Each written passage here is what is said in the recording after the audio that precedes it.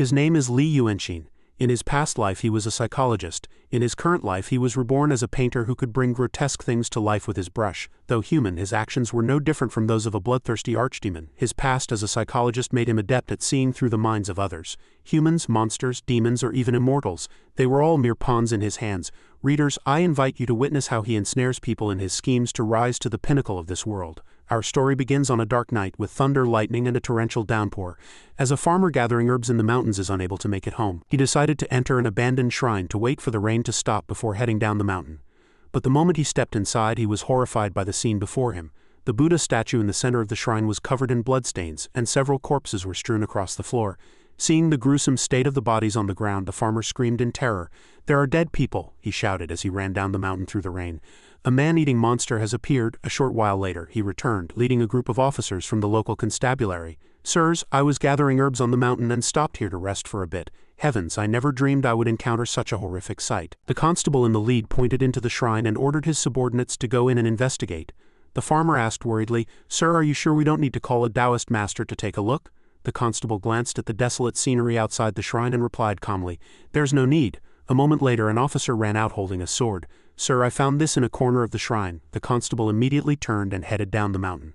"Good. This is our physical evidence." After the scene was cleared and the bodies were moved to a public cemetery, the scene shifts to the county jail. A rat scurried around a cell, licking the ground. Suddenly the rat looked up at Li Yuanxin, who was lying before it, and scurried onto his leg without hesitation. Li Yuanxin, still unaware, was sleeping with his eyes closed. The rat did not hold back. It opened its large mouth and bit down hard on Li Yuanxin's toe. Li Yuanxin was startled awake. Seeing him stir, the rat immediately turned and fled. He lifted his leg to inspect it and sighed. "These prison rats are truly vicious, to think they'd even gnaw on a man's foot. Thankfully the item is still here." He then pulled a jade pendant from the sole of his shoe. He gazed at the jade pendant, lost in thought. "It was because of this very thing that I was hunted by those two Taoist masters to the point of death." The events of that day replayed in his mind. The wind and rain had been fears that day, with thunder and lightning raging, and he had taken shelter from the storm in an abandoned shrine. He thought he had shaken off the two masters. But not long after he entered the shrine, they tracked him down. As soon as they arrived outside, they drew their swords and slowly entered.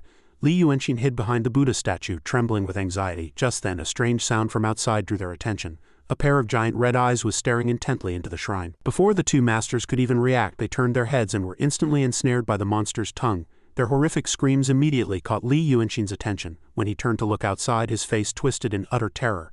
A massive, ferocious monster stood outside the shrine. Both Taoist masters were devoured by it. Only after it left did Li Yuanxin run out of the shrine. He headed straight for the nearest county seat but collapsed from exhaustion just outside the city gates. When he came to, he was already in a prison cell. As he recalled these events, a question surfaced in his mind. What in the world was that monster? As he was lost in a daze, someone approached from outside. Li Yuanxin looked at the approaching figure excitedly and asked, "Sir, you've returned. I wasn't lying, was I? It really was the work of a monster, right?" The constable glanced at him and nodded. "Yes, everything has been made clear." Li Yuanxin sighed in relief.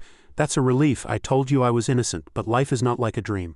The constable coldly delivered a shocking piece of news. "You are the murderer." Hearing this, Li Yuanxin's jaw dropped in astonishment. The constable produced the sword found at the shrine. "Does this sword look familiar?" "We found this at the scene." Li Yuanxin asked, bewildered. "What do you mean?" The constable quickly explained.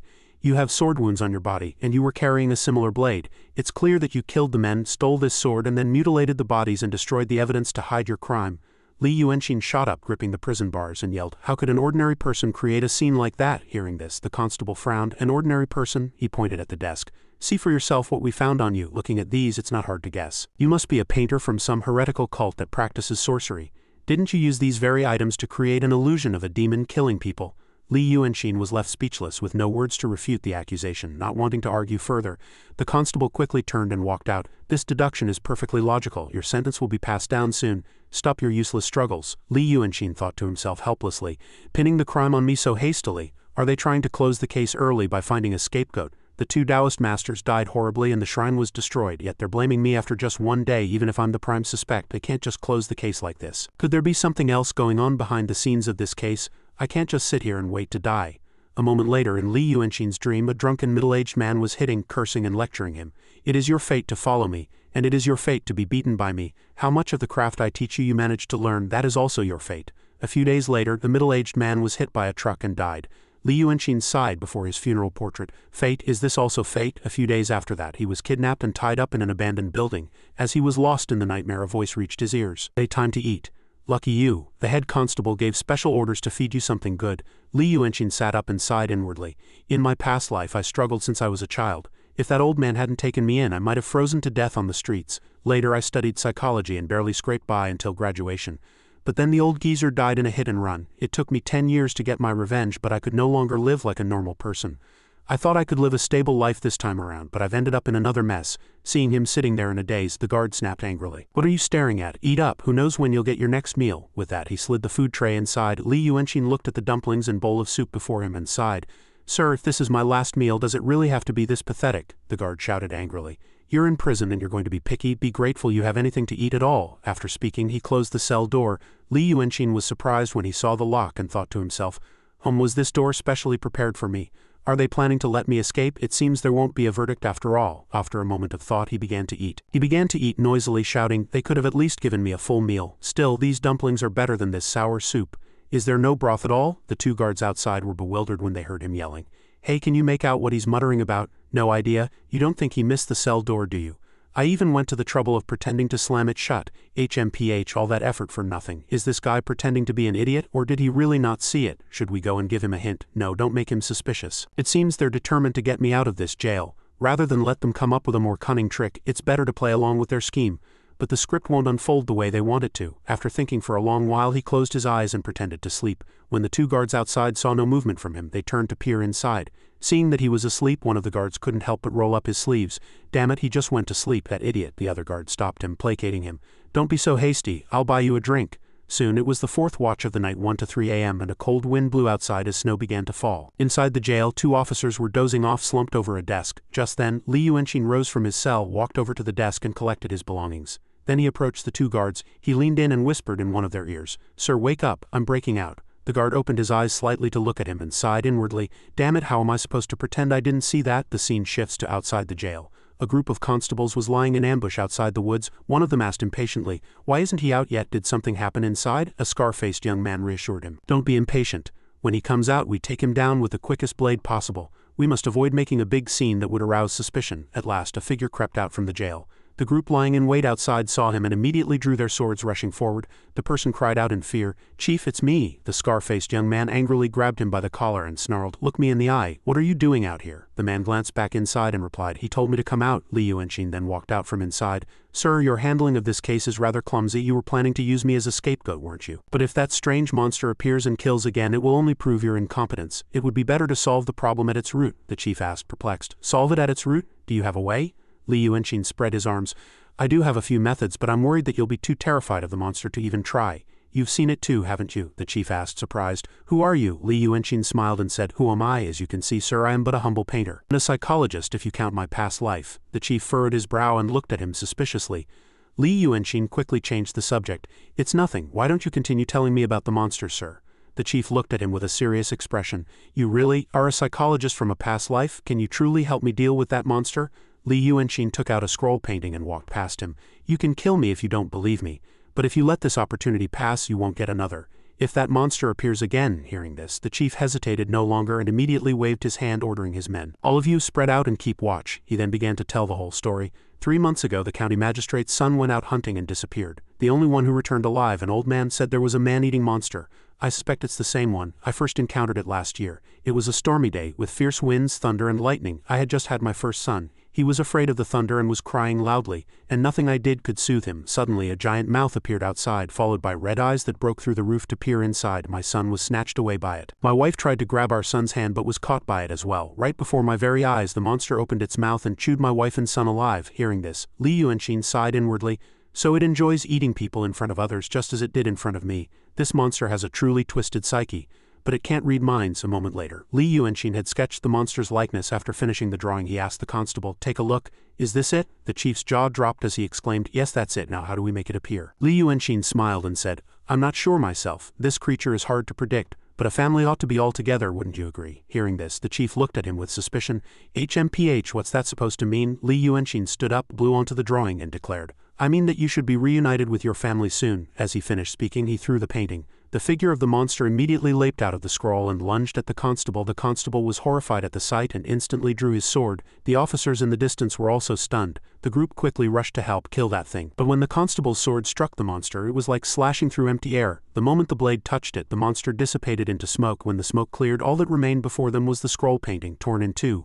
The constable roared in fury.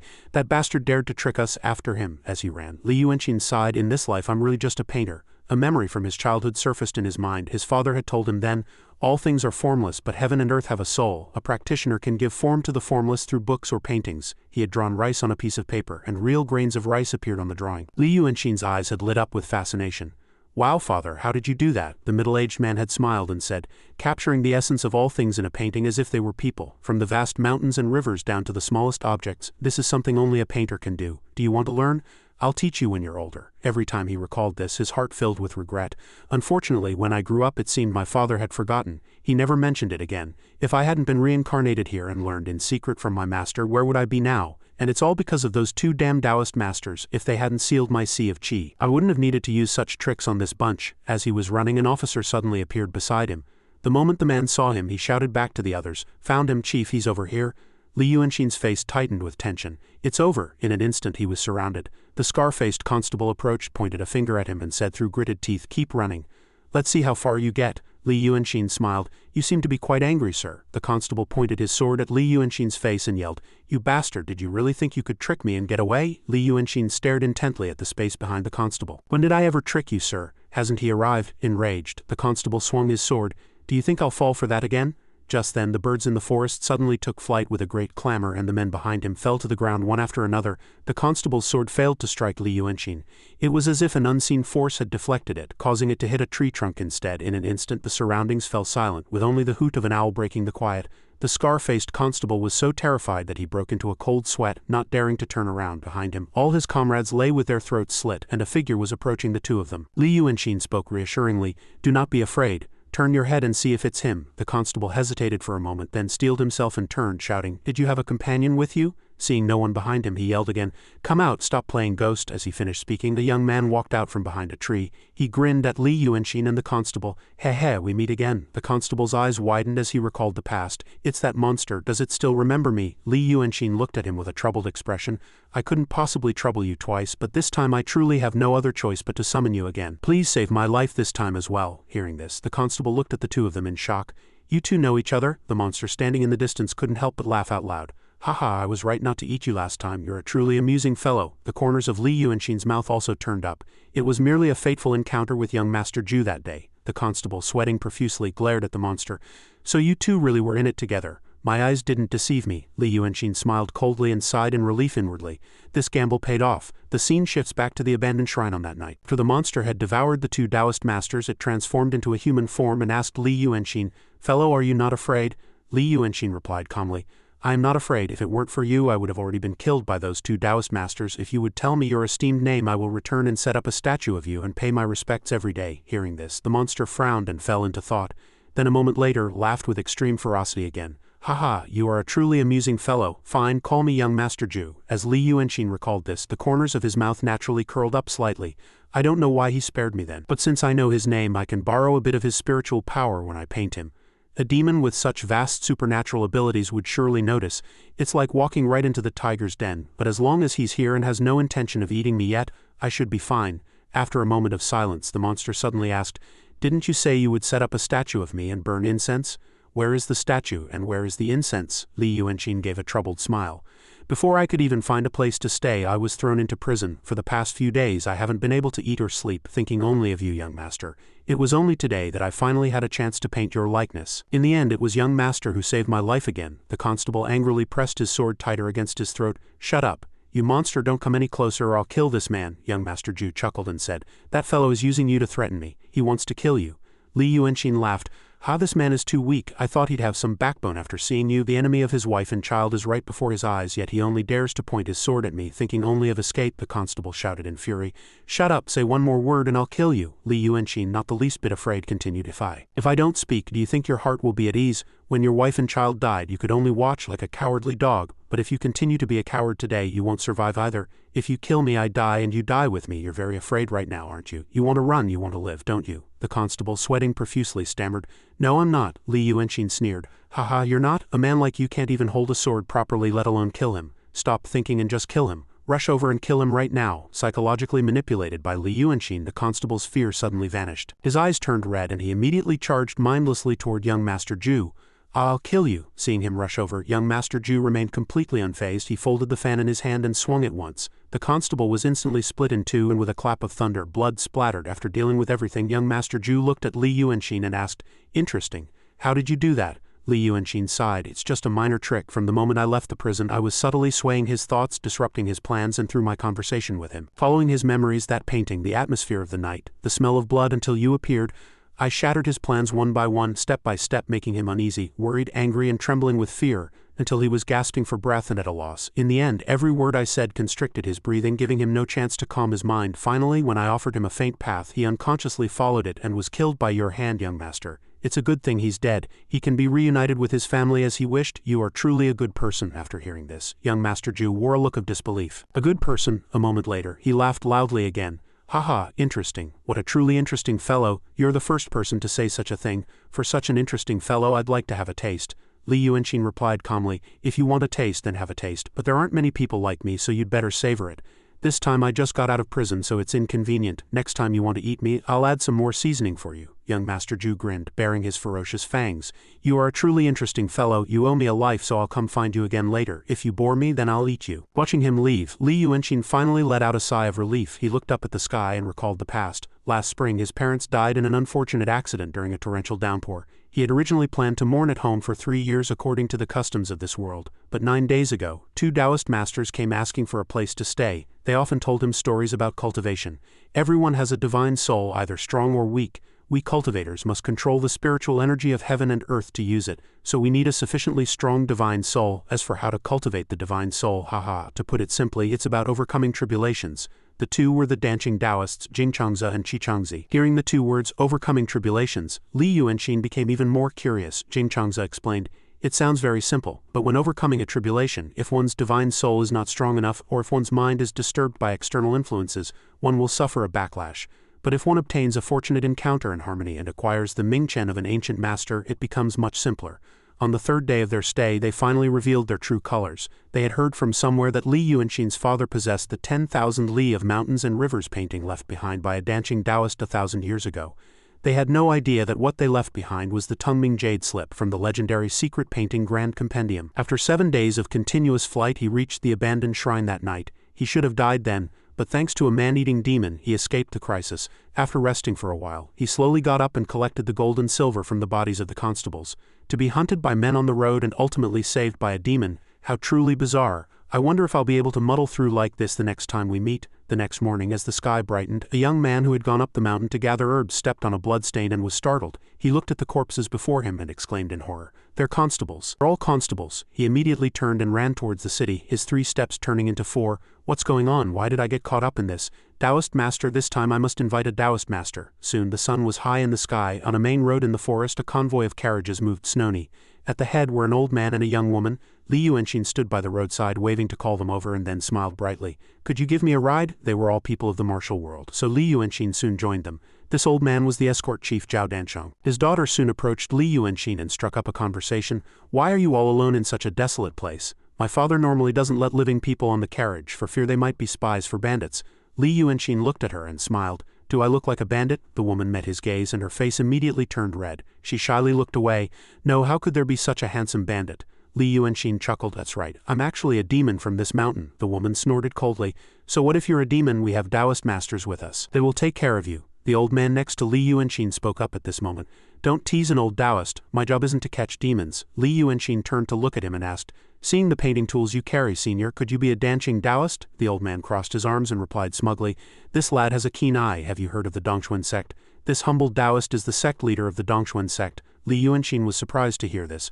For senior to lead a sect, you must be a great master. The woman behind them pointed a finger and shouted angrily, don't believe him. He's the only one in his Dongxuan sect. He's just a swindling painter. The old man couldn't take it anymore and exploded. Who are you calling a swindler? This humble Taoist has real skills, the woman asked disdainfully. Real skills? I heard a monster has appeared on the mountain ahead recently. Would you dare to go and capture it? The old man was so angry that veins popped on his forehead as he shouted. This humble Taoist has told you painters don't catch demons. The woman, also angry, snorted coldly. Then you have no skills. In Weicheng I saw someone paint a picture for a lady from the Yihong brothel and use it to cast an illusion to bewitch people. The old man shouted again, nonsense. When has this humble Taoist ever done such a thing? Just then the escort chief came over and grabbed the woman by the scruff of her neck. When did you go to the Yihong brothel? Is that a place for a young lady to go? The woman quickly replied. Father, not here.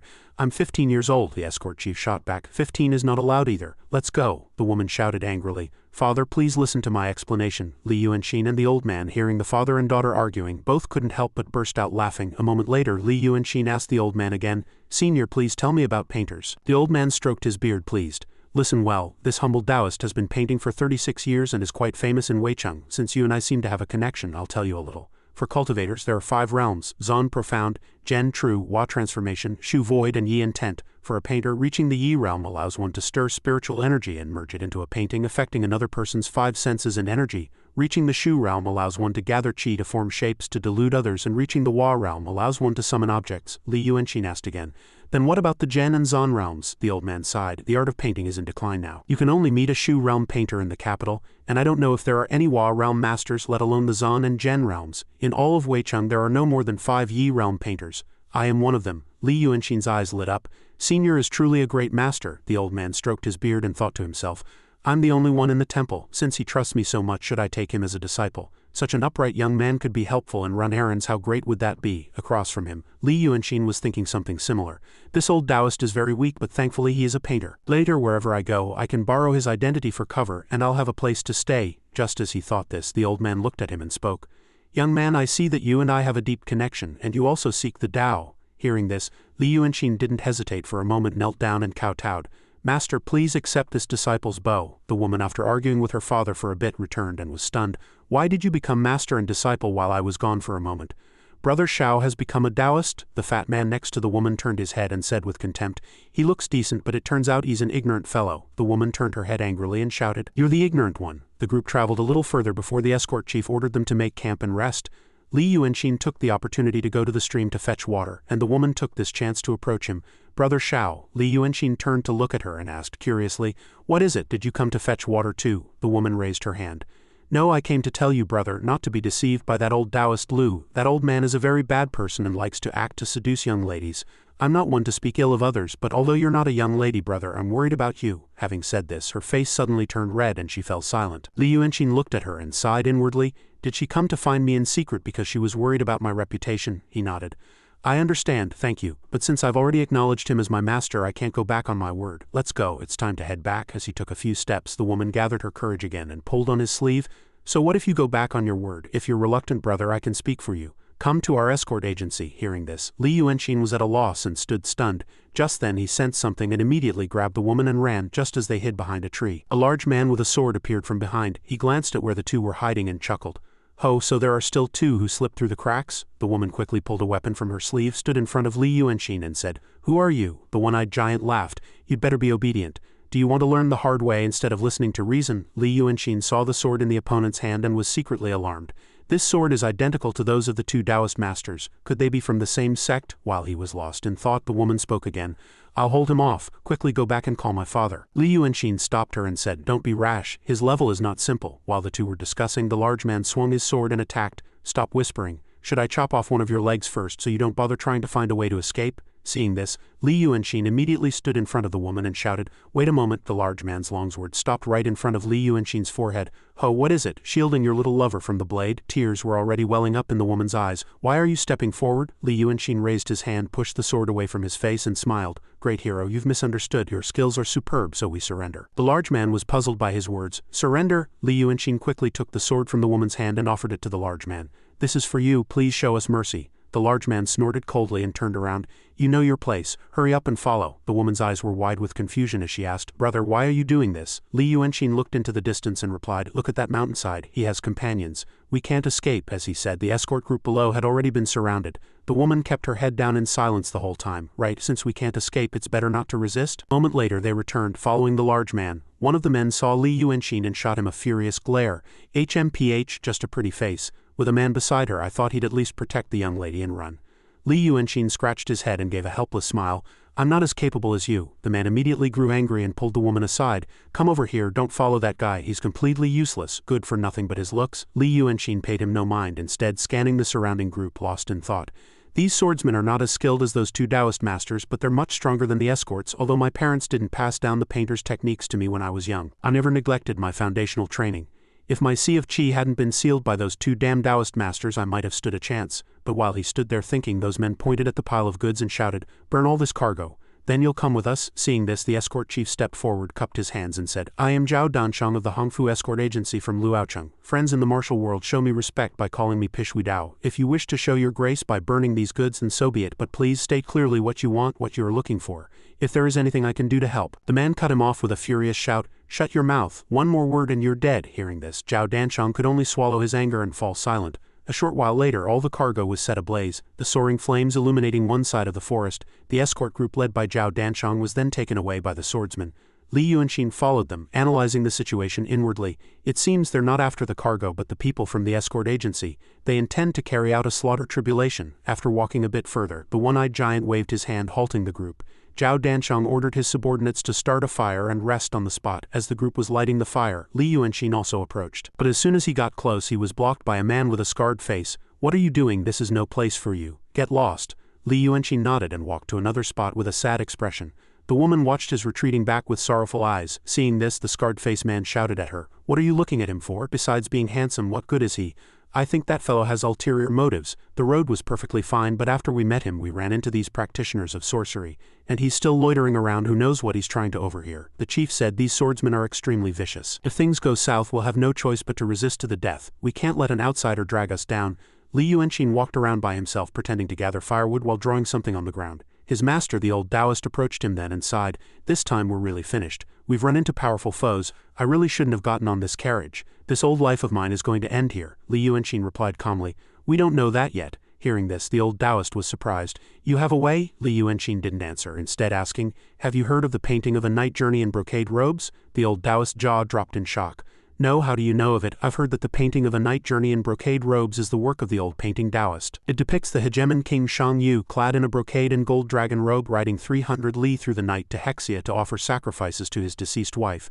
Li Yuanxin walked back and forth painting for a moment, and soon a picture was drawn at his feet. He glanced at the old Taoist and smiled. I've almost finished drawing it. I'll need you to do me a favor. After consulting with the old Taoist, he approached the group of swordsmen. Great heroes, I am Li Yuanxin, a native of Luocheng. And I am not with those escorts. I have traveled north and south, but I have never met heroes with such outstanding martial arts as you. I have always admired the masters of this world. If you great heroes don't mind, I would like to offer all my possessions to befriend you. One of them rushed forward in anger and kicked him. HMPH, you want to befriend us? Who the hell do you think you are? Scram, go back and stay put. After being kicked, Li Yuanxin apologized profusely. I understand. The scar-faced young man saw this and muttered in confusion, Is there something wrong with his head? These people don't even care about the escort agency's wealth, yet he's trying to bribe them with money. At this moment, Li Yuanxin pointed to the escort group and said, Heroes, may I discuss something with you? I don't want to be mixed in with them. Could you let me find a separate place to stay? The man drew his sword in a rage. Did you not understand what I said? Get back there and stay quiet. Don't say another word. Li Yuanxin backed away in fear, pleading, Hero, please spare my life. Their attention was so focused on Li Yuanxin that they completely failed to notice a painting appearing beneath their feet. Having finished everything, Li Yuanxin turned and glanced at the old Taoist. Standing behind, the old man saw this and became extremely tense. It's my turn. The scene flashes back to a moment before. Li Yuanxin looked at him and said, My Sea of Qi is sealed. I'll need your help to channel the spiritual energy for the final step. When I give the signal, I will complete the painting and you will dot the eyes. The old Taoist glanced at him, utterly shocked. This fellow is unexpectedly a master of the painting Tao. It sounds easy, but attempting this is toying with one's life. After a moment's thought, the old Taoist no longer hesitated. He immediately cupped his hands and walked toward the group of swordsmen. Hero, don't be angry.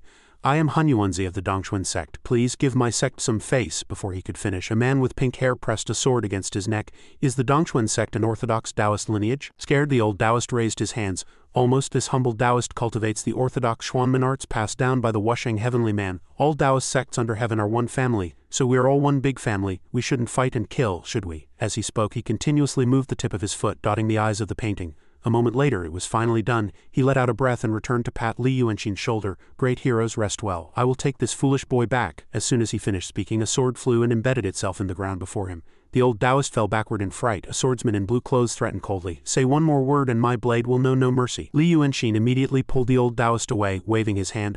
We're going right now, the old Taoist whispered to him. Is this thing going to work or not? You scare me half to death. The one-eyed giant sighed. I wonder when the captain will send word. I really want to get rid of these guys quickly. The scar-faced man beside him continued, It's here. As soon as he spoke, a paper crane flew in from the distance. Seeing Li Yuanshin return, the scar-faced young man from the escort agency shouted in anger. You said you didn't want to be with us, so why are you back? Li Yuanshin smiled and said, We're all wandering the martial world, let's not sweat the small stuff. HMPH, who's wandering with you? The scar-faced man received the paper crane and shouted in anger.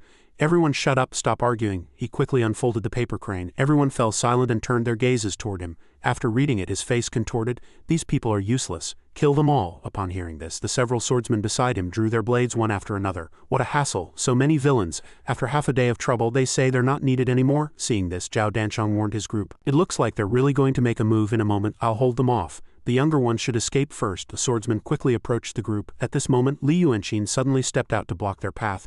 Everyone, since things have come to this, there's no need to hide anymore. Who exactly are you? Why do you want to kill us? The scar-faced man behind him cursed in anger. Idiot, do you expect people to explain themselves when they're about to kill you? But unexpectedly, a swordsman smiled and explained, Fine, I'll let you die with clarity. Don't misreport the names of us 6 brothers when you reach the underworld. We 6 brothers are the 6 ghosts of Huzhong, direct disciples of the Lingshu sword sect under Wainanzi, one of the 72 grotto heavens. We were ordered to assist our captain with his slaughter tribulation. The scar-faced young man's jaw dropped when he heard the words, slaughter tribulation.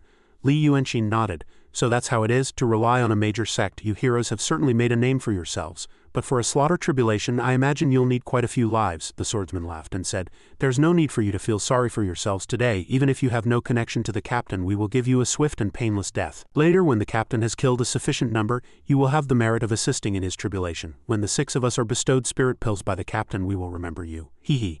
Zhao Danchong's face twisted as he thought to himself. The 6 ghosts of Huzhong, I heard those 6 were killed by the rogue cultivator Ying Jilian. There's been no news of them for 2 or 3 years. Why would they suddenly reveal their identities in front of this young man? The old Taoist, standing to one side, was now endlessly praying to the Sanqing High Saints, the heavenly high immortals and the ancestral masters. Protect my disciple and let him pass through this calamity today. As he prayed, he formed a hand seal behind his back. Zhao Danchong noticed his movements at this moment. He's forming a hand seal. Seeing how calm that young man is, could it be that they've used a Taoist art? Perhaps there's still a chance to live. Suddenly, that swordsman began to shout loudly. Damn it all, how much have we 6 brothers suffered to get to where we are today? Back then, a mere rogue cultivator chased us out of Huzhong like stray dogs, but now we have met the captain and have been bestowed with swords and spirit pills. Just 1 spirit pill mixed with some water and split into 6 or 7 pieces is enough to greatly enhance our brother's cultivation. Once this is over and we receive the captain's reward, we will make that rogue and all those who look down on us kneel before us and beg for mercy. Ha ha, the scar-faced man asked, his face full of suspicion. Why have they suddenly changed into different people? Zhao Danchong replied in a low voice. The venerable master is using a magical art. Li Yuanshin turned his head and explained to them in a whisper.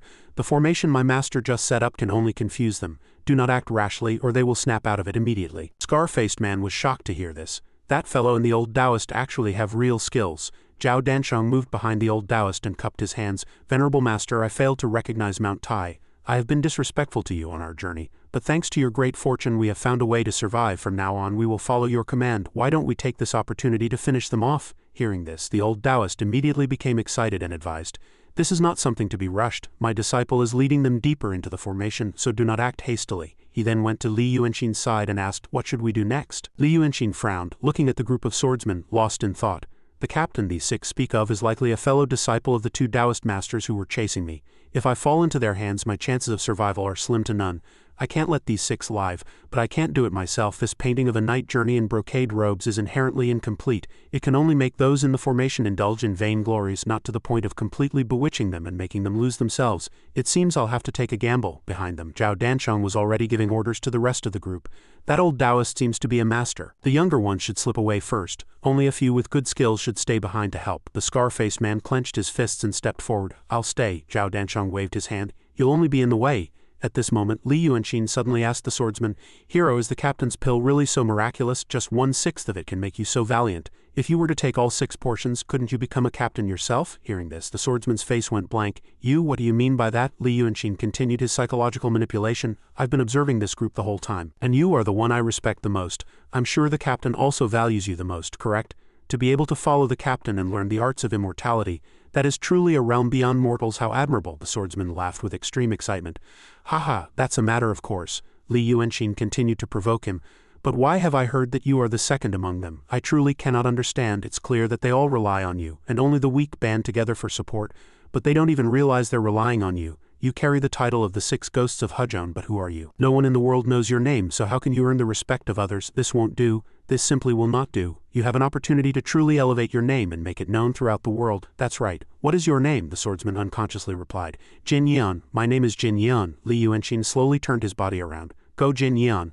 Let the entire world know this name. Those who stand in your way are your obstacles. As long as they exist, you will forever be merely the second of the 6 ghosts of Hujon." Jin Yan raised his sword and slowly walked toward his companions, murmuring in a daze, "Make my name known to the world. Make my name known to the world." The corners of Li Yuanqing's mouth couldn't help but curl up.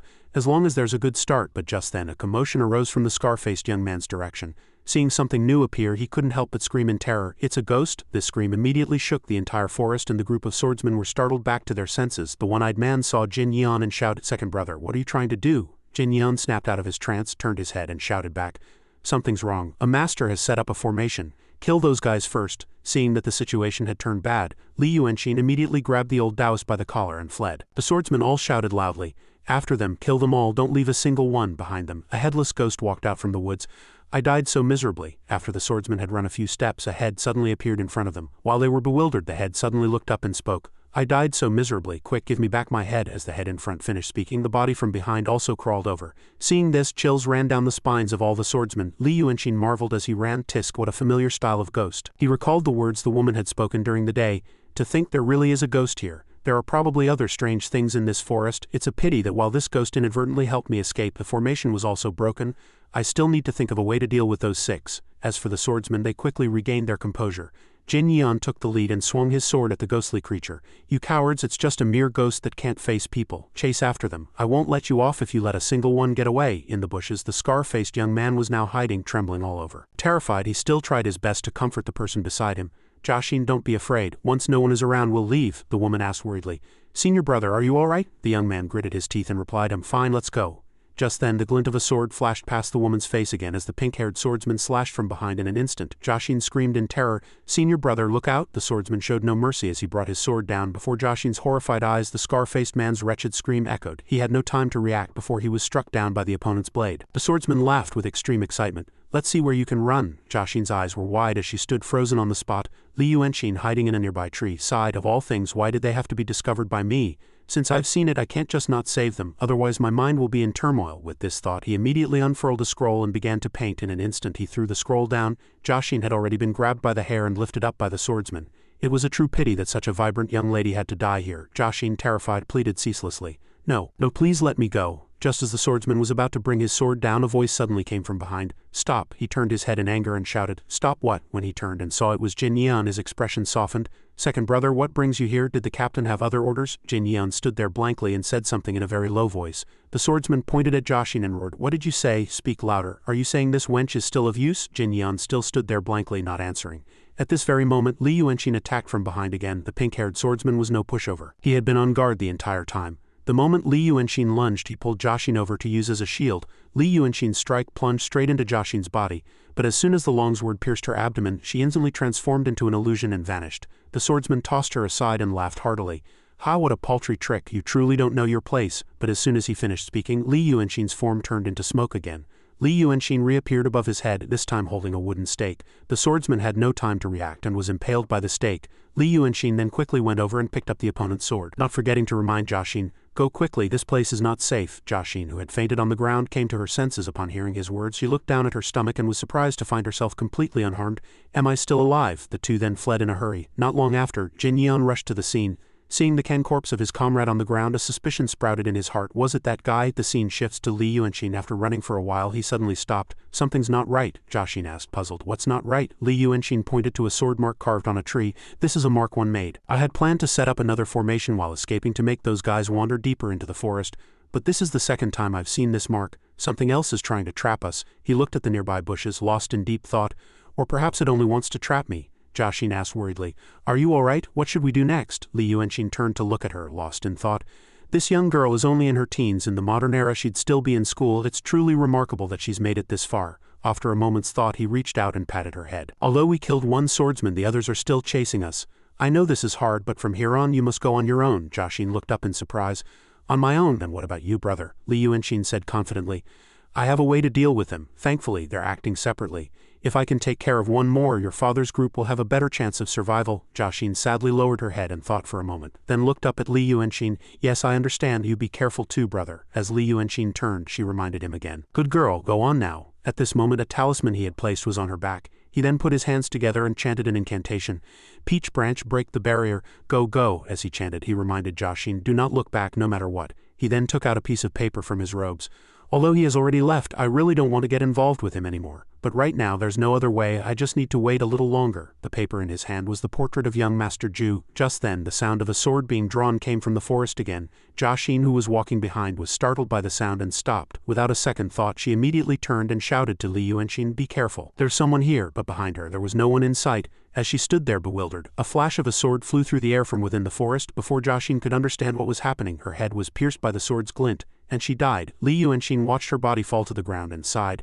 "Foolish girl, didn't I tell you not to look back?" As soon as Jiaxin died, Jin Yan walked out of the forest. His eyes were filled with killing intent as he stared fixedly at Li Yuanxin and interrogated him. "You killed my fourth brother, didn't you? You've got some skills." Li Yuanxin tightly clutched the paper with young Master Ju's drawing and performed a technique. "Now that someone is dead, there's no need to wait any longer." Just then another voice echoed. "Where did such an arrogant fool come from, daring to cause a disturbance in this palace's abode?" Hearing this voice, both Li Yuanxin and Jin Yan were startled. Li Yuanxin quickly turned and ran towards the bushes behind him. "Where is that voice coming from?" "The spiritual energy in it is identical to the spiritual energy the female ghost emitted earlier. Perhaps this is my chance." The scene shifts to another part of the forest. The area was covered in a faint mist and two women were walking on the road. The one sitting on a donkey sniffed the air and said, "There's a very nice smell coming from over there. Let's go take a look." The woman walking beside her, holding a lantern, sighed. "Young miss, a few days ago you said you'd never seen a monkey show, so we rushed for 2 whole days to see one. You said you'd never heard a storyteller, so we listened to tales of the Dragon King at a tea house for a day and a half. The day before yesterday you wanted to eat a sesame pancake, so we waited a whole day in Weicheng for a foreign merchant. Now you want to go to Weicheng for the Lantern Festival. We're going to be late," the woman replied earnestly. "But it really does smell so good." The two people and the donkey continued forward. A moment later, they arrived at the location of Zhao Danshang's group's carriages. The lantern-bearing woman held her nose and said, "It's so disgusting. They must have been attacked by bandits. The people are probably all dead. What smells fragrant about this?" The woman on the donkey stared intently ahead and reminded her, "Don't just look at the surface. Someone with a very pleasant scent appeared here. Let's go, let's find him together." The two walked a little further and saw a corpse on the ground. The lantern-bearing woman's mouth fell open as she said, "Walking in a place like this has gotten my shoes dirty." The young miss laughed. "So what if they get dirty? Hurry up, I think I'm about to smell him." The scene shifts to Li Yuanxin. He was now in front of a shrine. He glanced back and let out a sigh. "I've shaken him off for now." Only then did he turn his attention to the abandoned shrine before him. "Temple of the Three Flower Matron. It doesn't look like a proper shrine, but this is probably the place. What on earth was its purpose in leading me here?" As soon as he crossed the threshold, a voice immediately rang out from inside. "Kneel." Li Yuanxin was stunned, not understanding what was happening. Inside the shrine stood a cat with 3 bells around its neck and a flower on its head. It stood on 2 legs with its other 2 paws held before its chest and roared at Li Yuanxin. "Who has come? Why do you not kneel upon seeing this deity? What have you come to pray for? Have you brought the 3 offerings?" Li Yuanxin answered bluntly.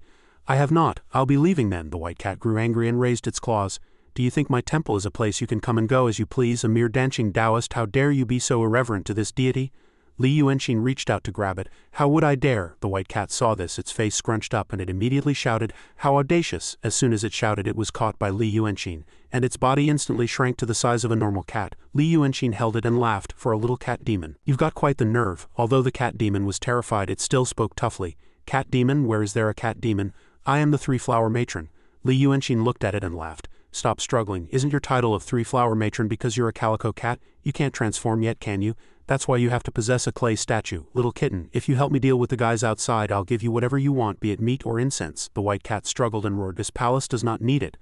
Li Yuanxin frowned, sighed, and looked at it. What a shame then, I was going to teach you something 1,000 times more interesting than pretending to be a female ghost. Upon hearing this, the white cat's eyes immediately lit up. More interesting? What's so interesting? Li Yuanxin was secretly pleased. So the female ghost really was its doing. Although this little cat demon's intelligence has been awakened, its temperament is still young and it retains its true nature, making it so easy to fool. As he was lost in thought, the white cat suddenly became violent. No, I won't do it. Without the 3 offerings, this palace will not help you, unless, Li Yuanxin laughed. Unless what? The cat demon scratched its face shyly.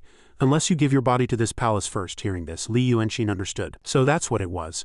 No wonder this cat demon knew I was a dancing Taoist as soon as we met. It was because of this. When a spirit or monster cultivates and gains magical power and divine sense but lacks the elixirs or methods to temper a body, they sometimes become like the soul of a human after death, with their consciousness immortal despite being dead. This is called a spirit body, and spirit bodies are extremely fragile. Without a physical body or spirit object to inhabit, even an ordinary thunderstorm on a rainy day could scatter their soul. If it has a request for me, then everything will be easy. At this thought, the corners of his mouth naturally curled up. You solve the problem at hand, and I will solve your future problems. A body or incense neither is a problem. The cat demon was still a little worried. But the body? Li Yuanxin's face hardened as he threatened. A mere little spirit ghost dares to set conditions with me. Do you not know I am a dancing Taoist? If you agree to help me, I will later paint a scroll for you to inhabit and find any temple to have you enshrined. Receiving the incense of the common people, achieving a righteous fruit is very possible. The cat demon, imagining the scene, couldn't help its eyes from shining and then asked, then the interesting thing you mentioned. Li Yuanxin beckoned for it to come closer. Come here, I'll tell you. A moment later, Jin Yan also chased them to the outside of the shrine. He examined the tracks on the ground and said, the tracks end here. Did he hide in the shrine? I thought he was quite smart, but it turns out he was scared by a ghost and hid in a shrine to seek the protection of gods and Buddhas. Now you can't escape even if you sprout wings. As soon as he entered the shrine, he shouted loudly, come out, stop hiding. I know you're in here. It was completely silent. No one answered. Suddenly he heard a sound from the side. He turned his head to see a piece of clothing sticking out from behind a wooden box. He quickly approached to investigate. Found you. Did you think I'd fall for that? As soon as he finished speaking, Li Yuanxin swung his sword from behind. Jin Yan was already on guard and immediately turned to swing his sword behind him. HMPH, I knew it was a trap, but what he struck was merely an illusion. Seeing this, he couldn't help his eyes from widening. Li Yuanxin leapt out from behind and snorted coldly. You saw through it. He then threw a piece of paper from his hand. The paper instantly transformed into a swordsman. Jin Yan gritted his teeth and calmed himself. It's just an illusion. You think I'll fall for it? Die and I'll give you a painless death. After speaking, he ignored the illusory swordsman and charged toward Li Yuanxin. The corner of Li Yuanxin's mouth curled up. This one's not an illusion. As soon as he finished speaking, Jin Yan was sliced in two by the swordsman and died.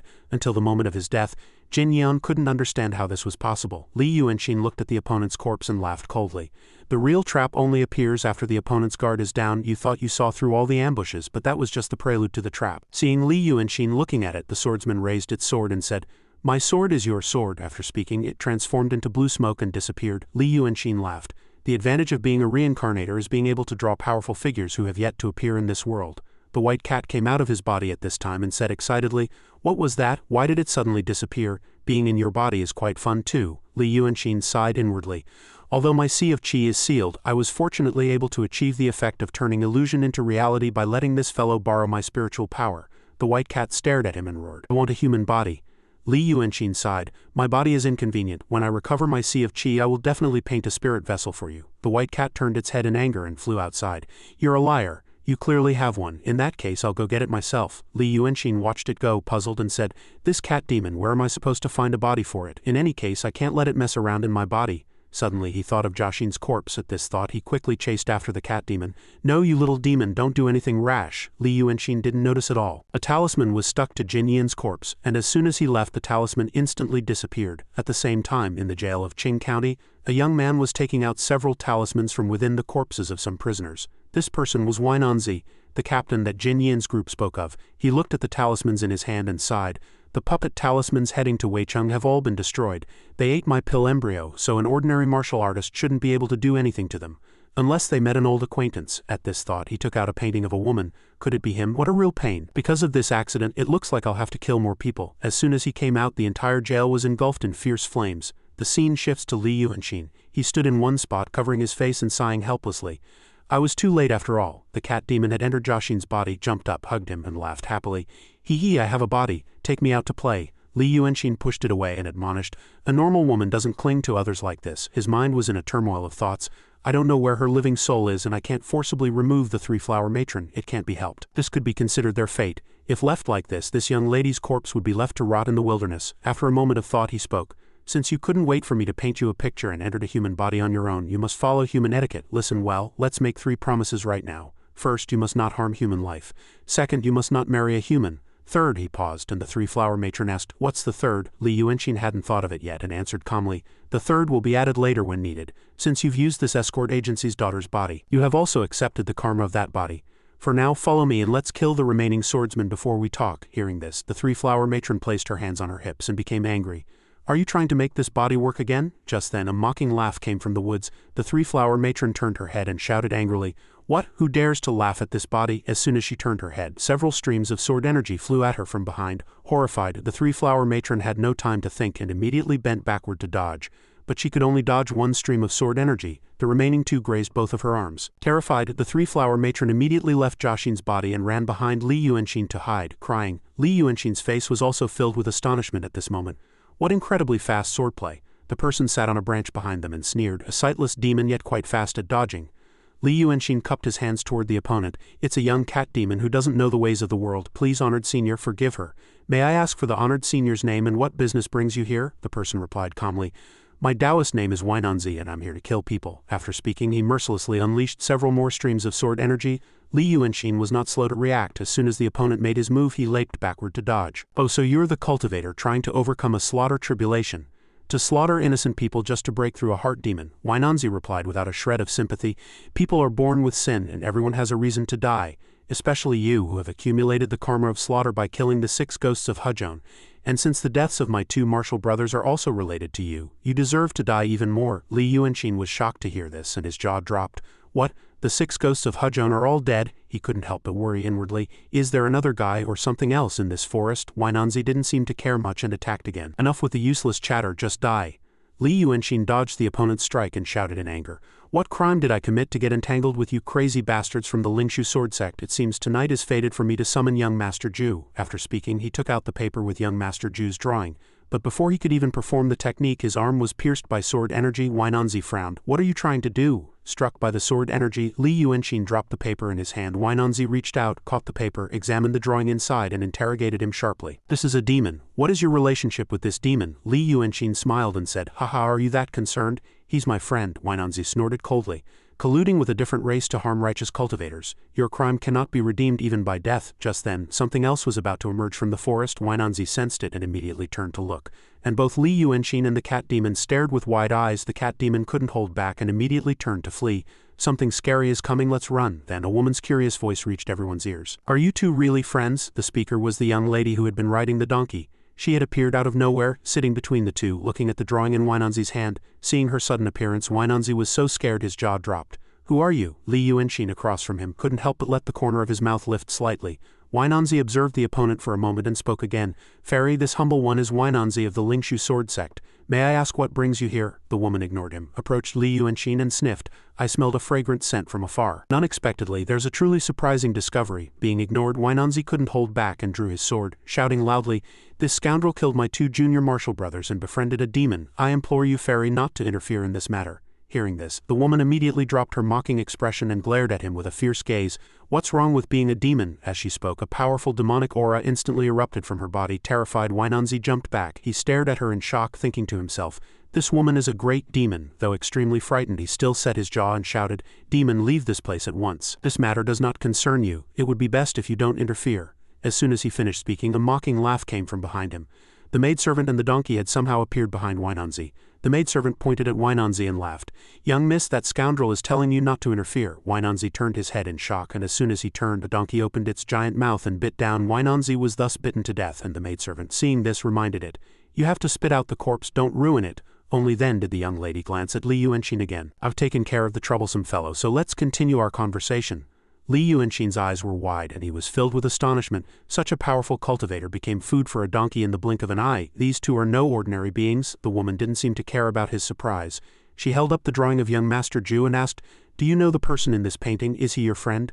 Li Yuanxin was startled. "Ah, you mean young Master Zhu? I've met him a few times." Hearing this, the woman excitedly slapped his shoulder. "It really is young Master Zhu. Where did you meet him?" Li Yuanxin had no choice but to answer. "Do you two know each other as well?" "The last time I met him was in Qing County." The woman became even more excited upon hearing this. "Qing County? Then that's very close from here. Thank you so much. I've been looking for him for a long time. If you're young Master Zhu's friend, then you're my friend too. Leave this painting with me." As she spoke, she took out a dagger and handed it to him. "I'll take his painting. I'll give you this instead. If you keep this on you, I can find you wherever you are, but don't get eaten by some other scoundrel before then." Li Yuanxin accepted the dagger and nodded. "Don't worry about that. Just don't forget to come find me." The woman laughed even more cheerfully upon hearing his words. "Ha ha, you're really amusing." Then she put on a fierce expression and threatened, "But if you try to run away, I'll eat you next time." The maidservant in the distance shouted again at this moment, young miss, Xiao Hei is full. Shouldn't we be going now?" The woman turned her head and glanced at her. "Be quiet, we're going to find young Master Zhu." The maidservant was surprised to hear this. "Young Master Zhu? It's really young Master Zhu?" The woman said no more, summoned her spiritual power and flew into the air with the maidservant departing. Before leaving, she didn't forget to remind Li Yuanxin, "My name is Bai Yuanxin, wait for me to come back." Li Yuanxin watched her retreating back and sighed inwardly. "My apologies, young Master Zhu. I don't know why she's looking for you, but it would be best if you two fought to a mutual destruction." As he spoke, he buried the dagger in the ground. The three-flower matron at this time re-entered Joshing's body, sat down and said, "She's gone, finally gone." That nearly scared this body to death. Li Yuanxin approached and grabbed its hair, pulling it up. "This body won't do. Come out quickly. Let me give her a proper burial." The three-flower matron stubbornly resisted, refusing to come out, and replied, "No, this is mine." After a struggle, it was no use. Li Yuanxin sighed and let go of his hand. "If you're that insistent, it's not impossible." But before he could finish his words, the three-flower matron suddenly pointed at his chest and interrupted. What's this? You have something interesting again." Hearing this, Li Yuanxin took out a necklace from his bosom. He looked at the jade pendant in his hand and wondered to himself, "Why is the Tungming jade slip suddenly glowing?" Following this, 3 characters were projected from the jade slip, surprising the two even more. Li Yuanxin, unable to understand, fell into thought. "It's opened. I tried all sorts of methods before but couldn't open it. Why is it opening now? That great demon touched my body earlier. Could it be because of the demonic energy?" While he was in a daze, the three-flower matron beside him exclaimed excitedly, "What is this? Let this body see too." At this moment, Li Yuanxin suddenly pointed behind it and shouted loudly, "Who's there?" The three-flower matron's attention was immediately diverted as she turned to look back. "Who? Where is there a person?" Taking this opportunity, Li Yuanxin quickly put the jade pendant back into his bosom. "So easy to fool. The jade slip is no ordinary item, and this cat demon has a loose tongue. I can't let word spread, so it's better to study it in detail after reaching a safe place." A moment later, the three-flower matron was still staring blankly behind, asking, "Where? Why can't this body sense it?" Li Yuanxin replied nonchalantly, "It's nothing. I must have seen wrong. Let's go." The three-flower matron quickly followed, snorting coldly. "I knew it. What could possibly escape this body's eyes?" A short while later, a cry for help came from the forest again. The person who cried out was the old painter. Just as he shouted once, a hand covered his mouth. Li Yuanxin gestured for him to be quiet and reassured him. "Calm down, it's me. The demon has already left." The old man, seeing it was Li Yuanxin, turned and repeatedly hit his body. "My lord, you've finally returned. This old Taoist was almost scared to death just now," Li Yuanxin retorted angrily. "Speak properly. What's the situation now?" The old man lowered his head and sighed. "Most of them are dead. Those swordsmen were too ruthless. The only one who survived is Escort Chief Zhao, but both his legs were cut off by them. Escort Chief Zhao could have escaped death, but then a man-eating demon appeared. Those swordsmen were chewed up and eaten like beans by it. After the demon left, I saw that he was still breathing and roughly bandaged him, but it looks like he won't live for long." Li Yuanxin glanced at him. "You're quite something yourself to have escaped the notice of those swordsmen and that demon."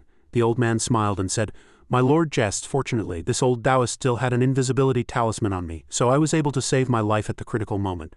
But it's nothing compared to my lord's abilities." Li Yuanxin paid him no mind, turned to look at Escort Chief Zhao, then glanced at the smiling three-flower matron beside them. The old Taoist pointed at her and asked puzzledly, "My lord, has this child been possessed by a monster and lost her mind?" Li Yuanxin didn't want to explain at length and answered nonchalantly. It's fine, she was just frightened by the demon and became a fool, and stop calling me my lord, you're my master, aren't you? Hearing this, the old man immediately kowtowed to him. Master, this humble Taoist was rude before, how could this humble Taoist dare to be your master? Li Yuanxin shouted angrily. Get up first, I can't handle an old disciple. Tears welled up in the old man's eyes. How indeed, one is useless when old. Li Yuanxin thought for a moment and said, let's do this. Don't ask about my background and don't tell anyone about what happened tonight. When we reach your Taoist temple, if there's anything you want to learn, I'll teach you. The old man couldn't hide his excitement upon hearing this. Really? Li Yuanxin nodded. But on the surface you are still my master. I don't want to attract anyone's attention. The old Taoist clapped his hands and laughed excitedly. Simple, simple. Whatever master commands, this old Taoist will follow. He then looked down. Escort Chief Zhao's family has also shown me kindness, so do your best to let him return home alive. I'll stop the bleeding for him first. He stopped mid-sentence, turned his head and glanced behind him. There was no shadow behind him at this moment. As he was puzzled, two figures walked out from the forest. Li Yuanxin was shocked. What's going on? Could it be a demon playing tricks again? Soon, two figures resembling the black and white impermanents appeared before his eyes. Li Yuanxin was astonished by their appearance. Underworld messengers? At this time, countless strange characters floated in his mind. The two underworld messengers passed by him, and suddenly the black impermanents turned to look at him and said, "This fellow seems to be looking at us." The white impermanents followed in surprise. How can this be? Is his name in the Book of Life and Death? The black impermanents quickly opened the Book of Life and Death. Li Yuanxin glanced at them and thought to himself, why are their words echoing in my mind? After examining the Book of Life and Death for a moment, the black impermanents frowned. Strange, this fellow's name is not in the Book of Life and Death. After thinking for a moment, he cupped his hands to perform a magical art, extended his long tongue and said, I'll investigate this fellow's past and present lives. If there's no name, I'll just add it. After speaking, he reached out and struck Li Yuanxin's chest directly. As soon as he touched the opponent's body, the black impermanence's eyes widened. Li Yuanxin grabbed his hand, turned his head and asked, What did you see? The black impermanence was shocked. A man without a heart in his past life. The white impermanence also approached at this time and shouted angrily, How audacious! A mere mortal dares to question the black and white lords of hell. The black impermanence pulled his hand back and stopped him. Wait, this fellow, like that demon lord, is not within the 6 paths of reincarnation. Let's go, the white impermanence said puzzledly. Why are you suddenly leaving? We still haven't caught the soul of that woman. The black impermanence snapped back. Catch what? From now on, don't catch any souls related to this fellow. Li Yuanxin turned around and shouted loudly, Hey, speak clearly. Who exactly are you? But no matter how he shouted, the two underworld messengers paid him no mind and disappeared instantly. In his comatose state, he grabbed someone's hand. Judging by the clothes, it was a young man from the escort agency. He was held so tightly by Li Yuanxin that he was about to cry from the pain, but there was no way to pull his hand away. A moment later, Li Yuanxin finally woke up from his coma. Was that a dream just now? As soon as he woke up, the young man spoke. Friend, please let go of my hand. Li Yuanxin looked at the other person in surprise. Who are you? The young man replied, sobbing. This humble one is Yu Meng from the Dejingzhou Escort Agency Association. I was passing through here and found your escort agency's carriages on fire, so I followed the trail all the way here. Only then did Li Yuanxin understand. So that's how it is. He then realized he was still holding the other's hand tightly, quickly let go and said apologetically, My apologies, I just had a nightmare. Yu Meng replied helplessly. Young brother, your grip is truly powerful. I saw the tragic scene in the forest, so it's only natural to have nightmares after experiencing such a thing. Now that you've met me, Yu Meng, you need not worry anymore. You are all safe from harm. Li Yuanxin clasped his hands and nodded. Thank you for your help, Master Escort Yu. Do you already know what happened to us? Yu Meng sighed. The gruesome scene told me everything. A wild beast attacked and killed people. 4 or 5 bodies had their heads bitten off covered in blood. A few others seemed to have died in an internal conflict. They were likely so terrified they turned on each other. I can only imagine how frightened your family of 4 must have been last night. Fortunately, you've met me now, so you're safe. Li Yuanxin's expression stiffened involuntarily as he listened to this self-congratulatory speech. A moment later, he clasped his hands and smiled. Brother Yu, you are truly brilliant to grasp the whole situation from just a small glimpse. In the future, you will surely become a hero renowned throughout the land. Inwardly, he was delighted. Thank goodness he has a rich imagination. It saves me the trouble of explaining.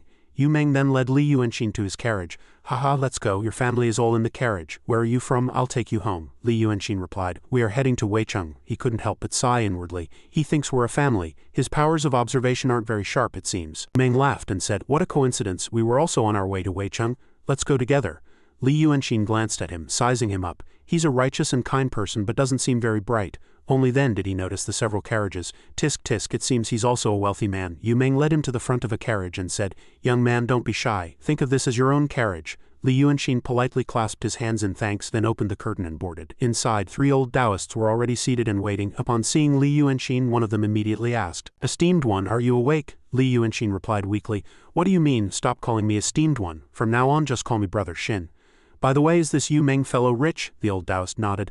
This man is indeed very wealthy. Brother Shin, you just arrived and wouldn't know, but this escort association is famous for spending money like water to buy fame. Li Yuanxin slightly lifted the curtain to look at Yu Meng outside and thought, so he's a rich, naive young master. Traveling with his convoy will save me a lot of trouble. The three-flower matron sat to one side the entire time, happily licking her hands. Her mind was extremely excited at this moment.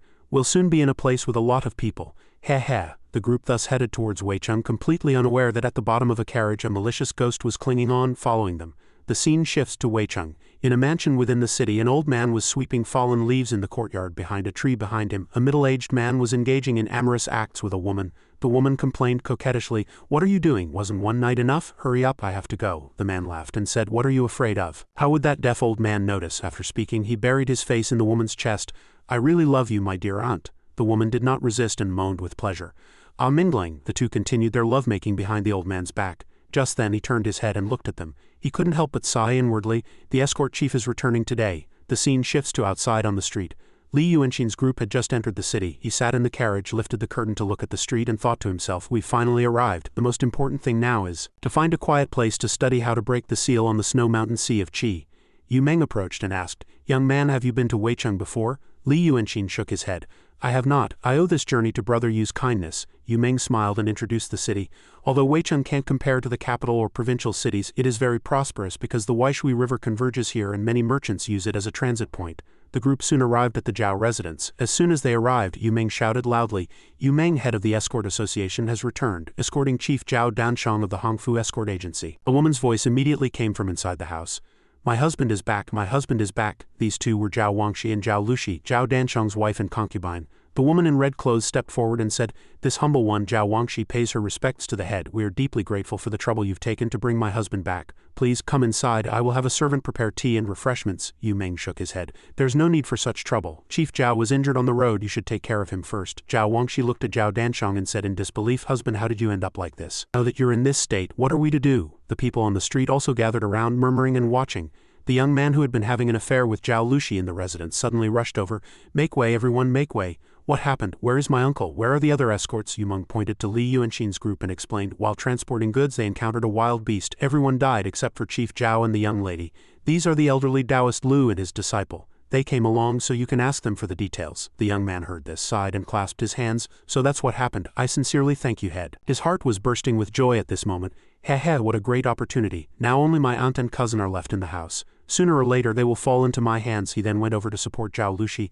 "Aunt, please restrain your grief. You still have me. Let's take my cousin and uncle into the house first." After speaking, he lifted the curtain and boarded the carriage. But as soon as he entered, the three-flower matron's shout rang out, "Who are you? Get out of here." It kicked the young man out of the carriage, then rushed out and started beating him with its fists and feet. You stink of a bad person." The young man begged for mercy as he was beaten. "Stop hitting me, cousin, are you crazy?" The two women, Zhao Wangxi and Zhao Lushi, watched with their jaws agape. Heavens, how did a perfectly fine young lady become like this? Just as the three-flower matron was enjoying the beating, a hand suddenly grabbed its hand. Li Yuanxin looked at it coldly and said through telepathy, "The three promises." Hearing this, the three-flower matron regained its composure, then turned and went back into the carriage. Li Yuanxin walked up to Zhao Wangxi and explained, "On the road we first fought against a powerful enemy, and then encountered a ferocious beast. That is why Miss Zhao was frightened." The young man got up and shouted in anger, "Nonsense, my cousin is usually clever and gentle. How could she be so frightened? You two are fine. You must have conspired to harm them and steal the goods today. You must give our Zhao family a proper explanation." Zhao Lushi also echoed the man's words. "That makes sense. My husband has been transporting goods for many years with so many brothers by his side. What's the big deal about encountering a powerful enemy and a wild beast? You two must come with us to the Yamen and make this clear." The old Taoist approached and tried to persuade them.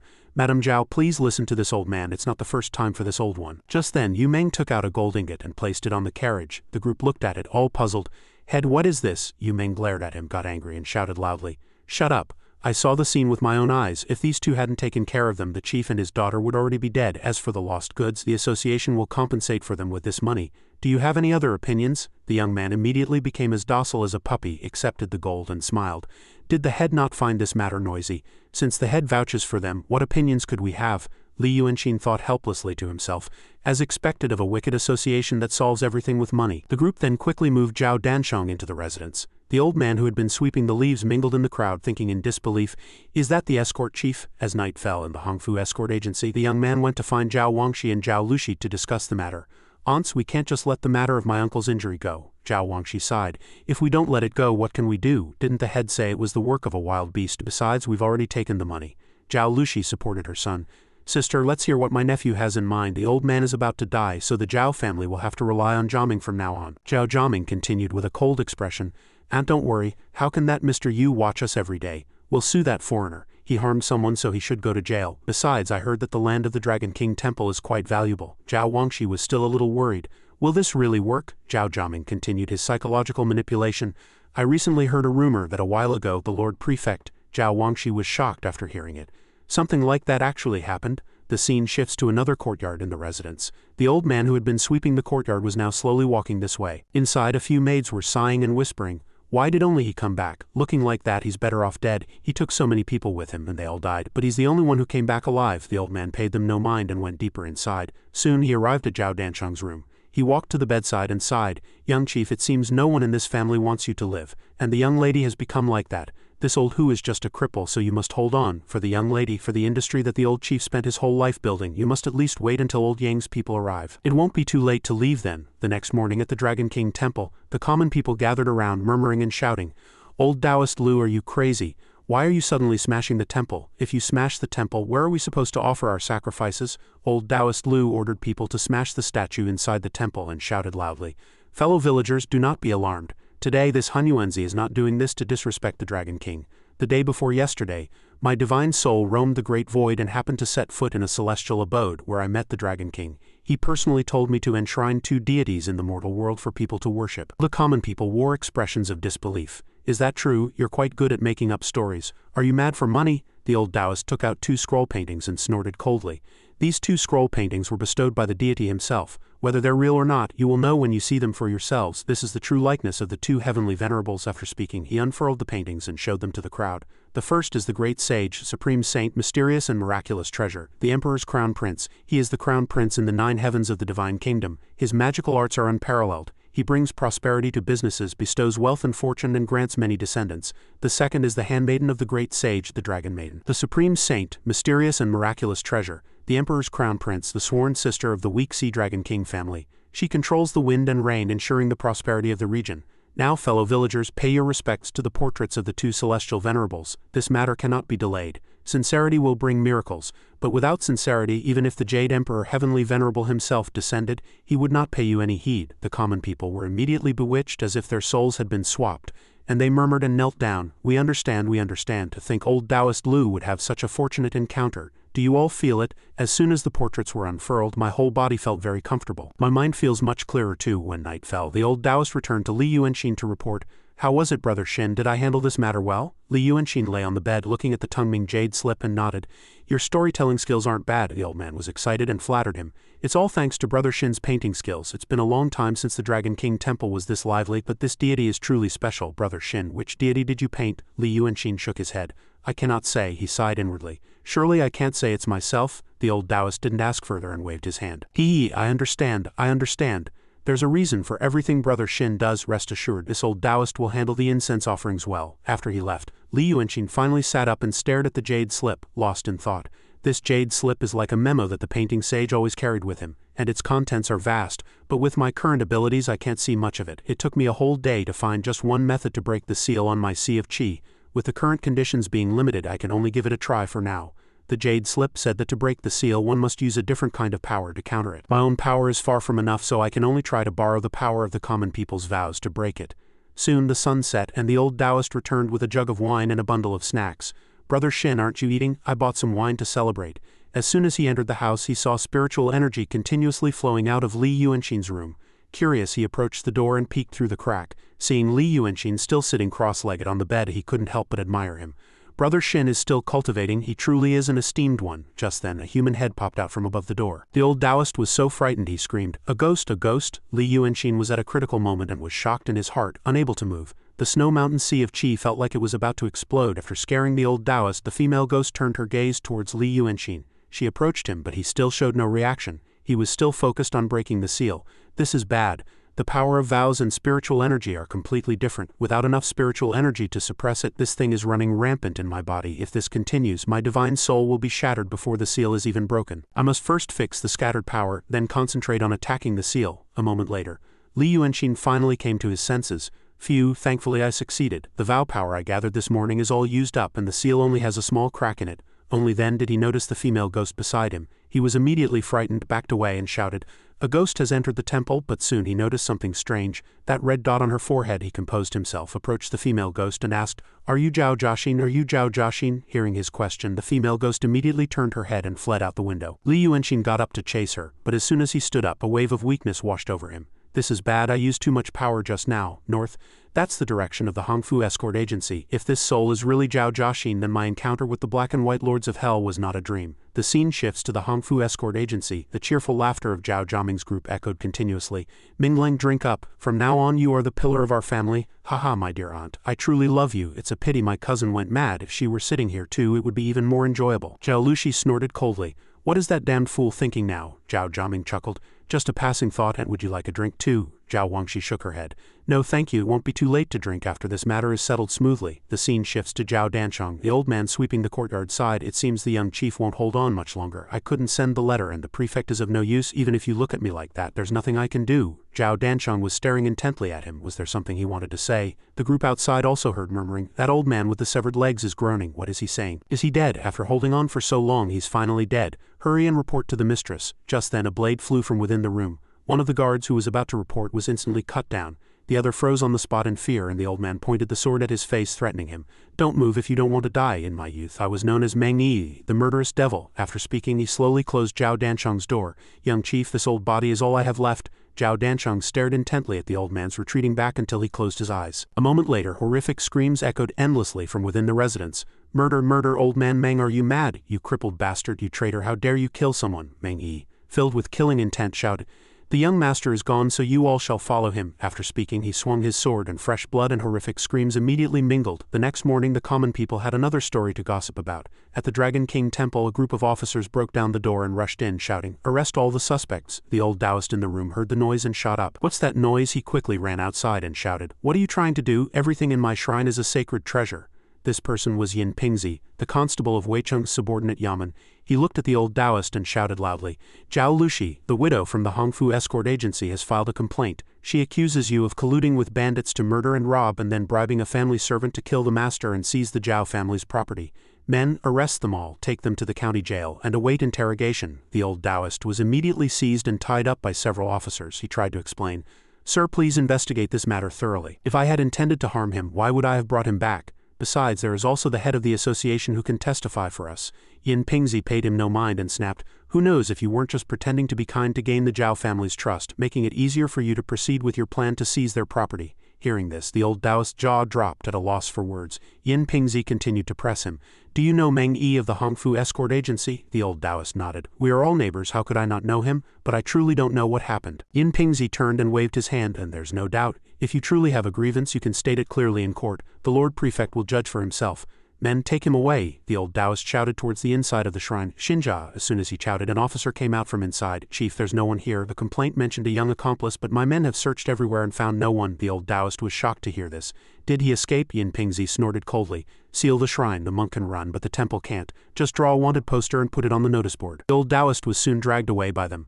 "I'm innocent. This old Taoist is truly innocent." Li Yuanxin watched hidden behind a wall and snorted coldly to himself.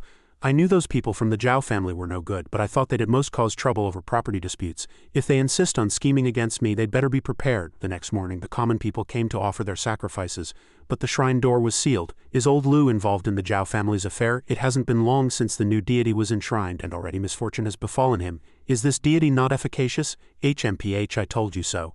Don't offer sacrifices anymore. If you do, you might suffer the same fate as old Lu." Li Yuanxin inside heard their murmuring and frowned in anger. He quickly leapt out of the shrine. "I finally found a feasible method, and I can't do without the power of vows. That Zhao Jiaming covets money and is having an affair with Zhao Lushi, so it's understandable that he would do such things. But why are Zhao Wangxi and the prefect cooperating with them? If it's just for money, how much could this old Taoist have? There's no need to go to such lengths. Could it be because of this shrine? In that case, don't blame me." Inside the jail, Meng Yi was tied up. The old Taoist, locked in the cell next to him, sighed. "Old man Meng, why did you bring this trouble upon yourself? Did you really kill someone? Things were going fine. Why did you have to kill someone? Old Taoist, I've been dragged into this miserable situation because of you, Meng Yi sighed. I'm really old. The scene flashes back to the previous night. At the moment when he was brandishing his sword with great vigor and it seemed everyone would die by his blade, he suddenly ran out of energy and fell powerlessly to the ground. Zhao Jiaming saw this and laughed with extreme ferocity. Men, quickly report to the prefect. This time we have solid evidence to prove that old Taoist's guilt. A moment later, Yin Pingzi approached from outside and asked, have they confessed yet? The guard shook his head. Sir, not only do these two refuse to admit it, but that Meng Yi fellow is falsely accusing Zhao Jiaming and Zhao Lushi of having an affair and trying to murder Zhao Dansheng. Yin Pingzi snorted coldly. Don't pay any mind to what he says. We must get a confession within 10 days. A high official from Jinhua has come to Weicheng on an inspection tour, so we must not lack in procedure so the court can pass judgment. The old Taoist lay in the jail and sighed. I've truly been implicated for no reason. I met a noble person and escaped a calamity, only to encounter another baseless disaster. Xinjia is probably by now. Before he could finish his words, an insect landed on his face. The old Taoist was startled and shouted loudly. Yin Pingzi and another person outside were immediately startled. The guard approached the cell door, drew his sword and threatened. What are you shouting about? Are you tired of living? The old Taoist continuously kowtowed and pleaded. It's nothing, it's nothing. I sprained my back while catching a cockroach. The guard shouted angrily. Behave yourself. If you shout one more time, I'll whip you. After speaking, he turned and left, waiting for him to leave. The old Taoist finally picked up the cockroach and asked in a low voice, Xinjia, is that you? Xinjia, what are your orders? The cockroach quickly whispered something to him. The old Taoist soon nodded his head repeatedly. I understand. As long as I can get out, I will follow all of Xinjia's words. The scene shifts to the street in front of the prefectural residence. Being close to the prefect's residence, this place was very prosperous. Li Yuanxin disguised himself, went to a stall to buy a baked pancake and then headed towards the prefect's residence. The prefect's residence was attached to the yamen, so it saved him a lot of walking. If you're in such a hurry to die, then I'll grant your wish. At this time it was still very noisy near the yamen, but this clamor seemed somewhat strange. When a person's body is stolen after death, they are prone to becoming a faceless ghost. On this street there were at least 70 or 80 of them. Although ordinary people couldn't see faceless ghosts and they wouldn't cause any major disasters, for so many to gather was clearly the effect of a spirit-gathering formation. How many ghosts had this prefect lured to his door to wait? What was he trying to do? There were also residences of the Taoist and sword sects in the city. Didn't they care? As he was lost in a daze, someone behind him asked, Young master, are you perhaps trying to commit suicide? Li Yuanxin turned his head, glanced at the person and smiled. My apologies, I've worried you, little brother. I was not trying to die. The person nodded. Then I am relieved. I was just returning to the residence after buying something, and I saw you standing on the bridge with a sad expression, so I thought. Li Yuanxin laughed loudly. Haha, I was merely feeling that the feng shui here is a bit strange, with a yin wind blowing, so I stopped in my tracks to observe. The person's jaw dropped in surprise. You felt it too? After I came out of the residence and walked on this street, I kept feeling a chill all over. I was wondering what was so strange about this street today. Young master, what did you discover? Li Yuanxin explained seriously. Little brother, you are truly sharp. This place has mountains behind it and water in front. A very good geographical location, with the prefect residing here. Positive energy gathers, so the feng shui should be very good. Unfortunately, something happened that destroyed the feng shui, causing yin energy to gather from all directions. That's why you felt a chill all over. If one stays in such an environment for a long time, even if one doesn't encounter yin souls or evil ghosts, I'm afraid one's lifespan will be shortened. The more the person listened, the more frightened he became. Then what should I do, young master, since you know about such things? Is there a way to break it? Li Yuanxin shook his head. I only have a rough understanding of feng shui. Can you tell me if anything strange has happened nearby recently? I need to know where the problem started before I can think of a way to help you. The young man scratched his head and recalled. Speaking of strange things, something did happen a while ago. About 7 days ago, the Lord Prefect was working late at night, when suddenly there was a torrential downpour and strong winds, and a bolt of lightning struck down the main hall of the yamen. Even the 2 concubines who were bringing the Lord a late-night snack were struck dead by lightning. If the Lord hadn't eaten too much and gone to the backyard to relieve himself, he probably would have been crushed to death inside. Li Yuanxin asked, puzzled, Did you see the bodies of those 2 concubines? The young man shook his head. I did not, since they were the Lord's favorite concubines and died by lightning, which is inauspicious. The Lord personally invited a Taoist master from the Qingdan Orthodox sect to handle the scene, and ordinary people were not allowed to get close. Li Yuanxin began to analyze in his mind. In that case, it should have been to exorcise ghosts, but now the area around this residence is clearly using a spirit-gathering formation to gather souls, so there is indeed something suspicious about it. After thinking for a moment, he said, From what I can see, that Taoist master probably only cast a spell to protect the Lord Prefect alone. If you want to avoid this calamity, little brother, I can make you a peace talisman, but you'll have to get a few materials yourself. The young man was excited and nodded repeatedly. Thank you, young master. Just give me your orders. 3 days later in the afternoon, Li Yuanxin went to the bridge from that night as promised to find the young man. "Little brother, have you prepared everything?" The young man immediately opened the cover of the basket in his hand. "It's all here, rainwater collected from the reservoir in the residence. A piece of wood from the lightning-struck room, old clothes discarded by the lord, and soil from the residence. It's all here." Li Yuanxin picked up a piece of wood and asked, "Are you sure this hasn't been burned?" The young man answered firmly, "I'm sure. The weather isn't cold yet, so the residence doesn't use much firewood. Because the young master gave the order, I specially went to the firewood pile to find it." Li Yuanxin stared at the piece of wood, lost in thought. "No, this is not the shape of lightning-struck wood. It's clearly a burn mark, and the ore on it is indeed as I expected." Seeing Li Yuanxin still standing there lost in thought, the young man asked, "Young master, how is it? Can it be used?" Li Yuanxin nodded. "These can be used as a medium, so the protective talisman's effect will be very good. I will go back and make it now, and you can come here at this time tomorrow to get the talisman." The young man sincerely clasped his hands and bowed.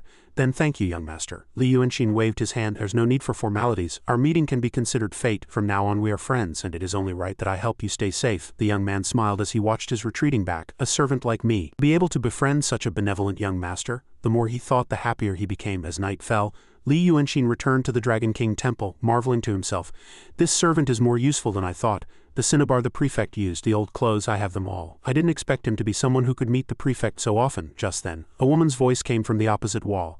"Jiaming, what are you doing? Hurry up and come down." Li Yuanxin quickly and quietly approached to observe. Zhao Jiaming was at this time climbing over the wall trying to break into the shrine. Below was Zhao Lushi, and as he climbed over the wall he snorted coldly. "A high official like the prefect, really. So many procedures. After delaying for so many days, I think he's just looking for a chance to take the things from the shrine. Except for the land, he promised to give me everything else, so there's no harm in me coming to take a look in advance." After speaking, he resolutely jumped inside. Li Yuanxin outside was a little surprised to hear their conversation. In such a rundown shrine, besides the land, what else is there to care about? But since I'm already here, I shouldn't make a wasted trip. Zhao Jiaming entered the shrine. Seeing the two strange paintings on the wall, he was very puzzled. What is this? Just a painting, yet it gives off such a good light. This is probably the most valuable thing in this shrine. He quickly took down the two paintings and soon climbed back over the wall the way he came. Zhao Lushi, who was keeping watch outside, said worriedly, "Oh my, what if someone sees you?" Zhao Jiaming replied nonchalantly, "Isn't it because of you? Besides, it will be our property sooner or later." Li Yuanxin hid to one side from beginning to end with no intention of stopping them. Waiting for them to leave, he returned to his hiding place. "It seems this world values due process more than I thought. In that case, if I want to kill someone, I just have to not leave any evidence." 2 days later, at the prefect's residence, a servant carrying a bowl of fish soup approached the prefect. "My lord, the kitchen has brought some soup." After receiving the prefect's permission, the young man quickly entered. "My lord, you haven't had much of an appetite lately, so the kitchen specially made some sour soup to whet your appetite." The lord looked at the bowl of soup and said, puzzled, "Is it fish?" The young man clasped his hands and smiled. "Yes, it is fish, my lord. Please try it before it gets cold and see if it suits your taste." It was just an ordinary bowl of fish soup, but it scared the lord so much that his face turned pale. In his eyes, the fish seemed to be staring at him with wide eyes and an open mouth. The old man was so frightened that he immediately threw the bowl of fish soup away and shouted, "No, no!" The young man saw this and had no idea what was going on. The lord angrily pointed outside and shouted, "Get out! I don't eat fish soup! Get out quickly!" The young man continuously bowed his head and pleaded, then took out a handkerchief to wipe the soup on the floor. When the old man saw him, his face changed color again. In his eyes it was not a servant wiping the floor, but a ferocious evil ghost crawling on the ground. He was terrified and shouted again, get out of my sight this instant!" The young man could hesitate no longer and quickly exited, closing the door behind him. A moment later, the young man walked out of the residence, wondering to himself, how strange. His lordship used to love fresh sea bass, but why is he like this now? His temper is getting shorter and shorter too. He went to the stone bridge as promised, and upon arriving he saw Li Yuanxin already standing there waiting. Li Yuanxin looked at his expression and asked, "Little brother, it seems your day did not go smoothly." The young man sighed. "Sigh, don't even get me started. His lordship's temper gets worse by the day. I don't know who he takes after. I heard his lordship's late father was so short-tempered that he died of an illness brought on by rage. That's why his lordship was always very careful about cultivating his character, but for some reason he's become very difficult recently." Li Yuanxin smiled and said, "Haha, there aren't many servants like you who worry about their master. It's just a shame your lord doesn't know how to appreciate it." The young man scratched his head and smiled. "A master is a master. He just curses a bit when he's angry. If every master in the world were as approachable as you, young master, servants like us might feel uneasy instead." Li Yuanxin clapped him on the shoulder and said, "Don't talk about being a servant. Didn't we say we were friends?" Hearing this, the young man was so touched he stood there stunned. After talking for a while, he returned to the residence in high spirits. Li Yuanxin watched his retreating back, lost in thought. "It will be soon, I imagine." 3 days later, outside the county yamen, a crowd of people had gathered to watch, packing the area in front of the gate. The Zhao family case was about to be tried. The old Taoist from the Dragon King Temple colluded with bandits? I can't believe it. Didn't he have a disciple? Did he run away? A disciple? I bet half of them are bandits. Soon the Lord Prefect ordered the court to begin. Behind him were two other men, one old and one young. Seeing this, the people in the crowd grew curious and began to murmur. Why are two Taoist masters here? Is it because one of the prisoners is a Taoist? What about old Taoist Lu? Those two masters are truly high-ranking figures from the sword and Taoist sects. I heard it costs 100 taels of silver per shichen just to have them here. That one is Piao Nanzi of the Lingshu sword sect, and this one is Song Yunzi of the Shangqing Danzheng sect. While the crowd was in the midst of a heated discussion, the prefect slammed his desk again and shouted, "Bring the plaintiff and the suspect into the court." Zhao Jiaming's group and the old Taoist were immediately brought out. The old Taoist, being stepped on by Zhao Jiaming, cried out repeatedly, "I've been framed. This humble Taoist truly knows nothing." Zhao Jiaming snorted coldly. "Shut up. Did the Lord Prefect give you permission to speak?" The prefect glared at the group and bellowed, "Silence!" But just then the sound of the grievance drum echoed from outside. "What's going on? Who is beating the drum?" The crowd was surprised to see it was Li Yuanxin beating the drum. "Isn't that the young master from the Dragon King Temple who ran away?" Hearing the drum, the prefect's eyes immediately became bloodshot. The sound reminded him of the thunder and lightning from that night. Unable to bear it, he shot to his feet and shouted, "What are you standing around for? Stop him from drumming, bring him in." Yin Pingzi quickly led a group of constables to arrest him. Only when the drumming stopped did the prefect let out a breath and regain his composure. Piao Nanzi and Song Yunzi glanced at each other. There was no unusual spiritual energy. The prefect was truly just frightened. With the Yin Soul formation set up by the Taoist sect, there was no way it could get in. He even needs us by his side to hold court now. Who would dare harm him? Soon Li Yuanxin was brought in. "My lord, we've brought the man." Li Yuanxin smiled and cupped his hands. "This humble one, Li Yuanxin, pays his respects to your lordship." Seeing his attire, the prefect couldn't help but feel a chill. Why did this person look so familiar? He faintly saw the image of that useless fellow from his residence in the other man. After a moment he managed to regain his composure and began the interrogation. "Li Yuanxin, this court asks you, why did you beat the drum?" Li Yuanxin smiled and replied, "I am the old Taoist disciple. A few days ago, on my master's orders, I left Weicheng to go to the coast to pay my respects to the Dragon King, and to report to the higher gods that we are now enshrining the great sage, supreme saint, mysterious and miraculous treasure, the Emperor's crown prince and the Dragon Maiden, in our humble shrine. However, as soon as I returned, I heard that my master had been arrested by the Yamen. Hearing that the trial was today, in my haste, I had no other choice but to beat the drum and plead my case. That day, my master and I hitched a ride on the escort agency's carriage back to Weicheng, and we got along quite well with the escorts at night as we were camped making a fire and talking. A ferocious beast suddenly appeared from nowhere and attacked us. The beast's claws nearly got me. Fortunately, Escort Chief Zhao shielded us. Tragically, the Escort Chief's legs were torn off by the beast and became its meal. On the road, Escort Chief Zhao received proper treatment. With proper rest, he would have surely recovered. The more he listened, the more nervous the prefect became. He couldn't help but picture the monster from his residence. Seeing the prefect's expression that day, Piao Nanzi couldn't help but feel puzzled. Strange. There's nothing wrong with the formation, so why is the prefect so afraid? Song Yunzi also noticed something was off and turned to look. That's right, there's truly no movement of spiritual energy. Why is this happening? Below, Li Yuanxin continued speaking fluently. "My lord, I implore you to investigate this clearly. With the help of the head of the association, we brought Escort Chief Zhao home. But after being cared for by this nephew for 2 days, he lost his life. I fear there is some hidden story behind it." Hearing this, Zhao Jiaming immediately rushed forward, grabbed him by the throat and tried to strike him. "What nonsense is this? Do you dare to falsely accuse me?" Zhao Lushi beside him urged. Jiaming, let go, this is a courtroom. Above, the prefect, sweating profusely, bellowed, "Quiet." Zhao Jiaming gripped Li Yuanxin's collar tightly and said in a low voice, "Trying to harm me? Not a chance, just you wait, this young master will soon." Before he could finish, Li Yuanxin cut him off, "Die." Hearing this, Zhao Jiaming frowned, his eyes widening. "What did you just say?" Li Yuanxin smiled and whispered in his ear, "You will all die." Zhao Jiaming's eyes filled with blood as he shouted, "What did you say? Are you insane?" Li Yuanxin's expression hardened. "You don't believe me? Then I'll kill someone to show you." Zhao Jiaming's face grew rigid and cold sweat poured down like rain. "My lord, he's cursing you." At this moment, Li Yuanxin glanced at the old Taoist, who immediately understood and began to wail, "I've been wronged, my lord, please save me." Hearing this cry for help, the prefect's mind was once again filled with the sounds and images of his concubine crying for help that night. He immediately slammed the desk and shouted, "All of you shut up." Seeing his reaction, the corner of Li Yuanxin's mouth lifted slightly. Zhao Jiaming's group looked on, their faces rigid and filled with suspicion. The prefect soon lost consciousness and fell back in his chair, foam trickling from his mouth. The constables below were horrified. Lord Prefect Piao Nanzi went to check his breathing and exclaimed, "How can this be?" Song Yunzi used his spiritual energy to check the prefect's pulse and made an internal diagnosis. His heart condition has returned. Below, Zhao Lushi, having heard what Zhao Jiaming said, looked at Li Yuanxin with fearful eyes. Li Yuanxin also turned his head, glanced at them and smiled with extreme ferocity. "I killed him to show you." Piao Nanzi remained standing there stunned, lost in thought. How strange, I clearly set up the great Yin Soul formation, yet I couldn't detect who made a move. Just then, Zhao Lushi pointed at Li Yuanxin again and shouted, It's him, he used sorcery to kill the Lord Prefect. Li Yuanxin gave a friendly smile. Are you referring to me? Piao Nanzi approached and bellowed. Ignorant woman, stand down. Zhao Lushi didn't give up. She went before him and shouted, it's true, master, please believe me, that man knows sorcery. Unable to tolerate it any longer, Piao Nanzi swung his hand and slapped her across the face. The blow was extremely powerful. Zhao Lushi was sent flying backward, her head hitting the wall, and she died on the spot. Zhao Jiaming and the other were utterly horrified. He killed someone. Song Yanzi sighed. You hit too hard. Piao Nanzi glanced at him and snorted coldly. We are not as merciful as your Shangqing sect. I have already passed my slaughter tribulation. If I had let this woman continue spouting nonsense, what would become of our two sects' reputations? He then pointed a finger at Zhao Jiaming's group. Drag them all out. Don't let them interfere with the Taoists' work here. If anyone dares to spout more nonsense, my hand will show no mercy. Yin Pingzi asked the two masters, puzzled. And what about this case? Piao Nanzi couldn't hold back and shouted. What damn case? Do you think we know nothing? This very case brought this disaster. Everyone get out and watch your mouths. Seeing him so agitated, Yin Pingzi didn't dare ask further and immediately turned to order his subordinates. Didn't you hear the master? Clear everyone out, clear them all out, clean that up quickly over there. Don't disturb the master's work. At this moment, Li Yuanxin smiled and asked, Constable, my master is truly innocent. May I take him and leave? Yin Pingzi hesitated for a moment, unsure how to proceed. Li Yuanxin whispered in his ear, Constable, let me tell you something. Judge for yourself. My master is truly innocent.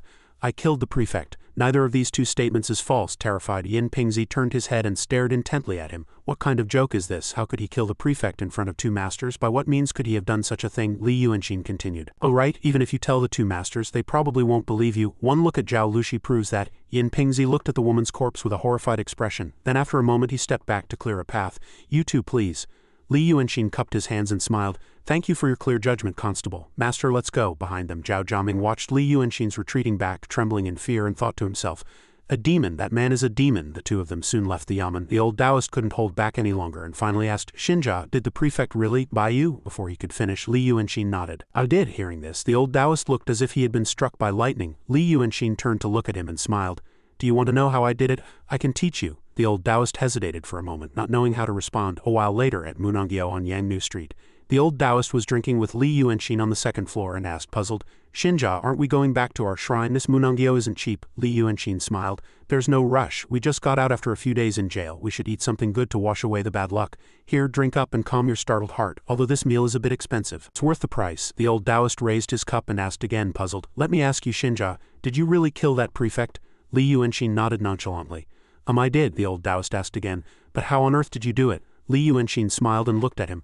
Master, don't you see, I killed him by borrowing your mouth. Hearing that, the old Taoist spat out the wine he had just drunk. What? How come I don't know about it? Li Yuanxin reassured him. Sit down. Why are you so worked up? Anyone could see the prefect died of a heart attack and many people in the courtroom saw it. No one will suspect you. The old Taoist was still extremely agitated. Then what on earth happened? Li Yuanxin asked with a serious expression. Do you know what consciousness is? The old Taoist scratched his head. You mean the consciousness from the Buddhist 5 skandhas and 8 consciousnesses? Li Yuanxin nodded. You could understand it that way, but the basic understanding of the 5 external senses is the outermost layer of consciousness. For example, right now, you are thinking about my words, hearing footsteps outside, and knowing there's a possibility a waiter is bringing food. That too is consciousness, but old Lu, those footsteps could belong to a waiter, a customer, or even a constable from the yamen. Why, upon hearing footsteps, are you certain it's a waiter bringing food? The old Taoist replied, puzzled. Isn't it because we're at Munanggyo and we just ordered food? Li Yuanxin pointed to his temple. Correct, but this judgment and reasoning is your subconscious helping you complete the middle part of the process. It always exists, you just don't notice it. The things you hear, see, and think every day, you don't pay attention and think you've forgotten, but in fact they are all in your subconscious. He paused here. Waiting for the waiter to leave, he finally continued. That prefect suddenly remembered something he had forgotten and died of shock. The old Taoist was puzzled. What do you mean by that? Li Yuanxin quickly explained. From the servant Attaik I learned that something unusual had happened in the residence a few days ago. After seeing the items he brought me, I was certain that a great demon had appeared in the main hall of the yamen that night. And coincidentally, it's a demon I've met before. That creature enjoys eating people, so the prefect's 2 beautiful concubines most likely ended up in its stomach. Furthermore, from the prefect's clothes and Attaik's words, I knew that the prefect was overweight, particularly fond of fish and meat, and also suffered from a heart condition. So I devised a plan using Attaik to make the prefect temporarily forget the terrible memory of that night. The old Taoist was aghast. Good heavens, is it possible to forget something like that? Li Yuanxin nodded. Of course, some people forget even to eat when they're busy. When a person experiences such a great calamity, the mind instinctively protects itself by gradually forgetting the fear. He paused here and glanced outside. Seeing this, the old Taoist tensed up and looked as well. Li Yuanxin continued, for example, you, Do you really think that constable would just let us go? The way the waiter looked at us when he brought the food was very strange. He probably overheard something and went to report it to the yamen. The old Taoist looked outside and shook his head. That can't be, but soon the sound of footsteps came from downstairs. At this moment, Li Yuanxin suddenly slammed the table hard and the old Taoist leapt up in surprise. Old Taoist, you can never go back there, you can never go back there. A moment later, the waiter led a young master past their room. Li Yuanxin smiled and looked at him. It's that simple. I bought you food and wine, and as we talked I gradually made you relax. The incident at the jail started to feel like a thing of the past, but following my suggestion when I slammed the table, your subconscious linked things together, making you imagine a reality that didn't exist. It was the same with the prefect. The servant's protective talisman did have a calming effect, but it also contained the aura of the great demon, serving him fish, the scale-patterned clothes, the blazing fire. All of my actions were designed to recreate the scene of that night. That only deepened the terror in his subconscious. In the end, he was killed by his own fear. The old Taoist's jaw dropped. Such a method was truly remarkable. At this very moment, a commotion arose from downstairs again. Someone's been killed at the Hongfu escort agency. The two immediately stopped their conversation and turned to look outside. Not a bad view. Didn't I tell you this meal was worth the price? The deceased was Zhao Wangxi, the widow of Zhao Danshang from the Hongfu escort agency. After leaving the court today with Zhao Jiaming, she had returned with Zhao Luxi's body. Zhao Luxi was Zhao Danshang's concubine. After returning home, it seemed the two had an argument, and all the valuables in the house had been stolen. Zhao Jiaming was nowhere to be found. The constable beside Yin Pingzi whispered in his ear. The coroner also examined Zhao Luxi's body and said she was 3 months pregnant. 2 months ago, Zhao Danshang was still out transporting goods. I suspect Zhao Wangxi discovered the relationship between Zhao Jiaming and Zhao Luxi. The two clashed and Zhao Jiaming accidentally killed her and fled out of fear of punishment. The Zhao family's daughter is locked in the back courtyard. What a pitiful sight. Yin Pingzi furrowed his brow. The successive incidents at the Zhao residence couldn't be a mere coincidence. Wait, what's this? His gaze fell upon 2 scroll paintings on the floor. The constable beside him saw the figures in the paintings and exclaimed, "Isn't that the painting of the crown prince that they just started making offerings to at the Dragon King Temple? I heard it's very efficacious. I went with my mother before the Dragon King Temple was sealed. Why is it here?" Hearing this, Yin Pingji's mind flashed to Li Yuanxin. The Dragon King Temple again? Could it be his doing again? After a moment's thought, he turned his head and ordered, "Have your men move the body to the public cemetery for the entire city, and issue a wanted poster for Zhao Jiaming. And do not let word of these paintings get out." Outside the Zhao residence, the common people had gathered again. Why was there another death at the Zhao residence? Did they offend the Taisu? As Li Yuanxin's group walked down the street, the old Taoist couldn't help but point at the Zhao residence and ask, "Was this your doing too?" Li Yuanxin shook his head. "How could I do such a thing? I'm not a ghost." The old Taoist was even more puzzled. "Then how did you know something would happen to them today?" Li Yuanxin replied nonchalantly. "Because of the human heart. Zhao Wangxi knew about those two's sordid affair all along. After Zhao Danshang's accident, she held this weakness over them.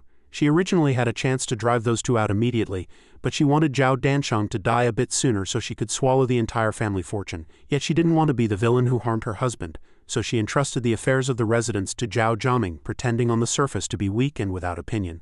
The matter of the Dragon King Temple was already decided today, and Zhao Luxi was dead, so Zhao Wangxi's accusation no longer had anyone to confront. Thus her killing intent was revealed. The old Taoist was still a bit puzzled. Just for that, they'd kill someone? That fellow didn't seem so bold. Li Yuanxin replied calmly. He prayed to the deity, so the deity naturally helped him. What? Which deity is so efficacious? A moment later, the old Taoist wails echoed from within the Dragon King Temple. Where are the great sage, supreme saint, mysterious and miraculous treasure, the emperor's crown prince and my handmaiden, the dragon maiden? Sob, my incense money. Li Yuanxin smiled. Go to the yamen now and report that the deity statues hanging in our shrine have been stolen. Won't the shrine's incense offerings be even better than before? The old Taoist approached his ear and asked in a low voice, "Why is this your scheme too?" Just as Li Yuanxin was about to reply, Yin Pingzi walked in from outside. "Because the one who stole the paintings is either dead or has fled out of fear of punishment." Li Yuanxin saw him and smiled. "Isn't this our very deity? Thank you, sir, for personally returning the paintings." As he reached out to take the paintings, Yin Pingzi grabbed his hand. Li Yuanxin, real name Li Shao, from the state of Yi. Both parents are deceased. From the age of 7, he became a painter's apprentice and learned some skills. 3 murder cases have already occurred today. Until the new prefect takes office, I will temporarily manage all affairs. I don't want any more incidents. Li Yuanxin showed no fear and smiled coldly. Are you threatening me, sir, or asking for my help? If you have evidence, send men to arrest me. If you're asking for help, you should have the attitude of someone asking for help. Yin Pingzi frowned and stared fixedly at him. Li Yuanxin still met his gaze with a smile. A moment later, he finally sighed, compromised, and released his hand. I am Yin Pingzi, constable of Weicheng's subordinate yamen. If you need any help in the future, sir, just let me know. I have come today first to return the 2 deity paintings, and second to ask you, sir, to stay your hand and return peace to this small city. Li Yuanxin smiled. I am not worthy of the title, sir. Since Officer Yin is so sincere, I do have one thing to ask of you. The man in prison, Old Man Meng, is a friend of my master. The case is already closed and the plaintiff has fled out of fear of punishment. In your opinion, officer, was Old Man Meng framed? Please, Officer Yin, investigate this clearly. Yin Pingzi nodded. Very well, I will investigate this matter again. Li Yuanqing lowered his head, furrowed his brow, and threatened. Officer Yin, you are a good man and a smart man. I believe we will have many opportunities to interact in the future. I hope you can handle this matter a bit more quickly. Otherwise I might get impatient. Yin Pingzi nodded and turned to leave. The old Taoist exclaimed in disbelief. You've tamed him just like that? In our Weicheng subordinate yamen, the constable holds the most power after the prefect. He has connections in both the white and black world, so with his help, Old Man Meng might really be able to get out. Li Yuanqing didn't seem to care much and smiled. Don't worry about that fake friend of yours, worry about your own head. You need to be more interesting. The old Taoist was puzzled and his eyes widened. What do you mean by that? Xinjia, speak clearly. Li Yuanqing paid him no mind, thinking to himself, this time I've borrowed his name again and touched his prey. Judging by the weather, he's probably already here. It seems I'll have to humor him. As night fell in the backyard of the Dragon King Temple, Li Yuanqing was drinking with the old Taoist and having a heart-to-heart talk. I've already explained the situation so you can decide for yourself. I'm not trying to scare you. If you want to leave me now, it's not too late. Later, if we encounter a stronger opponent, I fear it will be difficult to even keep your life. The old Taoist raised his cup, drained it in one gulp and burst into tears. Xinjia, this old Taoist knows you have skills and secrets. You saved the Dragon King Temple, and you didn't abandon me when I was in prison. I, this old Taoist, have lived a useless life for half a lifetime. From now on I will follow you, Xinjia, and die with you. I won't go anywhere else. After speaking, he fell drunk onto the desk, unconscious. Not long after he fell, the candle in the room suddenly went out. When Li Yuanqing turned his head to look outside, a figure suddenly appeared behind him. Young Master Zhu glanced at him and asked, puzzled, little fellow, did you know I was coming? Li Yuanqing composed himself from his deep thoughts and only then smiled and turned to face his opponent. Of course, that's why I specially prepared a surprise for you, young Master Zhu. Young Master Zhu was surprised. Oh, what surprise? Li Yuanqing didn't answer directly and asked back. A few days ago, young master, you ate the prefect's 2 concubines, didn't you? The corner of young Master Zhu's mouth lifted slightly. You know about this too? Li Yuanqing smiled. That's right, aren't we acquaintances? I heard that fellow the prefect wanted to take revenge on you, so he found 2 foreign Taoist masters to set up a Yin Soul Grand formation. Coincidentally, that fellow also offended me, so I took care of him. Young Master Zhu laughed with extreme ferocity. Oh, something like that happened? It seems you killed this young master's toy.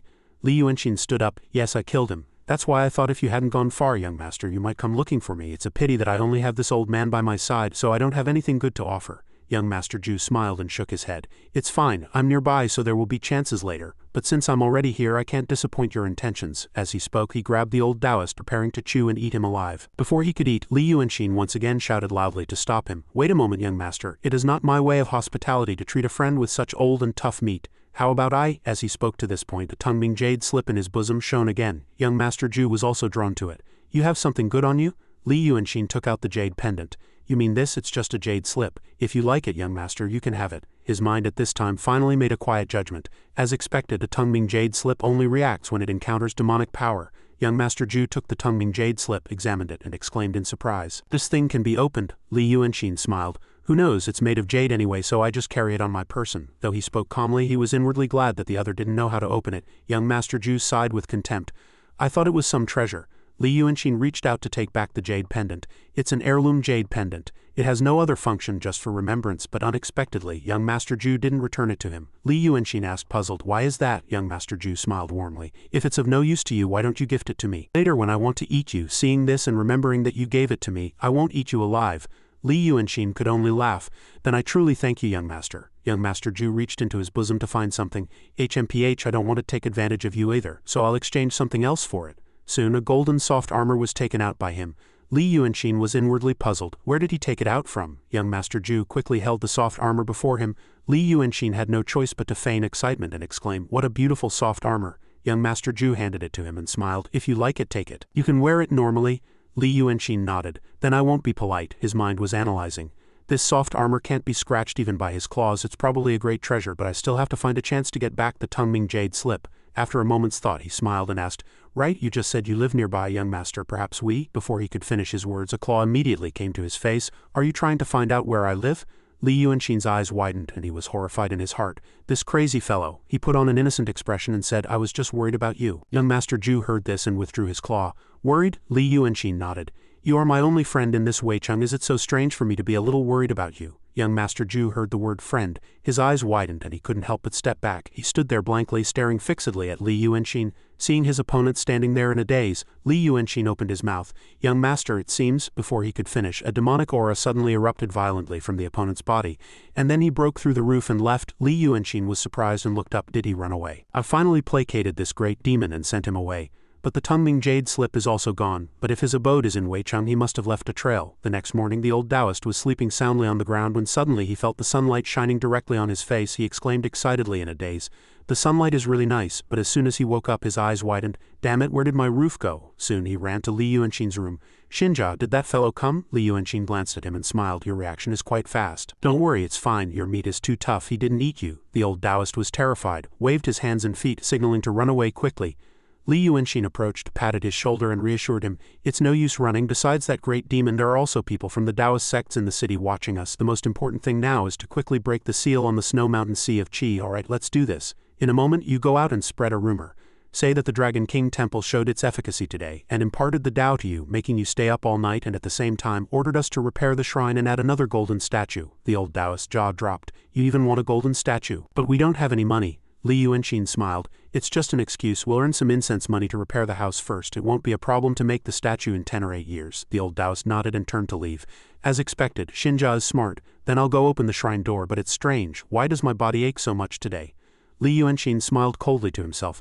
"Since you broke my house, I'll have to borrow your name. A dragon's form fish scales loves to swallow, and thunder and lightning always accompany its appearance. Young Master Zhu, I finally know your true identity. The Dragon King of Weicheng, the 9th son of the dragon, Qi Wen. This game of friendship, I don't want to play with you for a lifetime." The old Taoist had just opened the shrine door and was stunned. What kind of blessing is this? Why is the Dragon King Temple's incense so prosperous? Outside, the common people filled the shrine door. "It's finally open. Don't push. The first incense is mine. Why are there so many people? Who doesn't know that this Dragon King Temple is the most efficacious these days? Those wicked people from the Zhao family framed the shrine's Taoist master and even stole the deity statues and took them home, and they all died tragically. I heard that at night, the Zhao family's mansion is filled with the cries of a female ghost. That fellow Zhao Jiaming won't be able to escape either. The deity in the shrine is watching him. The crime of offending a deity is punishable by 10,000 deaths." Li Yuanxin was surprised to hear them whispering. "A female ghost? It's probably that three-flower matron freed from her constraints causing trouble again. I should give her something to do." Behind the wall in the alley next to the Dragon King Temple, Zhao Jiaming was hiding here. Seeing Li Yuanxin, he snorted coldly. "As expected, this fellow was after the escort agency. He's trying to drive me away and collude with my cousin to seize the Zhao family's property. This damned fellow, not a chance." He looked at the pile of firewood behind him. "Heh, die here in my place." Li Yuanxin soon went to the Hongfu escort agency. Glancing at the surrounding scenery, he exclaimed in admiration, "They've cleaned it up quite nicely." A little further on, countless streams of black energy rushed at him from behind. Li Yuanxin paid them no mind and continued forward. Just as he crossed the threshold, the black energy wrapped around his feet. An illusion immediately appeared before his eyes. The surroundings were filled with gold and silver treasures, and a sound continuously echoed in his ears. "Come here and take me. Come here and possess me." Li Yuanxin shook his head. Too crude, an illusion like this can't bewitch him. At once the monster manifested as a strange wooden man and without the slightest hesitation swung its hand at his back. Li Yuanxin, unconcerned, dodged and swung his hand, and the wooden man was immediately struck by him and fell to the ground. The man inside shouted, "Are you some kind of gatekeeper here?" Zhao Jiaming, who had been following him the whole time, suddenly left at this moment. Li Yuanxin glanced at the opponent and sighed. "Constable Yin, it's not that I don't want to respect you, but how can I stop a man who is so determined to die?" After a moment of thought he instructed the wooden man. "I have come to find your master. Stand guard here obediently. Do not let any unrelated people inside." The scene shifts to the warehouse of the Zhao residence.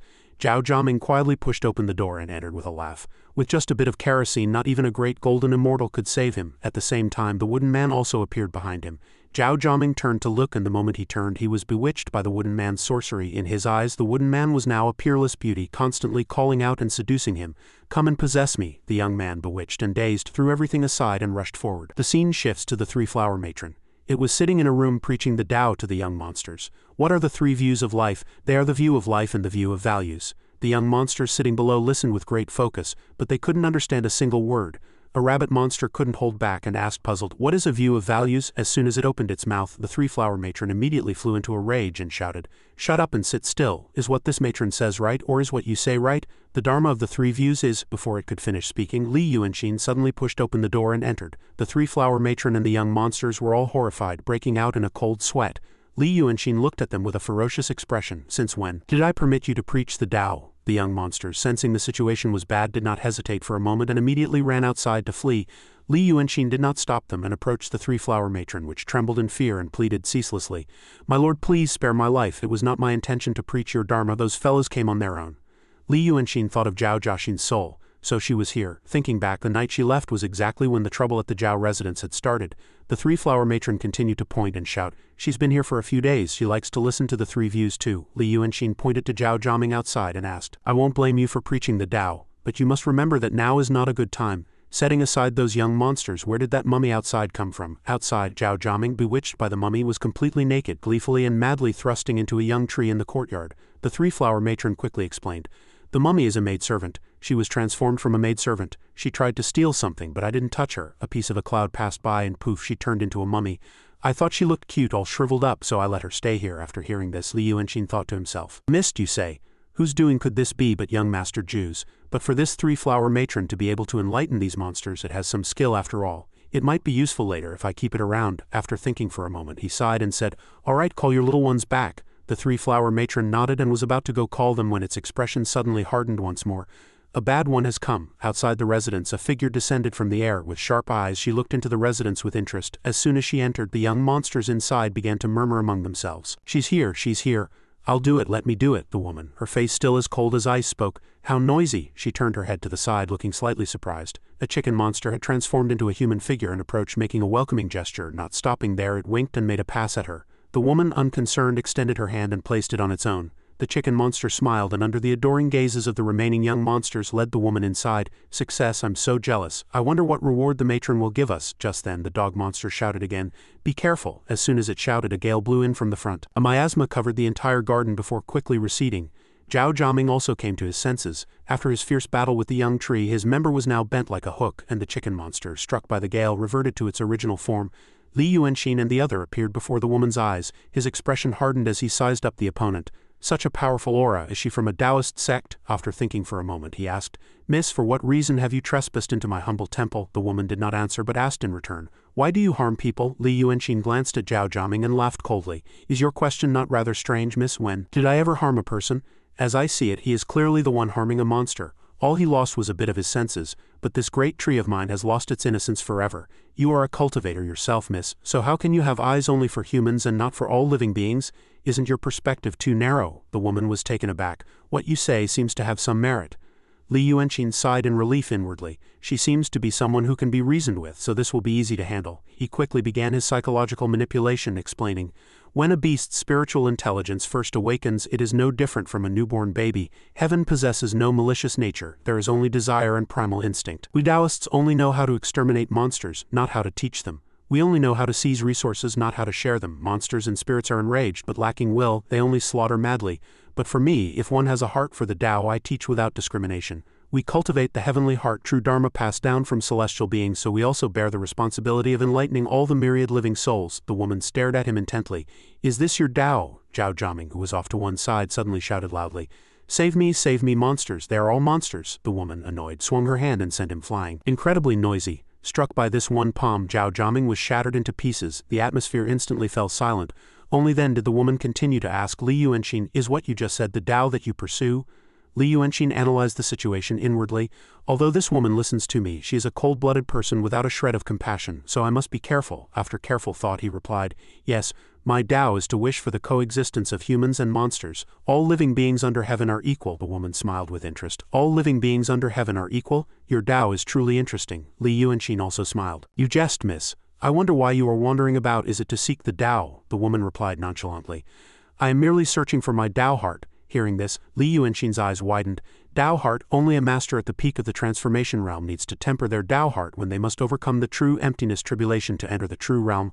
I never expected her cultivation to be so high. After being dazed for a moment, he cupped his hands and smiled. Then I hope my humble opinion can be of some help to you, miss. The woman turned to leave. I know that what you said may not be true in what you are doing here. It is not necessarily righteous and honorable, but your Tao is very interesting, so I will carefully consider your words. If there is anything I don't understand, I will come back to ask. Li Yuanxin cupped his hands. My name is Li Yuanxin. I do not yet know your name, miss. The woman leapt into the air. I am Ling Kongzi, the head disciple of the Lingshu Grotto Heaven. When in the mortal world, you may call me Lu Ling. Li Yuanxin watched her retreating back and marveled. The head disciple of a Taoist lineage, the 8th of the 18 grotto heavens, her status is on par with the sect leaders of the 72 schools of the Taoist and sword sects. A solid backing, great innate talent, and on top of that, a master at the peak of the transformation realm. If only my path could be so smooth. Just then a strange energy appeared in his body again. Damn it, I've entered the tribulation. The scene shifts to the county jail. The guards here had all been slaughtered.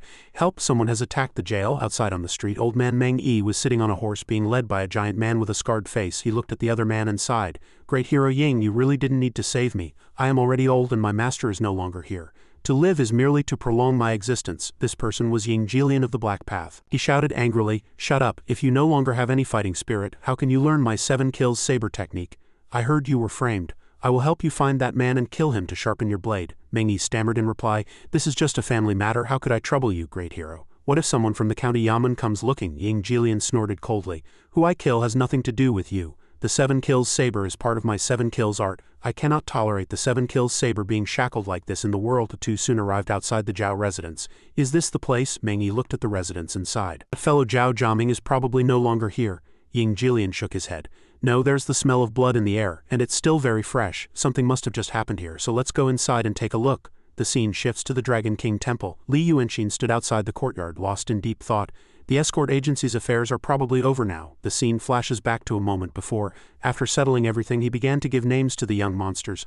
I will call you Shu Juei. It means to relax your body and mind, realize the truth and discipline yourself to follow the precepts. I will call you Jing Zhang. It means the warning bell tolls long, so you should always reflect on yourself. I will call you Si Qi. It means death is at hand, so you must strive day and night to build a foundation for yourself. I will call you Shanji. When you cultivate diligently and become Brother Shanji, you will then understand my troubles.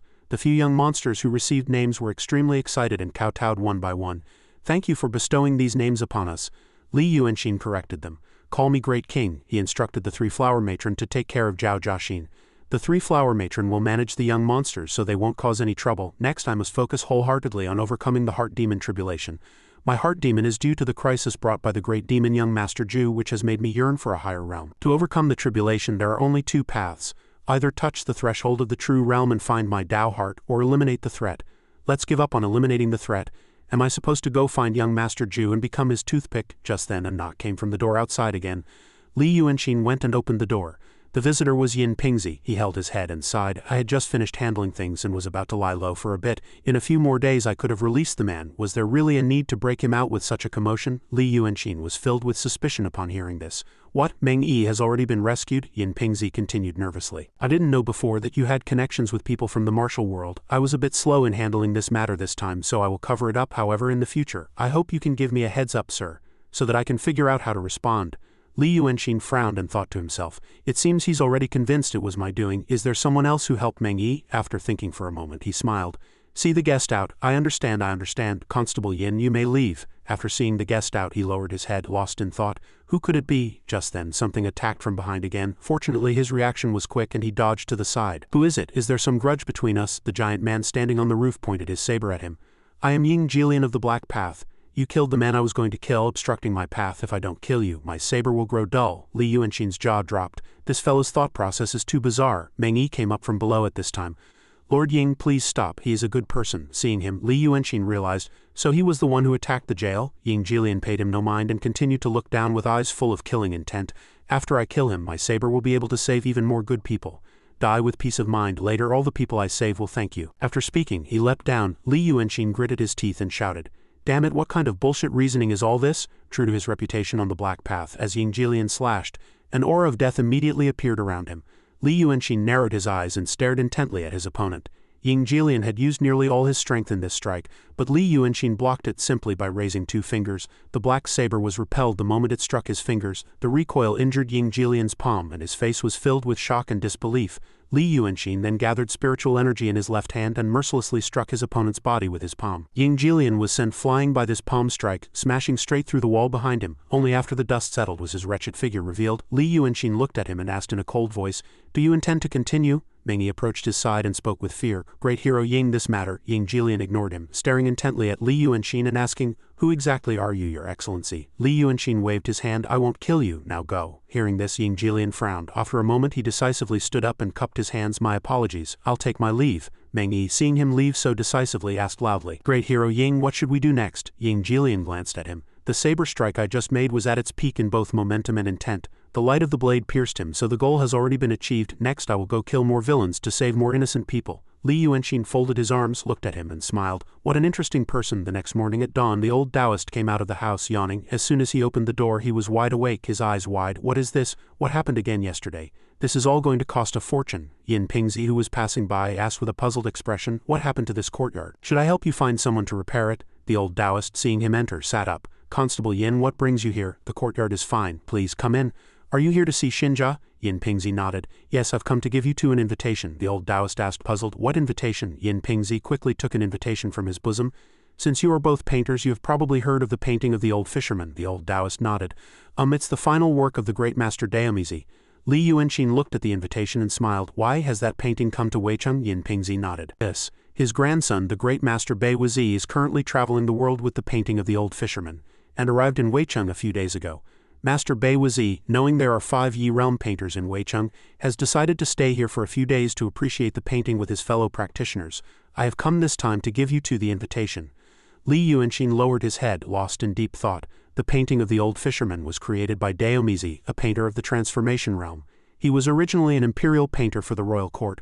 One day, during a light drizzle, he was fishing on a small boat wearing a straw raincoat, when he felt so light and refreshed that he felt he had no more regrets in life after that. He felt he had no more regrets in life and created the painting of the old fisherman. I've heard that as soon as the painting was finished, a brilliant light filled the room. It's Master Daomizi's life's work, a true treasure of the painting Dao. Unfortunately, not long after this painting came into the world, Master Daomizi caught a cold and passed away. If it's truly that painting, it might help me overcome my heart demon tribulation. The old Taoist, stroking his beard to one side, spoke up. Xinjia, I think this matter. Before he could finish, Li Yuanxin cut him off.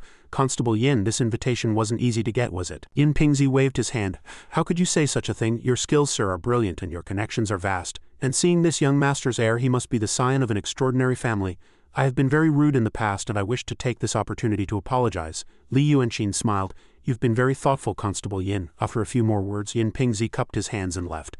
Then I will let you two get to your business. This humble one will take his leave. That night, somewhere in the city, fresh blood stained the ground. Lu Ling looked down coldly at the person before her. Kneeling before her was Song Yunzi. His face was pale as he pleaded ceaselessly. Fairy, please spare my life. Lu Ling's face was spattered with blood and she replied coldly. You don't need to beg me. It's not as if you're the one who has taken another's life. Song Yunzi was sweating profusely as he continuously tried to explain. Fairy, please see things clearly. I am truly not like Piao Nanzi and his martial brothers. They killed innocent people to overcome their slaughter tribulation. They are from the sword sect, so it was not easy for our Taoist lineage to deal with them. Lu Ling turned away and snorted coldly. What does it matter if he's from the sword sect? That fool acted foolishly and took the life of a common person, so he deserved to die. Song Yunzi sighed. You are right. Lu Ling asked again, tell me, why did you two come looking for me? Song Yunzi quickly took out an invitation. There is a treasure appreciation meeting tomorrow and the painting of the old fisherman will appear. Hearing this, Lu Ling frowned. The painting of the old fisherman, a heart demon tribulation. Song Yunzi saw her expression and explained fearfully, yes, I believe you will naturally be able to overcome the tribulation, fairy, but this painting is the work of a secular painter, so it's something new. So, before he could finish, Lu Ling turned and took the invitation. I see, I'll accept it. The scene shifts to a garden in the middle of a lake. Outside, a middle-aged man was instructing the manager. You must ensure that Lord Bei Wuzi is satisfied. This man is a noble from the capital. The manager nodded repeatedly. Of course, in the room. A talisman to ward off demons was stuck right on the door. On the bed, a blonde young man naked from the waist up lay while a woman attended to him below. He was drinking wine and singing a song. My talent has faded. The warmth of spring passion is lost to me. I mistook it for a bird's song in the dead of night. On my journey here I met no shortage of beauties to share my heart with. The ones in this Weicheng are just common powdered-faced wenches. This servant owner has been frail since childhood. I beg you, my lord, to be gentle. HMPH, but tomorrow I will finally be able to meet someone different. The female sword master of Dongtian, the grand disciple of the sect, a high and noble fairy. I wonder what kind of jewel she might be. Deep dragons' deep waters overflow in the sky. My lord climbs the mountain, and the mountain is like brocade. He plucks a flower to see its stamen and offers it to the fair lady. The fairy maiden parts her threads to serve her young master. Let the majestic one spare his words beneath my body. As the young man was excitedly enjoying the woman, the guards outside suddenly collapsed. A monster's arm rested on the door, about to push it open. The young man sensed the presence outside and immediately shouted in anger.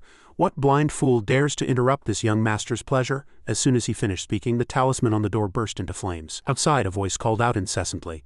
Open the door, the woman beside him snorted coldly in anger. Who is spoiling the mood like this? My lord must punish that person severely. At this point the young man's face had already stiffened, and he was sweating profusely. It's over. The demon-suppressing talisman of the twin monarchs has burned up. This is not good. After a moment's thought he spoke. Honored Ghost King passing by, I should have welcomed you, but my humble abode has not yet prepared the 3 offerings. The woman was puzzled to see him suddenly spouting nonsense. My lord, are you all right? Soon the demon-suppressing talisman of the twin monarchs had completely burned away, and a demonic aura immediately flooded in from outside. The candle instantly went out. The door opened by itself and a ghostly creature poked its head in and asked in an angry voice, My lord, why do you not open the door? As it spoke it reached out to grab them. The woman, terrified, hugged the young man tightly and screamed, My lord, save me. No matter how she screamed, she was eventually seized and dragged away by the ghostly creature. The monster that had caught the woman entered and stared intently at the young man. The woman was by now so frightened she was out of her wits. The young man quickly jumped off the bed and pleaded, Please, Ghost King, eat her. Just spare my life, he prayed inwardly. Eat your fill and leave quickly. But unexpectedly, the monster tossed the woman to one side. The young man looked at the woman's corpse beside him in horror. This ghostly creature doesn't eat flesh and blood, it devours souls, yet it's still not satisfied. Countless talismans immediately appeared on his body. Stop, I am. Before he could finish his words, the monster touched his forehead with a single finger. Soon his body fell powerlessly to the ground and the monster bent down, opened its mouth and sucked out his divine soul. Then it reached out and touched the young man's body, after which it turned into blue smoke and seeped into his body. Waiting for the blue smoke to completely disappear, the young man opened his eyes again. Is anyone there? Come here at once, hearing his call. The guards in the distance immediately rushed over. The next morning the streets were already packed with people since early in the morning. Li Yuanxin stood to one side and spoke. There are too many people. If we delay any longer it might rain, the old Taoist explained. This is an unprecedentedly grand event in Weicheng. That carriage belongs to the prefect and that one over there is the Wu families. It seems all the noble families and renowned cultivators of Weicheng have come. The old Taoist thought for a moment and then sighed. Xinjia, why don't we just go back? Li Yuanxin smiled. A top-tier banquet at Jinghua Tower costs 50 taels. Are you not going to eat? Hearing this, the old Taoist hesitated a little. Suddenly, Li Yuanxin looked at him with a start, staring intently. In the old Taoist's form he saw the image of his deceased adoptive father from his past life. He immediately smiled. It's all right, I'm here. As he turned to go, he unconsciously uttered the 2 words, Father. The old Taoist had a look of utter confusion, thinking to himself, what did that fellow just say? Just then, a voice called out from behind, Fellow Taoist Han Yuanzi. The old Taoist turned and replied excitedly, Fellow Taoist Shi, why have you come as well? Are you here for the treasure appreciation meeting? This person was Shiguizi. She smiled and nodded. That's right, I thought an event this grand wouldn't have a place for a small temple like ours, but someone brought an invitation yesterday. I heard it was the will of Ling Kongzi, the grand disciple of the Lingshu Grotto Heaven. Li Yuanxin stood to one side watching the old Taoist and smiling to himself. They say the sunset is the most beautiful time of day. Now that he's met someone he knows, he's no longer afraid. His courage has grown so much he can take 5 steps at once. After a moment's thought he approached, cupped his hands and greeted her. Greetings, senior, Shiguizi smiled. My old Taoist, is this child your disciple? He is truly handsome. The old Taoist's face grew a little awkward and he was flustered. Li Yuanxin smiled and explained for him. This humble Taoist Wenqingji is the new disciple of my master. Greetings, senior. Seeing him admit it, the old Taoist immediately beamed and introduced them. Ah, that's right. This child is my disciple. This is Taoist Master Shiguizi, who guards the mountain god temple on Great Tiger Mountain outside Weicheng. She is an old friend of your master. Since we've met, let's go in together. Shiguizi smiled and waved her hand. Good. Then let's go together. Li Yuanxin glanced at the invitation in her bosom, his thoughts unreadable. Soon they arrived at the entrance of Jinghua Tower. Just as they arrived, an official came out from inside and asked, Are you 3 Taoist masters here for the meeting? Do you have your invitations? Shiguizi immediately took out her own invitation. The old Taoist saw her invitation and his face immediately stiffened. He hesitated, putting his hand into his bosom. It can't be a fake, can it? While he hesitated, Li Yuanxin quickly took out the invitation. Our invitation is here, the official nodded. Yes, please come this way, you too. Suddenly his face stiffened and he stared intently at their invitation. The old Taoist asked worriedly, Is there a problem with this invitation? The official smiled and looked at him. Taoist master, you look familiar. Have we perhaps met before? The old Taoist calmly stated his background. This humble one is a native of Weicheng, guarding the Dragon King Temple on Jianyuxing Road in Luhe Prefecture. We have probably met. The official took the invitation and walked inside, saying, Taoist master, please wait a moment. It seems there has been a small problem. This humble one dares not make a decision on his own, so please wait a moment while I report to my superior. The old Taoist shook his head. It's fine, go ahead. Li Yuanxin frowned and thought to himself, this invitation is indeed suspicious. Shiguizi smiled and looked at the old Taoist. They probably made a mistake. I'll wait with you to go in. The old Taoist scratched his head and replied apologetically, I didn't expect to trouble you as well. Shiguizi shook her head. It's no trouble. I could tell from a glance that your invitation was prepared for a great personage. If not for you, how would I have had the chance to see it? We'll be able to get in eventually. Compared to us, you are the true senior. Li Yuanxin looked surprised and pointed at the old Taoist. "Is my master that formidable?" Shiguizi nodded. "Of course, there are 5 Yi realm painters in Weicheng and your master is one of them, although he can't compare to the other 4. Your master's cultivation was all achieved through his own practice, comprehending the Dharma and building his foundation. It was only after he was 20 that he met your grandmaster and received his teachings." The old Taoist was embarrassed, his face turning bright red. "How could I be that formidable? The way you say it makes me think it's true." Shiguizi paid him no mind and continued her praise. "If you had been a bit luckier and met a cultivator from the Dongtian sects wandering the mortal world earlier, you might have become an immortal by now." Li Yuanxin turned his head and glanced at him. "Master, you've never told me about these things." The old Taoist sighed. "What's there to say about something like that?" Li Yuanxin thought to himself, "My path of cultivation was guided by my parents since I was young. But this old Taoist, though an ordinary person, comprehended everything on his own. For a wandering cultivator, reaching such a realm was truly not easy. From now on, I too must rely on myself to comprehend and advance." A moment later, the young man returned, leading an old man and rushing over. "Taoist master, I've made you wait. The servant was ignorant and wasted your time, sir. I have already reprimanded him. Please come with me, I will escort you." The old Taoist asked, puzzled. "Didn't you say there was some mistake with the invitation?" The official smiled. "The subordinate was blind and failed to recognize Mount Tai. This invitation is extremely precious. How could there be a mistake? Taoist Hunyuanzi is one of the 5 great Yi realm painters of our Weicheng, so of course you cannot be absent." Just then another voice rang out. "Is that a joke you can make in a place like this? As I know it, there were 4 Yi realm painters in Weicheng. When did a 5th one appear? A joke in a private setting is fine, but in a place like this today, it is truly inappropriate." The official saw the young man standing by the carriage and was a little embarrassed. The people around saw the carriage and began to murmur, "Is that really Grandmaster Xuanjingze? Isn't he the top Yi realm painter in our Weicheng?" Xuanjingze sat in the carriage, glanced at the old Taoist and thought to himself, "It's one thing that Piao Nanzi couldn't come, but why was this person invited?" The young man once again spoke mockingly. "It's not that I want to oppose you, fellow Taoist, it's just that Jinghua Tower is filled with esteemed guests from all over today. Some words can invite ridicule, and that would bring shame upon us Weicheng painters. I trust you can understand." The people around heard this and laughed one by one. Just then, Li Yuanxin stepped forward. "You learned nothing in your youth but how to act high and mighty like others," the young man shouted in anger. "Are you talking to me? How audacious." Li Yuanxin shot back without yielding an inch. "Oh, so you'd prefer your master to speak with you? Are you worthy? Who here is not your elder? They haven't said a word, yet what are you doing, gesturing and pointing? Now it's done. Everyone knows that Grandmaster Xuanjingze's attendant has no manners, no respect for his elders, and has received no proper teaching. Since Grandmaster Xuanjingze won't teach you, I'll say a few more words. I trust you can understand." These words of his were meant for Xuanjingze inside the carriage to hear. The young man was so angry he pointed a finger, about to curse, but for a moment he couldn't think of what to say. At this time, Xuanjingze came out of the carriage and patted the official's shoulder. "Escort this fellow Taoist Hunyuanzi well. Do not be negligent. Everyone is an esteemed guest." The attendant followed him, but still shot a sharp glance at Li Yuanxin. Seeing Xuanjingze's group enter angrily, the old Taoist asked worriedly, "Xinjia, are we about to have trouble?" Li Yuanxin smiled. "Don't worry. If he comes looking for it himself, I won't be polite. If someone doesn't step on me in a moment, how can I satisfyingly slap someone else's face?" Soon, the official led the group up to the second-floor banquet hall. "Please, you two, come inside. I will escort you this far." The old Taoist saw the lineup on the upper floor and his jaw dropped.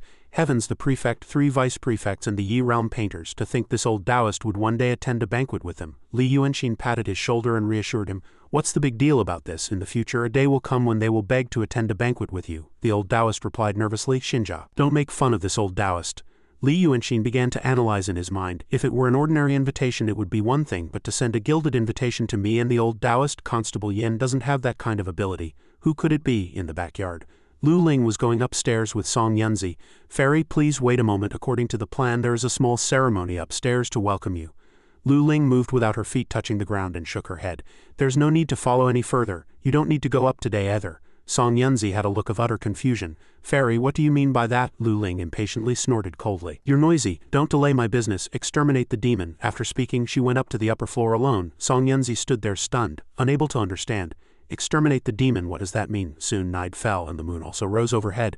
The group on the upper floor excitedly saw the person coming up and shouted loudly, "Grandmaster Bei Wuzi has arrived. Quick, quick, welcome him." Soon Bei Wuzi, possessed by the demon, appeared before the group. Li Yuanxin observed his opponent a little surprised. The group stood up one by one to pay their respects. "Offer the seat of honor to Grandmaster Bei Wuzi." Just as Bei Wuzi was about to take his seat, thunder and lightning cracked outside. He was startled, stopped in his tracks, and turned his head to look outside. Suddenly a torrential downpour began to fall from the clear sky. An official loudly commanded the servants, "Quickly close the windows. Don't let the wind reach where our esteemed guest is. Just then, Lu Ling's voice rang out once more. There is no need. Dark clouds press on the city as if to topple it. Rain is coming to the mountains and wind fills the tower. This wind is rather fitting for the scenery. As she spoke, she flew to the seat of honor. Li Yuanxin furrowed his brow. It's that woman. All the events of this journey began to flash through his mind. Meeting young Master Zhu for the first time, then the monsters that devoured the cultivators like grass and the Tungming jade slip that had reacted. After that, he met Lu Ling at the Zhao residence, and finally Yin Pingzi brought the invitation. In that case, she was the one who sent this invitation. It seems she knew my identity from early on. But for what reason? Was it to investigate the cause of those people's deaths, or was it because of the Tungming jade slip? As soon as Lu Ling sat down, she extended her hand and demanded, "Where is the painting of the old fisherman? Bring it out for me to see." Everyone in the room's jaw dropped. "She's looking at it right away. Is this how it's done? Without even a word about starting the banquet?" The old Taoist gave a thumbs up in admiration. "This is the spirit of a true immortal." Li Yuanxin glanced at him and smiled. "Oh Lu, dark clouds press on the city as if to topple it. Rain is coming to the mountains and wind fills the tower. Have you heard these two lines before?" The old Taoist was startled. "I have not. Though these two lines may not rhyme or match in couplet, they are truly exquisite, indeed a work of the immortal school. With such fine lines appearing at this banquet, they will surely spread throughout Weicheng by tomorrow." Li Yuanxin was surprised. "You've really never heard them? While an ordinary person in this world might not have heard these two lines, I have heard them since I was young." He recalled his childhood when his father was still alive. "Father, look, it looks like it's about to pour." His father sighed. "Truly, dark clouds press on the city as if to topple it. Rain is coming to the mountains and wind fills the tower." Li Yuanxin glanced at Lu Ling. "But that woman knows these two lines. This means she is one of the few people related to the painting sage, and it's highly likely she knows of the Tungming jade slip's existence. This woman is very dangerous," the people at the banquet hall murmured. But Bei Wuzi still stood there blankly. Li Yuanxin looked at him and clearly saw a demonic aura flash in his eyes. The official behind him reminded him, "Lord Bei, the immortal has asked you to bring out the painting." Li Yuanxin grew even more suspicious. "And that guy, how come no one has noticed that Bei Wuzi is no longer Bei Wuzi?" He couldn't help but tap the old Taoist on the shoulder. "There's going to be quite a show today." The old Taoist, excited at the thought of meeting an immortal, heard his words but didn't understand what he meant at all. Outside, the rain grew heavier, and Bei Wuzi quickly took a scroll painting and approached Lu Ling. A person below spoke up. "No song or dance, no pleasantries. Is the treasure appreciation meeting starting just like this?" Lu Ling unrolled the painting, looked at it, and then nodded. "Not bad. Have the people below come up and take a look as well." After speaking, she used a technique to make the painting float in the air. People below were a little surprised. "Is it our turn so soon? We get to see it too?" Xuanjingze glanced at the people and thought to himself, "Having the people below come up right away is a bit against the rules." The old Taoist looked at the painting from a distance and admired it. As expected, the immortal has a different perspective. To evaluate a genuine masterwork with just the two words, "not bad," she's letting everyone see it as if it were a cabbage. Even a Mingchen is a rare treasure on ordinary days.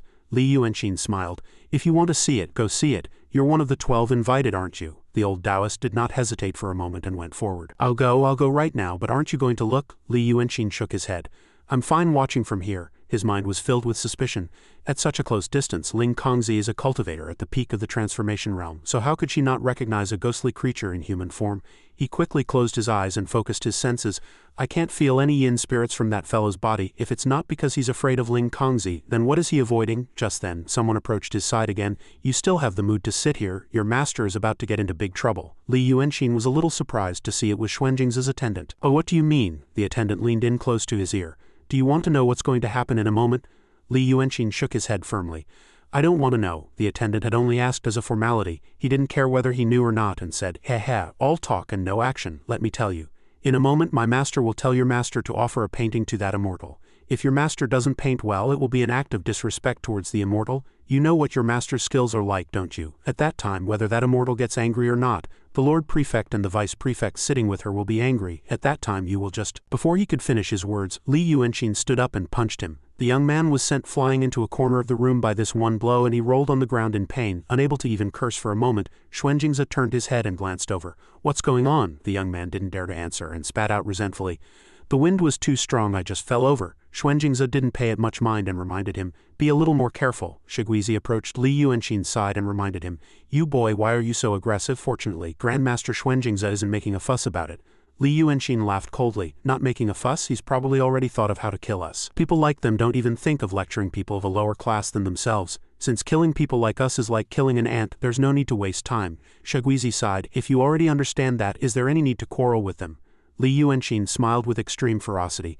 Because I think the same way, as the attendant had said. Xuanjingze quickly approached Lu Ling. Today, for the fairy to grace this Jinghua Tower with her presence at the treasure appreciation meeting is truly a rare opportunity. This humble one has a proposal. Lu Ling was a little surprised. What is your proposal? Xuanjingze quickly said. Today the painters of Weicheng are gathered in one place, and the fairy has also come from afar, so my proposal is to choose one person to offer a painting to the fairy as a small token of our Weicheng painter's sincerity.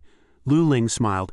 This is truly in line with my intentions. Today is a treasure appreciation meeting, and besides the painting of the old fisherman, I also want to see the works of various painters. Because I am trying to overcome my slaughter tribulation. Hearing these words, everyone's expression hardened. One person couldn't help but blurt out, "What, a slaughter tribulation?" Lu Ling glanced at him and smiled. Heh, are you afraid I will kill people? To overcome a tribulation by killing people until one is sick of it is, in the end, a foolish and unforgivable sin. But to be able to grasp when you must and release when you must, that is the true tribulation of the Tao. Today, there are 36 painters, so regardless of your level, paint a picture with the theme of killing intent. As long as any painting is helpful to me, I will pass on a volume of the Langya Bonglai's Qi Cultivation Heart Method as a token of my gratitude. Hearing this, everyone became extremely excited. The Qi Cultivation Heart Method, the fairy is bestowing a blessing. If one obtains this, it's the same as entering an orthodox sect. With a little enlightenment, anyone has a chance. Xuanjingze smiled. Since Fairy Ling Kongzi has spoken, we few will definitely not betray the Immortals' grace. Setting aside the others, we 5 Yi Realm painters must strive. Since Fairy Ling Kongzi has appreciated a true treasure painting, even if our realm is shallow and we cannot yet create a masterpiece, if the 5 of us cannot produce one, I hope the fairy will not scold us. It's definitely not that we are being disrespectful, but that our skills are only so far. The old Taoist's jaw dropped when he heard this. I'm done for. The 5 people soon stood at their respective desks preparing to paint. The old Taoist stood with the other 4, his face contorted as if he had just chewed on ginger. The remaining spectators were all excited beyond measure. Such a sight is not often seen. 5 Yi Realm painters painting together. I wonder how many masterpieces will be born today. Seeing the old Taoist standing there in a daze, Xuanjingze asked with a puzzled expression, "Fellow Taoist Hunyuanzi, why are you not preparing?" The old Taoist rubbed his hands and smiled. Heh, this old Taoist injured his right hand a few days ago. Xuanjingze's gaze shot at him sharply. "Oh, fellow Taoist Jess, this doesn't look like an injured hand." The old Taoist smiled, at a loss for words for a moment. "Oh well, that is to say." Just then, Li Yuanxin once again came over to help him. "Master, this is an internal injury. Just now on the road my master met a dog that couldn't tell high from low and bit my master. My master didn't bother with it and ignored it, but the dog kept biting. My master rewarded it with a slap and as a result he injured his hand." The attendant understood the hidden meaning in his opponent's words and gnashed his teeth in anger. Li Yuanxin paid him no mind and continued, "It's a truly sad story. It seems my master will have no way to paint today." Lu Ling nodded. "I understand. Your words are very reasonable. In that case, he doesn't have to do it today." Hearing this, the attendant shouted loudly at her. "Fairy, you are too kind. How can you let them be so rude?" Lu Ling paid him no mind and pointed at Li Yuanxin. "But you will come in his place and paint a picture of killing intent. If you can produce a true power painting, I will grant you one condition. If you cannot, I'm afraid I will make things difficult for you." Li Yuanxin's expression was one of shock. "What? A true power painting?" The people below all laughed with expressions of schadenfreude. The attendant is the most pleased. This time that fellow is dead. Even his master can't create a true treasure painting, let alone him. This fellow doesn't even know where he is and dares to disrespect his elders. He has truly angered a high person. Xuanjingze reminded him from the side, "Grind the ink properly. Don't think about leaving here safely today, you two." After speaking, he began to dip his brush. The brush strokes were firm yet retained their delicacy. The people, seeing it, their jaws dropped. "A master is indeed an Yi Realm painter," the old Taoist asked worriedly. "Xinjia, can you really paint a true power painting with killing intent?" The corner of Li Yuanxin's mouth lifted, but he didn't answer. An event from before his reincarnation came to his mind. He recalled the day he tortured the murderer who had killed his family. That person was tortured by him to the point where he couldn't live if he wanted to live, and couldn't die if he wanted to die. At that time his methods were far more terrifying than the monsters of this world. He recalled these things, dipped his brush and began to paint. The old Taoist to one side no longer disturbed him and thought to himself, "I don't know what Xinjia is trying to paint. Even if it's not a true power painting, if he has the early realm of the painting of a night journey in brocade robes, a Mingchen should be possible." A moment later, Xuanjingze stopped his brush. He had drawn 2 dragons fighting. The spectators below all had their jaws dropped. "A beautiful painting. The rainy night slaughter painting. A Mingchen, that's a Mingchen." The prefect clapped his hands and praised. 2 dragons fighting in the rain. Although the full story is unknown, I can feel the killing intent in this painting. It is revealed yet not revealed. A masterpiece. It fits perfectly with the storm today. I wonder if it's not a true dragon from the heavens practicing its martial arts. Congratulations to Grandmaster Xuanjingze for obtaining his 3rd Mingchen of his life. Xuanjingze replied nonchalantly. You flatter me, it's just a humble work. I don't know if it will be of any help to the fairy in overcoming her slaughter tribulation." Lu Ling paid him no mind and continued to stare intently below. Xuanjingze followed her gaze and was startled. Is the fairy looking at that fellow? As he looked, Li Yuanqing also put down his brush. He couldn't help but open his mouth and ask, I wonder what this little friend has drawn. Li Yuanqing held up his painting and smiled. This is the painting of a pervert eating rice. The painting showed a fat monk sitting and eating rice. The people, seeing it, all laughed out loud. Haha, what a strange name, and it's drawn like a child's. The old Taoist's eyes widened. What is this? Could it be? Does Xinjia have some plan? Why? Guizi stopped him from the side. Calm down, I told you earlier. Xuanjingze swung his hand and struck at Li Yuanqing's head. How rude, you've truly got some nerve. It's one thing that it's not as good as a true power painting, but Fairy Ling Kongzi is trying to overcome her slaughter tribulation and needs killing intent.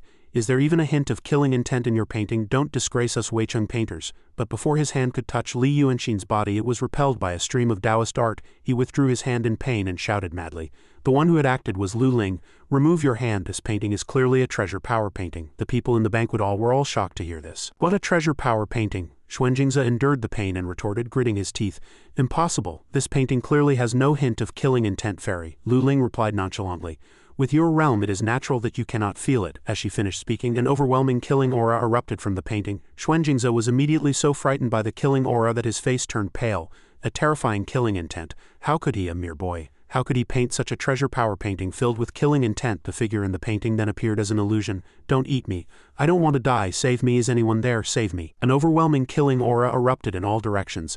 Lu Ling's body also quickly erupted with spiritual power and her clothes changed, becoming even more magnificent. My slaughter tribulation has already been overcome. Li Yuanqing smiled. Congratulations to the fairy for successfully overcoming the tribulation. You have come one step closer to finding your Tao heart. Lu Ling glanced at him. I'll probably have to ask you about that. After speaking, she spread a barrier, enveloping the two of them. The remaining people, seeing this, discussed among themselves. How terrifying. Why is that fellow so close to the fairy? What are they talking about? Don't listen to what you shouldn't hear. The fairy has already blocked outsiders from hearing. Inside the barrier, Lu Ling asked, Is that person still in this world? Li Yuanqing asked with a puzzled expression. Who? The painting sage. Hearing this, Li Yuanqing fell into deep thought. Tisk tisk. On the surface it seems she's asking about the painting sage, but she clearly has an answer in her heart. After a moment's thought he smiled. I do not know. Lu Ling's brows furrowed, but there is definitely no second person in this world who can use the same painting style as him. Li Yuanqing laughed. Did the fairy really come here because of the painting sage? Lu Ling shot back. Are you trying to lead me on right now? Is there a need to lead you on? If the fairy did not come because of the painting sage, then it must be because of the painting sage's belongings. Hearing this, Lu Ling's eyes narrowed at this time. Xuanjingze had already fainted from the shock, foaming at the mouth and collapsing to the ground, and the attendant rushed over to hold him, continuously calling out, Master, wake up. No matter how he called, he showed no reaction. Bei Wuzi, standing to one side, began to show his true form at this moment. Li Yuanqing also noticed the problem and smiled at Lu Ling, saying, Let's discuss that in a moment. I still have one thing to ask of the fairy. Lu Ling had a face full of suspicion. What is it? Li Yuanqing glanced behind him. There is still one more ghostly creature in this house. Surprised by his words, she turned to follow his gaze. The young attendant was being lifted into the air by the monster, his soul and life force rapidly being sucked into its mouth. Lu Ling didn't hesitate for a moment and attacked with a stream of sword energy. The monster's body swelled up like a ball, blocking her attack. Only then did the group in the banquet hall notice that something was amiss. Grandmaster Bei Wuzi is a ghost. Li Yuanqing sensed the aura coming from the monster's body and was lost in thought. This ghost's aura, it's him, he quickly reminded Lu Ling. Fairy, leave this one to me. I can tell you many more interesting things. Lu Ling nodded without the slightest hesitation. A promise was a promise. Bei Wuzi's body swelled up, then exploded, splattering fresh blood everywhere. Lu Ling snorted coldly. Trying to escape, the monster crawled out of Bei Wuzi's corpse and growled threateningly at the group. Seeing this, the group was terrified and screamed one after another, Someone help, murder, the evil ghost is killing people. But the monster did not attack the group. It resolutely rushed outside, trying to flee the premises. The official heard the screams from inside and was about to go in, but just as he reached the door he saw the monster rushing out. He was so frightened he almost fainted on the spot. The monster had no time to devour him. It growled once and continued to run outside with a cold expression. Lu Ling chased closely behind it and pointed a finger at the monster. As she slightly bent her finger, the monster was immediately pulled back. It turned its head in horror, howling as if in utter disbelief. Then, as Lu Ling clenched her fist, the monster's body was instantly bound as if by worms. It was pressed to the ground and struggled to plead, Spare my life, just spare my life. Just then, Li Yuanqing walked out from inside and blocked Lu Ling's path. Fairy, please show mercy. Let me handle this ghost. Lu Ling asked, puzzled. Demons and monsters only harm people in the end. Why would you not eliminate it? Li Yuanqing smiled. As I told you that night, fairy, this is the Tao I pursue. The corner of Lu Ling's mouth lifted slightly. All under heaven are equal and humans and monsters coexist. Very well, I promised I would grant you one wish if you could paint a treasure power painting.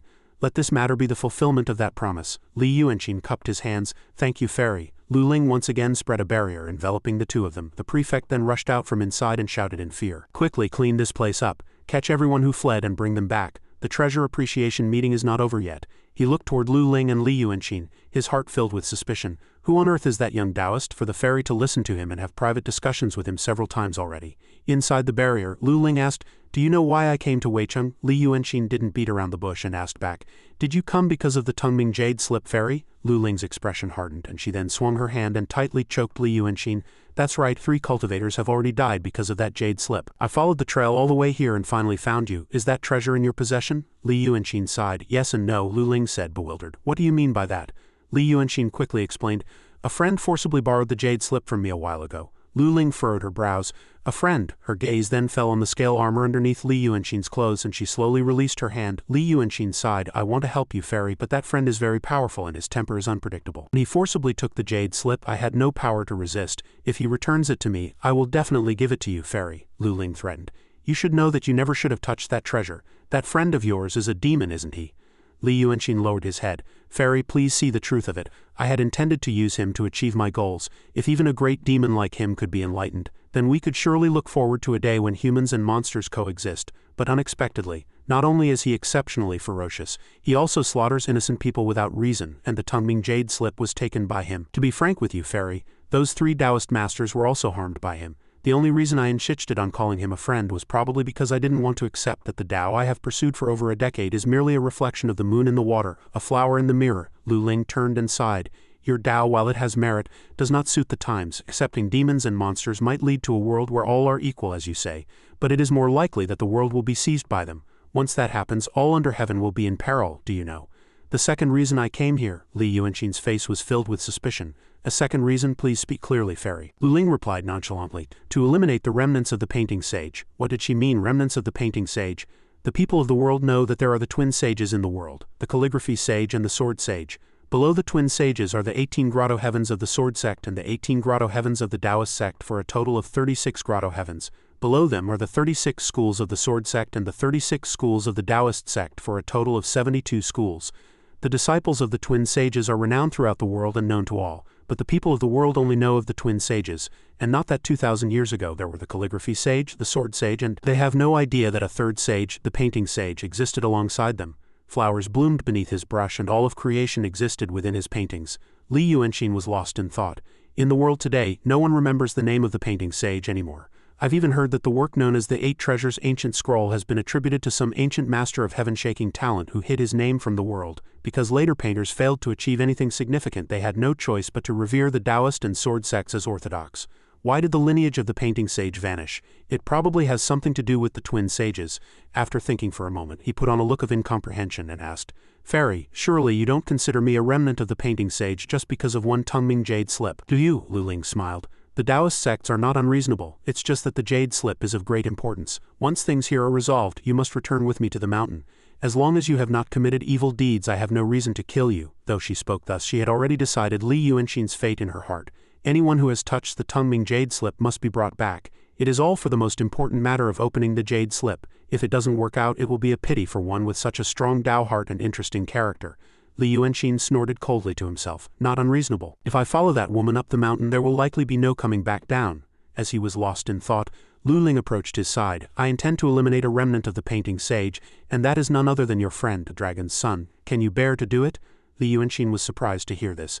Did she already know who he is? How could he possibly consider me a friend now? My Tao that all under heaven are equal and that humans and monsters can coexist, is it truly impossible to realize? If I wait for the right time later, it might not be entirely impossible to realize. The corner of Li Yuanqin's mouth lifted. HMPH. Lu Ling saw his attitude and her face filled with suspicion. Li Yuanqin suddenly laughed loudly. "Haha, that's right, they often say the times make the hero, but I will make the times. In a revolution, the aristocratic class of the old era is the biggest obstacle. They will not walk into the trash heap of history on their own. If they cannot be enlightened, then I have no choice but to cleanly eliminate the great demons who stand in the way and then establish completely new regulations. Only then will demons and monsters no longer continue their evil deeds." Lu Ling's eyes widened as she stared intently at him. His conviction is so strong, how can his path of cultivation be so clear? What do I cultivate for? For the great Tao of long life. But what good is a long life? All the people are in pain if I transcend them. Can I escape this sea of suffering? What on earth is my Tao heart? Li Yuanqing glanced at her and was secretly pleased. Not bad, her mind is beginning to fall into chaos. Even though that woman has passed her slaughter tribulation, her realm has still not broken through, and she has yet to find her own Tao heart. The clearer, nobler and more resolute my Tao is, the fainter, hazier and more illusory her Tao will become. A moment later, with an excited expression, he hugged her. Lu Ling froze at his action. Seeing that she didn't push him away, Li Yuanqing smiled coldly. I am the only one who can pull that woman out of this moment of confusion. Is she confused because of her Tao heart, or is her heart in turmoil because of me? Hee. The seed has been planted, I must make good use of it. After finishing his thoughts, he looked Lu Ling straight in the face and asked, what are your plans next, fairy? To be honest, the reason I wanted to capture this ghost was also to find the dragon's son. He hasn't appeared since he took the jade slip. A moment ago I discovered a trace of the dragon's son's aura on this ghost's body. Although it was very faint, I am certain that young Master Ju is that dragon's son. I want to find him. Lu Ling was still in a daze, her thoughts unreadable. Li Yuanqing raised his hand and waved it in front of her. Fairy. Lu Ling was startled back to her senses. So if we have this ghost, we can find him? Li Yuanqing nodded. I can use a method to make him appear, but I'll need to borrow the masters from the shrines here. Lu Ling replied briskly. Fine, since you are trying to help me find him, it is a just decision. Li Yuanqing glanced at the nearby old Taoist. In that case, fairy, could you order the people here to take care of my master? I've caused him trouble today. I'm afraid his future will not be good if I follow you back to the mountain later. Lu Ling smiled. You are a sentimental person, I see. Very well, I will do as you say. Finishing her words, she withdrew the barrier. This person is a Taoist friend of our Langya Grotto heaven. There was a slight misunderstanding before. Now that the misunderstanding is resolved, he will help me eliminate demons in Weicheng from now on. He will handle this ghost on my behalf. All the masters of the various shrines are here today. From now on, follow his instructions and work together to restore peace to Weicheng. The prefect cupped his hands and bowed. The fairy is most benevolent, Lu Ling continued. Piao Nanzi overcame his slaughter tribulation with the lives of ordinary people. I have already dealt with him in the name of the Taoist sects. Anyone here who knew of Piao Nanzi's actions or condoned them must turn themselves in within 3 days. You will first interrogate them, ask yourself, and then judge them according to your secular laws. The prefect bowed without the slightest objection. Yes, I will follow the fairy's command. At this time, Lu Ling glanced at the old Taoist. Oh, and this Hunyuanzi, he is also a friend of our Langya Grotto heaven. From now on he must not be disrespected while living in Weicheng. The crowd bowed their heads one by one and said in unison, we will humbly follow the fairy's teachings. After finishing everything, Lu Ling glanced at Li Yuanqing. Finish the task I've given you within 5 days. I must return to the mountain. Li Yuanqing nodded. Okay, I understand. His brows furrowed as he thought to himself, dancing on a razor's edge is quite fun. Young Master Ju, look forward to the grand gift I've prepared for you. Lu Ling left, but the treasure appreciation meeting did not disperse immediately. The monster was still prostrate on the ground like a worm. Li Yuanqing and the group all sat at the banquet tables, and he addressed the group with a puzzled tone. Why is no one picking up their chopsticks? You didn't eat anything on the upper floor earlier, did you? A banquet at Jinghua Tower is not something just anyone can eat. But if I don't speak clearly, I imagine you won't be able to eat in peace either. One person couldn't help but laugh and reply. Yes, it would be best if you spoke clearly. Taoist friend Wenqingji, for what reason have you asked us to stay? Our cultivation levels are not high, so we fear we won't be of much help. Li Yuanqing poured some wine and smiled. Everyone, please rest assured. The matter I wish to ask of you is not only without danger but in fact comes with great benefits. The group was still a little tense. There are benefits. We hope you will speak clearly about this, Taoist friend. Li Yuanqing stood up and slowly explained, you are all masters and keepers of shrines, so even if I don't say it, you know in your hearts whether the deities you enshrine are truly efficacious or not. It doesn't matter if you enshrine a deity that is not efficacious. It's merely deceiving the common people a little. But if a demon or ghost were to take advantage of this divine position, borrow the power of vows and incense and harm the local people, then you would find it difficult to escape blame. A moment ago, Fairy Ling Kongzi told me that she discovered traces of demons and ghosts appearing in quite a few shrines. The group was shocked to hear this. Something like that happened? The fairy won't hold us responsible, will she? What should we do? Li Yuanqing reassured them. Everyone, do not be alarmed. Today, after seeing the treasure power painting I drew, the fairy discussed with me and decided to have me create new divine images for you. This way, first, the spiritual energy in the painting will help protect the incense offerings of the shrine, and second, it will cut off the possibility of demons entering the divine position, so you can also be more at ease in the future. After hearing this, the group stood up in unison and cupped their hands. The fairy is most benevolent and the Taoist friend is also most benevolent. If we can obtain the Taoist friend's treasure power painting, even our small shrines will be graced with light. The old Taoist had a helpless expression and thought to himself, that fellow Xinjia is at it again. Everyone, don't celebrate too soon. Li Yuanqing took a talisman from his bosom, used a technique to capture the ghost inside it, and then left with the old Taoist. Come to me at noon tomorrow to receive the paintings. I will take my leave now. The group bowed in unison. Taoist friend Wenqingji, please take care. Waiting for him to leave, the group discussed with puzzled expressions. Taoist friend Wenqingji just spoke, but did he say how much his treasure power paintings would cost? I don't think he mentioned it. It doesn't matter how much. If he asks for it, would any of you dare to refuse? Li Yuanxin bought some painting materials and returned to the shrine. As he walked, he thought to himself, everything I need to paint is ready. I'll have to work hard for a while now. I'm afraid this will be a near-death experience, but if I can successfully get rid of these two troubles, then in the future, the sky will be high and the birds will fly freely. Walking down the road, lost in thought, he sensed a familiar figure, waiting until that person passed him. He turned his head in surprise and called out loudly, "White Impermanence." The White Impermanence stopped and glanced at him. "It's you. The young brat can see me again?" Li Yuanxin smiled. "What's so strange about that? It's not the first time, is it?" The White Impermanence snorted coldly. "Enough. Do you know how much time you have left?" Li Yuanxin's brows furrowed and he couldn't help but tense up. The White Impermanence laughed. "You truly have guts. Having been born with a human body in this life, you should have obediently cultivated heavenly Tao spiritual energy, yet you dare to accept the vow power of mortals' incense with a human body. Your snow mountain sea of chi has already been severely damaged. Your spiritual power will dissipate, and your death is not far off." Li Yuanxin sighed sorrowfully. "Is that so? I know this too. But if I don't gradually shift from spiritual power to vow power to rebuild my snow mountain sea of chi, I won't be able to continue cultivating the heavenly heart true dharma later and will have to switch to the path of gods. Is that okay?" The White Impermanence looked intrigued. "Heh heh, a newborn calf fears no tiger. Do you think no one has attempted such a thing before? Think about it. If a house is about to collapse and you replace the bricks and stones inside with sand, it can only hold up for a short while. But in the long run, how can sand support a house?" Li Yuanxin lowered his head, sighed and said, "So my snow mountain sea of chi is a stone house? I thought it was a lifeline, but now it's become a death-bringing talisman. What if I stop absorbing vow power now?" The White Impermanence waved his hand. "Useless, useless. Your foundation is already destroyed. You won't live long in this life. When you die, your soul will not be whole. You will lose all your spiritual consciousness and become a lonely, wandering evil spirit in the human world. In a word, it will be tragic." Li Yuanxin's expression changed drastically. "Does that mean even you won't take me when I die?" The White Impermanence shook his head. We won't. You're just as troublesome as that demon lord." Li Yuanxin's face was filled with confusion. "Demon lord?" The White Impermanence frowned. "It's nothing. Anyway, we can't interfere with your kind who delude themselves into enjoying the incense offerings with a mortal body and fight with heaven for profit." Li Yuanxin suddenly smiled. "I understand now thanks to Lord Yama's guidance." "Thank you?" the White Impermanence asked, puzzled. "What do you understand?" Li Yuanxin showed an extremely holy smile. "I'm not going to be a human anymore." Hearing this, the White Impermanence couldn't help but break out in a cold sweat. It seems this Lord Yama has unleashed a terrifying monster. Li Yuanxin then continued on his way back to the Dragon King Temple. The ghost inhabiting his body thought to itself, "I've wandered for 400 years. Will it end in this Weicheng?" As he walked, Li Yuanxin pondered. Did Lord White Yama not notice the great ghost in my body, or did he not want to catch it? Is it because it's not under the jurisdiction of the underworld messengers, or is it also a troublesome matter? The answer will be revealed soon. A moment later, he was outside the prefectural residence. Fortunately, much of the yin energy from this prefect's residence had not yet dissipated. When mixed with the ghostly aura, he would not be discovered. He quickly entered a deserted alley, then took out a talisman and released the ghost. "All right, show your true form.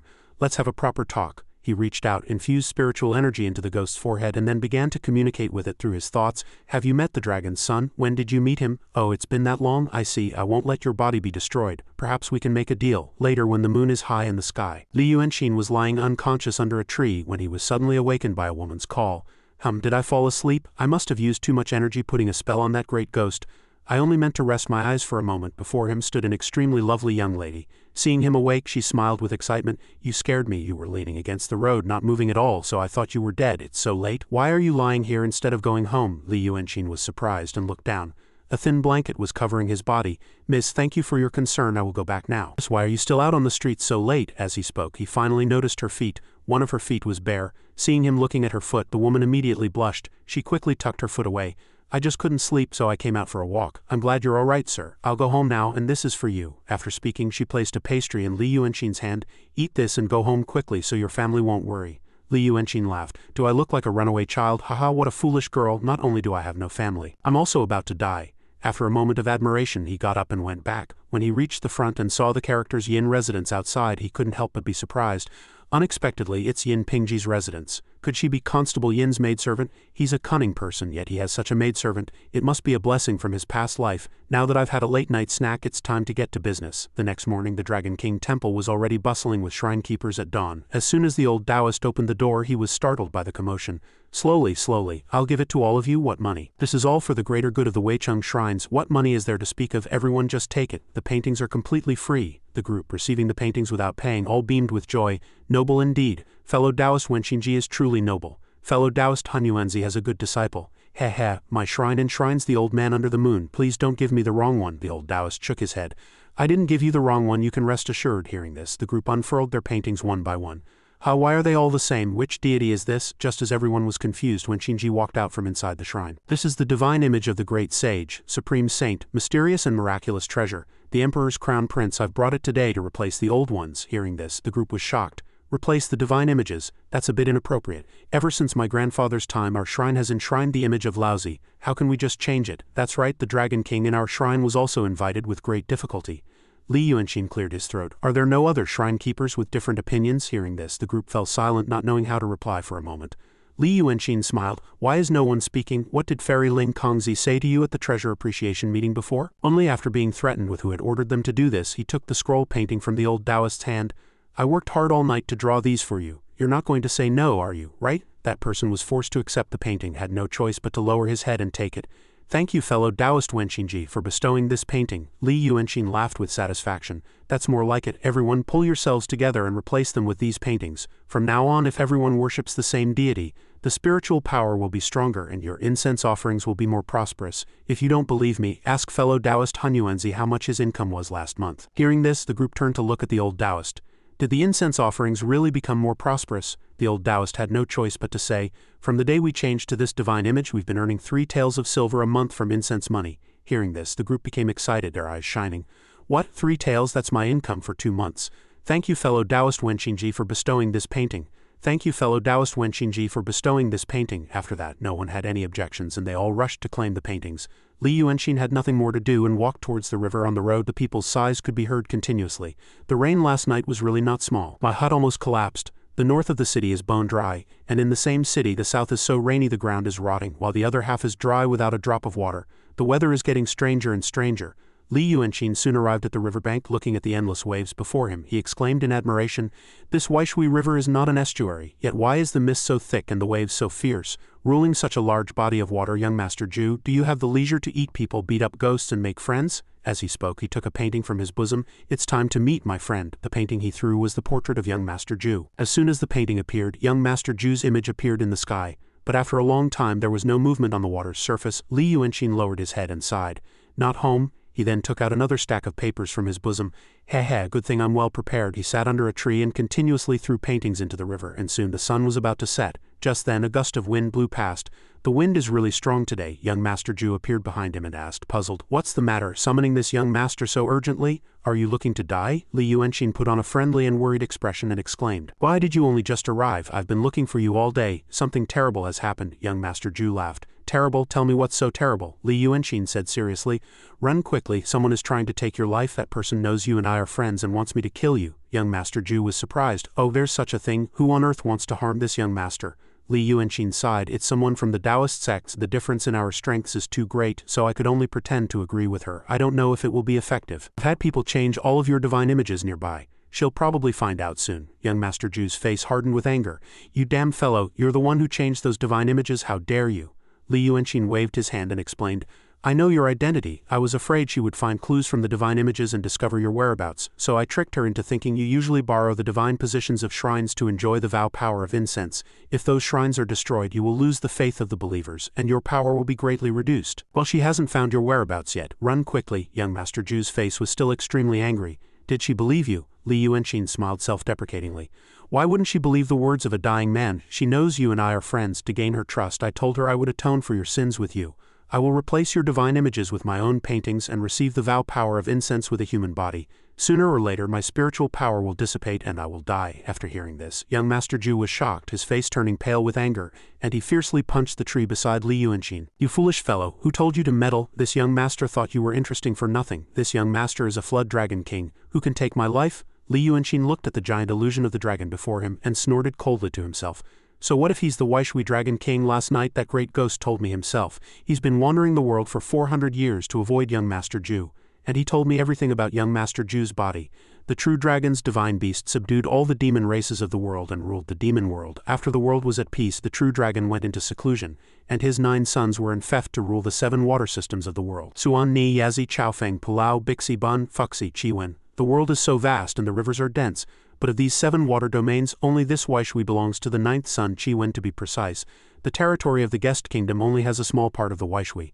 The Waishui Dragon King, just the last unfavored dragon. After roaring in anger, young Master Ju reached out to check Li Yuanxin's pulse and assess his situation. After a moment, sensing his brows furrowed even deeper, revealing a sense of helplessness, Li Yuanxin sighed sorrowfully. "It's true, I'm hopeless now." A hint of guilt involuntarily arose in his heart. This young Master Ju, though his personality is strange and his temper is explosive, he really seems to consider me a friend now, or perhaps there's another possibility. After a moment's thought, he opened his mouth. "Young Master Ju, you..." Young Master Ju sighed. "I thought you had betrayed me." Hearing this, Li Yuanxin's eyes widened in incomprehension. Young Master Ju explained, "You clearly knew I was looking for that great ghost, yet you deliberately let it go, didn't you? Fortunately, this young master found it, right near the house where you let it go. I was very angry with you at that time, but then I saw the young lady of that house smiling happily, so I just ate her. Really, if I had known this would happen, I wouldn't have eaten her. Although her flesh was tender, the taste was not good. I don't know if that young lady was an acquaintance of yours." Hearing this, Li Yuanxin was stunned, and after a moment he exclaimed with a look of disbelief, "Miss He, you mean that young girl from the Yin residence?" Young Master Ju snorted coldly. "How would I remember such things? Just living food. If you feel bad, wait until you die and I'll offer you a few." Li Yuanxin lowered his head and sighed. He tried his best to regain his composure. "Oh, it's nothing. Anyway, I hope you can live well. The woman who came looking for you is the head disciple of the Langya Grotto Heaven. Next she will prepare like this." He then quickly told young Master Ju a bunch of plans. As the sun set at the Yin residence, mourning clothes were hung outside the door, and the people outside discussed in low voices. "Something happened at Constable Yin's house. I heard it was Constable Yin's niece. What a pity. That child's parents died in an accident before, and she only just came into the city from the countryside a few days ago. How could she die just staying at home? Bad luck. Probably harmed by a demon." Li Yuanxin had rushed here straight from the riverbank. He looked at the tree stump where he had dozed off last night and sighed. Just then, Lu Ling appeared beside him again and asked, puzzled, "What are you looking at?" Li Yuanxin looked at the sky and sighed. "Karma." Lu Ling glanced at him with a puzzled expression. Li Yuanxin explained, "Last night another innocent person died because of me. If I hadn't made friends with that demon, she would probably be living well. She didn't even know me. She just couldn't bear to see someone in a coma leaning against the wall and showed some kindness. But because of that, she was eaten in one bite by that demon. That child had just lost her father, left her hometown, and was living under someone else's roof. Perhaps Constable Yin would have treated her well, and Weicheng would have become her new home, and her future would have been better and better. But now she is no more. It is all my fault. These demons, except for their own kind, are cunning and malicious, and they can kill anyone. I want to ask you, Fairy. I will do my best to help you, but what are your chances of killing him?" Lu Ling replied confidently. 10 out of 10, Li Yuanxin was surprised. 10 out of 10. "That demon is called the Waishui Dragon King and has been here for hundreds of years. You are so sure you can kill him, you must have made preparations," Lu Ling replied calmly. "With his innate demon body alone, he has already gained power beyond the ordinary. If we had met by chance, I would most likely have died at his hands. But as long as I have time to prepare and set up a talisman formation, once he enters, he won't be able to leave. More importantly, you have met him, haven't you? What did you say to him?" Li Yuanxin shook his head. "Nothing. I just told him I was threatened by a woman from the Langya Grotto Heaven. First, I'll pretend to agree with her and stand by her side. When the two are fighting fiercely, I'll secretly land a fatal blow on her. In fact, I won't lift a finger, so when the time comes, you can turn the tables on her." Lu Ling gripped his hand tightly and asked with a puzzled expression, "He believed you?" Li Yuanxin sighed. "He's a dying man. What is there not to believe?" Lu Ling was shocked to hear his words. Li Yuanxin turned to face her and explained, "Didn't you ask me to send you some of the shrine's vows before? I used them to change that dragon's memorial tablet to my portrait. I've drawn all the vow power of the incense offerings into my own body." In his eyes, "I will be dying for him. And besides, this will also greatly weaken his vow power." Lu Ling was horrified upon hearing this. "Why must you go to such lengths? Do you know what it means for a painter in their teens to be able to create a treasure power painting?" Li Yuanxin replied nonchalantly, "A genius? What's so great about that? Can it wash away the sins you and I committed with that dragon? A human should not befriend a demon. As a friend, it is not right for me to harm him with you. I have already committed too many wrongs. Death is the only fitting end for me. It's just a pity that I can't leave anything behind in this world. I said before that I would return to the mountain with you. I'm sorry, I probably can't go anymore." Lu Ling watched his retreating back, lost in deep thought, then turned and left, sighing, "What a foolish fellow." That's right. At this time, Li Yuanxin once again felt something strange in his body, as vow power from all directions continuously flowed into him. It seems the person who changed the divine image has already appeared. 3 days later, Lu Ling was in her room drawing a talisman, and asked the person beside her, "What did he do today?" Song Yunzi from behind continued, "The same as the last 2 days. He wandered around the city all day, painting everywhere, selling some and giving some away, producing many masterpieces. This evening he even gave a true power scroll to a beggar." Lu Ling was surprised and stopped her brush. "A true power scroll? Tell me." Song Yunzi quickly recounted. This morning I secretly followed him to Changwen Road. From the time the shops opened until evening he set up a small stall and whimsically invited customers to sit for a portrait as a game. An old beggar sat beside him. Hearing the hot and sour soup being sold across the street, he said, back when I was guarding the border at Wuwei Garrison we only had 1 day off a month. As soon as my brothers came out of the garrison, they wanted to drink hot and sour soup. The border is cold, and to drink a bowl of hot and sour soup while blowing on it. Tisk tisk, there's nothing better than that. Li Yuanxin sat to one side, a little surprised in his heart. Oh, he started to reminisce about the old days. The old beggar then took a coin from his bowl, walked up to the burly man selling soup and said, young man, give me a bowl of hot and sour soup. Just 1 piece of flatbread will do. I just want the broth, no need for the solids. The burly man shook his head. I don't sell it like that. The old beggar held up the coin in his hand. I have money. The burly man angrily swung his hand and pushed him away. Get away from me, are you sick? The coin flew out and landed at Li Yuanxin's seat. He bent down to pick it up and shouted at the burly man, hey, bring a bowl of soup over here. The burly man shouted in anger, come get it yourself, who's going to serve you? Li Yuanxin sighed, still so short-tempered. The old beggar looked at him and pointed to himself, young master, that's my money. Li Yuanxin picked up his brush. Don't be in a hurry. You want to drink hot and sour soup, but he won't sell it to you. I'll sell it to you. He then shouted at the crowd on the street. Who will give me a bowl of hot and sour soup? I'll perform a magic trick for you. How about it? The crowd snorted coldly in disdain. What kind of scam is this? You know magic too? A wealthy young master came over and smiled. Give this young master a bowl of soup. Li Yuanxin took the bowl. Thank you, brother. He then put the bowl to his lips, drank it all in one gulp, and unfurled a scroll painting, channeled his spiritual power and pushed the bowl into the painting. The burly man selling soup was shocked to see it. What's going on? How did you make my bowl disappear? A young master snorted coldly. It's just an old bowl. This young master will compensate you for it. The crowd excitedly stared at Li Yuanxin and shouted for him to continue. Li Yuanxin looked up at the crowd and smiled. I've eaten the young master's hot and sour soup. Now it's my turn to treat all of you. As he finished speaking, the lotus flower in the painting materialized and held up the soup bowl. The crowd was so shocked they were speechless. Soon, countless more lotus flowers rose from the river in the painting. Li Yuanxin pointed to the painting and invited them. Everyone please have a taste. The crowd took the hot and sour soup from the lotus flowers, incredulous. It's hot and sour soup, hot and sour soup. Haha, it's still hot, it's real, brothers. Move aside, my bowl is in there too. Li Yuanxin glanced at the old beggar. You bought the hot and sour soup, why aren't you eating it now? The old beggar scratched his head. The Immortals' hot and sour soup is too delicious, this humble one dares not eat it. Li Yuanxin laughed. What Immortal, it's just a small trick, eat. The old beggar took the soup bowl from his hand. Thank you, Immortal. He then put it to his lips and drank it all in one gulp. He smiled with satisfaction. This is the taste. Li Yuanxin nodded. These people of the world are easy to see through. A bowl of hot and sour soup, a bit of money, a bit of power. They don't care about what's beside them. You are different from them. You know what you want and what you live for. The old beggar lowered his head. Though I have accomplished nothing in this life, it was all the path I chose for myself. Seeing that this life is coming to an end, I realized it early. Li Yuanxin looked up at the sky. What if I give you another chance to choose? The old beggar was shocked. Immortal you? Li Yuanxin went behind him and chanted an incantation. 12-storied 5-star immortal, descend upon my crown, bind my hair and aid in long life, may there be hope for long life. As he finished speaking, he tied up the old beggar's disheveled hair. The old beggar, guided by his words, nodded repeatedly. I want it, I want it. Li Yuanxin handed him the painting. There's no hurry. This painting is your fortuitous encounter. If someone comes to buy the painting from you in a moment, you can take as much as you want to sell it for, but you can also think about whether you should sell it or not. The burly man selling soup on the side picked up the bowls, excited in his heart. I've struck it rich, I picked up dozens of bowls. I can't take the rest and I can't let others benefit. Thinking this, he decisively smashed the remaining bowls. The old beggar stood there blankly, watching Li Yuanxin's retreating back. Only after he had completely disappeared did everyone come back to their senses.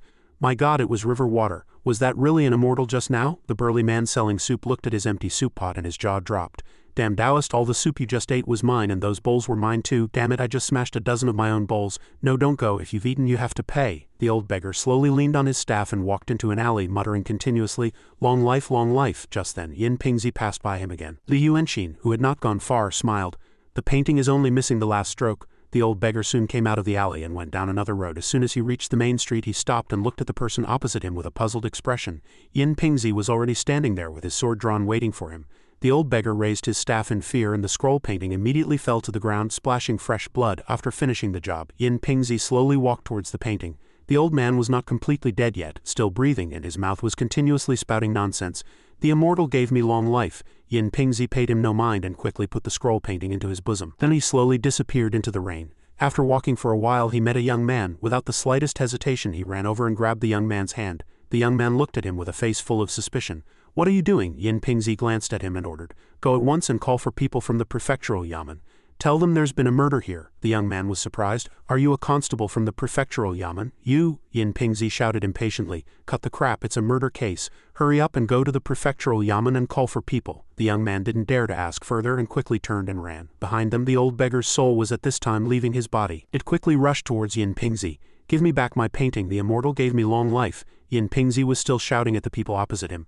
"There's a murder case up ahead, don't come close, hurry up and get out of the way." The old beggar's soul rushed over and wrapped around him, shouting continuously, "Give me back my painting, I want long life." Yin Pingzi immediately spat out a mouthful of blood and stood there blankly wailing. Not far away on a roof, the white impermanence observed the situation below and sighed. "He tied this old man's hair, that's how he formed a connection, we can't take him away. But it's not a long-lived person but a long-lived ghost. I say this Li Yuanxin and that demon lord are in fact one and the same." The black impermanence nodded from behind. "He's just a mortal, let him be. Our business here is done. The heavenly emperor of the Li kingdom will die in one Shichen, let's go and get him." The scene shifts to Lu Ling. She was at this time picking up her brush again to draw a talisman. Song Yunzi from the side was still slowly explaining. "As per the fairy's instructions, I have told Yin Pingzi that his niece met Li Yuanxin before she encountered the demon. And I also told him about Li Yuanxin's whereabouts for the past few days. He seems to really dote on his niece." Lu Ling asked with interest. Yin Pingzi, knowing that his niece might have been harmed by Li Yuanxin, "What did he do?" Song Yunzi nodded. As the fairy expected, Yin Pingzi did not go directly to Li Yuanxin, but went to the old beggar to snatch the painting and then went to see Prefect Zhao. When he came out, he no longer had the painting, so he probably offered that true power scroll to Prefect Zhao. It is said that half of the great wealth of the world returns to its former master. Prefect Zhao is from the Zhao family of Bati and has an arrogant nature, so he probably has long been dissatisfied with the fairy's decree. Yin Pingzi, in order to avenge his niece, has thrown in his lot with Prefect Zhao. Li Yuanxin and the old Taoist of the Dragon King Temple will soon meet with misfortune. But seeing him suddenly stop speaking, Lu Ling turned her head. "But what?" Song Yunzi replied. "But this humble one has a few things he doesn't understand. If the fairy wants to deal with Li Yuanxin and the old Taoist, there are many ways. Why go to such lengths?" Lu Ling shook her head. "It's not for this matter, all right, you may withdraw for now." Song Yunzi didn't dare to ask further and immediately bowed, cupped his hands and left. Waiting for him to leave, she looked outside, HMPH coldly. "I am not a fool either. I would rather see what you will do once this path is cut off." The scene shifts to Li Yuanxin. He was at this time sitting in the shrine wiping his sword. The last stroke has already been drawn. The scene shifts to the prefect's residence. Prefect Zhao excitedly unfurled the painting that Yin Pingzi had brought. "This is a true power scroll, haha, how could that brat be Ling Kongzi's man?" As he was staring at the painting, the image of the old beggar in the painting suddenly glanced at him. The scene shifts back to the Dragon King Temple. The old Taoist approached Li Yuanxin and asked, "Xinjia, are you planning to leave?" Li Yuanxin, who was wiping his sword, looked up with a puzzled expression upon hearing his words. The old Taoist carried a jug of wine and sat down beside him. "After you came back from Jinghua Tower that day, you've been busy all this time and haven't even had a proper meal. This old Taoist is of shallow learning and doesn't know what you've been busy with, but we've been together for quite some time now. I know you are a free-spirited and unrestrained person. You can't possibly go to a place like the Langya Grotto Heaven with Ling Kongzi, so you're planning a way to get out of it, aren't you?" Li Yuanxin didn't hide it and nodded. "Yes," the old Taoist smiled. "Xinjia, I want to go with you." Li Yuanxin asked back with a puzzled expression, "Follow me, aren't you afraid?" The old Taoist replied with great spirit, "Xinjia, I, this old Taoist, am not one who clings to life and fears death. As I've said before, even in death I will follow you." Hearing these words, Li Yuanxin fell into deep thought for a moment, and after a long while he sighed. "In that case I will be frank with you.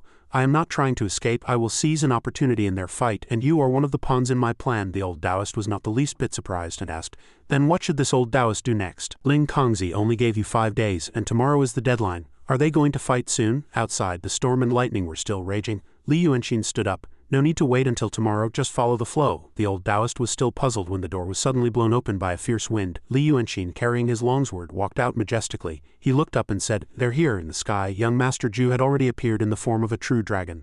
And below, Lu Ling was also standing on the roof waiting. She looked at the true dragon above with cold, emotionless eyes. Torrential rain was accompanied by a fierce wind, and outside the riverbank the able-bodied men of the city had all gathered. "Men, quickly check the dikes and hold on." The old people in the city all bowed their heads in prayer. "The Dragon King is angry, Dragon King. Please quell your anger. May the Immortal bless us and grant my son safety." The vow power from all over the city all headed towards the Dragon King Temple. Li Yuanxin soon couldn't bear it and trembled, kneeling on the ground. "Such great vow power, this damn dragon is doing it on purpose. He's deliberately making such a big commotion. Damn it, it hurts so much I can't hold on any longer." He tried his best to endure the pain and looked towards Lu Ling. She also turned her head slightly and glanced at him. Li Yuanxin couldn't help but laugh self-deprecatingly. "Good, very good, neither of you trust me after all. You're just waiting for me to die before you fight." Lu Ling glanced at him and sighed. "You're already at death's door, why struggle so much?" Li Yuanxin laughed coldly. "Haha, aren't you happy too? You all said you believed me with your mouths, but in reality none of you did." Lu Ling's eyes grew sharp. I believed 70% of what you said that day, but after seeing all the things you've done these past few days I can only believe 30% of you now. Although I don't know what you're trying to do from beginning to end, whether you're trying to run away, feign death, or try to cultivate the path of gods, it's all meaningless now. I have set up the 4 symbols formation in Weicheng.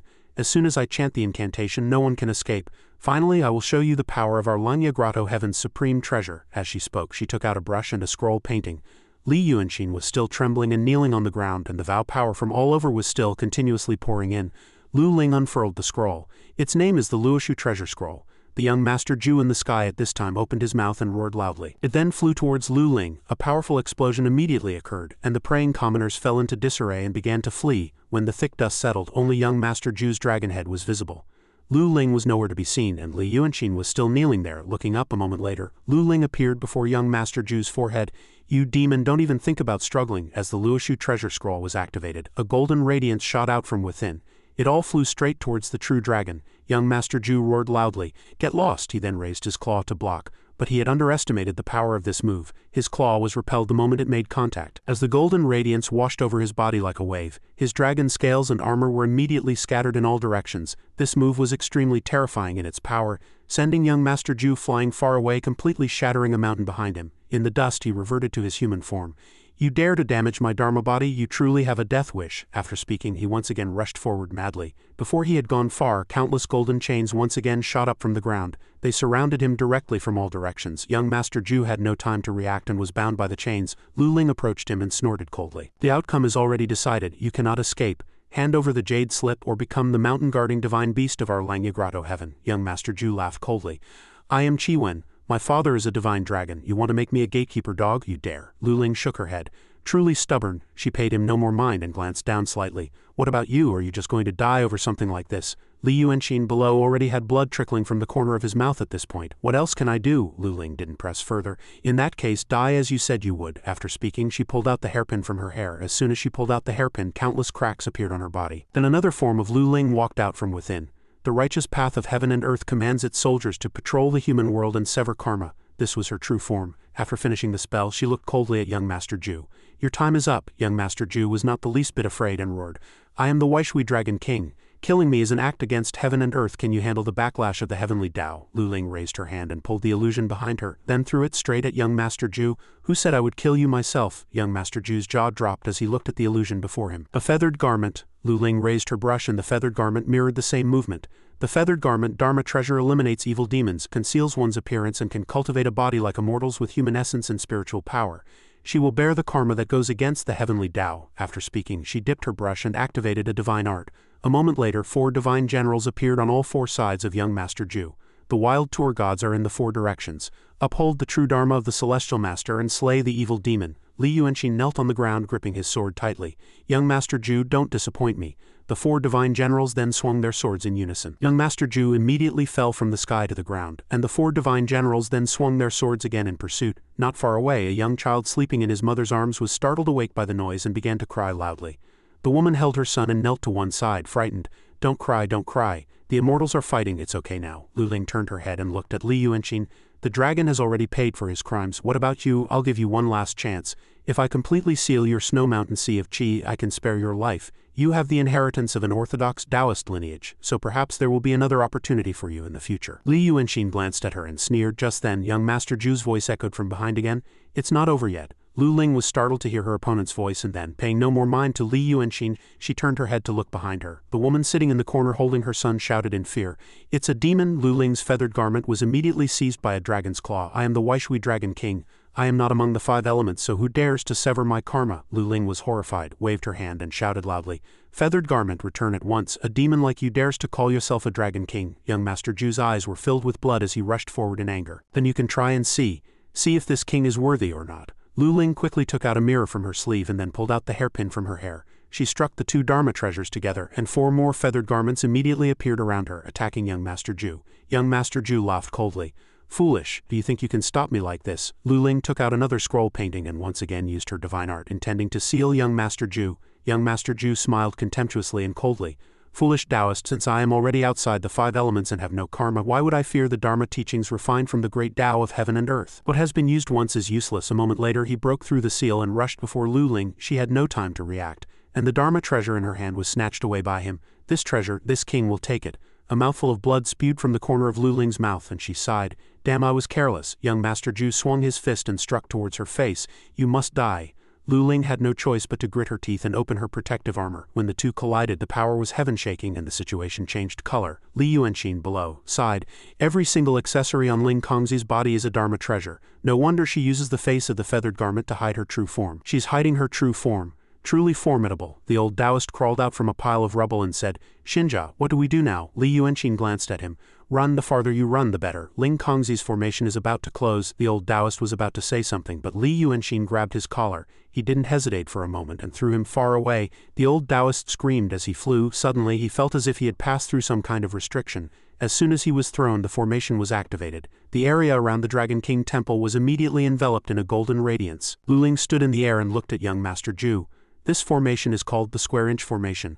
Within this square-inch formation, every time you use your power, it will add an attractive force and suck your power away. The formation is already complete, so today you will surely die. As she said, the spiritual power in young Master Zhu's body was at this time scattering in all directions of the formation. He roared loudly in anger, I am the Waishui Dragon King. I will not lose. Suddenly he turned his head slightly and glanced below. Seeing him look at her, the woman shouted in fear. No! Young Master Zhu did not hesitate for a moment, reached out and grabbed her, and the son in her arms was immediately seized by him. The child cried out ceaselessly in fear. Sob, sob, mother, mother. Hearing the child's cries, young Master Zhu became even more enraged and clenched his hand tightly. Then he decisively threw the child into his mouth. The child was thus swallowed alive by him. The woman sat powerlessly on the ground wailing. Li Yuanxin stood up leaning on his sword. He looked up at the sky. The rain is getting heavier. Young Master Zhu, having supplemented a bit of sustenance, once again roared loudly. I am the Waishui Dragon King. An illusion of a sword appeared in Lu Ling's hand, and she snorted coldly. Death is imminent, yet you do not change. After speaking, she flew forward with her sword to attack. The galloping young Master Zhu below had no way to dodge and was directly struck by the move. When the dust scattered, his completely unharmed figure was revealed. Lu Ling's strike just now had been blocked by the dragon head of the Dharma body he had summoned. Don't think about trapping me. After speaking, he controlled the dragon head and charged straight towards one of the walls of the formation. The formation was immediately deformed by his impact, but though it deformed, it did not break. Lu Ling swung her hand to stabilize the formation and snorted coldly. The square-inch formation is already complete. Even if you eat all these people, aren't you afraid of bursting your stomach and dying? Cold sweat trickled down young Master Zhu's face and he snorted. Mortals? Suddenly he turned his head slightly and looked down. Li Yuanxin had at some point approached his side. Seeing his opponent, a look of suspicion appeared on young Master Zhu's face. Li Yuanxin opened his mouth with difficulty. Young Master Zhu, I've come to help you. Hearing this, Lu Ling was horrified in her heart. Li Yuanxin, if that beast is allowed to eat the vow power of the incense offerings contained in his body, it will be disastrous. Young Master Zhu quickly gave up on breaking the seal and descended before Li Yuanxin. He looked at his opponent with sincerity. Friend, thank you. After speaking, he opened his mouth and rushed at Li Yuanxin. Just then, Li Yuanxin pierced his chest with his sword. Young Master Zhu was completely defenseless and was stabbed by him, staggering back. Li Yuanxin then pulled out his sword and struck him with another palm. Young Master Zhu was sent flying, continuously spitting blood from his mouth.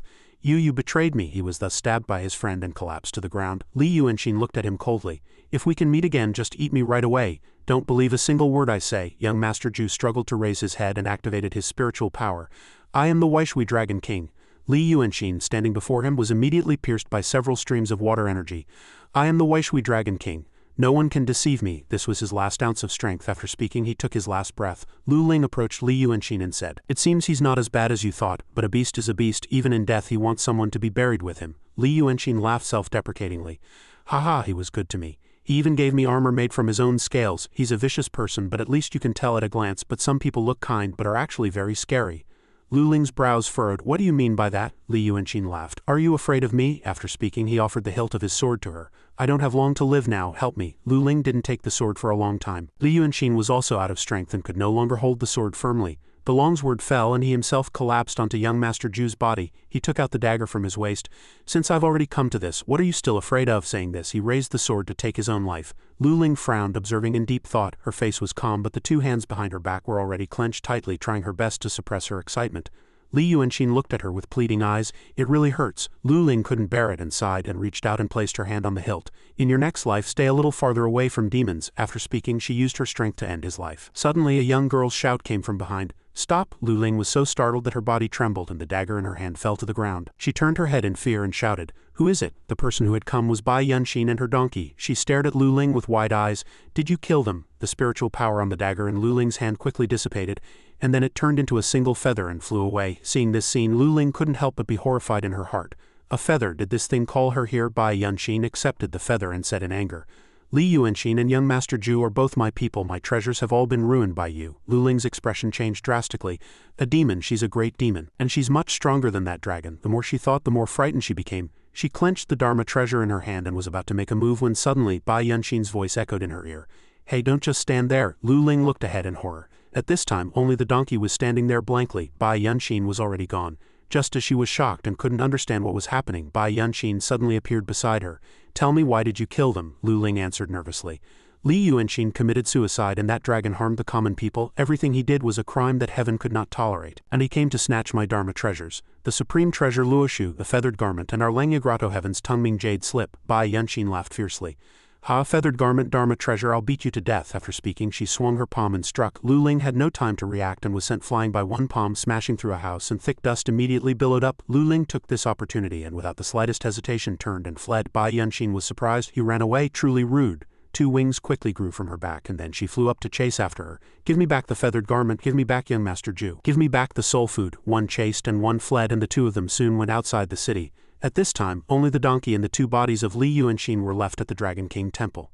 The donkey approached Li Yuanxin with a face full of suspicion and then suddenly smiled. At the same time, all the common people in the city lost consciousness, and the entire city immediately became terrifyingly quiet. All the common people fell asleep in unison. Souls flew out of the divine statues in the houses one by one. The souls of all the common people, regardless of age, also came out to the streets in unison. They all walked in the same direction. The scene shifts to the Earth God Temple in Zhuluo village. This place was about 13 li away from Weicheng and the shrine keeper was asleep. Suddenly a person walked out from the painting hanging on the wall. As soon as that person passed over his head, he woke him up. In a daze, he saw a figure radiating a golden holy aura. He immediately shouted excitedly, "The true Lord has shown his holiness. The true Lord has shown his holiness." This illusion was precisely Li Yuanxin. At the same time, in other shrines, his illusion walked out of the divine statues in unison. In Weicheng, a certain Dharma formation was activated at this time, and a giant's illusion appeared covering the entire city. At the Dragon King Temple, Li Yuanxin's body suddenly lit up, and his arm also suddenly moved. Li Yuanxin's illusion, which had come out from all the shrines inside and outside the city, quickly entered the city. They each went to their designated positions, and a moment later countless golden radiances shot up into the sky from all over the city. The spiritual illusion in the city also became more and more substantial, and the meridians had already been completely reconstructed, with only the heart's position remaining, and this position was precisely at the prefectural yamen. Li Yuanxin led the common people of the city and approached. Go forward and open the way." A moment later, the prefectural residence was completely surrounded by the common people. Outside the prefectural residence, a general led a group of soldiers to block them. "Which ghosts are you to dare to trespass into an important place like the prefectural residence?" Li Yuanxin replied calmly. "I have led the 300,000 souls of Weicheng. I have come to the prefectural residence today to borrow the divine position to reforge my true soul, that is, my Dharma body. Do you dare to stop me?" The armies on both sides immediately roared, preparing for a decisive battle. The leading general swung his sword and shouted loudly, "I am the great general of Weicheng, relying on the feng shui and heavenly Tao of Weicheng for my existence, guarding the prefectural residence of Weicheng so that evil demons cannot invade. Today, with me here, you can forget about coming in." Li Yuanxin snorted coldly. "People of Weicheng lent you their power to protect the city, yet you use it to protect a single government office, treating public matters as your private affair and obstructing the chi of 300,000 souls. Have you forgotten what the very foundation of your Dharma body is made of?" The general was startled by his words. "I will not stop you, but the Yamen gate is protected by the laws of heaven and earth. I cannot help you open it." Li Yuanxin walked past him and replied nonchalantly, "I don't need your help. I have my own way of opening the gate." He approached the gate, placed his hand on it and called out, "Beggar, do you wish for long life?" Inside the drawing room of the residence, Li Yuanxin's true power scroll was hanging there. Hearing Li Yuanxin's call from outside, the old beggar in the painting immediately responded, "The immortal wishes to grant me long life." He quickly leapt out of the painting and ran straight for the gate, opening it without the slightest hesitation to welcome Li Yuanxin. As soon as the gate opened, a sacred golden light from outside shone directly on his face. The old beggar laughed with extreme joy and excitement. He approached Li Yuanxin and kowtowed, "Immortal, please grant me long life." Li Yuanxin calmly walked past him. "In time you will naturally attain long life." The old beggar was so happy he burst into tears. He truly is an immortal. Li Yuanxin walked straight towards the main hall. With only one step left, he quickly sat in the official's chair and then picked up the wooden gavel, slamming it hard on the desk. A golden radiance immediately erupted from within the yamen, and Li Yuanxin sat in the official's chair, closed his eyes and absorbed the power. A moment later he finally smiled with satisfaction. The Dharma body is formed, the Dharma body is complete. With Li Yuanxin at the center, a golden radiance quickly spread throughout Weicheng. Inside a certain residence in the city, a figure suddenly burst up from the ground. In the sky, it suddenly began to snow in Weicheng, and the dozing commoners woke up one by one. What's going on? Did I just doze off? Outside the yamen, only the old beggar and a certain soul were left, and both glanced at each other, looking a little surprised. Soon, Li Yuanxin walked out from inside.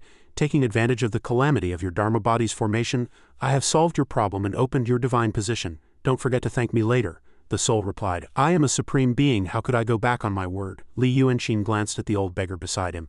Then after you have fulfilled your remaining wish, enshrine the old beggar as the local earth god. That way his fateful encounter with me will not have been in vain. How does that sound? The soul nodded. Of course, rest assured. Li Yuanxin had no more business there and turned to leave. Good, then I will go and finish my own business. The scene shifts to a mountain range outside the city. Bai Yuanxin stood before Lu Ling and sighed, really you've ruined everything, my little donkey. And Li Yuanxin, all right, what else is there? Hurry up and confess. Lu Ling, covered in blood from the beating, stammered tremblingly.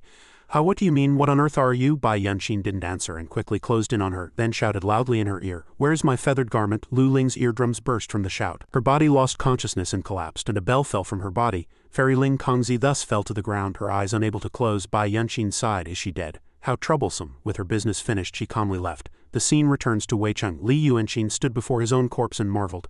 To die while being so handsome, what a waste. He stared intently at the two bodies for a moment, then took a suit of scale armor from his own corpse. Thank you for this gift. It was because of this that I had a chance to survive. I didn't want to kill you, but only by your death can I live. I shall receive your divinity. After speaking, he did not hesitate to stab his opponent's divinity into his own body. Dragon scales scattered in all directions, then continuously fused into Li Yuanxin's body. He was in so much pain he knelt on the ground. The fusion process continued for about 1 shichen, and soon scale armor grew from his body.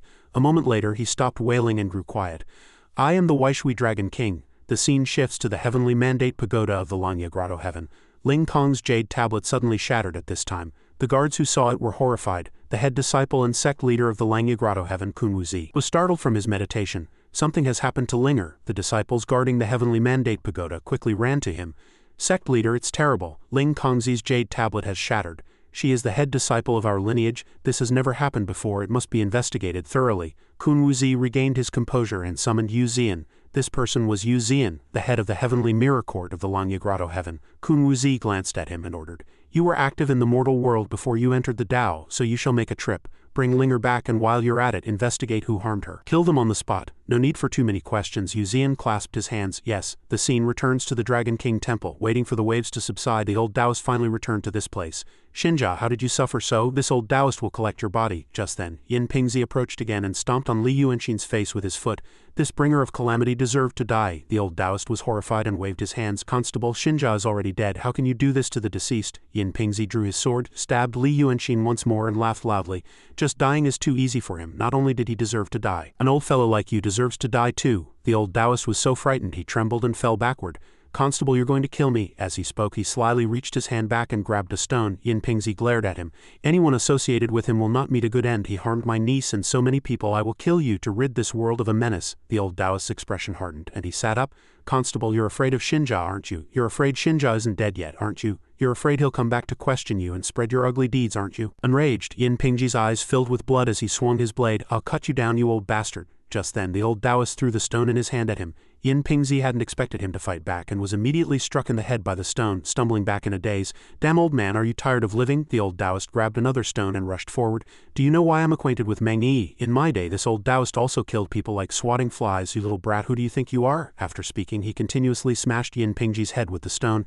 Stomp on him, will you? Stomp on him. A moment later, Yin Pingzi's head was smashed into minced meat by him. Only then did the old Taoist regain his composure. Throw away the stone and stand up. He quickly went to Li Yuanxin's body and reached out to wipe the bloodstains from his face. Soon his face was cleaned by the old Taoist. The old Taoist couldn't hold back his tears and wept once more. Xinjia, how did you suffer so? A moment later, he left the city and went to another shrine. He approached and knocked on the door, calling for the person inside. Soon the shrine door opened. Shiguizi saw the old Taoist and asked with a puzzled expression, Fellow Taoist, what happened? The old Taoist replied sorrowfully, My real name is Lu Gengchan. I was abandoned in the mountains a few years ago and my moniker was Guishan Zi. I just killed Constable Yin. I have nowhere else to go. Can you let me stay here for a while? Li Yuanxin stood on a tree and watched him enter with Shiguizi, his expression softening slightly.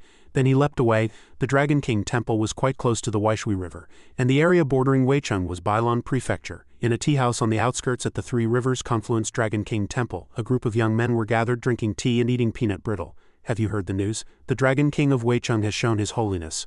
I heard a Taoist sect destroyed a whole street while exterminating a demon. No, I heard a Taoist coveted the Dragon King's wealth, but was unfortunately seen through by the Dragon King, who killed the Taoist in a fit of extreme rage. Nonsense. Do you know who the dead person was? A head disciple of the Langya Grotto Heaven. How could she covet a Dragon King's treasure? If the Grotto Heaven decides to hold them accountable, another storm of blood will surely follow.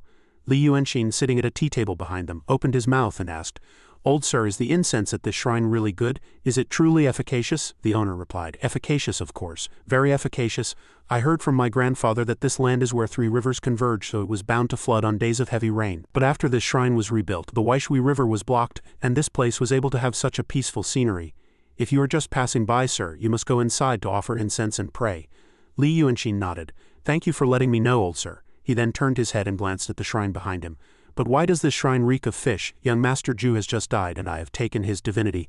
I could have originally enjoyed the vow power of the incense offerings, big and small, at the Dragon King Temple in Weicheng, but there was a slight hitch in the plan. Although the matter in Weicheng is over, Ling Kongzi's death will definitely be investigated by the Taoist sects. After I found the dagger Bai Yuanxin had given me, I was pondering how to use it. At that time I thought that if this sword was stained with either young Master Zhu's blood or my own, it would surely lure Bai Yuanxin out. As I expected, Bai Yuanxin rushed over right after. Originally up to this stage, everything was within my plan. I wanted to lure Bai Yuanxin out to kill Ling Kongzi, so I could reap the benefits. But I never thought Bai Yuanxin would be so strong. Ling Kongzi was killed in an instant, not even leaving me time to clean up the mess. The people from the Taoist sects will soon arrive in Weicheng, and all the current clues point to Bai Yuanxin. I might as well watch the situation for now. It's best not to act rashly at this time, although I say that if I leave everything aside, my shrine will give others an opportunity to take advantage of the chaos.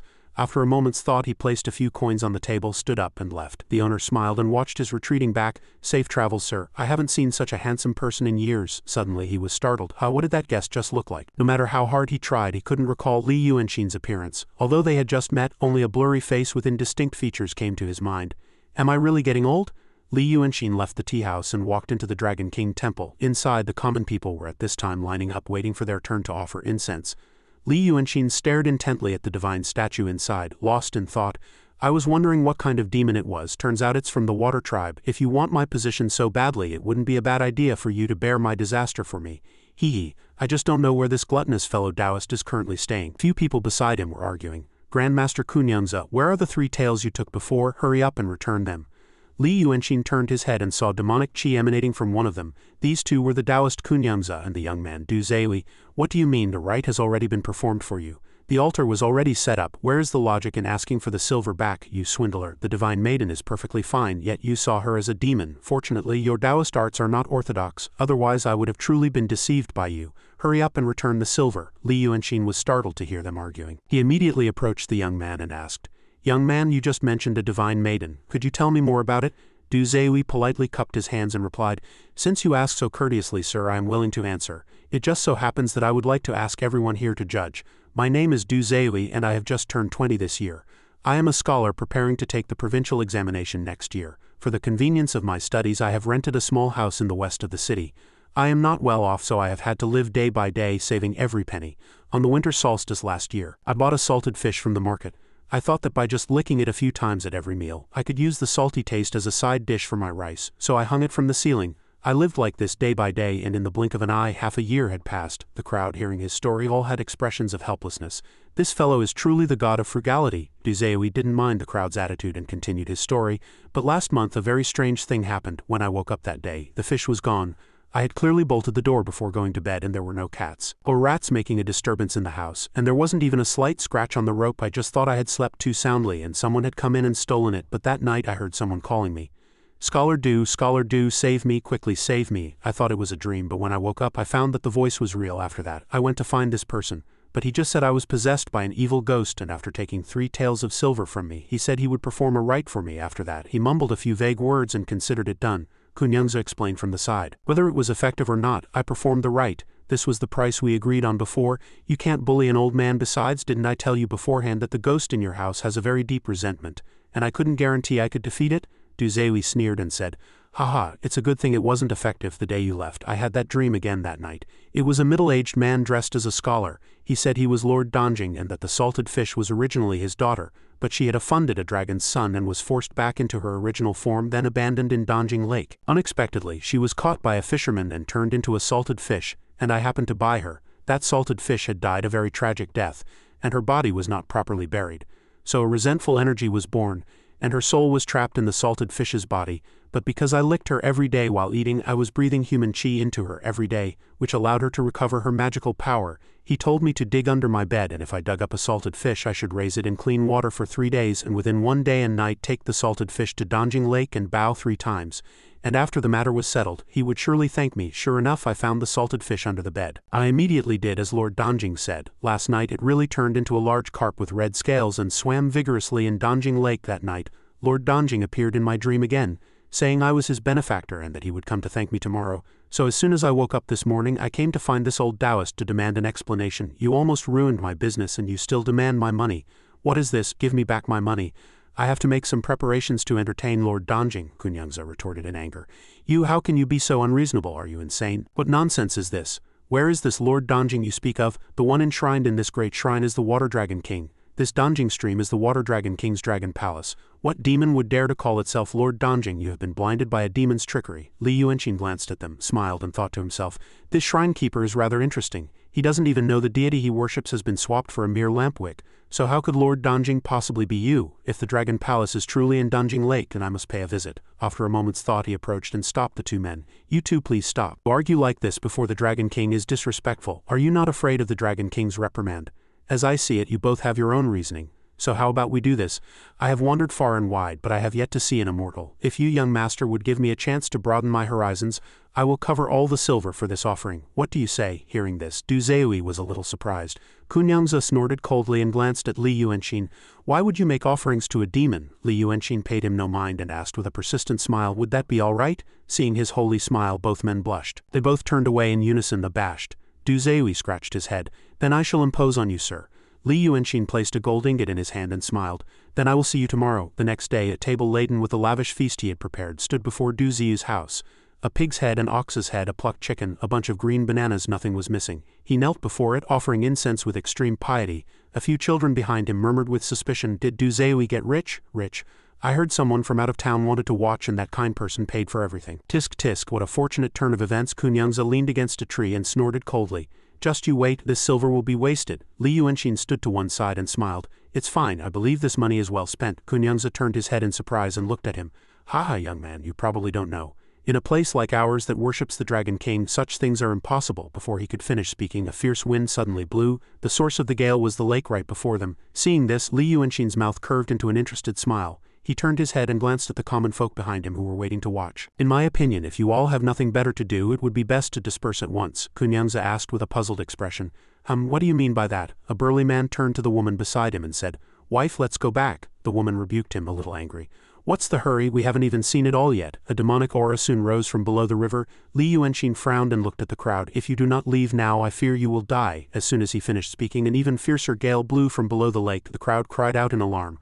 No way, what's happening? The wind is so strong. Du Zeui still seemed to know nothing. He was still kneeling there, eyes closed and hands clasped, praying piously. Suddenly he opened his eyes wide and shouted, Good, good, good. Kunyangza took out a talisman and looked toward the riverbank with a puzzled expression. What is that thing? The common people were all terrified by now, and they cried out as they turned to flee. But it was already too late. Except for Kunyangza, everyone suddenly collapsed to the ground unconscious. Terrified, he turned his head, raised the talisman and threatened Li Yuanqing. What manner of demon are you? Begone at once. Li Yuanqing sighed. I told you to leave earlier. Very well. Since you haven't left, I will let you see clearly before you die. After speaking, he raised his fan and pointed it at him. Kunyangza's entire body was immediately enveloped in a golden radiance. Then countless figures rose from below the lake. In the lead were 2 shrews holding 2 lanterns, and behind them walked several maids playing flutes. Li Yuanqing had opened Kunyangza's eyes, and witnessing this scene he was utterly horrified. They're all dead, except for that man. Everyone here is dead. At the very back followed a woman in red robes, looking as if she were going to meet her groom.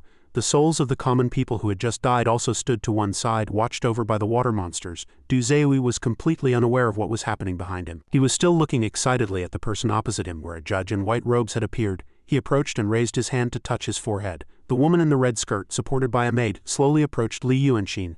Li Yuanxin showed no fear, standing there and smiling as he watched her. Only when she was right beside him did she ask with a puzzled expression, "Which yin spirit are you?" Li Yuanxin smiled and replied, "This humble one is Li Wenxin. I cultivate the ghostly path as an yin spirit and have come specially to congratulate you on your joyous marriage." The woman was surprised.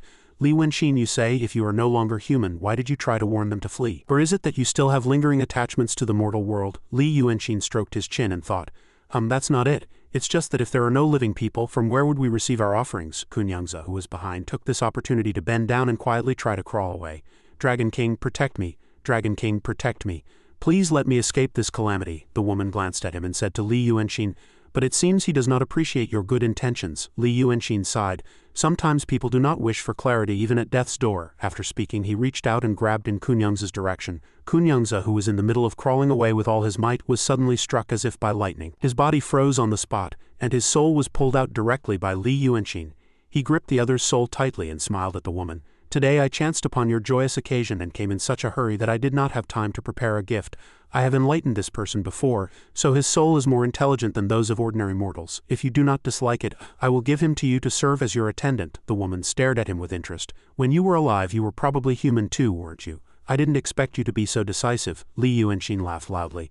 "Haha, is the matter of man-eating man so rare in this world? It is because I killed too many people and my killing intent was too heavy that I could not be reincarnated, and thus obtained the fortuitous encounter I have today." The female ghost beside the woman suddenly spoke at this time. "Hongnang, it is getting late." The woman shook her head.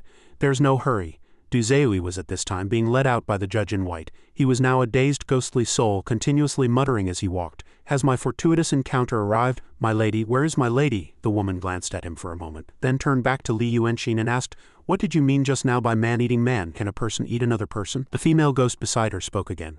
"Hongnang," the word had just left her lips when she was sent flying by a slap from the woman. "Do you need to meddle in my affairs?" The female ghost, sent flying by the slap, hit a wall and fell to the ground, reverting to her true form. "A carp." The woman loudly ordered her subordinate, "Gut that thing." The judge in white immediately took a knife from his sleeve, approached, and held the carp down firmly. The woman turned her head back to Li Yuanxin. "Truly a mood killer. You are handsome and interesting. I had wanted to talk with you a bit more, but it is getting late. If I don't go now, my father will grow impatient. I've accepted your gift. We haven't finished talking today, so if you want to see me in a few days, come to the Dragon King Temple at the Three Rivers Confluence and wake me. I am the new Dragon King there. If I'm in a good mood, I might just come and see you." Li Yuanxin understood in his heart. "So it was you." He smiled and looked at her, asking, "Will you not invite me to the banquet, my lady?" The woman winked. "There are already enough guests, so it's best you don't meet my father. But don't think about leaving this place either. I will come to find you later to play, and if you are not there, I'll have someone gut you." Li Yuanxin cupped his hands and smiled. "I have nothing to do these days, so I won't be leaving Donjing for the time being." The woman said no more and quickly took the lead, returning to the lake. The judge in white returned to Du Ziyu's side and said, "Honored guest, it is time to depart." With his call, the souls of the common people were led by the water monsters down into the lake. Only after they had completely left did Li Yuanxin turn and depart. "This Hongnang's display is much more ostentatious than young Master Ju's. Just what kind of person is this Lord Donjing? I wonder if he is strong enough to take the fall for me." The next day, every household in the town held a funeral, and the sounds of joss paper and wailing filled the streets. Inside a tea house, the crowd whispered in low voices, "Did something happen in Bailu town? Why are so many households holding funerals? Everything was fine just last month, wasn't it?" The waiter approached and explained loudly, "You've all come at a bad time. The day before yesterday, over 40 people died at the Red Ferry at the same time. When they were discovered early in the morning, their bodies were all stiff." The young man was surprised.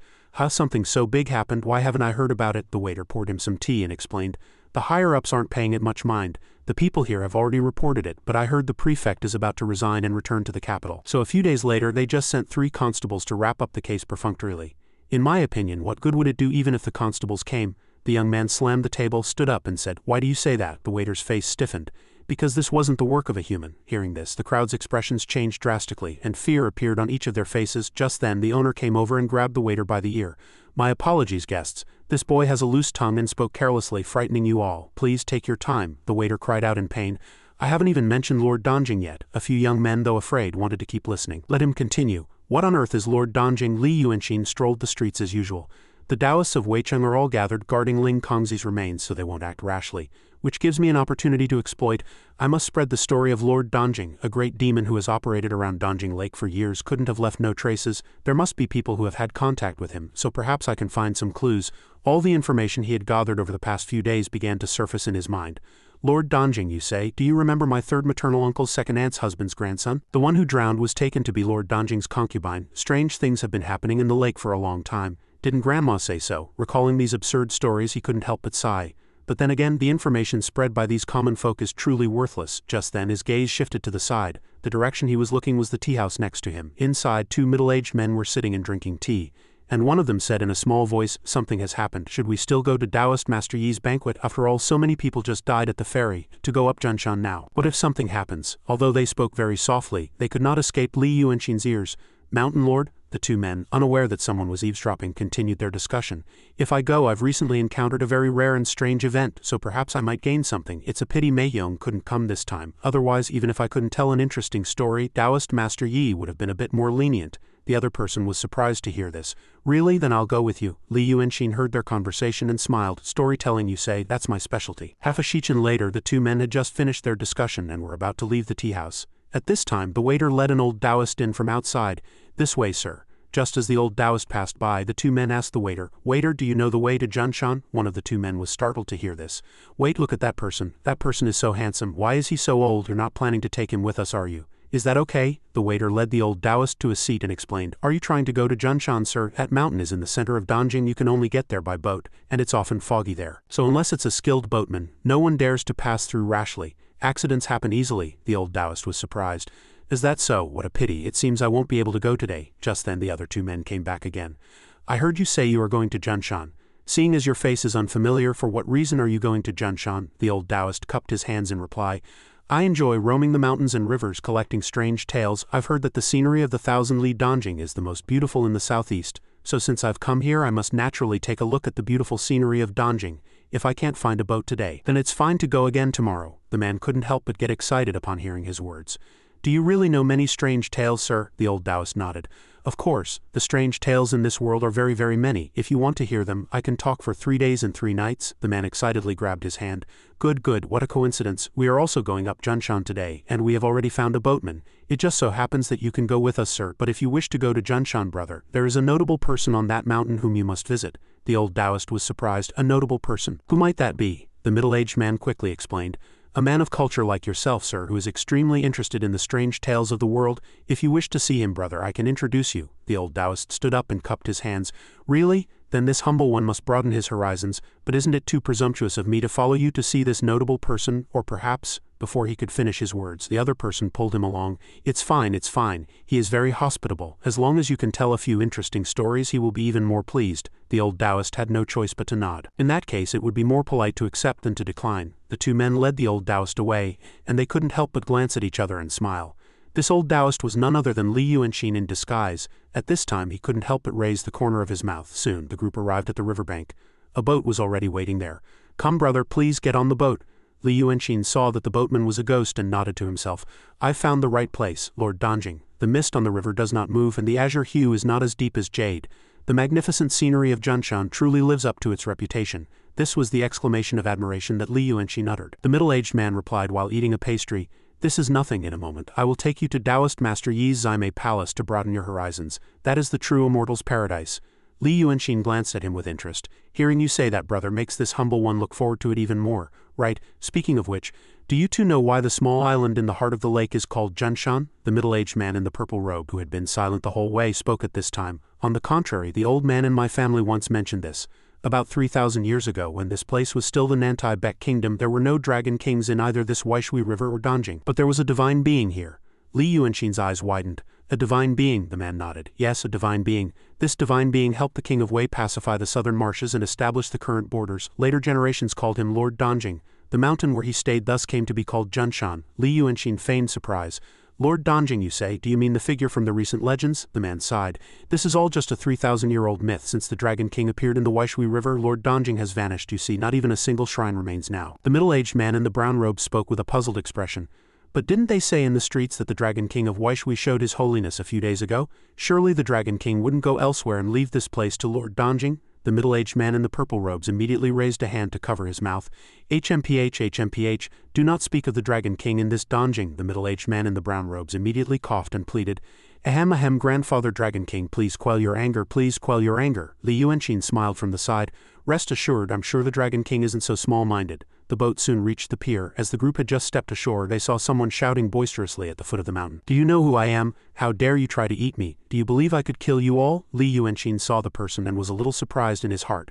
The person before them was none other than Song Yanzi. The middle-aged man in the brown robes approached and asked, "This fellow Taoist must have also been invited." "Yes, please, for my Mr. Zheng's sake, calm your anger." The burly man in the purple robes laughed. "Haha, old Zheng is always so passionate." Unexpectedly, not only did Song Yanzi not show him any respect, but he also swung his hand and slapped him across the face. "Get lost, who do you think you are?" The man was sent flying by the slap and fell backward, landing on top of a guard. After sending him flying, Song Yanzi immediately headed up toward the mountain's peak. He acted as if no one else was in his sight. The middle-aged man, angered, pointed a finger and shouted, "You are a truly unreasonable person." Li Yuanxin approached, helped him up and soothed him. "Don't be angry, didn't you see that he is wearing a Taoist robe? He is a cultivator who seeks long life. What would we do if he really struck us dead?" The middle-aged man snorted coldly. "Does he deserve to seek long life? Why would Taoist Master Yi allow such a person up the mountain?"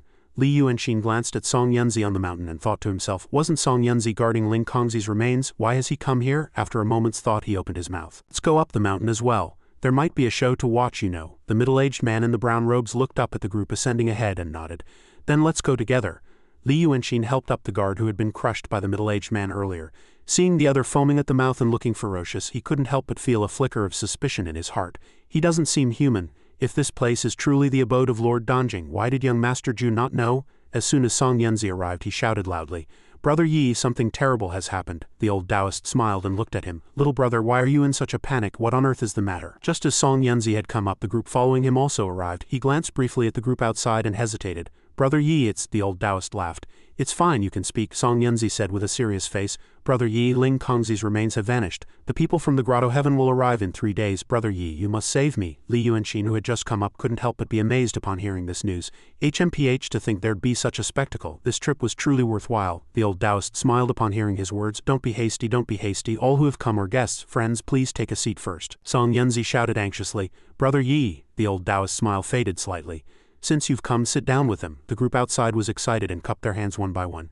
"Thank you, Taoist Master." The middle-aged man in the brown robes approached Li Yuanxin's ear and said in a small voice, "That is Taoist Master Yi. I didn't deceive you, did I? In a moment I will introduce you. If you can tell a few interesting stories, Taoist Master Yi will treat you to something good." The group quickly entered and found seats. Li Yuanxin analyzed the situation inwardly. Song Yanzi is a cultivator from a proper sect, so why would he come to this Taoist for help? And he wanders all over the place. This Taoist Master Yi is truly a bit interesting. Just as Song Yanzi sat down, he shouted again, "Brother Yi, this is no small matter if I am questioned." The old Taoist laughed.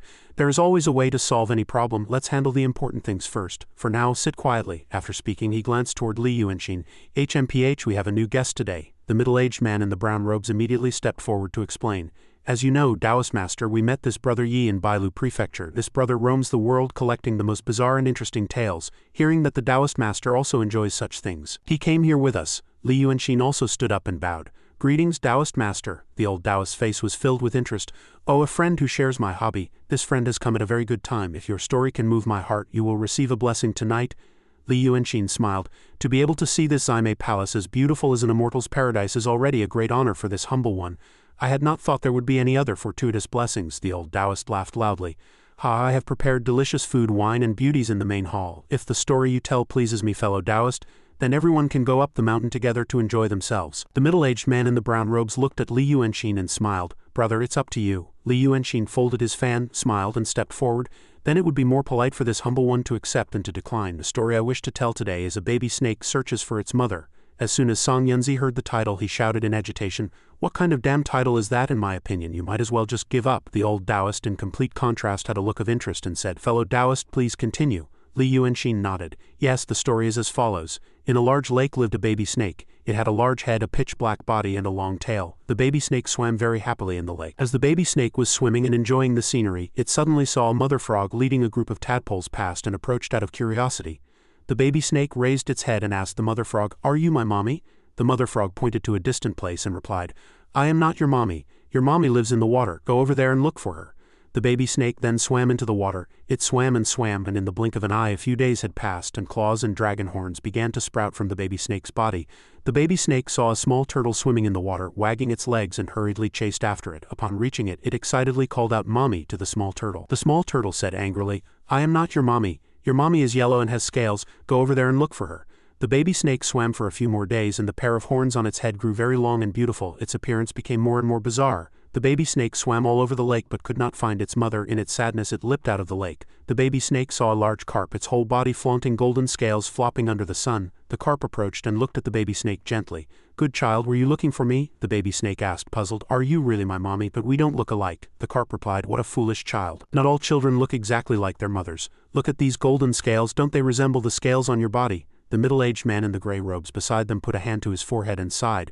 We're doomed. What kind of strange story is this? Judging by this brother's appearance, he seems to be a well-read man. So why is he like this at such a crucial moment? The group all failed to understand the story Li Yuanqin was telling. But Taoist Yi, who was sitting above, was at this time extremely tense, and he unconsciously gripped the whisk in his hands tightly. Li Yuanqin paused for a moment, then was about to deliver the crucial line. The carp continued to speak. I am. Before his words were finished, Song Yunzi slammed the table and stood up. Nonsense, this damn fellow is clearly making fun of us. A dragon looking for a carp as a mother, what kind of talk is that? Li Yuanqin glanced at him and explained. I haven't finished the story yet. Haven't you heard that a dragon has 9 sons? Each one has its differences. I didn't expect there to be a cultivator as ignorant as you. Taoist Master Yi hasn't said anything yet. What are you doing, shouting and interrupting? Song Yunzi angrily turned his head to look at the old Taoist. Fine, then I will ask on your behalf. Brother Yi, what do you think of this story? The old Taoist narrowed his eyes and looked at Li Yuanqin, then smiled and said very good. Song Yunzi's jaw dropped upon hearing this. The middle-aged man in the brown robes was also surprised, unable to understand at all. The old Taoist stood up and gave an order. The banquet in the main hall is ready. Everyone please come and eat, the group asked, puzzled. Do you not need to hear the rest of our stories? Li Yuanqin smiled. Taoist Master Yi is truly as reputed, a true man of high culture. The middle-aged man in the brown robes looked at him with a puzzled expression. That's it. Li Yuanqin did not explain and said with a smile, let's go. His gaze was fixed on the old Taoist and he assessed him inwardly, faced with such a childish story. He neither interrupted it, nor did he show any signs of anger or dislike, and even seemed very interested. The relationship between him and young Master Ju must be quite interesting. Soon the sky darkened and the moon hung high in the sky. As they had just entered the main hall, Taoist Yi smiled and said, friends, please be seated. Today you are in for a treat. Li Yuanqin glanced at the floor and was inwardly puzzled. Only a single cushion. Taoist Yi stroked his beard and laughed. I won't hide it from you all. I have recently taken a new concubine. It is inconvenient for my new wife to meet you all, but today's banquet will be a bit grander. Men, begin the banquet. As soon as he finished speaking, a group of courtesans entered. They slowly approached the guests. Li Yuanqin glanced at these women and couldn't help but click his tongue inwardly. The women then disrobed in unison and knelt naked before Li Yuanqin's group. Seeing the people beside him lost in lust, Li Yuanqin realized in his heart. No wonder Foreman Zheng and the others wanted to enter the main hall so badly. After a moment's thought, he praised Taoist Yi. The Taoist master is truly a remarkable person. The old Taoist laughed, not paying it much mind, and continued to speak to the outside. Serve the food. Immediately, a few young men came in from outside carrying several platters of meat. The old Taoist slowly explained. Today's meat borrows the fragrance of vegetables. Using bamboo that has always grown in the shade as a steamer, the meat is steamed at a low temperature, then taken outside to dry. After 49 days, if it is lightly grilled, the taste will be much better. After speaking, he took the lead and picked up a piece, putting it in his mouth to taste.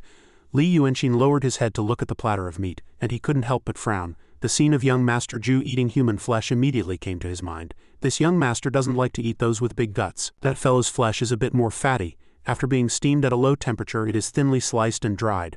On the day of eating, it is lightly blanched to make a good side dish for wine. In my opinion, you have quite a lot of guts yourself. At this moment, looking at the old Taoist was like looking at young Master Ju. This fellow's way of eating meat was exactly the same as young Master Ju's, and he was even a bit more particular than young Master Ju. Moreover, from what I've found out recently, aside from the Dragon King Temple at the Three Rivers Confluence getting a new master, the divine positions in the other shrines are still empty, as if they are waiting for something. His mind began to recall everything he had experienced on the way here. A ghost rows the boat, naked female demons become the tables, and now a buffet of dried human flesh.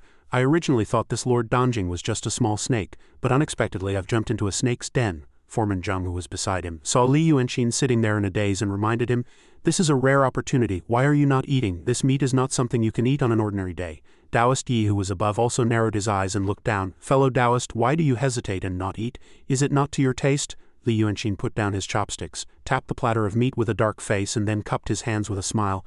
Thank you for your concern, Taoist master. Although this meat is very delicious, it is a bit of a pity to eat it right now. Song Yunzi pointed a finger and shouted, HMPH, how could a vulgar commoner like you understand the subtlety of this precious thing? Brother Yi, this fellow is clearly… Before his words were finished, the old Taoist waved his hand to stop him. Fellow Taoist, please continue. Li Yuanqin sighed and continued, I have a friend who said that this meat is made to be a side dish for wine on a yin day, but now is the night of the full moon, so I cannot drink. It constantly makes me think of that friend, and seeing this precious food I truly cannot bring myself to swallow it now." The old Taoist looked at him with a serious face, his thoughts unreadable. Li Yuanxin then suddenly stood up and kowtowed. "Lord Dongjing, please avenge my friend." Foreman Zheng was momentarily stunned by his action. Song Yunzi looked at the old Taoist with a puzzled expression. "Lord Dongjing," the corner of the old Taoist's mouth lifted slightly. "When you came here, this lord had not yet seen through your true form. At that time I knew you were no ordinary person. Since you have revealed my identity, then speak. Whose friend are you? Who is your friend, and what grievance do they have?" Li Yuanxin quickly explained. "This humble one is the painter, Li Wenxin." Song Yunzi was shocked to hear him state his name. "Impossible. Li Wenxin is already dead." Li Yuanxin raised his head and looked at him with an angry face. "That's right, I am dead. You would naturally know that I am dead. If it weren't for the scheme you and Lu Ling hatched, how would I have died? How would my friend have died? If you hadn't been fighting with other demons and monsters back then, I wouldn't have had the chance to stand here today." Lord Dongjing's face darkened as he glanced at Song Yunzi. "Did such a thing happen?" Li Yuanxin approached him and questioned him sharply. "Speak. Lord Dongjing is asking you. Hurry up and answer." Song Yunzi was afraid. "Brother Yi, are you Lord Dongjing?" Li Yuanxin grabbed him by the collar and shouted. "I bet you never thought this would happen, did you? This is clearly the will of heaven. This person is Lord Dongjing. Do you have anything more to say? If Lord Dongjing tries to protect you today, I will drag you down with me, even if I am reduced to ashes." Song Yunzi, angered by his questioning, subdued Li Yuanxin. "Shut your mouth. I am not someone to be insulted by the likes of you. I will kill this damn fellow." After speaking, he gathered spiritual power in his palm, just as this palm was about to strike Li Yuanxin's head. At that very moment, Lord Dongjing's angry voice rang out once more.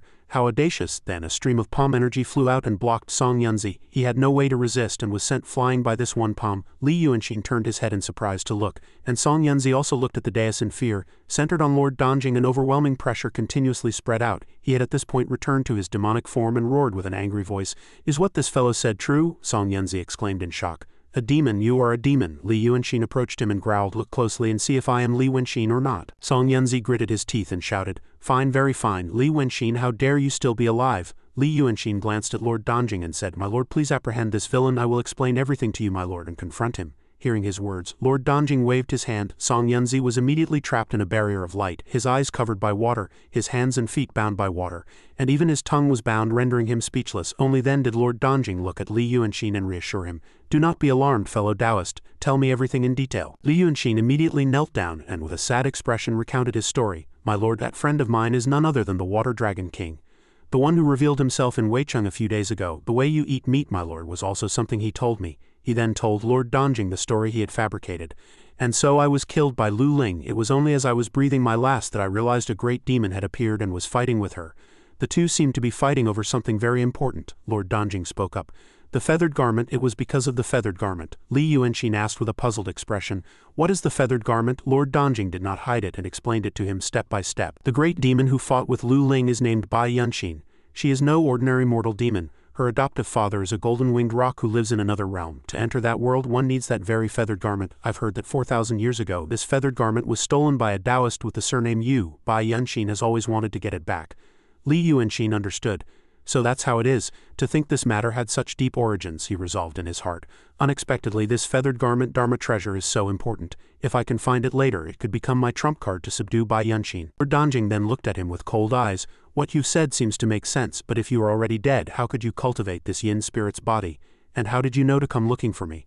Li Yuanxin's brows furrowed. "Here it comes. The two most fatal questions have finally come." He quickly recounted the story he had prepared in advance. "After I became friends with young Master Zhu, we exchanged divine items." As he spoke, he reached into his bosom pretending to search for something. "He gave me this scale and told me to use it as armor. After I died, I was originally supposed to enter the cycle of reincarnation, but for some reason my soul became attached to this scale." Hearing this, Lord Dongjing's eyes widened, but he said nothing.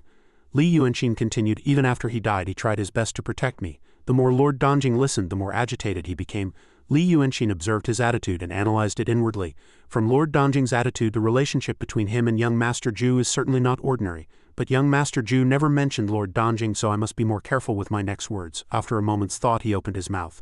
"Young Master Zhu mentioned you to me, my lord." Hearing this, Lord Dongjing's expression clearly became agitated. "Did he?" Li Yuanxin breathed a sigh of relief inwardly. "My guess was right," he quickly continued. "But in truth it was only once. At that time I didn't know the person he was talking about was you, my lord. That day we had had quite a lot to drink and we were both a little drunk. In a daze I heard him mention Dongjing. He said there was someone there he wanted to get close to but couldn't. At that time I thought, could it be that the reason young Master Zhu wanted to keep me in the mortal world was to take me to see the person he wanted to see? That is why I came to find you, Lord Donjing." After speaking, he handed the scale armor to him. Hearing his words, Lord Donjing's face was filled with a sense of melancholy. Did he really say he wanted to get close but couldn't? Li Yuanxin nodded firmly. "Yes." Lord Donjing sighed, and after a moment he waved his hand. "Keep this scale, and take this Taoist with you. He and I have known each other for many years, and the reason I had him come here today was originally for this matter. Since you have explained everything clearly, it is best for you to handle him. This lord is tired, you may all go." Li Yuanxin was dumbfounded as he watched the thick mist suddenly appear. In an instant the palace turned into a desolate land. Li Yuanxin looked around, filled with suspicion. "It's over just like that? Do I still have to make a move?" Suddenly he was startled and turned his head. Song Yunzi stood up from the ground, his eyes filled with blood. "Haha, do you really think that Lord Donjing believed you? You damn fellow, your time has come." Li Yuanxin saw him swing his palm and strike, and he leaped back to dodge. His gaze swept briefly over the mountaintop in the distance, and he snorted coldly to himself. "Lord Donjing, very good." He then decisively turned and fled. "I'm not going to play with you." How could Song Yunzi just let him go? He immediately leapt up and pursued him fiercely. "Where do you think you're going? Just wait and see how I deal with you." The two of them, one chasing and one fleeing, thus ran through the forest. As Song Yunzi pursued, he continuously launched attacks. Li Yuanxin, running ahead, continuously dodged left and right. Not paying attention, he tripped over a stone. Song Yunzi, not missing this heaven-sent opportunity, immediately swung his palm and closed in. "You wandering ghost, where do you think you're going?" Li Yuanxin glanced at him briefly, and the corner of his mouth lifted slightly. "I finally left Lord Donjing's observation range, with no one watching him anymore." He stopped acting and immediately turned and punched Song Yunzi in the face. "Shut up, old man." Song Yunzi, who was charging fiercely, had no time to react and was sent flying far away by this one blow. He looked at Li Yuanxin in fear. "You are not a ghost cultivator. How could a wandering ghost who is only cultivated for a few days be a match for me?" Li Yuanxin approached and stepped on his face. "Your mother is a wandering ghost. This old grandfather is the Waishui Dragon King." After speaking, he exerted force, and the ground around the two of them cracked in all directions. Song Yunzi was thus kicked to death by him. Li Yuanxin walked to a rock on the side and looked at the mountaintop in the distance. Lord Donjing is a demon after all. No matter how much he looks like a human, no matter how much he grieves for young Master Ju's death, he will not care about the life or death of me, young Master Ju's friend. He even pushed this Song Yunzi out to have us fight and kill each other. Song Yunzi's soul began to leave his body at this time, but after coming out about halfway it could no longer come out. He looked left and right before his own corpse. Just a few days, just a few days. Li Yuanxin glanced at his soul and thought to himself with a puzzled expression, "It's been 3/4 of an hour since the soul stopped, but he hasn't come yet?" He leaned against the rock and waited, and after a moment a figure approached. The person who had come was the White Impermanence. He looked at Li Yuanxin and asked with a puzzled expression, "Oh, so you were holding this Taoist soul and waiting for me?" Li Yuanxin smiled and said with extreme familiarity, "If it weren't for you, Lord Yama, I would probably be scattered and gone. I am only here today to thank you for your teachings." The White Impermanence clicked his tongue. "That was your own method. Whether it succeeded or not is your own ability. Don't blame everything on me. Tell me, what do you want from me?" Li Yuanxin laughed. "No matter what you think, Lord Yama, I will always remember this kindness. The first time is hard. The second time is easy. Could you help me one more time, Lord Yama? I want to know about a letter in this Taoist body, but it's too troublesome to torture him, so I must trouble you to help me." The White Impermanence snorted coldly. "You know how to play games with me." As he spoke, he raised his hand and collected Song Yunzi's soul. "Tell me, what do you want to know?" Li Yuanxin laughed. "To be honest, I want to know everything in his head." The White Impermanence couldn't hold back any longer and shouted, "You really know how to think, don't you? Speak like a human." Li Yuanxin scratched his face, a little embarrassed. "Then let's just make it about the things after my death." The White Impermanence snorted coldly. "That's more like it." He then pulled out a strand of memory from Song Yunzi's soul and struck it into Li Yuanxin's body. Li Yuanxin received the memory and immediately widened his eyes. After a moment, the White Impermanence asked, "Are you satisfied?" Li Yuanxin came back to his senses and nodded. "Thank you." The White Impermanence shook his head. "No need to thank me, it just so happens I have something for you." Li Yuanxin's face stiffened and he thought to himself, "No wonder he was so easy to talk to today. He was waiting to use me. If you have any instructions, Lord Yama, please speak," the White Impermanence quickly explained. "It's not easy being a Lord of Yama either. So many people die in this world every day, and the souls are countless. I have to go and collect all of them myself, and I really don't even have time to drink a cup of cold water. Among these souls there are some that I must go and catch myself, and some that I can use an incarnation or a puppet to catch. But besides those there is another kind who have some influence but are not very important.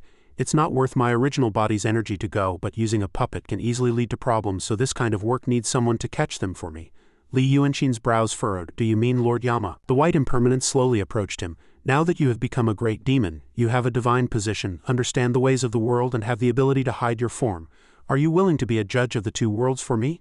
Li Yuanxin had a face full of suspicion. "Why me? If it's about catching souls and ghosts, wouldn't it be more professional to find a few Taoists? After all, I am just a demon." The White Impermanence sighed. "Do you think I haven't looked? but humans, they love to interfere with public matters for private reasons and use their power for personal gain, and in the end they throw the world into chaos. It's not the same as a demon, who is cruel and cold-blooded, doesn't do anything improper, and has no affection or tears, especially you, who is sinister and cunning, heartless and unjust. You are the one I am most at ease with. Li Yuanxin couldn't help but sigh. Is the sense of a judge of the underworld so arbitrary, to entrust a great matter like life and death to a treacherous person like me so casually? The white impermanence snorted coldly. You don't need to test me, you just need to bring the soul back and make sure nothing happens to him. Besides, do you really think a person's lifespan and reincarnation can be decided by a judge looking at his whole life and how many good deeds he has done? Li Yuanxin was shocked. According to you, Lord Yama, it's not that you judge that he deserves to die, but that after a person dies you go and catch his soul. The white impermanence nodded. That's right. Li Yuanxin cupped his hands. Please explain in detail, Lord Yama. The white impermanence reminded him. What I am about to say next, if you hear it, you must work for me. Do you really want to hear it? Li Yuanxin replied nonchalantly. Please speak, Lord Yama. The white impermanence nodded. The matter of life and death is not just about one's own life and death. Everyone does good and bad things in their lifetime. Whether they do good or evil, it's all just a small matter. What's important is to see what kind of impact he has on this world. If some villain lived in a chaotic era, in his youth he was a tyrant in his hometown, harming the people. And then he gathered bandits to occupy a mountain and plunder. And then he raised an army to fight for the world, defeating many heroes and becoming emperor. After becoming emperor, he killed loyal ministers, abused his power, and did as he pleased. So no matter how you look at it, he is a villain. But he ended the chaotic era and allowed the people to begin a peaceful life and develop, which is also an extremely great merit. After death, when he is transferred to the underworld with one change, and wants to be reincarnated, the aura of this person is on his body, so if he is born a human it will be much easier to become an emperor. Should I have him be born into an emperor's family? Although it is a reincarnation, some imprints cannot be erased. Some people do bad things all their lives, enjoy wealth and glory, and in the next life they still enjoy that wealth and glory. Some people do good things all their lives and then they are poor and at a dead end, but they continue to do good things. Li Yuanxin sighed.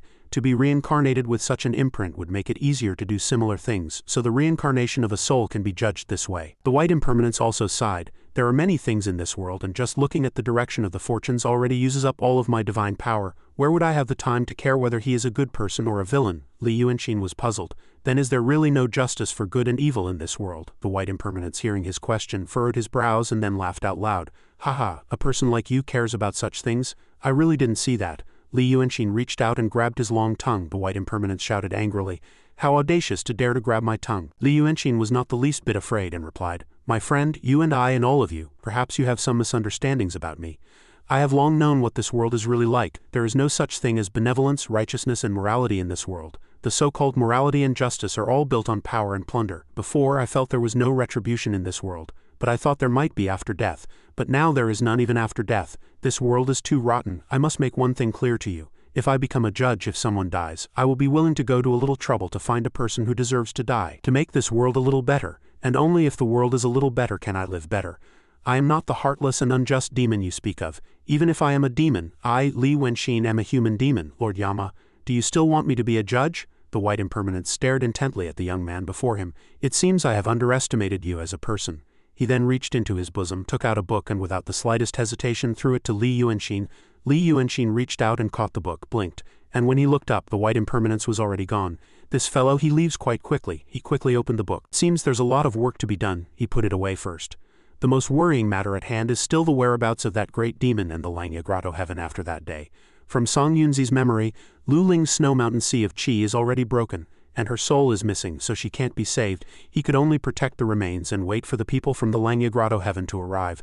But then the remains suddenly disappeared. The great demon Bai Yuanxin will probably continue to look for the feathered garment that is important to her, so she won't be too far from here. And Lord Danjing, because of his abnormal feelings for young Master Ju, has set a trap at the Dragon King Temple, waiting for someone to come and die. The person sent from the Langya Grotto heaven this time will definitely be of a higher level than Lu Ling. Probably at the True Realm or the Mystery Realm. Although I am also a great demon, I am currently only at the Void Realm. Originally, after seizing the dragon position, I planned to widely accept divine disciples and absorb the incense offerings from all directions to become a majestic water dragon king. But it seems things are much more complicated than I thought. With this demon's body's commanding power, would it be okay to use the transformation art? It's best I don't act rashly. If you don't kill each other, I will be in a passive position. I will help you cast the bait. Just like that, a few days later, in a village in Bailu town, a young child was happily kicking a ball near the edge of a forest when the ball rolled and hit a tree. The child went under the tree and picked up the ball. Looking up at the tree, he smiled with excitement. Sitting in the tree, reading a book and looking at him, was Li Wenqin. The child's mother quickly ran over and asked with a puzzled expression, "Dandan, what are you looking at?" The child pointed up at the tree and saw his big brother. The woman looked up, thinking to herself with a puzzled expression, "There's clearly nothing there." She quickly took her son and went back. "Dandan, we still have some things to do at home. Let's go home with mommy first. I want to play with big brother. Let's come and play next time. Big brother will still be there." The woman took her son and went back, lost in thought. Did he see something unclean? I should go to the shrine and burn some incense. Li Wenqin watched the mother and son's retreating backs and smiled. Truly cute. Unfortunately, the first person I will catch is that fellow. Zhao Dandan, since you are fated to die sooner or later, do some work for me. When night fell, Zhao Dandan's family of 3 was still climbing the mountain. The young man said, panting, "We've walked all day, let's rest a bit. In my opinion, we should just stop at the Dragon King temple." "Why do we have to come all the way to this south mountain?" the woman retorted. "No, the Dragon King of the 3 rivers confluence can't even protect his own shrine keeper. How efficacious can he be? This is the closest place. The child has been like this since yesterday. Who knows if he's possessed by something unclean?" Zhao Dandan had a sinister expression, smiling without closing his mouth, continuously waving his hands behind his back. The young man looked at the woman and smiled helplessly. All right, it's right in front of us, isn't it? Let's rest for a bit and climb the mountain when it's light." At that moment, a light suddenly flashed in the forest bushes. The family of 3 fell asleep on the spot. Zhao Dandan then suddenly woke up, came out from his mother's arms and slowly walked into the forest. He walked straight towards the stream. Below the stream, an old Taoist was fetching water when a sound suddenly echoed in his ear. "On the 3 live stone, the 9-star souls, speak not of moon gazing and reciting the wind." The old Taoist stood up in surprise. "Where's a child's voice coming from?" He quickly turned his head to look behind him. Zhao Dandan was sitting on a rock looking at him. "To my shame, I have come from afar to seek an old friend, though this body will not last long. This is enough." The old Taoist was so horrified he threw away the water bucket. He trembled and ran towards the child. "Is it Xinjia? Is it Xinjia?" The child looked at the old Taoist and smiled. "Old friend, why have you come to fetch water so late?" The old Taoist trembled and sat before the child, his body shaking and tears streaming down his face. "Is it really you, Xinjia?" The child cupped his hands and smiled. "I have engraved your care deep in my heart. I was worried for your safety, so I specially requested Lord Yama to let me enter this child's dying body to see you. I committed too many evil deeds in my life, so I must suffer many punishments in the underworld after death. I have one request for you, old friend." The old Taoist wiped his tears. "Xinjia, speak," the child quickly explained. "The Waishui Dragon King thy first harmed is the 9th son of the dragon, Chiwen. As long as the Dragon King's resentment is not resolved for a day, I will continue to suffer that day. If you, old friend, offer sacrifices to the Dragon King in the human world, please gather incense offerings to resolve his resentment. That way I can be freed from this suffering." Seeing him kneel and cup his hands, the old Taoist quickly went over to help him up. "Xinjia, how can you do this? I will surely help you with your matter. But I am staying on this south mountain now. How can I gather incense offerings with this small shrine?" Li Wenqin explained calmly. "In time, a fortuitous encounter will naturally come. If you, old friend, one day establish a religion and take in disciples, please offer sacrifices to Chiwen. You can call it the Divine Dragon Cult." The old Taoist nodded repeatedly. I understand. When he raised his head after wiping his tears, the child had already fainted there. He quickly went over and held the child. "Xinjia, you are the only one who remembers this old Taoist." Just then, the couple ran out of the forest. "Dandan, who are you? Give me back my son." The old Taoist turned to look at them and asked with a puzzled expression, "Is this child your son?" "I am a Taoist on this mountain. I just saw this child collapsed by the stream and went to check on him." The woman was happy and went over to take her son. "Son, thank you, Taoist master, thank you. So that's how it was. We were too hasty. This child was possessed by an evil spirit, so we were coming up the mountain to ask you, Taoist master, to perform a rite to exorcise the demon." Hearing this, the old Taoist recalled what Li Wenqin had just said. He shook his head and sighed. "It is best you two do not waste your money praying to the gods. This child's fate is sealed. You two should go back." The woman's eyes widened upon hearing this. "What did you say?" The next day, the family of 3 returned to the village early in the morning. The villagers all ran over to ask. "The child is back, so he must be fine, right?" The woman held her son and snorted coldly. "What fate is sealed? Just spouting unlucky words. Our Dandan is perfectly fine." Hearing him say such unlucky words, the villagers offered their own opinions. "Why don't you go to another shrine? I heard there's a very efficacious Taoist temple on Junshan." Li Wenqin stood on the roof observing and after a moment sighed. "It's time." After speaking, he turned into a shadow and flew down. Among the crowd, only the dying Dandan could see him. Seeing his opponent fly into his body, the child couldn't help but be excited. In an instant, Li Wenqin had completely taken over the child's body. Dandan's body was at this time being controlled by Li Wenqin. He looked at the woman and said, "My time is up." Then, to the crowd's shock, he immediately jumped to the ground. "My time is up." Seeing his appearance, the people all turned pale. "This child, what's wrong with him?" The woman covered her mouth, sobbed and looked at her son. "Dandan, what's wrong?" Li Wenqin scanned them and explained, "There is no need to be sad. I am the Dragon Crown Prince of the vast Han Sea. I love to play and snuck out of the Dragon Palace and my original spirit was sucked into your womb. I replaced your dead son. I could have left immediately, but seeing that my father the king was bored in the vast Han Sea, he allowed me to stay in the human world for 4 years. The manifestation of Chiwen in Weicheng a few days ago was my true form." The people around them had their jaws dropped. Dandan is a dragon, we were so close to an immortal? Li Wenxin cupped his hands to the couple.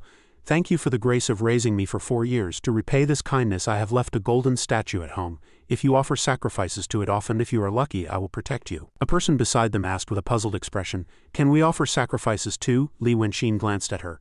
Of course. Another middle-aged man also quickly cupped his hands. Crown Prince, you will be so busy when you return to the Dragon Palace. Can you really hear us? Li Wenxin smiled.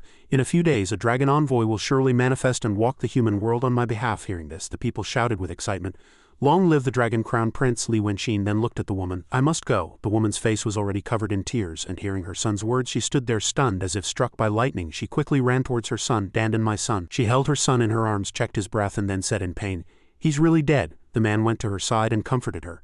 Don't be sad, he is of the dragon race, so returning to the Dragon Palace is a blessing for him. Let's go to our house and see. If there's really a golden statue, it will at least be a memento. The people around them all followed. Let's go together. Li Wenxin and the child's soul had not yet left and stood in the sky observing the villagers. The people soon arrived at Dandan's house, and his father took the lead in opening the door and entering. As soon as he entered, his eyes widened. In the courtyard there was indeed a golden statue placed under a tree. The people outside all rushed in. It's really an immortal. Is it gold? Jin Mujang, you two are rich. The people surrounded the statue and looked at it. Everyone, there are words on the statue. Divine Dragon Supreme, blessings descend, longevity like heaven and earth. As soon as the people read the words on the statue, the golden statue immediately emitted a holy golden radiance. He has manifested, he has truly manifested, Brother Zhao. Your hair has turned black. It's a miracle. It's truly a miracle. The people were all filled with joy, and only the woman stood to one side, hugging her son's body and grieving. The people then all knelt down in unison and bowed to the statue. Divine Dragon Supreme, blessings descend, longevity like heaven and earth. Only then did Li Wenxin turn and leave with Dandan. Let's go, it's time to hit the road. A few days later, outside Weicheng, the fame of the Waishui Dragon King had spread far and wide, and the stories of the common people could be heard everywhere. Divine Dragon Supreme, blessings descend, longevity like heaven and earth. I heard the Dragon Crown Prince of the vast Han Sea is very efficacious. Of course he's efficacious. I heard he manifested in Bailu Town a few days ago. There are so many shrines, how many times have you seen one manifest? The Divine Dragon cult is much more efficacious than the others. Yu Yunzi of the Langya Grotto Heaven had also rushed here. Hearing the stories of the common people, he turned his head and asked the person beside him, This old monster of Danjingjun is quite resourceful to create such a large sect. An answer immediately came from the void beside him. I am not interested in what that old demon is doing. I am only interested in the Tongming jade slip. Is it really in Weicheng? Yu Yunzi replied firmly. Of course. The son of the Li Zunfeng couple died in the fight between Linger and the dragon's son. If the Tongming jade slip is not with Linger, it must be in Bai Yunshin's hands. Or with that old monster of Danjingjun. That person sighed. Truly troublesome. I killed Li Zunfeng, so the Tongming jade slip should have been mine. Yu Yunzi reassured him. Don't be hasty. When we enter Weicheng, I will find a suitable vessel for you. If you and I join forces, the Tongming jade slip will be in our hands sooner or later. After speaking, he gathered his spiritual power in his 2 legs and then leapt up and flew into the sky, leaving. The 2 people who were talking in front turned their heads with a puzzled expression. Did I see things? Wasn't there a person here just now? The scene shifts to the outside of the Dragon King Temple at the 3 Rivers confluence. Li Wenxin was lying under a tree enjoying the breeze with a fish basket beside him. He continuously threw fish into the water and smiled. It's great to have the vow power of incense. After manipulating the people's hearts in Bailu Town that day, he had Hongneng lead her subordinate demons, all disguised as dragon envoys to spread the divine dragon cult to the outside world. Whether it was the Dragon Crown Prince of the vast Han Sea or the Waishui Dragon King, the essence was all Qi-Wen. There was only one Qi-Wen in this world, so the vow power of the incense offerings eventually all gathered in his body. The more he thought, the happier he became. He couldn't help but lift the wine bottle, take a long sip, and then continue to throw fish into the lake. Why hasn't she appeared yet? Throwing them one by one had no effect. He decisively picked up the basket and went to the center of the lake to pour it out. Seeing that the water's surface was still calm and there was no movement, he turned his head and went ashore. Not enough? Just as he turned, a woman's angry voice came from below. There's nothing going on. Why are you throwing things into my house? As she spoke, she kicked out, intending to kick Li Wenxin, but his reaction was very fast, and as soon as she swung her leg, he immediately turned and caught her foot. The woman became even angrier and shouted, What are you doing? Let go. Li Wenxin didn't let go and smiled. You told me before, miss, that if I wanted to see you, I should come to the Dragon King Temple at the 3 Rivers confluence and call for you. I have come today. Why are you angry? The woman was still extremely angry. If you want to see me, what are you doing throwing salted fish? Li Wenxin put her shoe back on for her. Of course it's because I miss you, miss. After seeing you that night, miss, I couldn't forget you. I heard your old amusing story and bought many salted fish. I wanted to see if I am as lucky as that scholar dude, to see if I can get a beautiful fairy like you, miss. I wonder if you are living well after your marriage. Hearing his words, the woman blushed. That fellow Dushang, he looked interesting and devoted to his studies when he was alive. but after becoming a ghost soul he acted foolishly all day, crying and making a fuss whenever he saw me. It was very annoying. If you have feelings for me, are you willing to go with me and be my Hanghua groom? Li Wenqin smiled. I am of course willing. To receive your love, miss, is the blessing of 3 lifetimes. He reached out to hold her hand, but as soon as he raised his hand he was pushed away by her. Her attitude instantly changed 180 degrees. HMPH, do you think I'm a fool? When you met me that night you only heard others call me Hongnang. Whoever mentioned my surname was Li. Li Wenqin was momentarily at a loss for words at her questioning, not knowing how to reply. The woman continued, you are quite clever to find out that my father is that Taoist Yeon Junshan. You didn't expect that, did you? I heard your story from my father. You put on this act to trick me, to have me take you as my groom, and then trick my father into avenging your friend, right? Li Wenqin smiled coldly. So what if I am? As he finished speaking, the woman immediately made a move. The hairpin on her head instantly grazed Li Wenqin's face, leaving a wound from which blood flowed. You rude man, do you know who caused me to suffer so much, yet you want to use me for him? Aren't you afraid I'll kill you? Li Wenqin reached out and grabbed her hand and pointed the hairpin at his own neck. If I die, I die. If you wish to kill me, miss, do as you please. The woman's eyes widened. Are you crazy? Li Wenqin said with a righteous expression. It is hard to find a true friend in this world. As his friend, I am only doing my best. Your father is also his friend. But when I told him these things, he wanted to harm me instead. It's one thing to harm me, but what has he been doing recently? The woman was a little subdued by his rebuttal. I don't know. Li Wenqin continued to exert force, causing the hairpin to pierce his neck and blood flowed again. Lord Donjing is a 3,000-year-old great demon. Has he ever suffered such humiliation? Letting someone else kill a dragon right under his nose, establishing a cult to worship Chiwen. If I had a way, I would have immediately gone to find that Taoist and that great demoness to take revenge. But I am just a newly formed yin spirit. To be able to take revenge, what does it matter if I must rely on myself to trick you? What does it matter if I die at your hands? This is my last chance. As long as you are willing to help me, miss, my life is yours to dispose of. Hongnang snorted coldly. Let go of your hand. Do you think I'm that vicious? Li Wenqin let go of her hand, speechless for a moment. Hongnang blushed and looked at him. Entrust yourself to me. What do you mean by that? Surely my appearance and personality wouldn't leave you feeling wronged. Li Wenqin immediately waved his hands. No, that's not what I meant. Hongnang turned her head away. I like this personality of yours. Loyal and righteous, yet you know how to be flexible and not be bound by rigid rules. I am not the kind of person you think I am. My marriage to that Du Sheng was merely to repay a kindness. As I have the body of a yin spirit, I had no choice but to enter into a spirit marriage with him, but how could I have known he would turn out like that? However, since we are married, I am not so shameless a person. You should put an end to such thoughts. Li Wenqin scratched his head. Yes, I was too forward, Hongnang continued. And as for that divine dragon cult, you can rest easy. Although my father is convinced that Bai Yunshin created it for that very reason, he is not moving his forces and intends to watch and see how large this divine dragon cult's power grows and how the Taoist sects establish themselves. Li Yunshin sighed. In that case, I am relieved. Hongnang looked at him with interest. Your objective has been achieved, so do you still yearn for me now? Li Yunshin pointed to his own face and hesitated. Hongnang threw something at him and laughed coldly. If you can't say it, then don't. Catch. Li Yunshin quickly reached out and caught it. What she had given him was a small bell. Hongnang turned and went back to the lake. This is the Taoist soul you gave me that night. When your thoughts are in order, return it to me. Li Yunshin stared blankly at the water's surface. As this little vixen toying with this king, just then, someone else came running over in a panic from the distance. My lord, something terrible has happened. The person who had come was Shank. Angered, Li Yunshin kicked him. Hurry up and say what terrible thing has happened. Don't act like one of those third-rate villains, Shank quickly explained. A bringer of slaughter has appeared in the city. He's killing his way from inside the city to the outside. He's looking for our divine dragon cult. Li Yunshin was shocked to hear this.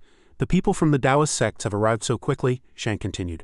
Today, as I was patrolling Weicheng under your orders, my lord, I met a Taoist who looked like he was from the Danzheng sect. Without a second word, he sought out the 2 door guardians at the entrance of the inn on the eastern outskirts of the city.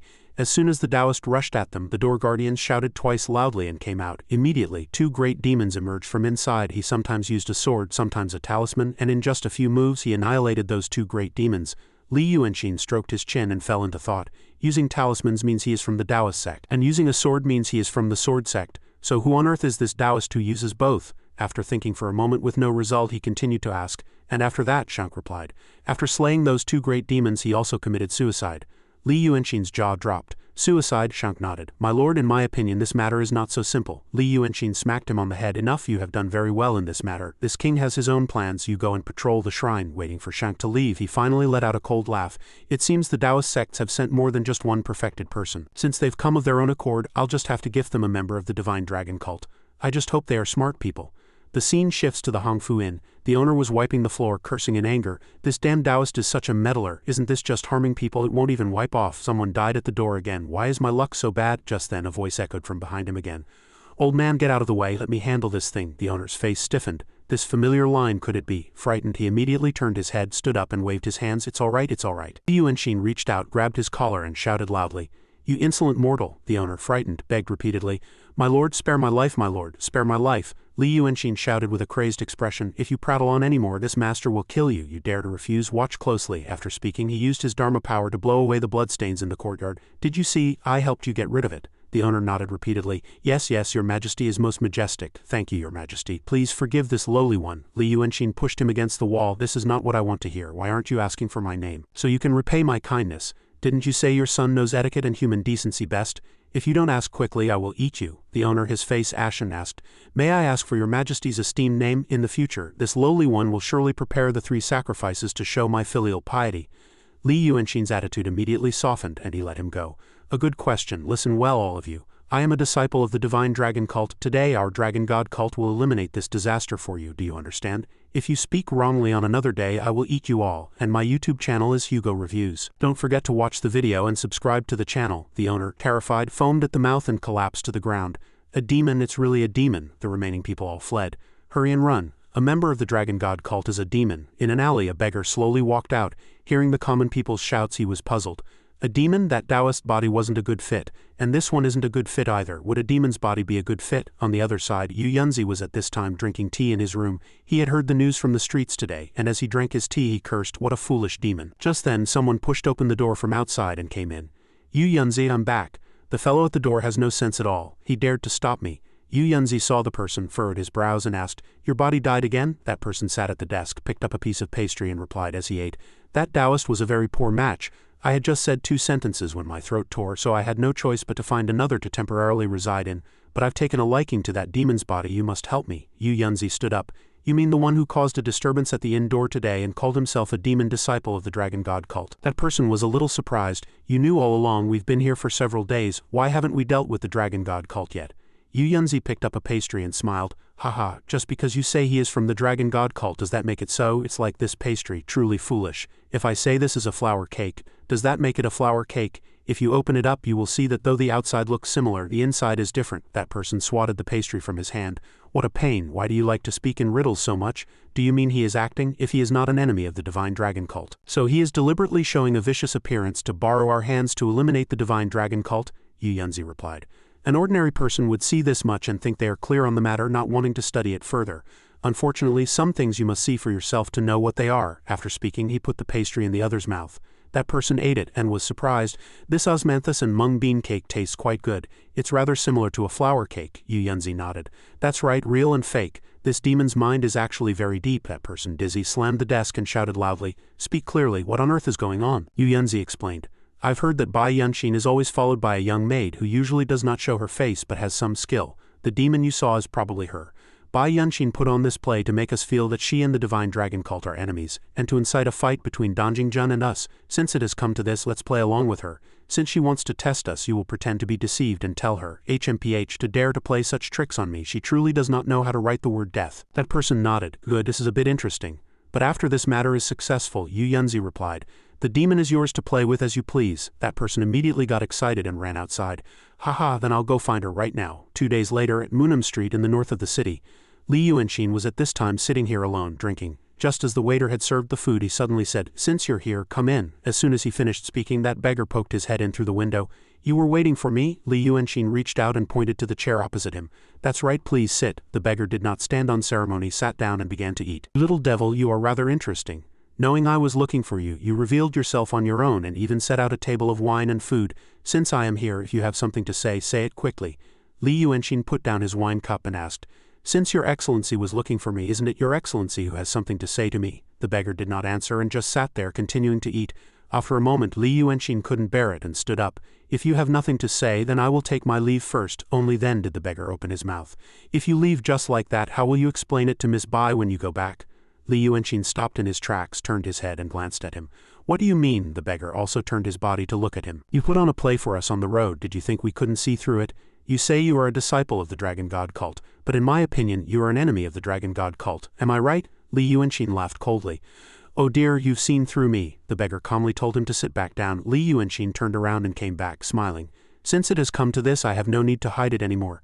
My identity and origins I imagine your excellency has already guessed. The beggar looked at the other and fell into thought. That fellow Yu Yunzi, although he thinks too much, his guess was not wrong. After thinking for a moment, he asked, "Are you testing me?" Li Yuanxin picked up the wine bottle and approached his side. "I was too forward.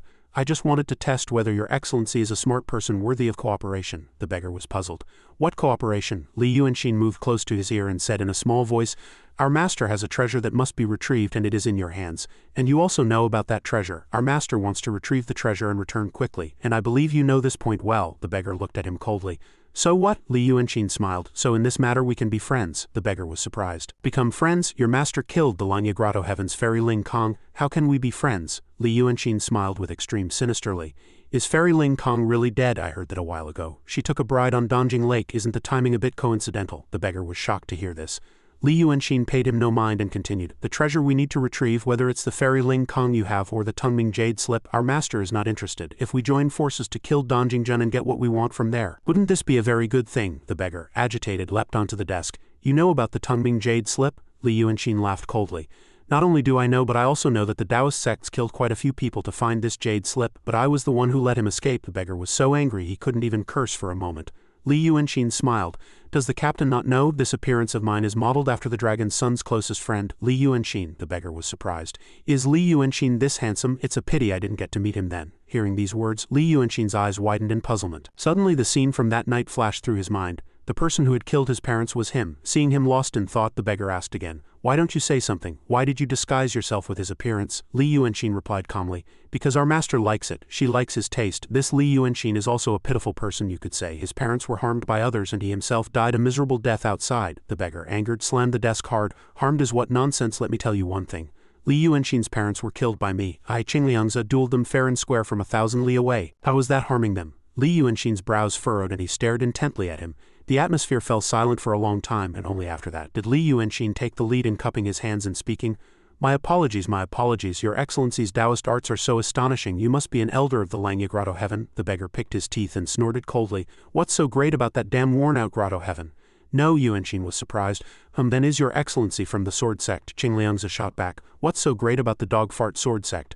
"Enough you probably can't guess, let me tell you. Have you ever heard of the Hongji Society?" Hearing this name, Li Yuanxin's eyes widened. His thoughts raced. The Hongji Society? In 18th century Europe, a church literally called the Freemasons appeared. They pursued the will of human survival and claimed to have mastered the mysteries of the universe. To this day, there are many incredible rumors about this organization. Is this a coincidence? After thinking for a moment, he regained his composure. "I've never heard of it. Is it some kind of immortal hall?" Qingliangzi laughed. "An immortal hall? Don't be disrespectful. A demon like you wouldn't understand. My Hongji Society was founded by the reincarnation of hundreds of sages from primordial times, to save the common people of the world from the impending great calamity, and to join forces to face the great calamity together." Li Yuanxin marveled inwardly. After mentioning the Hongji Society, his defense mechanism was immediately triggered. He quickly put on a fawning expression and said, "I was too forward. I was just a little curious since I had never heard of it." Qingliangzi waved his hand. "You demon, you know how to listen. If you want to hear more, I will tell you when we get back. I must first go find Yu Yunzi, that fellow from the Lanya Grotto Heaven, to prevent him from getting anxious again. You wait here for me for a moment." "I will be right back." Li Yuanxin nodded. "Understood. I will wait for your news here." Soon the sky darkened and everyone had gone home to sleep and there was not a single person on the streets. The waiter approached Li Yuanxin and said in a small voice, "Sir, we've closed. Come, I will clean these up for you." Li Yuanxin shook his head. "It's fine. Tonight I will probably have to stay a little longer." The waiter's jaw dropped and he shouted, "Guest, we have been waiting for this seat for a very long time." Li Yuanxin glanced at him coldly. "I advise you, if you want to live, it's best to leave quickly. If you're a little late, you won't be able to." Frightened, the waiter immediately turned and fled.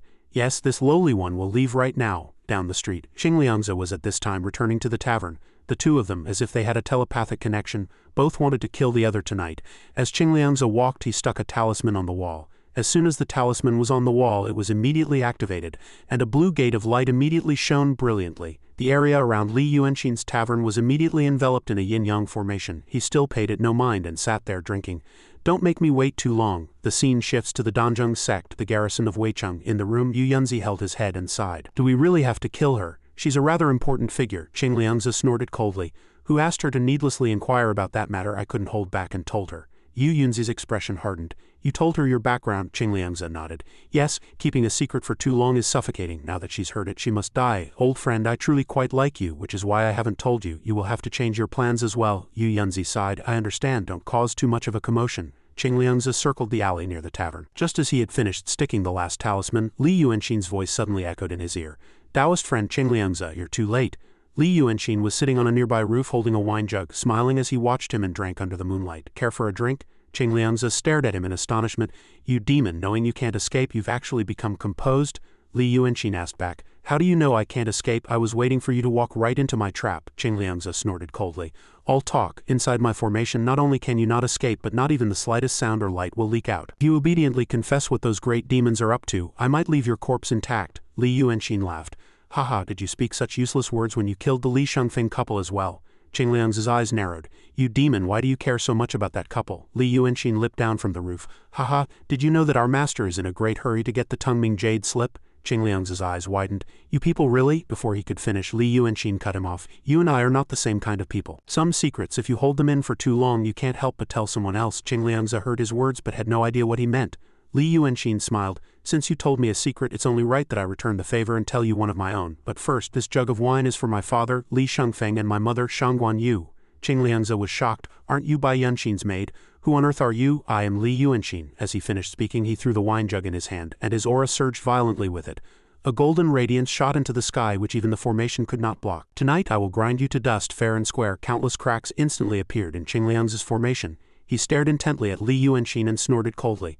Li Yuanxin, this is truly a surprise, but even though you have entered the transformation realm, your power is still only at the void realm. You want to kill me? Keep dreaming your foolish dreams. After speaking, he swung his sword and charged. Taste my dual Taoist and sword arts. Li Yuanxin raised his fan to block the assault, but there were too many streams of sword energy to block them all. In an instant, countless streams of sword energy struck his body. Although the attack had successfully landed on his opponent, Qingliangzi was not the least bit happy.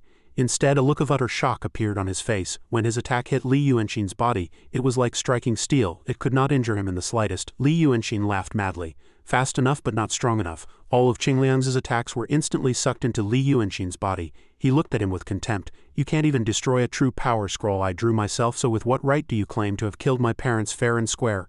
Qingliangzi's face contorted as if a monkey had eaten ginger. You really are Li Yuanxin? Then you're a ghost hand? Haha, a mere ghost hand dares to try and kill me?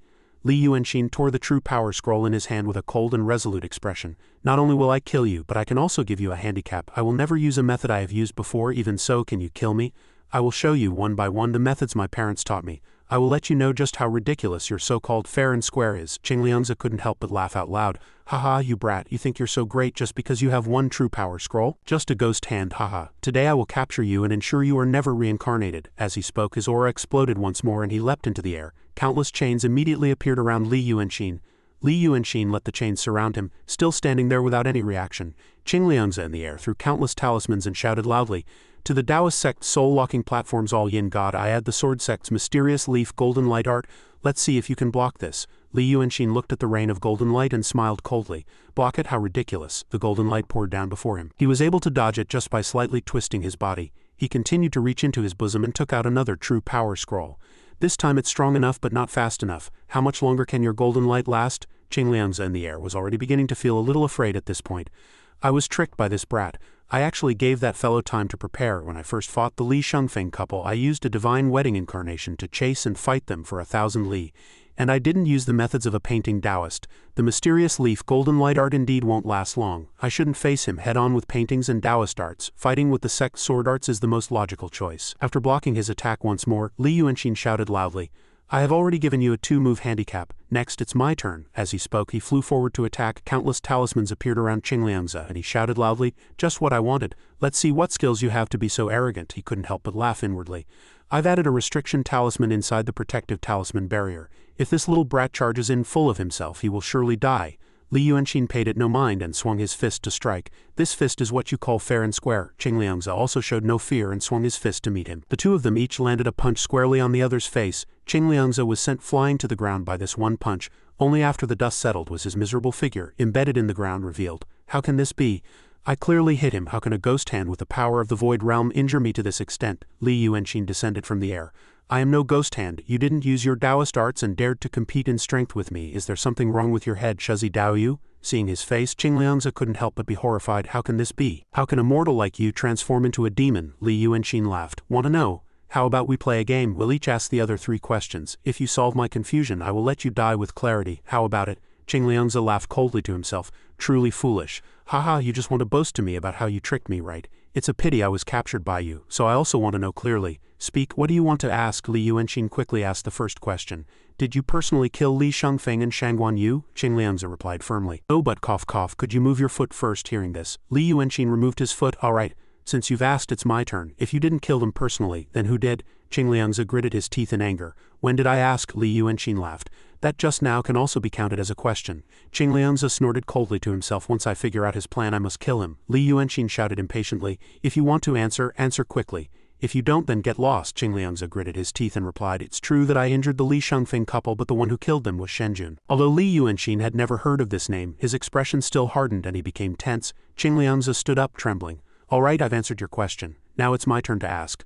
Li Yuanxin stared intently at him. He just played a mind game with me again. He must have guessed that my next question would be to ask who Shenjun is, but there's no hurry. I have enough secrets. Alright, ask away. Qingliangzi snorted coldly. It's all the same. I don't want to know how you became a demon. I just want to ask, if you are really Li Yuanxin, what were you trying to do while hiding in Weicheng? Do you dare to tell me? Li Yuanxin smiled and did not speak for a moment. Qingliangzi provoked him. What's wrong? Are you scared? Li Yuanxin couldn't help but laugh. Haha, you actually know how to ask questions. Then I will tell you my purpose. To prevent you from leaking my identity, I'll count it as getting my capital back for answering the previous question. But since you are so eager to know, I will tell you. Before speaking, he couldn't help but swing his hand and slap the other's face. I am now the Waishui Dragon King. My purpose is to reclaim the land that was originally mine and drive out eyesores like you. Qingliangzi laughed loudly. Haha, good, very good. You must want to know who Shenjun is, right? Then I will tell you. Although I have never met Shenjun, he is a great wielder of divine power in the Hongji society and possesses heaven-defying abilities. Alright, I'll ask again. Do you dare to tell me in detail what relationship that divine dragon cult has with you?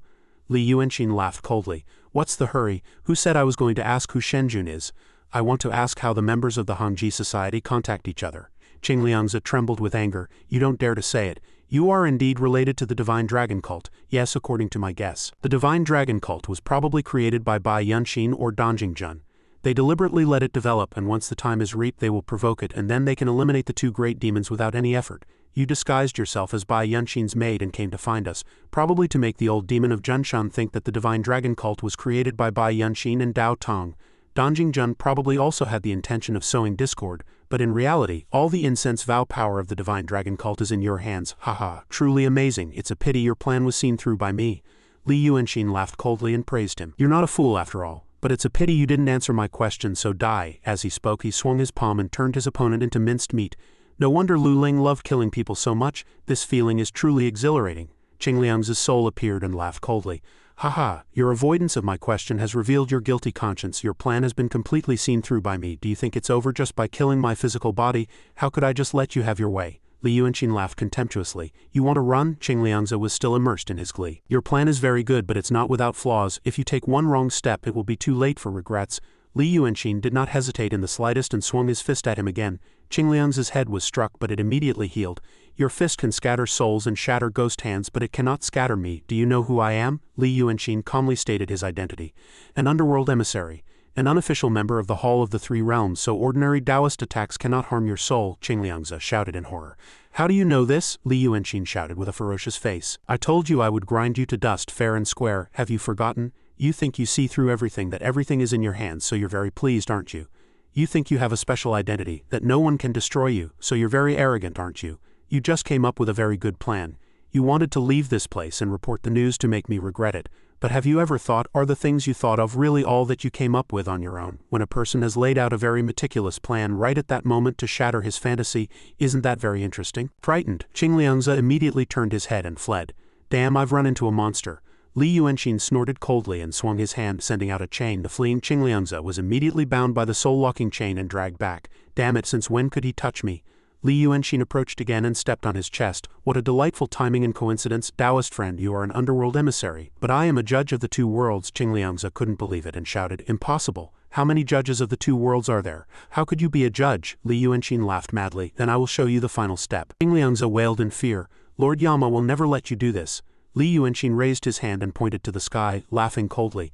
I will grind you to dust. Seeing the thunder and lightning in the sky, Qingliangzi was once again horrified. "You dare to kill me?" No matter how he wailed, the thunder and lightning poured down madly. Yu Yunzi, who was meditating in his room, sensed something at this time and regained his senses. He slightly turned his head and glanced outside. I clearly told him to be careful. Why is the commotion so big? After dealing with Qingliangzi, Li Yuanxin flew back up to the roof. I can't enjoy such a joyful thing alone.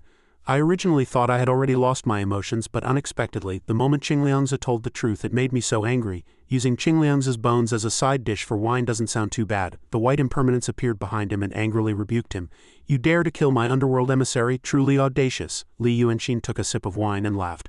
"But Lord Yama didn't stop me, did you?" The white impermanence laughed. "Haha, a wasted effort. I thought there would be a good show. Why did you beat him to death like that?" Li Yuanxin asked back. "What else could I do? Listen to him beg for his life. Once I finish this bottle of wine I should be going, but before I leave I want to know who exactly told you to come and help me." The white impermanence was startled. "What do you mean help you?" Li Yuanxin glanced at him and laughed. "Qingliangzi said that there are only a few judges of the two worlds in this world, and a few days ago you gave me this book and this chain. If not for that, I really wouldn't have been able to deal with him. Don't tell me it was all unintentional." The white impermanence laughed. "You brat, you think too much, but it was just a test." Li Yuanxin glanced at him coldly. "The painting sage, isn't he still alive?" The white impermanence was startled, then turned and left. "The painting sage, one of the three sages of the world, that disaster of a person, died long ago. This lord was just providing some convenience to see what you could do, to see if you could work for this lord. But it seems you like to take risks very much. The scale armor painting you created half a shichen ago was already your limit. The so-called breaching formation painting was just an ordinary item. You tore the painting just to put on a show and lure that fool into a contest of strength with you. Hey, you cunning fellow, you talk about being fair and square every time you open your mouth. But in reality you only use tricks. You'd even use your parents to win, wouldn't you?" Li Yuanxin did not deny it. After all, Lord Yama had seen through everything. The white impermanence asked with a puzzled expression. "But how on earth did you dodge his talismans?" Li Yuanxin's expression darkened, and he then handed the wine bottle to the white impermanence. "If I said I was lucky and dodged it, would you believe me?" The white impermanence was so angry he was at a loss for words. Li Yuanxin paid him no more mind and quickly left. The remaining Lord Yama could slowly drink his wine. "I have other matters to attend to, so I'll be on my way. Farewell." The white impermanence watched his retreating back and shouted in fear. If he'd been hit by that golden radiance he surely would have died. That fellow is truly a madman. The white impermanence then left as well. A moment later, Yu Yunzi also rushed over to survey the situation. Qingliangzi had the body of an underworld emissary, the cultivation of a true realm great sage, and the skills of a peak transformation realm expert. Who on earth could have smashed him to this state? The scene shifts to the Wu residence. Night had fallen, and all the servants and masters were already deep in their dreams. Wu Meng was sleeping as if dead when a voice suddenly echoed in his ear. "Young Master Wu, young Master Wu." He woke from his sleep and slowly opened his eyes. The one who had called him was Li Yuanxin, who was standing at the head of his bed. Seeing a person suddenly appear in his room, the young man was so startled his sleepiness vanished. "Ah, are you a ghost?" Li Yuanxin clasped his hands and bowed his head. "This humble one is Li Yuanxin. Benefactor, do you remember me? 2 months ago in the desolate forest outside the city you came across a Taoist, a young man, and an escort leader who were all unconscious. You rescued us and brought us into the city." Wu Meng came to his senses and pointed at him. "I don't remember." An expression of helplessness was apparent on Li Yuanxin's face. "That's understandable. Since you, benefactor, find joy in helping people. You have saved countless people, so of course you wouldn't remember them all." Wu Meng got up, approached his side and smiled. "It's fine, but if I saved you, why did you become a ghost? Were you harmed by someone else?" Li Yuanxin's eyes widened, and before he had a chance to explain, the other continued. "Brother Li, you must have been harmed by a villain, your vengeful spirit unable to scatter. The first person you came to find was me. Since you trust me, Wu so-and-so, so much, I, Wu so-and-so, will never let you down, brother. If you have a grievance, speak." Li Yuanxin laughed coldly to himself. "Should I call this fellow smart or foolish? This is good too. In all of Weicheng right now there is no one more suitable than him." After a moment's thought he fabricated a story and told it to the other. "Benefactor, please listen to my words. After you rescued me, I took shelter at the Dragon King Temple where I was caught up in a fight between demons. The Dragon King's divine statue was destroyed and both I and old Mr. Shu were killed. The Dragon King was furious and saying that I and Mr. Shu had not done our jobs properly, sent General Fang to capture me and the old Taoist and take us to the Dragon Palace. We are subjected to all kinds of cruel tortures every day with no way to escape. Please, benefactor, save me," Wu Meng asked with a puzzled expression. "What should I do to save you?" Li Yuanxin asked back. "Benefactor, did you hear the thunder just now?" Wu Meng pointed upward. "That thunder and lightning, could it be?" Li Yuanxin nodded. "It is the dragon crown prince of the vast Han Sea. When he struck me with thunder and lightning, the destructive force destroyed several houses on the street, causing a great loss of merit. This humble one requests that you, benefactor, repair these destroyed houses in the name of the divine dragon cult." Wu Meng's face was filled with suspicion. "Why must it be in the name of the divine dragon cult?" Li Yuanxin put on an agitated expression. The Divine Dragon Cult is the one that worships the Dragon Crown Prince of the vast Han Sea. If you can repair the houses in the name of the Divine Dragon Cult, it will be an act of great merit. The Dragon King might show leniency. After speaking, he looked outside in fear. Ah, he's here. While Wu Meng turned to look outside, Li Yuanxin had already turned into a wisp of smoke and disappeared. This humble one thanks you, benefactor. Wu Meng turned his head, his jaw agape. What on earth? As soon as he finished speaking, he immediately lost consciousness and collapsed onto the bed. Li Yuanxin left, walking down the street, lost in thought as he went. Repairing houses is but loose change to the Wu family, and given Wu Meng's spendthrift personality he will surely do it, so there is no need to worry. However, it is rather unexpected that Yu Yunzi would see the scene of Qingliang's murder and not continue to investigate. Did he see through me, or is he afraid of something else, or does he know information that I do not? The scene shifts to Yu Yunzi. He had just returned to his residence. Standing by the window and looking outside, he was lost in thought. What remained at the scene was the true fire of the Nine Heavens thunder, a technique only the dragon race can use. Could it be that another dragon has come to Weicheng? The next morning, several carts loaded with gold and silver were brought out from the Wu family's gate. The Wu family provides the funds, and the Divine Dragon Cult performs the good deed. We will repair the houses for you all. Anyone who needs silver or wood, please register to receive it. The common people gathered in a clamor. How can there be such a good thing? Has the Wu family gone mad? This much silver is nothing to the Wu family. Last year on the winter solstice, the Wu family held a banquet at our shop and spent this much. Seeing the other hold up 5 fingers, a person beside him asked with a puzzled expression, 50 taels? 50 taels? It was 500 taels. They spent almost as much as today. The crowd swarmed to register. Thank you, young Master Wu. My house needs 10 taels. We are truly grateful for the grace of the Divine Dragon Cult. After finishing all the work, a woman returned to the house. The silver was distributed as you instructed, young master. Xiao Xiao and Lily have also investigated. Yesterday at Moonham Street, the waiter said that a strange person did indeed come to drink. His description was somewhat similar to what you said, young master. That person didn't leave after closing and only advised the waiters to leave quickly if they wanted to preserve their lives. Wu Meng lay on a wooden chair and sighed. I'm thirsty. Another woman quickly approached and fed him a pastry. The people nearby also said that last night some mysterious person came with fragrant wine and made them leave their homes. Wu Meng nodded. It seems I didn't help the wrong person. Another woman approached and fanned him. But the waiter said that person probably had a big fight with someone else there. Afterward he was injured and came to our residence pretending to be a vengeful spirit to scare you, young master. Could this be some kind of conspiracy? Wu Meng yawned deeply. What kind of conspiracy could it be? He just wants me to help spread their Divine Dragon Cult. The woman smiled and nodded. Yes, you are right, young master, but I still feel something is strange. Wu Meng waved his hand. Don't mind it. In any case, father has also heard this story. And he also said this is the best way to handle it. I am a key figure in the Daqing Escort Agency Association, so helping the poor and acting with a sense of justice is what I ought to do. But I'd rather go to the Divine Dragon Cult and have a look. Who on earth is pretending to be a ghost to deceive me, and how did they know I saved someone? The 2 maids quickly followed. Young master, wait for us. Li Yuanxin was sitting on a roof eating a watermelon. Seeing Wu Meng run out towards the Divine Dragon Cult, he sighed. Still the same, but I did find a few interesting people. He looked at the few people blocking a nearby alley, then his figure vanished on the spot. A woman asked the man beside her, will us blocking people like this really work? The young man snorted coldly. The Wu family did something wrong, so they can't blame us. Shamelessly pretending to be good people, this time we must expose their masks in front of everyone and let them have a taste of the disaster they brought upon us.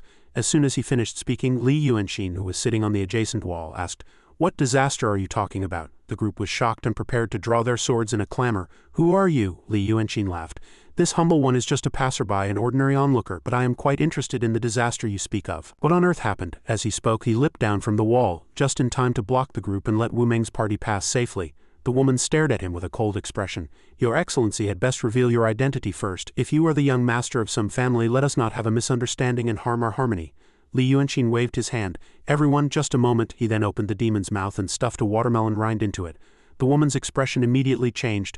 A demon, a madman, a fiend. What on earth is he? Li Yuanxin then smiled again and looked at them. You are escorts, I presume? From your shoes you seem to have traveled a long way, and the color of the soil is like the red soil found only in foreign lands. You have wounds on your bodies, but no cargo is in sight, so there's an 80% chance something has happened. If a major event has occurred in the direction of the foreign country, it must be the death of its emperor.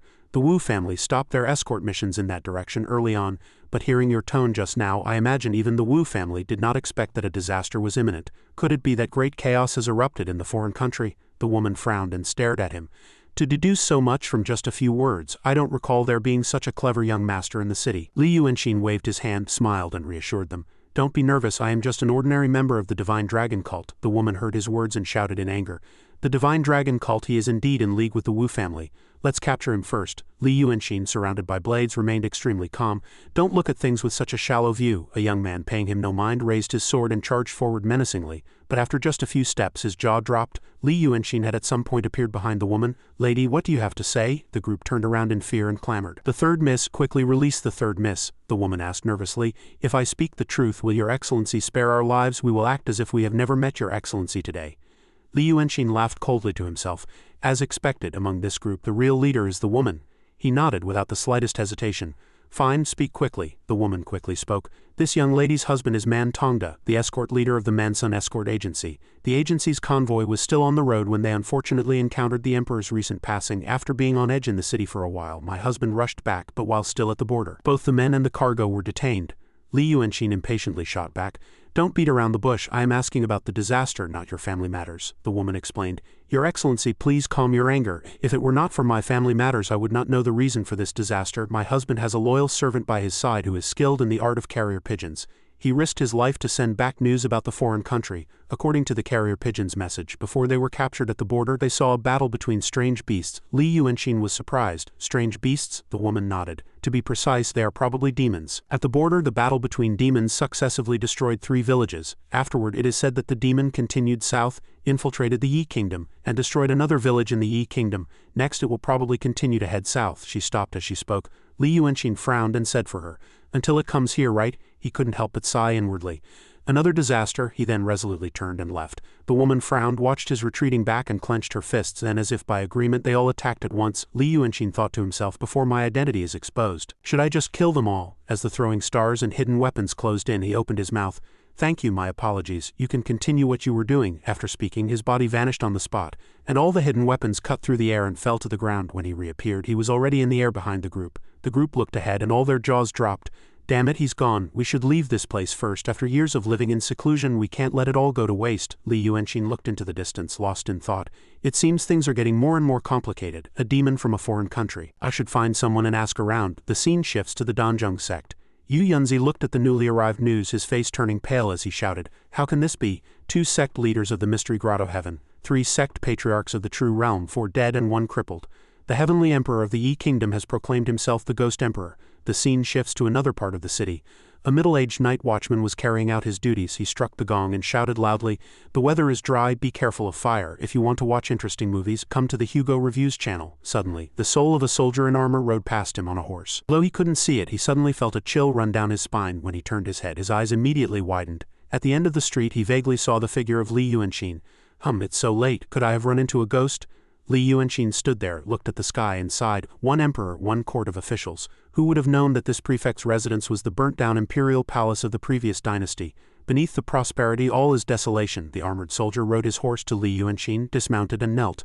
"Mojang Day, Wei capital, Jinwei Great General Wu Bai, on the orders of the sovereign, has come to report on the matter entrusted by the Dragon King." Li Yuanxin smiled and looked at him. "General, there is no need for formalities." He recalled everything in his mind. "When I first met that great ghost at Jinghua Tower, I knew at once that his identity was not ordinary. Unexpectedly, he was the emperor of the previous dynasty of the K Kingdom, the Yi Emperor. After wandering the human world for over 400 years, he borrowed my opportunity to reforge his Dharma body and also recovered his divine path. If he helps me later, I will be like a fish in water here." Thinking of these things, Li Yuanxin couldn't help but smile even more deeply. General Shu was probably also released by His Majesty, right? "To be so busy with my affairs just after coming out, I have truly troubled you." Wu Bai shook his head. "Dragon King, you flatter me. Ever since the K Kingdom rebelled and massacred the capital, we have been trapped by the Taoist and sword sects for hundreds of years in the old palace of Day, the Forbidden Palace. The Day Kingdom was thus divided into the 2 countries of Yi and K. If not for the Dragon King's help, His Majesty would not have known how much longer he would have to stay in this territory. And this humble general would not have known if he would ever see the light of day again." Li Yuanxin reached out and helped him up. "All right, no need for such formalities. Get to the point. How are the 2 matters I asked you to investigate?" Wu Bai replied. "First is the matter concerning Lord Danjing's daughter, Hongnang Zi. After several days of interrogation by this humble general of the people and chefs in the city, it has been confirmed that since a statue can harbor a spirit and yin and yang can gather to produce an yin spirit, this woman has the means to command the yin spirits in the city. The Dragon King previously guessed that the yin spirits in the city must have stolen the remains of that Taoist woman, and it was indeed so. This humble general has recorded all the yin spirits that Hongnang Zi can command. Li Yuanxin took the list and nodded. You're very skilled. In that case, does this Lord Donjing know everything that has happened in Weicheng recently? Wu Baiye replied. He only knows what you, Dragon King, wish for him to know. That woman, Hongnang Zi, can only command a dozen or so wandering souls. Those souls are all under His Majesty's control and have acted according to the Dragon King's orders. Li Yuanxin nodded. Very good. Then what of the second matter? Wu Baiye replied. The time this afternoon was a bit rushed, so the information is limited. I ask for your understanding, Dragon King. Regarding the demon from the Li Kingdom, I fished out a few souls from outside the city this afternoon. Some were from the Yi Kingdom, and some from the Li Kingdom. Only after detailed questioning did I learn that it was not a demon but the Emperor of the Li Kingdom. Li Yuanxin's expression changed to one of shock, his jaw agape. What? Wu Baiye quickly explained.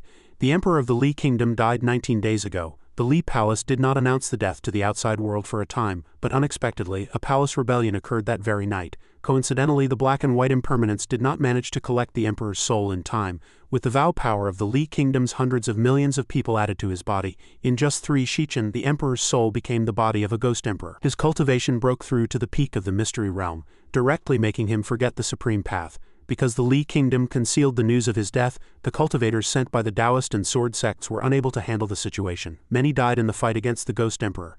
Finally, according to the description of a ghost from the Yi Kingdom, the Ghost Emperor was heavily injured and entered the border of the Tongqian Sea of the Yi Kingdom. After another fight with the dragon's second son, his whereabouts became unknown. Li Yuanxin was a little surprised. The Tongqian Sea, Wu Baiye nodded. Yes, the Tongqian Sea passes north of the Li and Yi kingdoms. It seems both sides were injured in this fight. Li Yuanxin analyzed it in his mind. Since the Taoist sects were also involved, that person from the Danzhong sect probably has more accurate information in his eyes. Li Wen is already dead, and only the dragon race can use the 9 heavens thunder fire to blast Qingliangzi to death. Thinking this, his eyes couldn't help but light up. Haha, hasn't a scapegoat just arrived? He excitedly approached Wu Baiye and said, You've done very well. I like you a lot. How about you help me? When I become the true Dragon King, I will enshrine you as General Fusun. How about it? Wu Baiye shook his head. Dragon King, please do not jest with this humble general. This humble general is absolutely loyal to His Majesty and will never have 2 masters. Li Yuanxin sighed. Is that so? I understand. Then just do one more thing for me. He then whispered something in the other's ear. Wu Baiye immediately cupped his hands and nodded. Yes, I understand. The scene shifts. Though it was late at night, a house was still brightly lit.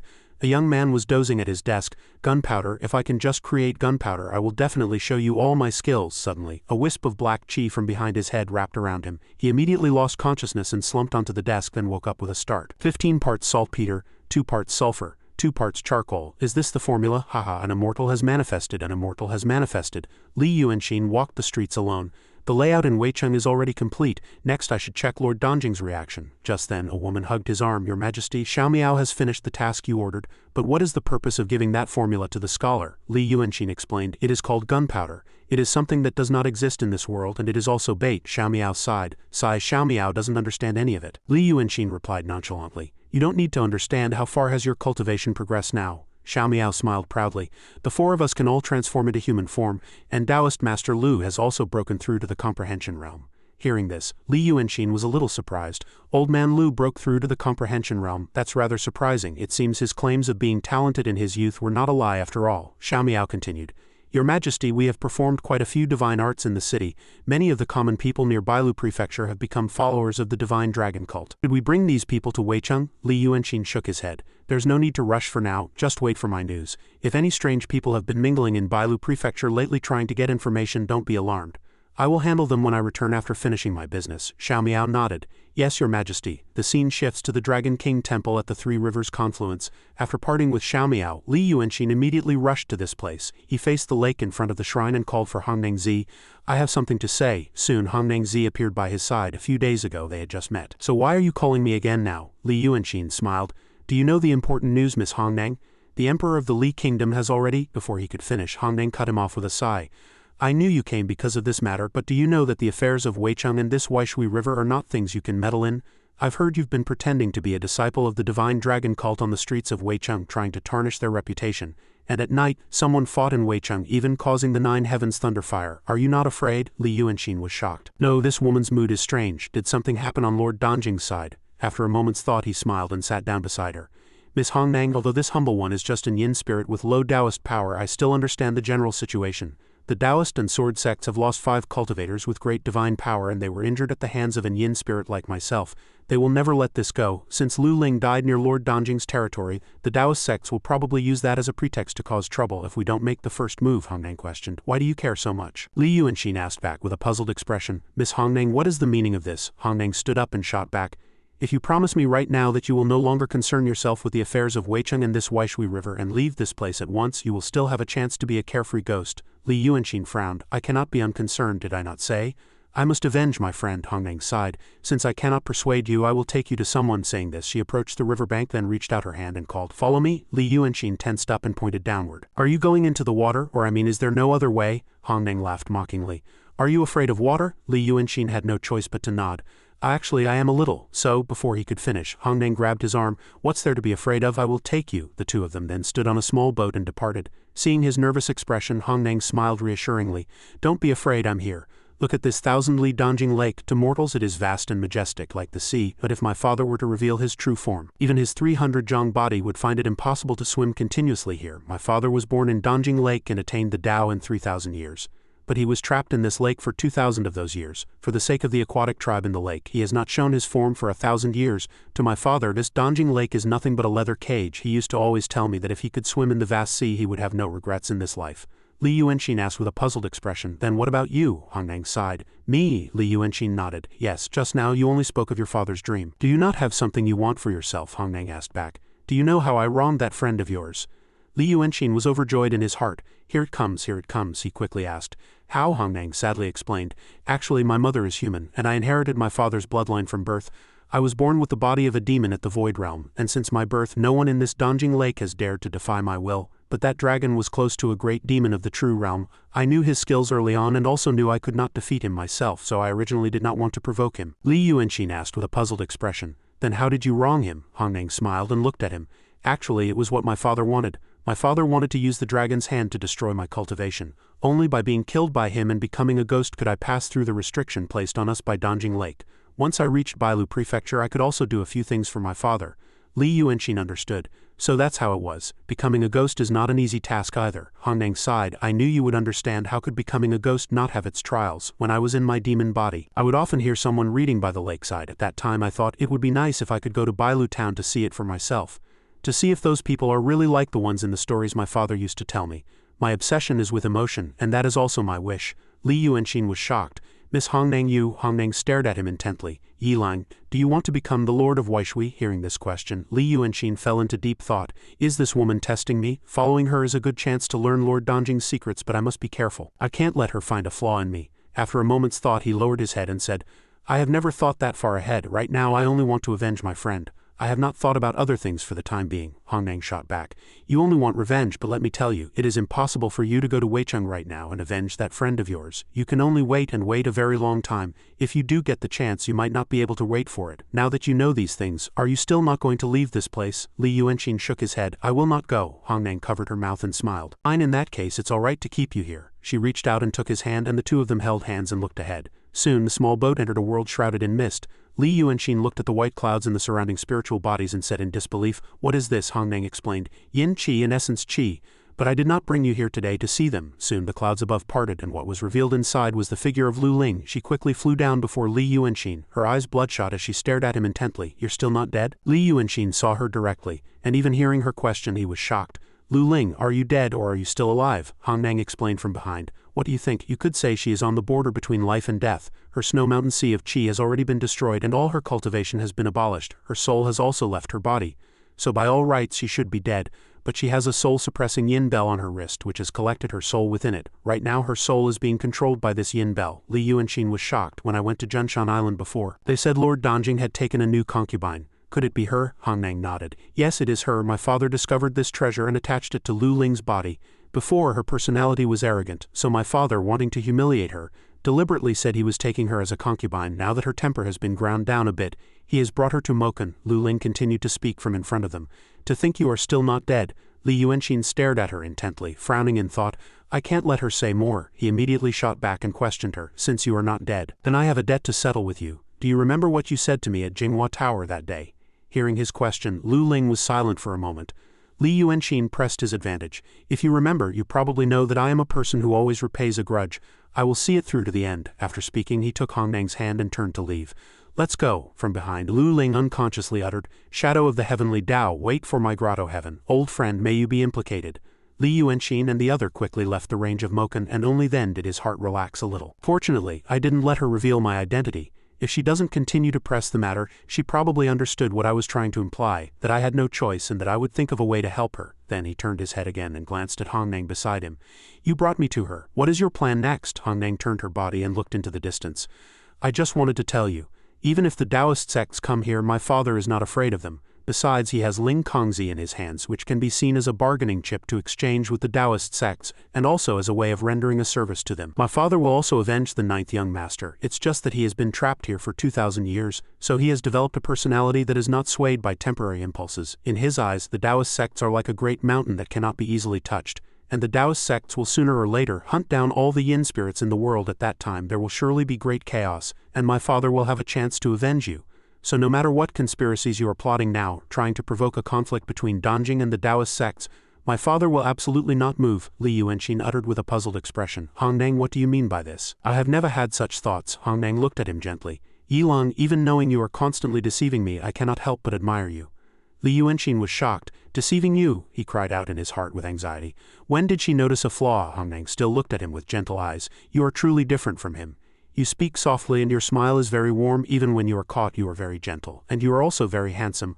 I have never seen someone as handsome as you in Bailu Prefecture. It's just that you have thought wrong. Li Yuanxin's eyes widened, and his hands clenched unconsciously. Who is she comparing me to? Hong Nang continued. There is another great secret in this 1,000 li Donjing. None of you know. Do you really think that the Waishui River, ruled by Donjing and your 9th younger brother, is a safe place? This is now the most dangerous place in the world. Li Yuanxin's mind flashed. So that's how it is. She thinks I'm the dragon's second son. Thinking this, he played along with her. He put on a shocked expression and stepped back. How did you know? Hong Nang looked down below the water. I had my eyes and ears in the city, but for some reason I suddenly lost contact with them. I suspected you had something to do with it, which is why I brought you to this lake. Beneath the lake there is a way to distinguish the aura on your body. It is a unique aura that only the dragon race possesses. Li Yuanxin's brows furrowed. So that's why you brought me here, Hong Nang explained loudly. Yilong, I just wanted to. But before she could finish, a giant fishtail suddenly shot up from below the water. The two of them were both horrified and turned to look at the tail in unison. Without the slightest hesitation, Hong Nang pushed Li Yuanxin to the shore and leapt up to block the tail herself. Get out of here and don't ever come back. As the tail thrashed, waves and a fierce wind immediately scattered in all directions. Thanks to Hong Nang pushing him to shore earlier, Li Yuanxin was thankfully uninjured. Hong Nang was not so lucky. She was sent flying by the tail as Lord Donjing's angry roar was heard. You unfilial wretch! Hong Nang flew towards Li Yuanxin. He asked her with concern, Miss Hong Nang, are you alright? Hong Nang shot back. Don't come near me, just go. My father wants to capture you, as long as you are on land. Can't do anything to you. Li Yuanxin uttered in confusion. Why are you helping me? Hong Nang turned her head and with eyes full of affection scolded him angrily. You heartless fool! In front of Li Yuanxin's dazed and uncomprehending gaze, Hong Nang suddenly rushed forward and kissed him. Because I like you very much. Being kissed by a woman for the first time, Li Yuanxin was momentarily stunned as if struck by lightning. A moment later, Hong Nang finally pulled away. If you really have the ability to kill that Taoist in the city, perhaps my father would be willing to talk to you properly. If we can meet again, recite a poem for me. After speaking, she leapt back into the lake. Long after she had gone, Li Yuanxin still stood there in a daze. What kind of plan is this? A few days later, at the Dragon God Temple on South Mountain, the old Taoist paced the courtyard with his arms crossed, sighing. I've finally sent that person away. Having too much incense isn't always a good thing. He was about to quickly return to his room to rest. As soon as he opened the door, he saw Li Yuanxin sitting on the bed. Without turning his head, he sat with his eyes still closed and asked, Are you back? The old Taoist was so startled he stood there in a daze. Is that you, Xinjia? Li Yuanxin smiled. I know you've broken through the idea realm and reached the void realm. When cultivating the void realm, it's easy to go astray without someone to guide you. I thought about it for a moment and came here. The old Taoist approached his side. You're right, after reaching the void realm, my snow mountain is unstable and my sea of chi is in turmoil. Xinjia, it's good that you're back. Only after getting close did he judge inwardly.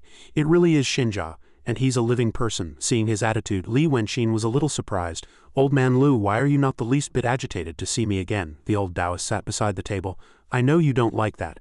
If I had cried and asked what you've been doing since you didn't die, you would have probably left immediately. Just know that I am very happy that you are back. Li Yuanxin sighed. It really is most comfortable talking to you. Old man Lu, let's do something big. A moment later a letter, a bottle of pills and a few talismans were on the desk. As Li Wenxin went down the mountain he asked, "Are you just leaving like that? Don't you need to say anything?" The old Taoist scratched his head. "There's nothing else to say. I wanted to see you again and chat about trivial things, but it's best to let it go." Li Wenxin nodded. "I understand. I copied a portion of the water cloud scripture, a few talismans and the pills for her. After everything is over you can go back if you want to," the old Taoist said sincerely. "Xinjia, how can this old Taoist thank you?" Li Wenxin replied nonchalantly. "We are all one family, no need for such distant words. I just left her some means to protect herself, to ease your worries as well." A few days later in the city the common people were gathered and repairing the houses. "Sort out all the usable wood, put the stones on the right." The one commanding them was none other than the old Taoist. The crowd gathered around and chattered, "What's all this for?" "It looks like they're repairing the Dragon King temple. It was destroyed the night the Dragon King revealed himself. It's been over a month and someone has finally come to repair it." "Has the new prefect arrived?" "No, it's someone from the Divine Dragon cult. Quite a few people believe in the Divine Dragon cult these days." "That's right, I heard that Jianyuxing Street was repaired by the Divine Dragon cult at the request of young Master Wu." At noon the old Taoist shouted loudly, "Everyone take a break and have lunch." The workers quickly came over, each taking a bowl of rice, and then raised it and shouted in unison, "Sect leader of the Divine Dragon cult, may your blessings be eternal, and your longevity like heaven." The scene shifts to the Wu residence. The head of the Wu family had just received the news.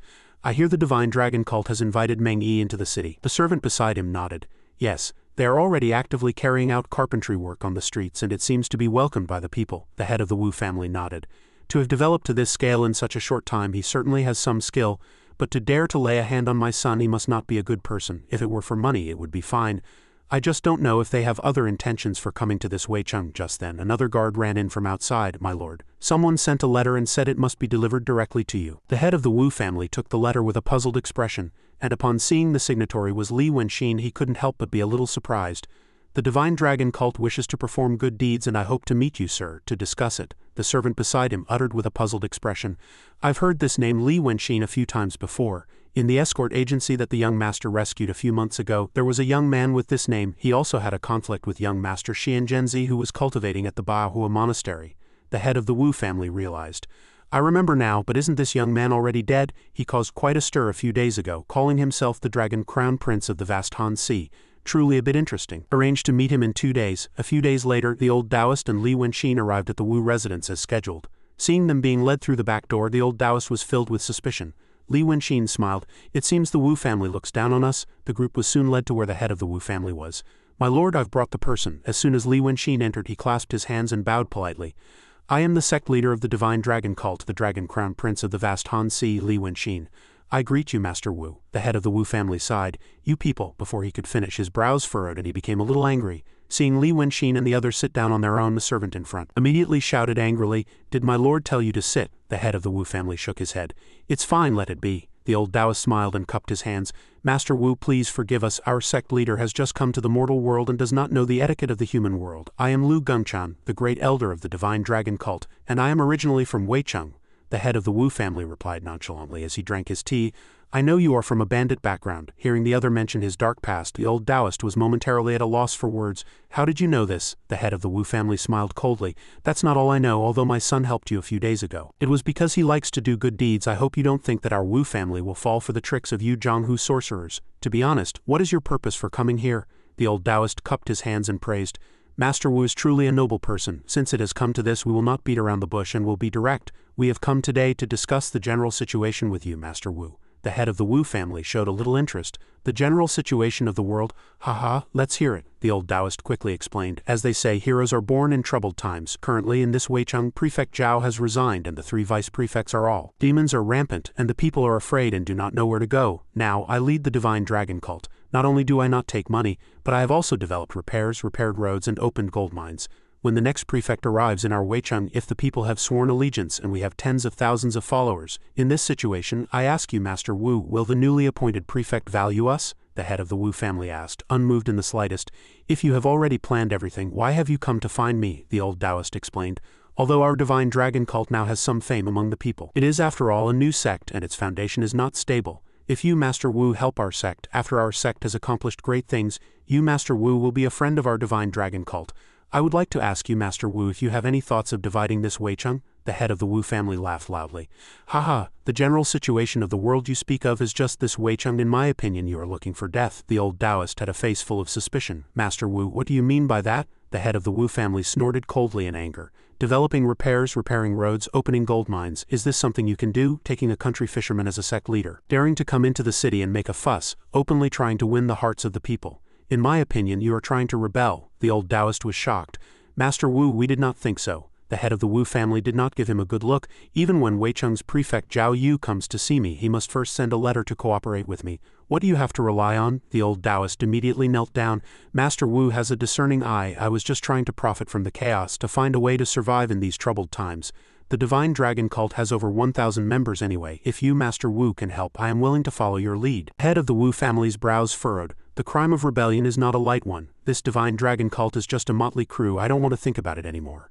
The old Taoist explained with great effort. Master Wu, this old Taoist has no intention of rebelling. I beg you, Master Wu, to help. The head of the Wu family was silent, staring intently at him in thought, and only after a moment did he sigh. All right, I see you as a talent, so I will give you a chance. The old Taoist had an agitated expression. Thank you, Master Wu. Please, Master Wu, show me a clear path. The head of the Wu family quickly explained. The things you just mentioned, you cannot do them. I am a prestigious elder in the countryside. I will give you the money, and I will allow you to work. But you can only do it in the name of the Wu residents, even if it is to block a disaster for you. The old Taoist cupped his hands in excitement. Thank you, Master Wu. The head of the Wu family continued. Besides that, you must do one thing for me. Investigate the whereabouts of the Mansun escort agency in this Wei Cheng. Once you have investigated, you will be one of my Wu residents. Later on, let alone the prefect, even the governor of the province will not be able to do anything to you. Li Wenxin thought to himself. The Mansun escort agency, wasn't that the group that tried to stop Wu Meng? Why is Wu Qi so interested? The old Taoist stood up and pointed to himself. Do you mean, Master Wu, that the Divine Dragon cult is still in my hands? Wu Qi smiled coldly to himself. Truly narrow-sighted, he nodded. That's right, I'll let you manage it. The old Taoist immediately stood up with Li Wenxin and said their farewells. Thank you for your guidance, Master Wu. Then we will take our leave first. Leave the matter you instructed to me, Master Wu. Wu Qi waved his hand and ordered the servant. Take them out. Waiting for them to leave, another person walked out from behind the screen. Master Wu, this Lu Gongchan has not yet told the truth. Wu Qi nodded. I know, that person continued. His attitude today was at first very profound, then he spoke eloquently. And only at the end did he reveal his impatient nature. Such a person is not one to accomplish great things, and the Divine Dragon cult is probably not under his sole control. Wu Qi glanced at him. So there must be another noble person behind him. Who do you think this noble person is, sir? That person offered his opinion. In my view, it is the new immortal from Dongtian, the Wei Cheng of the Shangqing Danzheng sect, the golden statue of the Dragon Crown Prince of the South Mountain Divine Dragon cult, has really been possessed by something sinister. These cultivators of the Xuanmen would not want to see demons rampant, so if there is not a Dongtian immortal behind them, how could they be so indulgent? As for Master Wu's intentions, they are dangerous, especially the matter of 14 years ago. You cannot take a single wrong step. If this matter can be used well and combined with Dao Tong, it will probably be similar to my thoughts. Then it would be best to observe for now. The scene shifts to Li Wenxin's group. As soon as they return, the old Taoist asked him, Xinjia, how was my acting just now? I don't know if they believed me. What should we do next? Li Wenxin smiled. Even if they believe it, they won't believe it completely. They will probably say this. Then it would be best to observe for now. A moment later, the old Taoist spoke again. It really is as you expected, Xinjia. The Wu family has sent people. With their help, we can speed up our progress. Li Wenxin drank his wine and smiled. This is enough. The Divine Dragon cult is one layer of my disguise, and the Wu family is another layer of the Divine Dragon cult's disguise. As long as all sides cannot see my background clearly, they will be wary of each other and observe, and I can find a way to survive within it, the old Taoist asked with a puzzled expression. Then what if they find out? Li Wenxin replied nonchalantly. Then let them find out. In any case, those people won't really believe us. The old Taoist widened his eyes and said, Why? Li Wenxin pointed outside. Look closely. Among the people the Wu family sent, there are quite a few cultivators. Only after hearing this did the old Taoist realize with a start and carefully examine the new group. After a moment he asked nervously, Then wouldn't it be more certain for us to make the first move? Are we being monitored? Li Wenxin put down his cup and shook his head. There's no need, you just maintain your appearance and let them monitor you. I will go out of the city and test them. After speaking, he said loudly, I'm done drinking. He then sent a telepathic message to the old Taoist. You can go back. The old Taoist understood and immediately stood up, then threw a few taels of gold on the table and turned to go outside. The group outside, seeing the old Taoist leave, discussed in a small voice, So the real master was that Taoist with the surname Lu. Let's follow him. Li Wenxin left a moment later, and as soon as he went outside, 2 cultivators followed him. A few days later, the 2 of them were still following Li Wenxin. One of them said with a little impatience, We've been following for several days, just one person with no cultivation. Is it necessary for 2 of us from the Void Realm to come and watch? The other was calmer. Just follow the master's orders. That person pushed aside the rice stalks to look, but he didn't see anything special. He's gone to look at the fields again. Could it be that the divine dragon cult has some plan for this abandoned field? But in a moment of carelessness, Li Wenxin's figure disappeared from before their eyes. Wait, where did the person go? Did you see where he went? The moment he screamed, the person beside him instantly turned into a pool of blood. He was utterly horrified by the blood that splattered on his face. Turning his head, he saw Li Wenxin holding the upper half of the person's corpse, staring intently at him and muttering, "Truly tasteless." The young man trembled in fear. "A demon, he's a demon. This is not someone I can face." Without the slightest hesitation, he threw a smoke bomb, then turned and fled. I have to run. I must go back and report to my master." Li Wenxin, enraged, ground his teeth and shouted, "How audacious! You dare to run in front of me. Stop right there." After speaking, he brandished his claws and pounced. As the young man's right arm was caught by Li Wenxin, he decisively used an escape talisman and fled, abandoning his right arm as his body turned into a golden light and vanished. Li Wenxin did not give chase but stood in his spot and sighed. "I let him get away. He must report the news to me. He looked up at the sky. "The earthly advantages and the harmony of the people are all prepared. I only need to wait for the heavenly timing. On such a fine day it had better not rain." A moment later at the Danzheng sect, the young man returned, injured and struggling. "Save me, master, save me, we've been discovered." The other person was killed in a single blow. Yu Yunzi sat on his bed and rebuked him in anger. "Useless fools, how could you not hide properly?" "That is Yazi," the young man asked with a puzzled expression. "What is Yazi?" Yu Yunzi explained. "In the past he was a great demon who had reached the mystery grotto heaven realm. He could have killed me with the flick of a finger. Although he is now heavily injured, Yazi is still Yazi." The young man collapsed helplessly to the ground. "Why didn't you tell us beforehand?" Yu Yunzi laughed coldly. "In your next life, be reincarnated as a smarter person. This world needs some people to be sacrificed." As soon as he finished speaking, the young man's breathing stopped. Yu Yunzi then glanced outside. "It's time I went to see that fellow, Lord Tungchen." In a certain garden, Li Wenxin was painting and reciting a poem. "I grieve for the leaves falling at dusk, pitifully unlit by a single ray of moonlight." Just then, a voice came from behind him. "Lord Tungchen, you are truly a man of refined tastes." Li Wenxin furrowed his brows and shouted, "Who's there?" At this time he had already finished the painting on the table, and a brilliant golden radiance immediately appeared in the air from which a figure walked out. "I am Yu Yunzi of the Langya Grotto Heaven. I have heard that Lord Tungchen is unyielding, bloodthirsty and decisive. But now that you are living among mortals, it brings me joy and a sense of accomplishment." Li Wenxin uttered with a puzzled expression. "What, Lord Tungchen, you have the wrong person." Yu Yunzi laughed.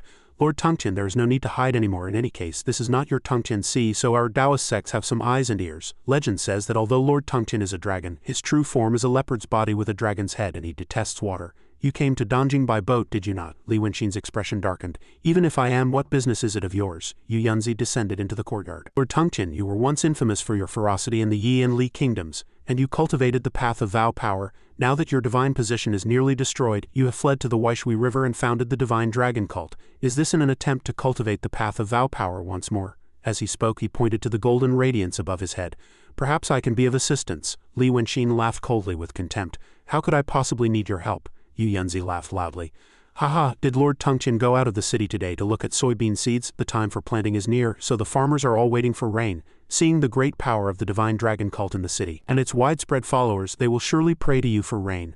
But if Lord Tungchen's identity is revealed, perhaps this vow-powered divine position will be completely scattered, am I correct?" Li Wenxin glanced at him menacingly. "The name of the one who saw through my plan last time was Qingliangzi. Do you know what his end was?" Yu Yunzi laughed. "This humble Taoist is different from Qingliangzi. We are both people who cherish our lives. Do you know what is behind me? It is called the Mystic Light Treasure Mirror. A Dharma treasure this humble Taoist has refined for over 60 years, capable of seeing through a cultivator's realm. Lord Tungchen's divine position is now only at the peak of the transformation realm. If this humble Taoist wished it, killing you would be as easy as flipping my hand." Li Wenxin revealed his sharp teeth and laughed ferociously. "I have never listened to another's threats." Yu Yunzi shook his head. "Rather than killing madly, this humble Taoist wishes to speak of cooperation. After all, the great calamity is imminent, and we are all in this whirlpool. Only by cooperating to seek wealth can we secure a piece of this world." Hearing the two words "great calamity" again, Li Wenxin's eyes widened unconsciously, and only after a moment did he regain his composure and speak. "The great calamity? Where does this great calamity come from? As long as the Taoist sects don't meddle in pointless affairs, in my opinion, this world is very peaceful." Yu Yunzi furrowed his brows and stared at him intently.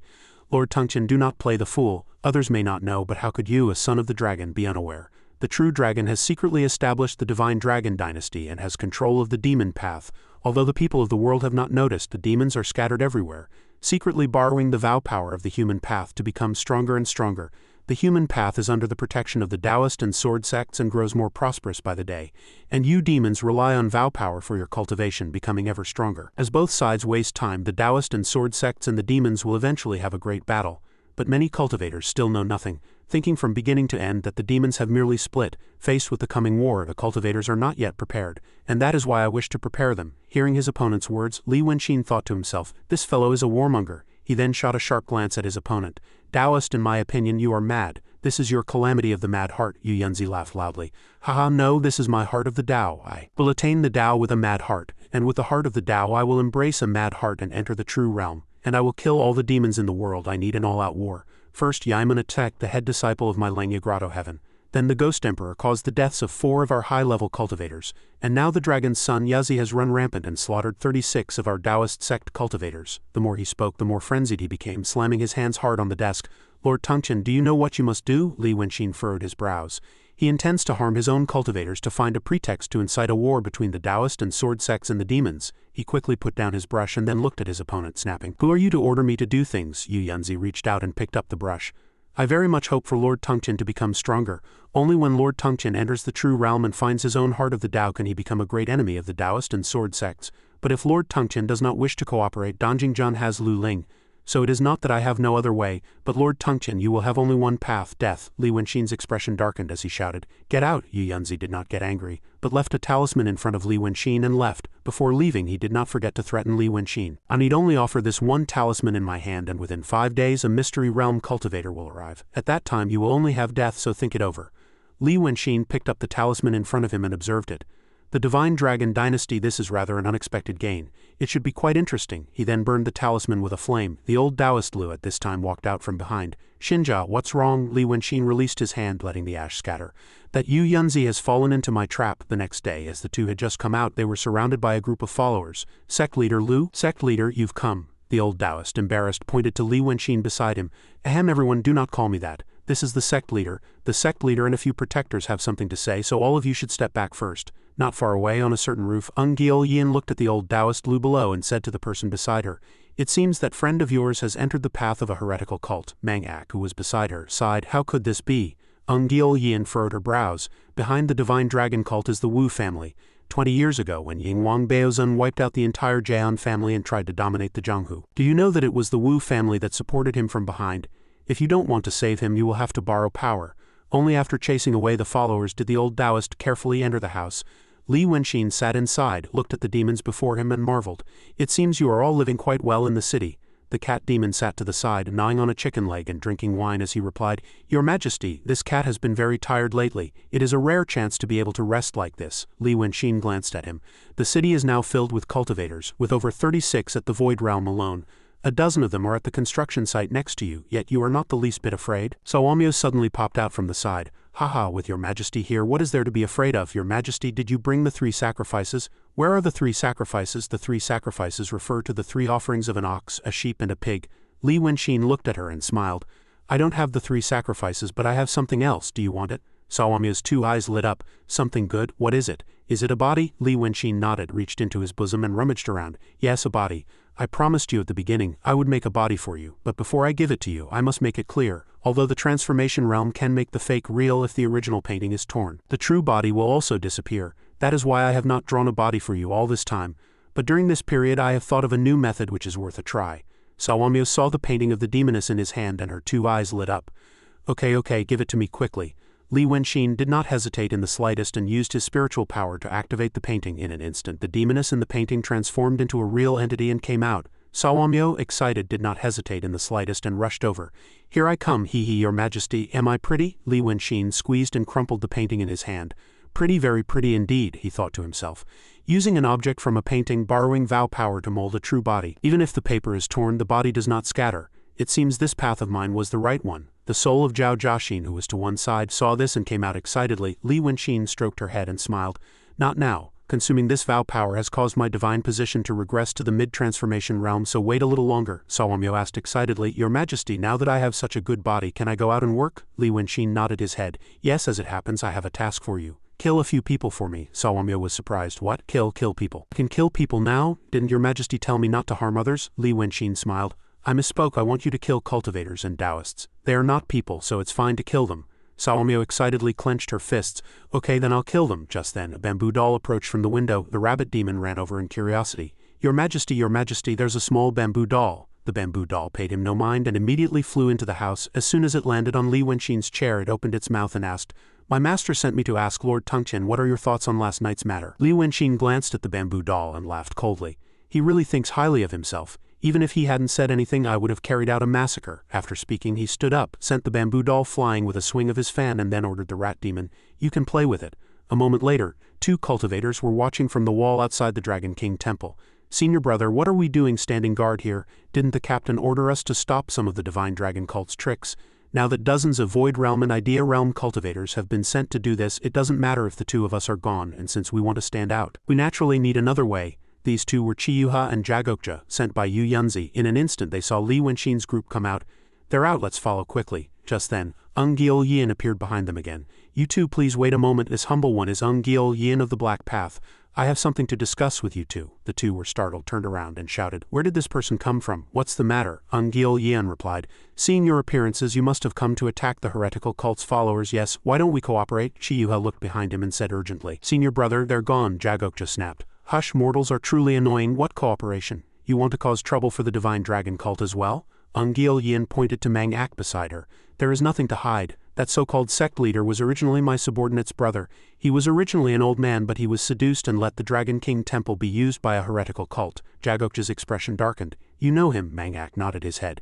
"Yes, he saved me once. Now that he has fallen into a heretical cult, this debt must be repaid." As he finished speaking, Jagokja threw a few talismans. Mang Ak and the other had been on guard, so as soon as their opponent made a move, they drew their swords and struck. The two leapt back to dodge, and just as Ung Gil Yin was about to give chase, her eyes widened. The two of them were at this time trapped in a talisman gate formation. Jagokja laughed coldly.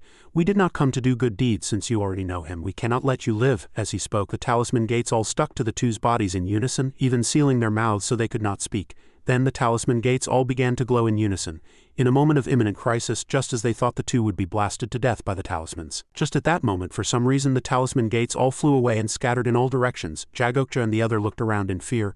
"Which senior is here? Who is it? Show yourself at once." Li Wenxin sat on the roof combing Sawamyo's hair and said, "A little foolish, but a good person. What do you two think?" The cat demon beside him nodded his head. "Yes, your majesty is right." They all then shot sharp glances below. Li Wenxin snapped, "I will take these two." Chiyuha snorted coldly. "Just a mere cultivator and a demon have become friends." Li Wenxin laughed coldly.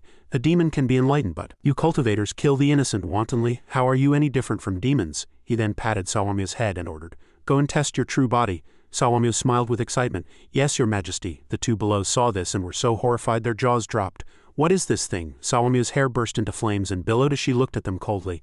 "I will play with you." Before Sawamyo could make a move, the surrounding area of several dozen jong was sealed by a restriction.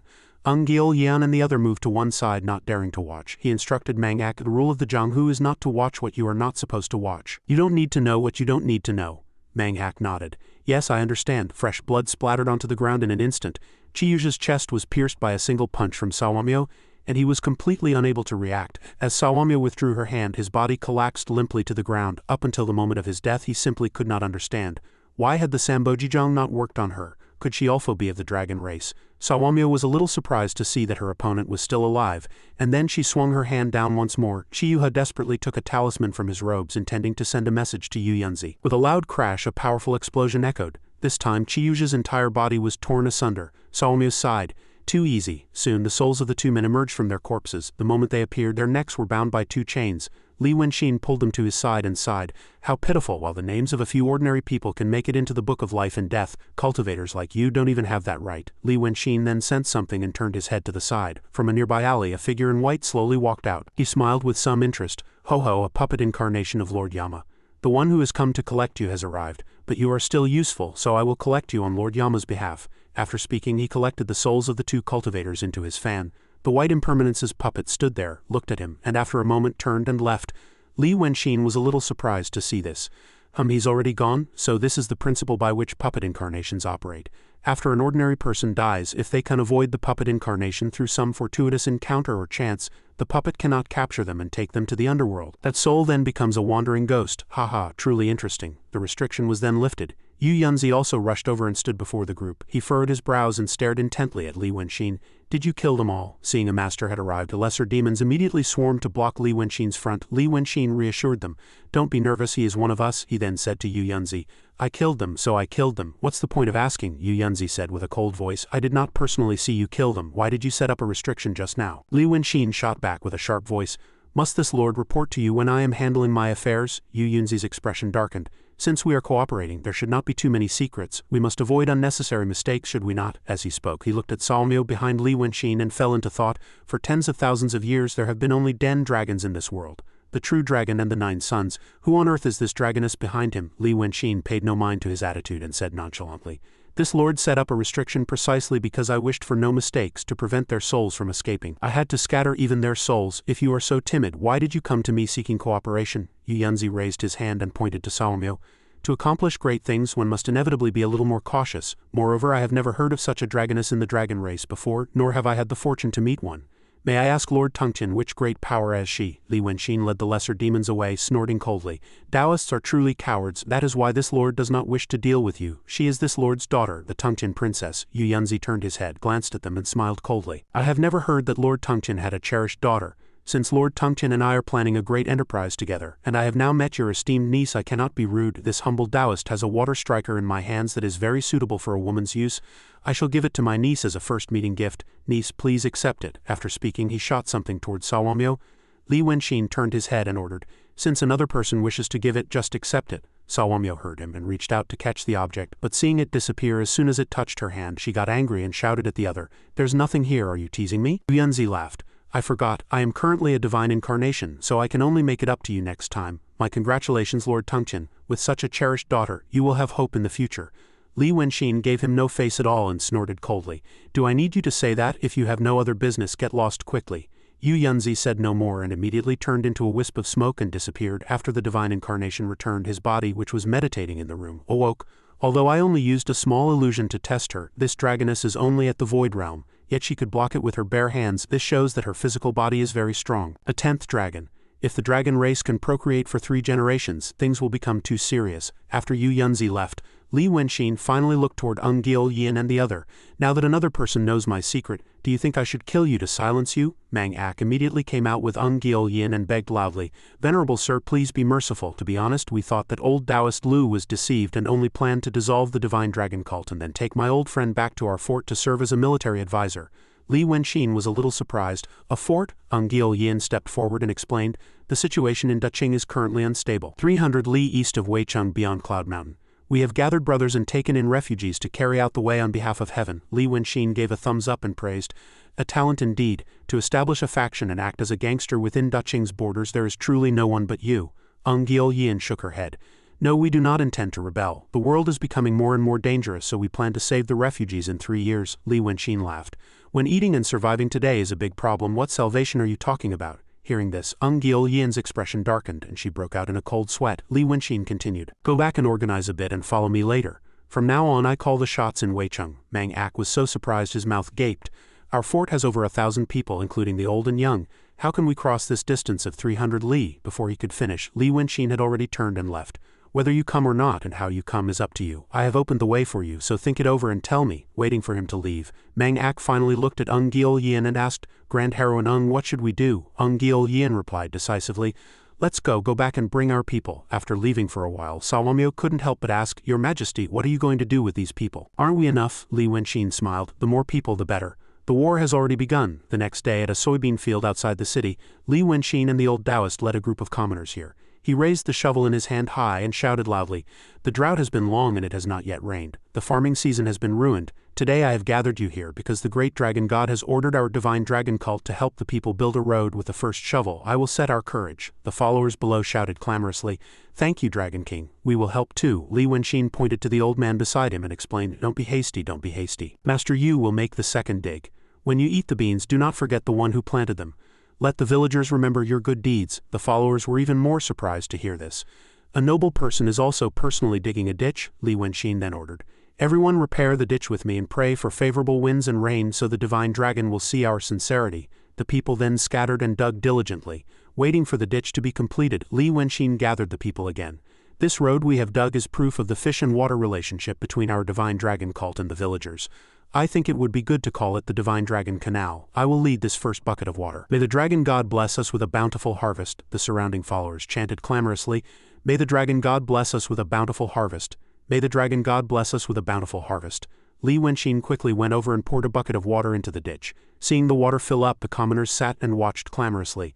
The water's coming, the water's coming. Yu Yunzi had also come here, floating in the air and watching. What is this Yazi doing again? As night fell, Yu Yunzi returned to his residence. He looked at the drawing on the desk and fell into thought. The shape of this ditch. Lu Gongchan, the Dragon King Temple. Yazi what are you all plotting? Has she not returned yet? As he finished speaking, a woman was thrown in from outside. The person thrown in was Siguha, and behind her was Changbuja. Seeing Yu Yunzi, she said, "As the captain ordered, I have brought both the person and the item. But when I captured her, she seems to have swallowed something." Yu Yunzi uttered an "oh." "Then cut it out." Siguha stared at him intently and said sharply, "How is what you are doing worthy of the reputation of a prestigious and righteous sect?" Yu Yunzi laughed coldly. "Since you are in league with demons, what is wrong with me killing you? All right, do it." Changbuja grabbed Siguha's hair, pulled her up and put a knife to her neck. "Captain, I'm afraid of blood. It's a bit of trouble, but let's think again after all the blood has flowed out. Hee hee." Siguha was then beheaded on the spot by her. "Demons, you are the real demons." A moment later, Siguha was completely out of breath and a piece of paper was taken out from her body by them. Yu Yunzi was a little surprised to see the contents of the paper. This Heart Sutra is not one of the 108 Dharma gates of the Daotong sword sect, but it seems to be the Heavenly Heart True method. In that case, it can only be the painting Taoist method. So what Lu Gongchan is cultivating is the path of painting. Yazi, what a grand conspiracy, even I almost fell into your trap. Repairing bridges and building roads to bless the villagers and spreading the cult to absorb vow power. All of this was just a smokescreen. He intended to use the land of Weicheng to draw a great formation with ditches, roads, and bridges. This demon, Lord Tongtian, is truly remarkable. To think there is such a figure among the demons, that is what makes him a worthy opponent for me. Yu Yunzi. By borrowing the Wu family and the Divine Dragon cult to carry out construction several times around Weicheng, only the places where Yazi and Lu Gongchan personally participated became the seals of the painting formation. If he has such courage, I have my sword heart. On that day I will ensure you die a spectacular death. The next day, the scene shifts to where Li Wenqin's group is. He and the old Taoist Lu were sitting outside and opened their mouths. It seems everything is progressing very smoothly. The old Taoist Lu reported the situation. "This morning someone from the Wu residence came and said they are rushing to build a headquarters for us next to the Peach Stream Road. Next we need to decide on a few locations to repair bridges and roads outside the city." Li Wenqin stood up and nodded. "Then let's hurry to the next location," the old Taoist said with concern. "Xinjia, in these past few days your realm has dropped to the early transformation realm. How about you rest a bit?" Li Wenqin shook his head. "I can't rest. Old man Lu, if I don't work, how can I infuse spiritual energy?" Yu Yunzi is a perfected person who has attained the Tao, so there can be no mistakes in a single brushstroke. Moreover, our enemies are probably not just the people from the Daotong, the old Taoist asked with a puzzled expression. "Who else is there?" Just then, the cat demon ran over from the side. Your Majesty, Your Majesty." Li Wenqin glanced at him and asked, "What's wrong? Last time I told you to take the gold ingot to that house. Is there any movement?" The cat demon nodded. "Yes, last night there was a loud bang from their house. That person named Wang Sheng rushed to the Wu residence early this morning to ask." Li Wenqin nodded.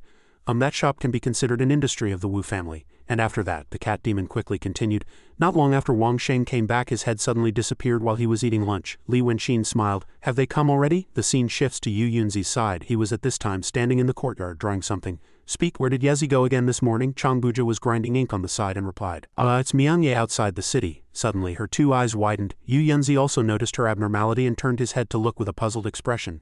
In an instant, her two eyes turned red.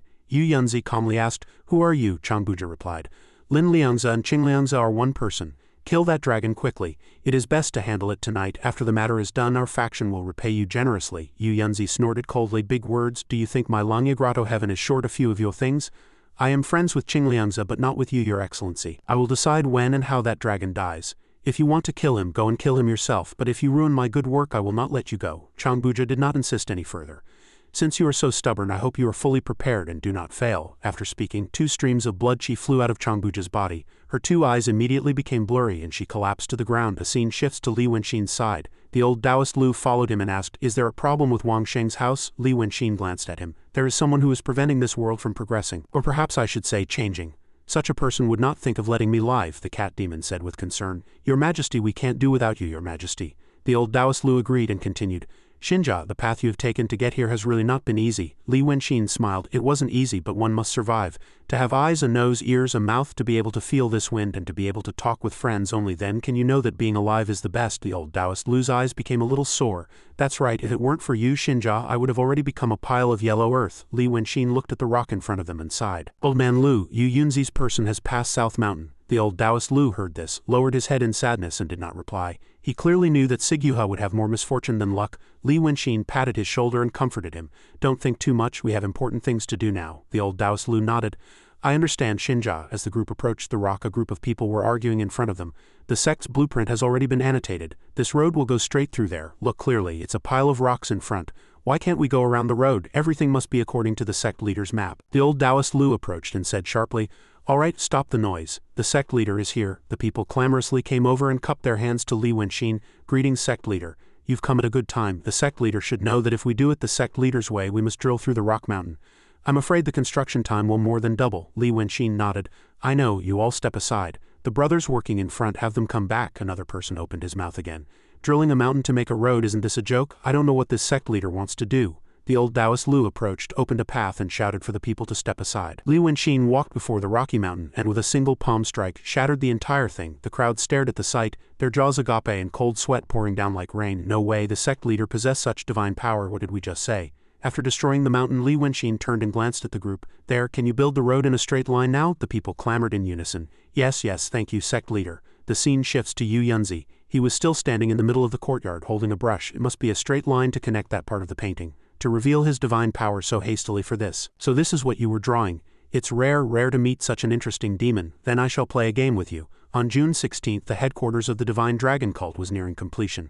Outside Weicheng, a total of 16 righteous canals, 19 roads and 6 bridges were under construction. In addition, the construction of 24 pavilions had begun in various locations.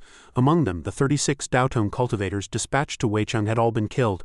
21 died at the hands of the Divine Dragon Cult, while the remaining 15, while trying to find a way to escape Weicheng, were scattered to the four winds by Yu Yunzi's incarnation within half a shichen. Seeing him collect the souls of his fellow Taoists, Li Wenqin couldn't help but click his tongue.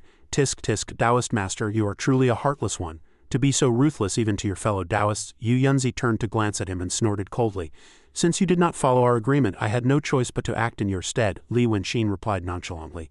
This lord never agreed to anything with you. Yu Yunzi did not dwell on the matter and turned to leave. Tomorrow is the day you perform the rain ritual before your followers. Let me give you a piece of advice. After you have solidified your followers and obtained the vow power, it is best you leave Weicheng. Li Wenqin was a little surprised. When he asked for the reason, Yu Yunzi explained, You are the first yin spirit to have manifested a divine position so brazenly within the capital. I will also report the news of the cultivators' deaths, so Daotong will soon realize the severity of this matter. I may be reprimanded, but they cannot replace me temporarily. So the higher-ups will have me continue to be stationed in Weicheng. However, the assistants Daotong will dispatch next time will not be novices, but those who truly know how to handle things. Li Wenqin's jaw dropped. You're that kind? Yu Yunzi turned into a wisp of smoke and disappeared. You don't have to listen to me. You should know that staying peaceful is beneficial for both of us. Waiting for him to leave, the old Taoist Lu came out from inside. Is he gone? What does he mean by this? Li Wenqin replied calmly. His actions tonight were to probe for information. Just as Yu Yunzi returned to his residence, he uttered with suspicion, He's gained followers, yet Lord Tungtian's aura has weakened instead. Just then another person came in from outside. Did you discover something strange? Yu Yunzi glanced at the other and was a little surprised. Lin Liangzi, what are you doing here? Lin Liangzi replied nonchalantly. I came to give you a reminder, not to misjudge someone. Yu Yunzi furrowed his brows. What do you mean by that? Lin Liangzi explained.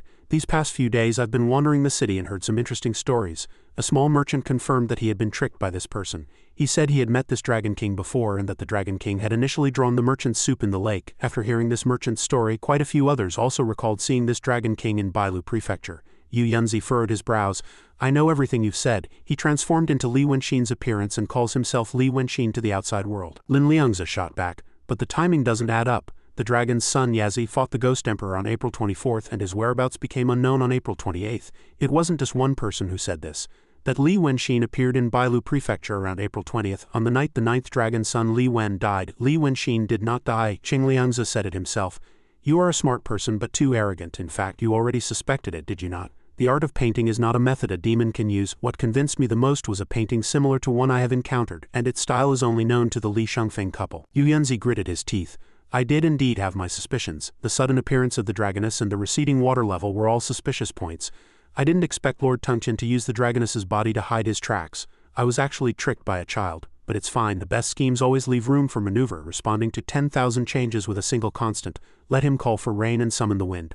I will watch from the sidelines, unmoving. The plan is already set. Whether he is Li Wenxin or Yazi, he will surely die tomorrow. In light of your sincerity, I will be your friend. After I take that fellow Li Wenxin's head tomorrow, I will discuss the grand plan with you. On June 17th, at the headquarters of the Divine Dragon Cult, all the followers had gathered. A throne was placed on the dais, and below, the sound of drums and gongs echoed ceaselessly and boisterously. The dragon god of the mortal world is most efficacious, pervading heaven and earth, traversing darkness and light. As Li Wenxin came out from inside, he furrowed his brows and uttered, "What is all this?" The old Taoist Lu smiled helplessly. "The Dragon King is just temporarily excited." The gong sounded again, and the children clamored in unison, "May the 5 grains be bountiful, the winds and rain favorable, and the people protected." Li Wenxin quickly came out from inside. He stood on the dais, looked to the sky, and shouted loudly, "Everyone, let us welcome the Dragon God with me. Dragon King, reveal your holiness." As soon as he finished speaking, a streak of golden radiance descended from the sky. The one who had come was Sawamio, who had entered the body of the dragoness. The commoners below saw her and all stared, their jaws agape. "A real dragon, it's a real dragon. The true dragon has revealed its holiness for real brothers." Yu Yunzi stood in the crowd and smiled coldly. "So you've finally shown your true form, Yazi." Sawamio stood on the dais, unable to hide her excitement. "Haha, it is finally this body's turn to manifest." Yu Yunzi furrowed his brows. "What is Lord Tungchen doing?" Just then, something in his sleeve emitted a light. He quickly reached into his sleeve to search, then immediately ran to the back. Seeing the person in the mirror, he greeted him nervously. "Greetings, Lord Zuo." He was extremely puzzled in his heart. Strange, why has Lord Zuo manifested in person at this time? The person in the mirror was Ganoya, and he quickly gave an order. "Yu Yunzi, I have an important mission for you. 5 days ago I located the whereabouts of the dragon's second son, Yazi. After his battle of arts with the Ghost Emperor, he has now entered the Zhang Kingdom. The dragon's second son's cultivation has already recovered to the realm of a perfected person of Yuanrong, and he is 1 step away from returning to the mystery realm. Dao Tong has already decided to eliminate this great demon. You are to coordinate from the south and intercept him together." Yu Yunzi, his face filled with shock, asked back, "Did your lordship say for certain that it is the dragon's second son, Yazi?" Gano replied firmly, "Of course there is no mistake. You must be careful of any strange occurrences inside. When that Yazi transforms into a human body, he is tall and long and likes to wear yellow robes and a golden crown. Remember his appearance clearly, and do not underestimate him when you fight him." Yu Yunzi nodded and accepted the order, then cut off the communication. He looked at Sawamio on the dais and furrowed his brows. "Yazi has just entered the Zhang Kingdom, so who is that person on the dais?" The Sawamio on the dais immediately shouted loudly, solving his question. "I am the Sawa Dragoness under the command of the Waishui Dragon King." Yu Yunzi gritted his teeth. "Li Wen, the dead 9th dragon's son, I will strip all of you of your skins. You thieves, how dare you use Yazi's name to deceive me?" Li Wenxin stepped forward at this time and said, "A few months ago a demon appeared within the borders of our Weicheng. The Dragon King revealed his holiness to punish the demon and fought it for 300 rounds on Yewon Mountain, finally vanquishing it. However, the Dragon King also greatly exhausted his vital energy because of this. That is why the world has been in a drought this month without a single drop of rain." The commoners below discussed worriedly. "If it doesn't rain, how can the trees grow well? The soybean fields are about to dry up and die. We must ask the Dragon King to send rain and save the people." Li Wenxin gestured and shouted loudly. "Today, the Waishui Dragon King, for the sake of the people of our Weicheng, has ordered our divine dragon cult and the Sawa Dragoness to perform a divine art. If you are moved by and remember the great grace of the Waishui Dragon King protecting a city, then piously recite the esteemed names of our divine dragon cult sect leader and the Waishui Dragon King. The Dragon King will send down a great rain today, and bestow blessings upon the myriad people of the city." The commoners, hearing this, were agitated and shouted their response one by one. Li Wenxin raised his scepter and continued to lead. "We thank the Waishui Dragon King for the great grace of his protection. We pray for the Dragon King to send down rain." The commoners knelt in unison and followed the chant. "We thank the Waishui Dragon King for the great grace of his protection. We pray for the Dragon King to send down rain." Li Wenxin gripped the scepter with both hands, raised it high, and then slammed it hard onto the ground. As the scepter hit the ground, an invisible wave of light with him at the center rapidly spread in all directions. A fierce wind immediately rose, and the commoners clamorously raised their heads to look at the sky. "The wind is blowing. We thank the Waishui Dragon King for the great grace of his protection. We pray for the Dragon King to grant his grace and send down rain." Just then, Yu Yunzi stepped forward, pointed a finger, and shouted loudly, "HMPH, if you novices dare to try and profit from the chaos in front of this venerable one, fortunately, Lord Zuo just reminded me to wipe you out." The commoners looked at the shining circle in the air, puzzled by its sudden appearance. "It's broad daylight, but there's a moon. Why is there such a bright moon?" Yu Yunzi flew up and stood before the shining circle, looking down. Yu Yunzi, the perfected person who has attained the Dao Zuo of the disciplinary court of the Langya Grotto heaven of Daotong, has come here to eliminate a demon. The commoners immediately began to murmur. An immortal, it's an immortal, where is the demon? What does the immortal mean? Changbuja came out from the crowd at this time. You have all been deceived, so many people have died in the city, but the one on the dais is not a dragon king but a demon. It intends to kill you all and turn you into yin souls. It will not rain, it will never rain. You have all been deceived. Yu Yunzi stood in the air and smiled coldly, pleased with himself. HMPH, your painting formation for the rain ritual is merely to increase your vow power. I don't care much who this vow power is given to, whether it's a person or a demon. If your scheme is a chain of schemes, then so is mine. Commoners below were all in chaos. What does turn you into yin souls mean? Is what that person said true? Yu Yunzi descended from the air and asked, Fellow Taoist Changbuja, what do you mean by this? Changbuja shouted with agitation. A calamity has occurred in the city. These demons are refining a group of yin souls in Weicheng, intending to turn this place into a land of death. Li Wenqin stood to the side, smiling coldly and thinking to himself, HMPH, are these two putting on a play for me? Yu Yunzi was pleased with himself. If Changbuja makes such a fuss, the commoners' hearts will surely waver, and once they doubt, the vow power will disappear. Let's see how you handle this. After a moment's thought, he said to Li Wenqin, Brat, this venerable one knows you have made this city your scroll and created a great painting formation. But it is ultimately just a few petty tricks. You killed over 20 people in the city, and I also killed a few dozen. What do you think I used the spiritual energy of those yin souls for? Let me tell you, it was to break your painting formation. In a moment, I will have you kill this woman in front of everyone, to prove that you are a demon. As soon as he finished speaking, the ground immediately shattered. Li Wenqin, without the slightest hesitation, grabbed Changbuja's neck and smashed her to the ground. Yu Yunzi, seeing him act so decisively, was filled with suspicion. Li Wenqin glanced at him and smiled. What's the use of so many words? Yu Yunzi furrowed his brows and gritted his teeth. Are you still trying to bluff me? He then leapt into the air. Audacious demon, do not dare to act so atrociously. The commoners below were already in an uproar. The sect leader killed someone. The sect leader killed someone. Li Wenqin looked at the sky and smiled coldly. Aren't you trying to make me kill someone to cut off the source of my faith? You say I want to refine yin souls? Isn't the one who really wants to act you? The spiritual energy of this painting formation comes from the faith of the 10,000 people below this dais. As long as their faith is not extinguished, you can do nothing to my painting formation. Unless you really intend to kill them all. Yu Yunzi took out a paper doll.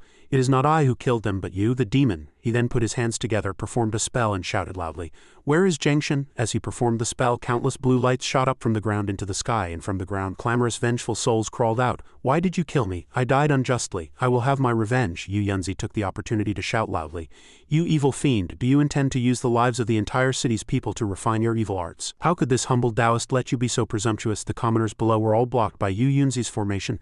Save us, we can't get out. Dragon God above, please save us. What dragon god? He's a demon. Yu Yunzi looked at Li Wenqin with excitement.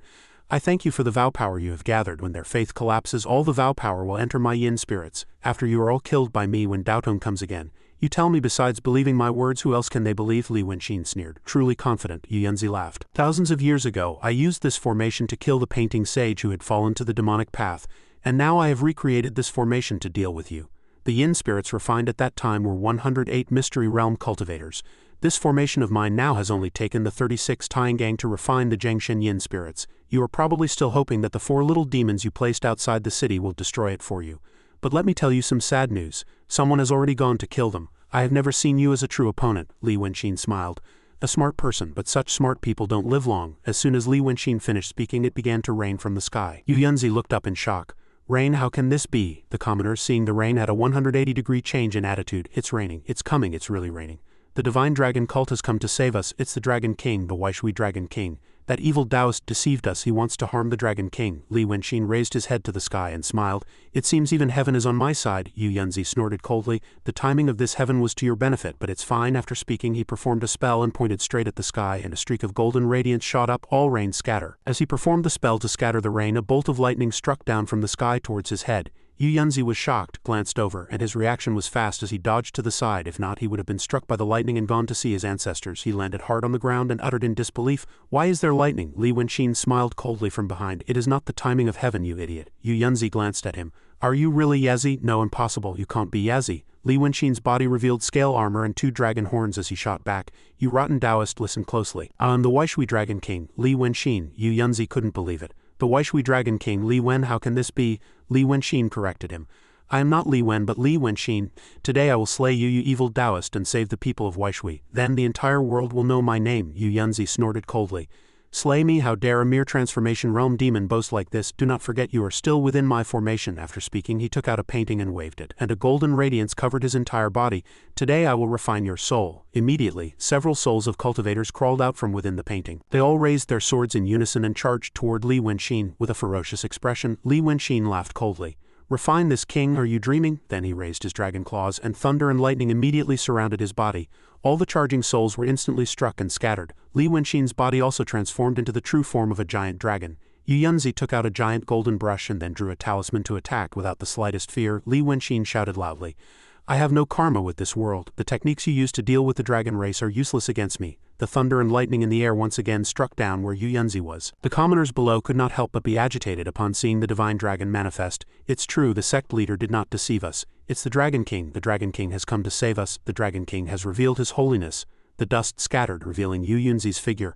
I do not know what means you used. My sacred seals, my Taoist talismans, none of them work on you. But you are ultimately just a demon performing wicked tricks, relying only on your innate strength. This Taoist is different from foolish creatures like you. I do not like to use brute force, but that does not mean I cannot slay you myself. As he spoke, he condensed a longsword with his spiritual power, prepared to engage in a decisive battle and slay Li Wenxin. Seeing this, Li Wenxin immediately turned his head and flew up into the sky. Yu Yunzi also immediately flew up and gave chase. Where do you think you're going? You won't escape. Soon the two had flown up to the cloud layer. Yu Yunzi pursued from behind, swinging his sword to strike. Li Wenxin was unable to dodge in time and was cut. Bright red blood mixed with the rainwater and fell below. Li Wenxin endured the pain, spat out blood and looked at the sky. Rain, keep raining, rain harder. Yu Yunzi spoke from behind as if lecturing him. You are one of the smartest demons I have ever met. You have many petty tricks, but this is as far as you go. A higher realm is absolute suppression. If you listen to me, I might leave your corpse intact. Li Wenxin turned his head and glanced at his opponent. Where does that confidence come from? You set up a formation to hide this matter, not wanting others to know you were refining human souls. That has been a great help to me. Hearing this, Yu Yunzi was shocked and his eyes widened. Outside the city it was raining very heavily at this time, and they had no idea what was happening inside the city. Seeing the rain, they shouted excitedly in a clamor, It's raining, the whole village is saved. I heard the divine dragon cult was performing a rain ritual today. The Dragon King has granted us rain. Yu Yunzi could not help but feel fear as he saw vow power gathering from all directions outside the city. Since when the vow power poured in from all directions. Receiving a large amount of vow power, Li Wenxin's wounds immediately healed. The source of my vow power is not just in this Weicheng. Yu Yunzi took out the mystic light treasure mirror and shouted loudly, trying to break through to the true realm in front of me. Are you dreaming, mystic light treasure mirror? Reveal his realm. With his shout, the mystic light treasure mirror instantly turned from white to red. He then raised his sword and charged toward Li Wenxin. Besides revealing another's realm, the mystic light treasure mirror could also temporarily lock it. Thinking you can break through just because you've gained vow power? Nothing in this world is that easy. Li Wenxin shouted in anger. Get lost. After speaking, he swung his tail and sent his opponent flying. As he flew, Yu Yunzi couldn't help but be horrified inwardly. This demon's body is so strong, I absolutely cannot let him break through to the true realm. He then took out another Dharma treasure, from which countless chains and vengeful souls emerged and struck toward Li Wenxin. Li Wenxin was a little horrified inwardly. My movements have slowed.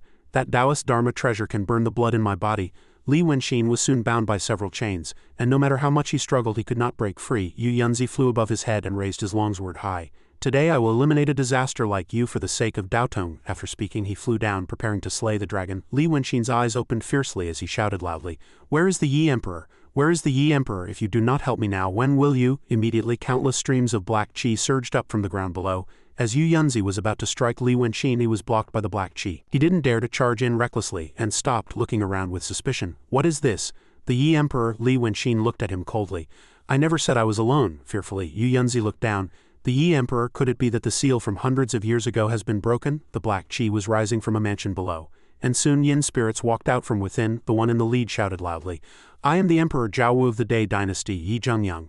A fiend from Daotong seeks to kill the people of my Day's capital Weidu. According to the laws of Day, he is sentenced to immediate execution by beheading. Great General of the Jinwei of Day's capital, Wu Baiye, receive your orders. Wu Baiye, who was beside him, immediately knelt down. Your subject receives the order. Looking at the group, Yu Yunzi couldn't help but be horrified. This cannot be. The Ghost Emperor has been released. How could Daotong not know anything about it? Yi Zhengyang pointed upward and shouted loudly, Why should we Dragon King Li Wenxin today? I, the sovereign, will help you slay this madman as promised. As soon as Yi Zhengyang finished shouting, from outside the city countless Yin soldiers appeared from beneath the ground, and along with the black chi, the banners of the Day army fluttered clamorously. A massive army of Yin soldiers appeared in an instant. Li Wenxin shouted loudly in the air, revealing his true form. The commoners below clamorously pointed at the sky. Look, it's a dragon, a real dragon. Then, as they all clasped their hands and prayed, the vow power of all the people in the city gathered in Li Wenxin's body once more. Yu Yunzi was horrified as he looked at the giant dragon before him. How dare you reveal your true form in front of 100,000 people? Your death is not far off. When our Daotong learns of this, they will surely kill you, Li Wenxin shouted in anger. You madman who practices the evil path with this king presiding here. How could I let you kill the people of my Weicheng to refine your evil formation? Yu Yunzi gritted his teeth and performed a spell. Damn it, to let him break through to the true realm. And with millions of Yin soldiers forming a formation, this fight is endless. Talismans flashed on his body, and without the slightest fear he charged madly, intending to take his opponent down with him. Do not dare to tarnish the reputation of our Daotong. Having broken through to the true realm, Li Wenxin was fearless. He raised his giant dragon head and met the attack head-on. The force of the collision between the two shook heaven and earth, and Yu Yunzi's figure vanished. Yi Zhengyang below uttered with suspicion, "Is he dead?" Yu Yunzi's divine soul quietly fled, thinking to himself, "The soul of a perfected person is immortal and indestructible. I'll use the force of self-destruction to hide my tracks. This place is filled with ghostly qi, so if I can just mix in with it and return to Daotong, I will surely bury that demon along with this perfected person." Just as Yu Yunzi was dreaming his beautiful dream, two soul-locking chains pursued him from behind. Li Wenxin snorted contemptuously, trying to escape quietly. "Did you think I would fall for your trick again, bound by the chains?" Yu Yunzi's jaw dropped in horror. Why does he have soul-locking chains? The death of his friend a few days ago came to his mind. The reason Qingliang's soul was not left behind was because you were the one who killed him, weren't you? But you miscalculated. The soul of a perfected person is not something that can be easily taken away, even if the black and white impermanence were here. Do you know that the Lord Zuo of my Langya Grotto heaven is on his way? Do you think you can kill two perfected persons in a row? Li Wenxin reverted from his true form and approached him. Killing one perfected person was indeed my limit, but you foolish Taoist, do you know, from the moment you came to Weicheng I was thinking about how to kill you. Destroying your physical body was supposed to be the hardest part, but you foolish oaf have helped me succeed easily. Yu Yunzi's expression darkened. You audacious fellow, do you know that the Lord Zuo of my grotto heaven is the perfected person Gan Oya, a great cultivator of the mystery realm? Lord Zuo will not forgive you, paying him no mind. Li Wenxin quickly took out a brush, intending to draw a scroll to seal him. Yu Yunzi shouted madly in fear, "Lord Zuo, save me!" As soon as he shouted, a streak of white light flew in from behind. Li Wenxin paused for a moment and uttered with suspicion, "Have you come?" Gan Oya appeared and blocked the path between the two. "Waishui Dragon King, why do you seek to kill a cultivator of our Daotong?" Without the slightest fear, Li Wenxin stared intently at his opponent. "I am the Waishui Dragon King and Li Wenxin. I wonder if Lord Zuo has heard of me." Gan Oya furrowed his brows. "I heard Linger lost her life at your hands, so of course I have heard of you." Li Wenxin smiled. "The one before me is clearly just an incarnation, Lord Zuo. You are a cautious one," he thought to himself. "He only mentions the matter between me and Ling Kongzi, but not my personal circumstances. Does he not know, or is he pretending not to? In any case, even Yu Yunzi and Ling Kongzi know about my situation. He is the Lord Zuo who commands a grotto heaven. If he truly doesn't know, this matter will be interesting." After a moment's thought he continued, "Seeing that Lord Zuo did not attack on sight, you must be a reasonable person. Since you already know of my affairs, we should speak more clearly. But in any case, I have only just ascended to the true realm, so I cannot compare to you two. It is quite tiring for us to keep flying like this." As he spoke, he transformed a set of a table and chairs on a cloud. "Lord Zuo, please make yourself comfortable." Yu Yunzi, who was beside them, shouted with agitation, "That is my mystic light treasure mirror. How can you wield it? You have angered this venerable one." Li Wenxin sneered with contempt. "Tisk tisk, a perfected person, yet so out of his mind. Truly a pity." Gan Oya spoke. "Dragon King, you jest. Were you not the one who destroyed his physical body?" Li Wenxin sat down and sighed. "First, Ling Kongzi of your esteemed grotto heaven asked me to ascend a mountain with her, and when I refused, she tried to kill me. Next, this fellow Taoist came to Weicheng and asked me to help him do evil deeds. I did not travel 1,000 li to your grotto heaven to cause trouble, yet both major incidents occurred within Weicheng. Looking all around, there are only vengeful souls. According to the rules of the cultivation world, he deserves to die." Gan Oya remained extremely calm. "Perhaps this is just the Dragon King's one-sided claim right now. This disciple of mine has had his physical body destroyed by the Dragon King, and can barely protect his divine position. I am rather curious. Before, the Dragon King was only at the early transformation realm. How could you transform into the true realm in the blink of an eye? Who knows, perhaps the Dragon King needed the vital energy from forming an army of Yin soldiers to raise his cultivation level." Li Wenxin shouted with a cold voice.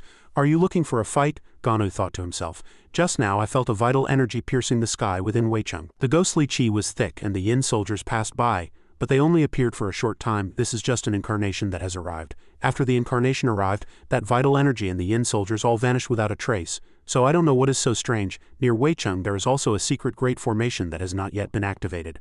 I absolutely cannot stay here for long." After finishing his thoughts, he grabbed Yu Yunzi's soul. "Li Wenxin, you seized a dragon's position with a human body and harmed the lives of the people of Weicheng to scheme against a Daotong cultivator. This matter will be clearly investigated by Daotong.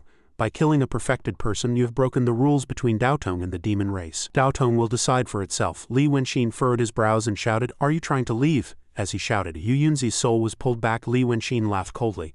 "Are you trying to take him to Daotong to tattle to your superiors? You, fellow Taoist, have quite the means. Why do you think I can use the mystic light treasure mirror? Naturally, because his soul is also mine. So how could his Dharma treasure not be mine?" Immediately, a bolt of thunder and lightning struck down from the sky, and from the ground below, countless streams of vital energy surged up. Ganoya's jaw dropped in horror. How can there be such strong vital energy? Did all the Yin soldiers that passed by earlier turn into the energy of vengeful spirits? How can this be? As Yu Yunzi was sucked in, he shouted madly, "Lord Zuo, save me! Lord Zuo, save me!" Ganoya looked at Li Wenxin in fear. "Are you mad? If this vital energy scatters, half of Weicheng will be destroyed." The more he spoke, the more fiercely the vital energy surged. "Damn it, if this continues, even half of the Zhang kingdom will be destroyed." Li Wenxin raised the fan in his hand and smiled. How could that be? The surrounding vital energy was immediately sucked inward. Yu Yunzi's soul was also sucked in. Ganoya's eyes widened. "You collected all the vital energy?" Li Wenxin folded his fan and replied without hiding anything. "I am a remnant of the painting sage. See, now you have no way to report me, do you?" When Ganoya asked what those things just now were, Li Wenxin laughed coldly. "That is my great formation, Yu Yunzi." He was too shallow in his thinking. He thought I drew people in and around Weicheng to create a small formation. He thought that if he could just erode my small formation, all my arrangements would be his to use. But that was only a part of my true formation. My great formation is half of this Weicheng. That foolish oaf tried to use his spiritual energy to draw in vengeful souls to erode my small formation. But he didn't know that once his spiritual energy circulated through the meridians of the paper dolls, that small formation of dolls would turn into his spiritual body. He had long since trapped himself in my thousand-li landscape painting. Ganoya uttered in fear, "How can this be? To capture heaven and earth in a painting is a divine art only a painting master of the environment realm possesses, yet you are only at the true realm." Li Wenxin laughed coldly. "Who do you think I am?" Ganoya sighed. "Enough, since you are a remnant of the painting sage, no reason is needed to exterminate you. This Lord Zuo will today." Before he could finish, Li Wenxin shouted, cutting him off, "My father is Li Shengfeng. The Yi Emperor has promised to help me form a formation with 1,000,000 Yin souls. Do you think you can touch me?" Hearing his words, Ganoya's face was filled with suspicion. "Who is Li Shengfeng?" Li Wenxin raised his head to the sky and laughed loudly. "Haha, I knew you wouldn't know." Ganoya pointed to himself and replied nonchalantly, "What's so strange about that? I have cultivated for over 500 years and met countless people. How could I possibly remember them all?" Li Wenxin laughed even harder. "Ling Kongzi and Yu Yunzi knew, and even 2 low-level cultivators from the Lingshu sword sect knew, yet you, a Lord Zuo, do not? Haha, no, perhaps the twin sages did not wish for you to know. Ling Kongzi met the twin sages before she descended the mountain, and the twin sages told her of my identity." Ganoya shouted in anger, "Shut your mouth!" Li Wenxin moved closer to him and sneered, "What's wrong? Are you afraid of learning something the twin sages wish to hide? Afraid of offending the twin sages? Let me be honest, I have already prepared for everything. If you kill me, the matter will escalate and the entire world will know, and at that time your 2 high and mighty leaders will surely not be pleased." Ganoya remained silent and said nothing. Li Wenxin continued his psychological assault. "Let me tell you one more thing. Yu Yunzi knowing my identity was probably not the twin sage's will, but because there is someone else behind him. This fellow sent low-level cultivators to me to be killed in truth, to provoke a conflict between Daotong and the demon race. Moreover, he arrogantly said that only by having Daotong start a war with the divine dragon dynasty can Weicheng develop more safely. But is this truly what Daotong wants? I am still investigating the identity, background and purpose of the person behind Yu Yunzi. If you, Lord Zuo, can help me ensure that the people of Daotong no longer trouble me, perhaps I can share the results of my investigation with you." Ganoya glanced at him and said with disbelief, "You do have some schemes, but what you have said today is after all just your one-sided claim. I will return and verify it later. Hand over Yu Yunzi's soul to me, then perhaps we can truly cooperate later." Li Wenxin folded his fan and laughed loudly. "Haha, I have said my piece. Whether you believe it or not is up to you. I obtained this soul with my own ability, and I have a use for it later, so I cannot give it to you. If you have no other business, do as you please. I would still advise you, Lord Zuo, to go back and keep a close eye on your subordinates, lest you be deceived by them without even knowing it." After speaking, he turned into a wisp of smoke and disappeared on the spot. Ganoya did not stop him, but stood in his spot, lost in grim thought. How could a human possess the body of a demon? To borrow the Yin soldiers of the underworld, just how much of what he said is true, and how much is false? Here on a certain roof in Weicheng, the black impermanence looked at the sky and said to the white impermanence, "1,000,000 Yin souls. Now that you've invested so much in him, it will be truly difficult to change your mind." The white impermanence snorted coldly. "If you hadn't pleaded with the Yi Emperor for that matter back then, none of this would be happening today." The black impermanence rushed over, grabbed his collar and shouted, "You took all the initial benefits. What do you mean by blaming me now?" The white impermanence paid him no mind and looked ahead. "That fellow has arrived." Li Wenxin slowly walked up to the two. "Thank you for your help, Lord Yama. Are you two Lords Yama satisfied? The black impermanence did not reply and immediately snorted coldly and left. Li Wenqin smiled and cupped his hands to the white impermanence. Thanks to you I have accomplished a great deed. He is now thoroughly intimidated by me, and his heart is filled with discontent. He is probably undergoing an intense internal conflict. If he comes to negotiate with me in a moment I will still have to borrow your might. The corners of the white impermanence's mouth turned up slightly.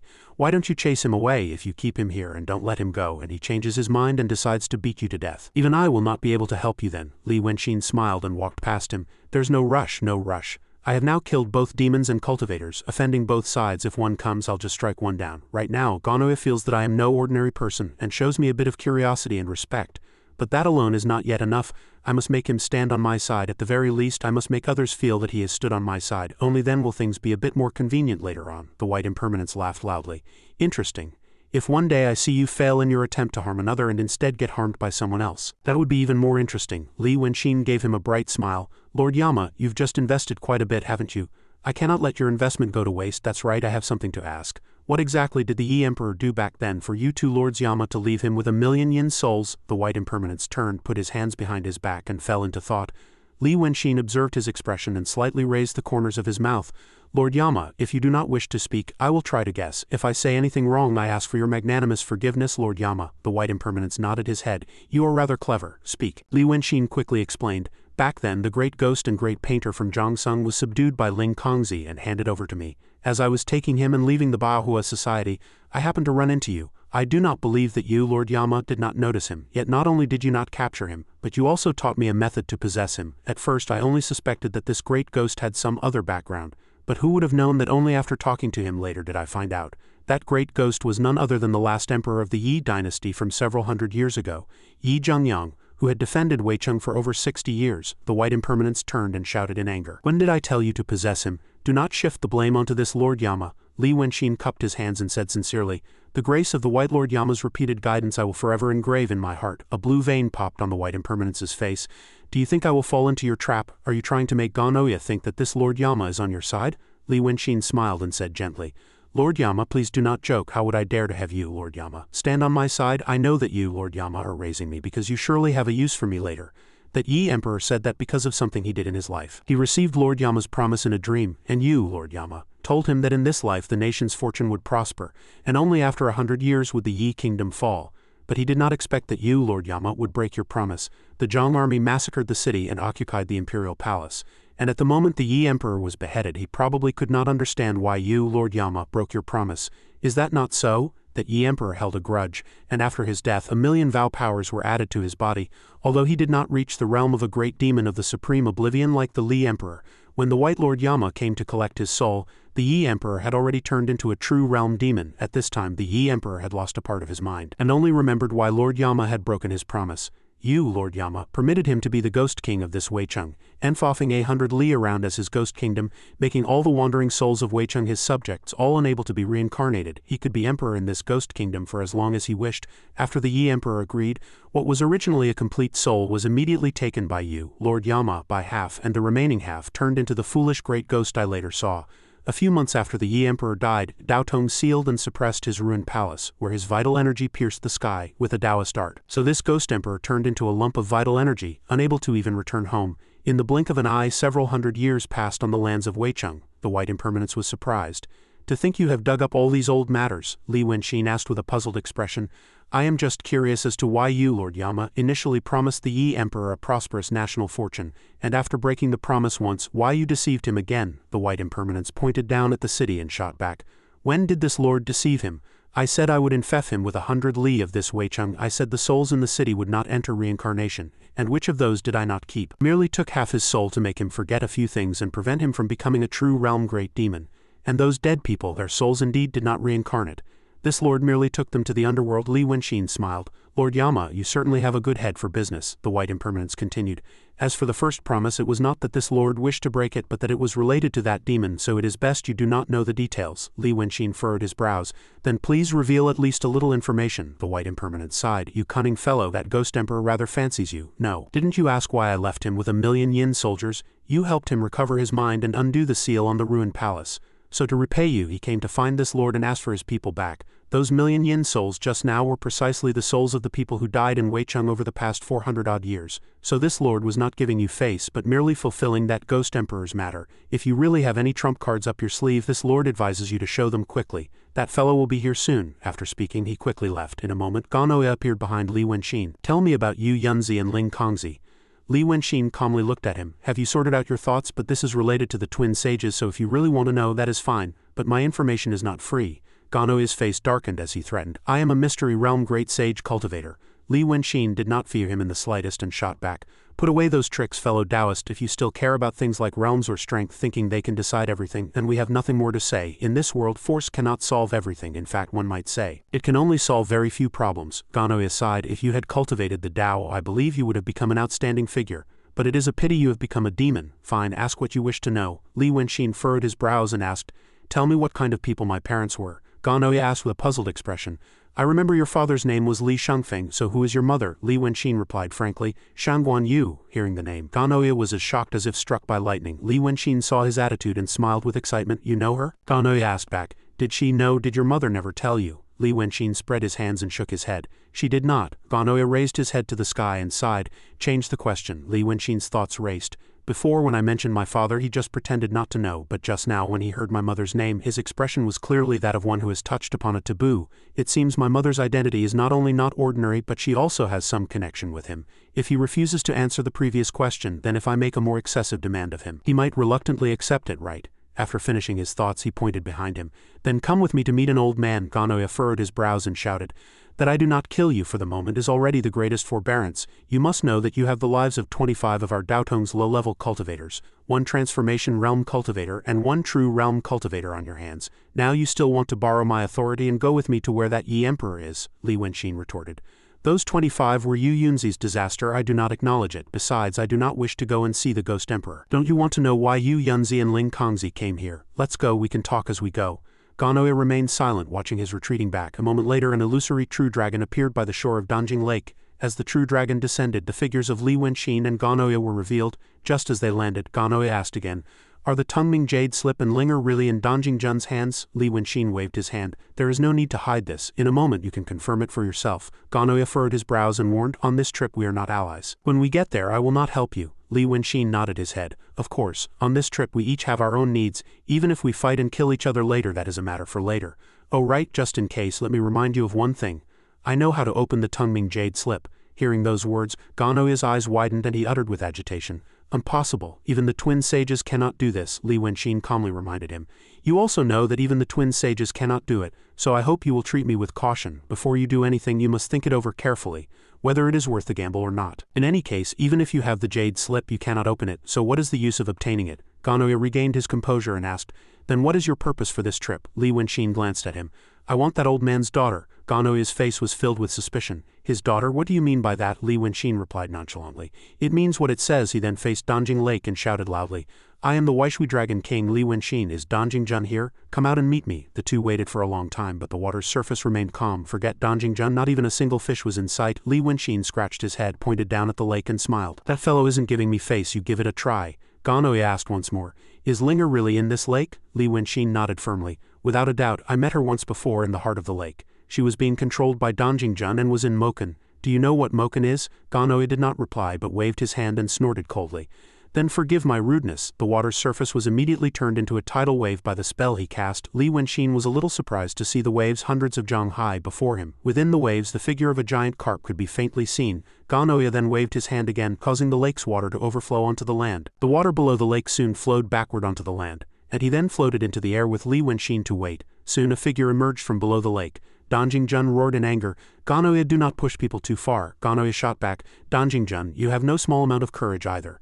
To dare to monopolize our Daotong's Dharma treasure, imprison a cultivator of our Daotong, and order him to Moken. Danjing Jun, do you not know how the character for death is written? Danjing Jun did not deny it and retorted, that Daotong cultivator of yours, Ling Kongzi, killed my subordinate Li Wen. Now you dare to come to my door and talk to me about this? Although Daotong is strong, this lord has managed this 1,000-li area for 3,000 years. Do you think my mystery realm demon body is something you can touch? Hearing that Li Wen had been killed, Ganoe was filled with suspicion. Li Wenxin saw his attitude and thought to himself that this was not good. And indeed he then pointed to Li Wenqin and said, "Isn't Li Wen alive and well? This fellow has somehow possessed Li Wen. In my view, both our Doudong's Ling Kongzi and your subordinate Li Wen have probably been tricked by him. Don't misdirect this anger of yours." Dan Jingzhen fell into thought for a moment upon hearing this. Li Wenqin smiled helplessly, thinking to himself, "This Ganoya, I truly cannot figure out his personality." Dan Jingzhen pondered for a moment before asking, "He's still alive? Have you seen him with your own eyes? Where is he?" Hearing him speak, Li Wenqin was even more surprised. How does he not understand? Ganoya also had a helpless expression on his face. He once again pointed at Li Wenqin. This humble Taoist has already made it clear that Li Wen is not dead, but he is no longer the original Li Wen. He is a brat who has planned to possess him. Dan Jingzhen fell into thought once more, then shouted angrily, "Don't act so mysterious. If you dare to toy with this king will make sure you never leave this Danjing." "Where on earth is Li Wen?" Li Wenqin replied. "The 9th young master is dead. I killed him and possessed him. I am now Li Wen." Dan Jingzhen pointed at him and shouted, "This king does not know how you obtained the dragon chi on his body, but you are not Yazi." Li Wenqin was extremely puzzled in his heart. Strange, our conversation seems to be on completely different frequencies, doesn't it? It's as if all content related to possessing Li Wen is automatically ignored by this Dan Jingzhen. Dan Jingzhen, a mystery realm demon, why would such a situation occur? Unable to figure it out, he turned his head and asked Ganoya, "Do you know what's going on?" Ganoya looked at him coldly. "Are you two on the same side?" Li Wenqin quickly waved his hands and explained, "It's a misunderstanding. I don't know what's going on either." Ganoya furrowed his brows in thought. A great mystery realm demon is behaving so abnormally. I don't know what mystery lies behind this foolishness. This matter is still not worth the risk. After a moment's thought, he turned his head and snorted coldly, "It's fine if you don't know. Forgive me for not staying with you." Li Wenqin loudly stopped him. "Wait," then condensed a few characters on his hand. When Ganoya saw these characters, his expression immediately darkened. Li Wenqin let the characters grow larger and float before him. "This is the restriction of the Tungming Jade slip. The Tungming Jade slip is in your hands, right? Dan Jingzhen, if you've had your look, you should also take a look at this." Dan Jingzhen took out the Tungming Jade slip and uttered with suspicion, "This thing is the Tungming Jade slip?" Li Wenqin then glanced at Ganoya. "You see, everything I said is true. The Tungming Jade slip is in his hands. I know the restriction, and I also know how to open it." Ganoya's face was grim as he shouted without turning his head, "I don't want to know." Li Wenqin shouted loudly, "If the twin sages know that you and I have met, Dan Jingzhen know the whereabouts of the Tungming Jade slip but have returned empty-handed, what do you think they would do? That thing is a relic of the painting sage, and the twin sages specifically want to find it." Li Wenqin then pointed at Dan Jingzhen. "Right now, Ganoya probably can't do anything to you, but what if the twin sages come here in person, whether you two want it or not? The three of us are now considered to be in the same boat. I want this thing and also Hongnang Zi. If you give me both, I will not tell anyone that you, Dan Jingzhen, obtained it. Ganoya can guarantee it." Ganoya shouted, "What does it have to do with this humble Taoist?" Dan Jingzhen also furrowed his brows and said, "How would this king know if you happened to see this jade slip by chance and then made up a story to deceive me? You even want my daughter. What a joke." Li Wenqin laughed sinisterly. "You two must know one thing. The twin sages have allowed the Tungming Jade slip to be lost outside for so long, but they have always had to act in secret. It can be seen that they absolutely do not want others to know about this thing. And the reason they have not been able to open the jade slip after all this time is because of the characters of the restriction. This string of characters is Rakshasa script, which means 'How are you?' Dan Jingzhen, upon hearing this, raised the jade slip to look at it. Li Wenqin wrote in the air with his hand, "If you want to open the restriction, you just need to write the words, 'I am very well, thank you,' on this light. Now that you know how to lift the restriction, you can try it if you don't believe me." Dan Jingzhen stood there in a daze, trembling slightly as he looked at the jade slip. Li Wenqin laughed coldly. "What's wrong? You don't dare to try. This is a secret that even the twin sages do not know. Do you two know what this means?" Ganoya roared in anger. "Brat, you dare to harm me, I will kill you now." Li Wenqin was fearless, crossing his arms before his chest and smiling. "Let's not talk about whether Dan Jingzhen will reveal this news, but how do you know I haven't made other arrangements? Could I just go and tell the world about this? If you don't want to die, Dan Jingzhen, hurry up and hand over the jade slip." Dan Jingzhen's face was grim, and he trembled with anger as he clutched the jade slip. Li Wenqin continued to threaten, "You can't just wait for the twin sages to come and take it in person. Do you want to risk your life against the twin sages for this jade slip?" Then he glanced at Ganoya. "Or do you want to tell them? That's right, you don't dare. If I were the twin sages, I would definitely think you had stolen what's inside. You still don't dare to gamble. This deadly thing, it's better if I help you to collect it." Dan Jingzhen thought for a long time before finally making a decision. He decisively threw the jade slip towards Li Wenqin. Li Wenqin looked at the Tungming Jade slip in his hand and smiled to himself. "It's finally back." Ganoya glanced at him and laughed coldly. "You are rather bold, but you probably don't have long to live. When the twin sages find out," Li Wenqin smiled, "when the twin sages find me, it will still depend on you two to protect me. Otherwise I will drag everyone down with me." Dan Jingzhen roared in anger. "I don't care about anything else, just tell this king about Li Wen." Li Wenqin reached into his fan to look for something and said, "You wouldn't listen when I said I was Li Wen. Look, does this look familiar?" Dan Jingzhen's eyes widened when he saw the object. "This is Li Wen's inverted scale." Li Wenqin took out the inverted scale and made his condition. "First give me Hongnang Zi and I will slowly tell you the truth." Dongjing Jun's face darkened and he snorted coldly. I am disciplining my daughter. It is not for an outsider like you to interfere. Don't think that just because she said a few words to you she has feelings for you. Li Wenxin put away the inverted scale and sighed. I just want to say a few words to her to see if she is safe. This request is not too much, is it? I have the information you need. We can completely cooperate. But if Dongjing Jun insists on being my enemy, then I have no choice but to find another ally. After speaking, he glanced at Ganoya beside him, whether intentionally or unintentionally. The atmosphere then fell silent. The three parties eyed each other warily and no one spoke. Ganoya glanced at Li Wenxin and thought, this brat used the matter of the Tungbing Jade slip and the twin sages to control me and a mystery realm great demon. His mind is truly terrifying. But why does he care so much about that Hongnang Zi? Could it really be because of love? The water below the lake was pulled backward onto the shore, and countless houses of the common people were now submerged in the flood. Oh heavens, how are we supposed to live like this? Help, help, Dongjing Jun thought for a moment and then laughed coldly. You've caused such a huge commotion you won't be able to meet Hongnang Zi today. If you really want to see her, I will be here at noon tomorrow to wait for you to explain the matter of Li Wen. This matter is over. Forgive me for not staying to chat with you two. Ganoya glanced at Li Wenxin. Are you just going to let him go like that? Li Wenxin smiled. He's smart enough. An image appeared on his paper fan. Ganoya also furrowed his brows and looked over. Seeing the other look over, Li Wenxin immediately folded the fan. Dongjing Jun has a point. After causing such a huge commotion there must be an explanation. Ganoya asked with a puzzled expression. What do you mean by that? Li Wenxin looked at the flood below and asked back, who do you think will bear the blame for this disaster? Ganoya did not answer and asked back, you tell me. Li Wenxin pointed at the flood and said, that old man ran away rather quickly. Originally I wanted to let Yu Yunzi bear the blame, but since you just made a move, Yu Yunzi probably can't bear it anymore. Plus now that we are good friends, this disaster, no matter what, cannot be borne by Daotong. Ganoya glanced at him contemptuously. Are you thinking on my behalf? Even if you wanted to make that old monster Dongjing Jun bear the blame, it wouldn't be that easy. Some of his trump cards, I'm afraid even the twin sages don't know about them. You want to find someone to bear the blame? I, on the other hand, have a very suitable person. Li Wenxin smiled. Don't speak so harshly first, don't try to pin it on me. Ganoya asked back, do you know that there is another great demon in the territory of Weicheng? Li Wenxin's eyes widened in surprise. There's another great demon? The paper fan in his hand opened again, and the illusion of the great demon inside was approaching them at an extremely fast speed. Ganoya moved closer and pointed straight at his face. I thought you were a smart person. I'm talking about your cheap second brother, Yazi. Unexpectedly, Li Wenxin shouted agitatedly. No, absolutely not. I am a dragon's son. Even if we fight and scheme against each other in the future, our bloodlines are connected. I cannot do this. Ganoya's eyes widened in surprise at his reaction, and he then reached out and grabbed his neck. Li Wenxin, what are you playing at? Are you joking with me? What kind of dragon's son are you? A demon who has possessed someone? You think you're a dragon? Li Wenxin angrily swatted his hand away. What possession? What are you talking about? Who is Li Wenxin? I am of the dragon bloodline. Although we each guard a region and are not considered close, I will absolutely not do anything to harm the dragon race. I still have things to do, so forgive me for not being able to accompany you further.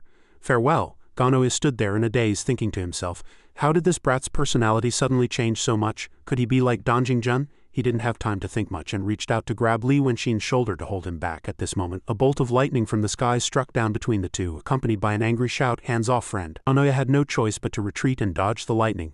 A figure slowly stepped out from the void. You dare to slander this king and even want to touch my adorable younger brother. Have you asked for my opinion? Ganoya looked at the young man before him and furrowed his brows. It's you, Yazi. Yazi paid him no mind and went to put his arm around Li Wenxin's shoulder. Well done, ninth brother. I heard what you just said. You wait here. I'll go and chop this stinky Taoist to death right now. Ganoya in front spoke up and explained.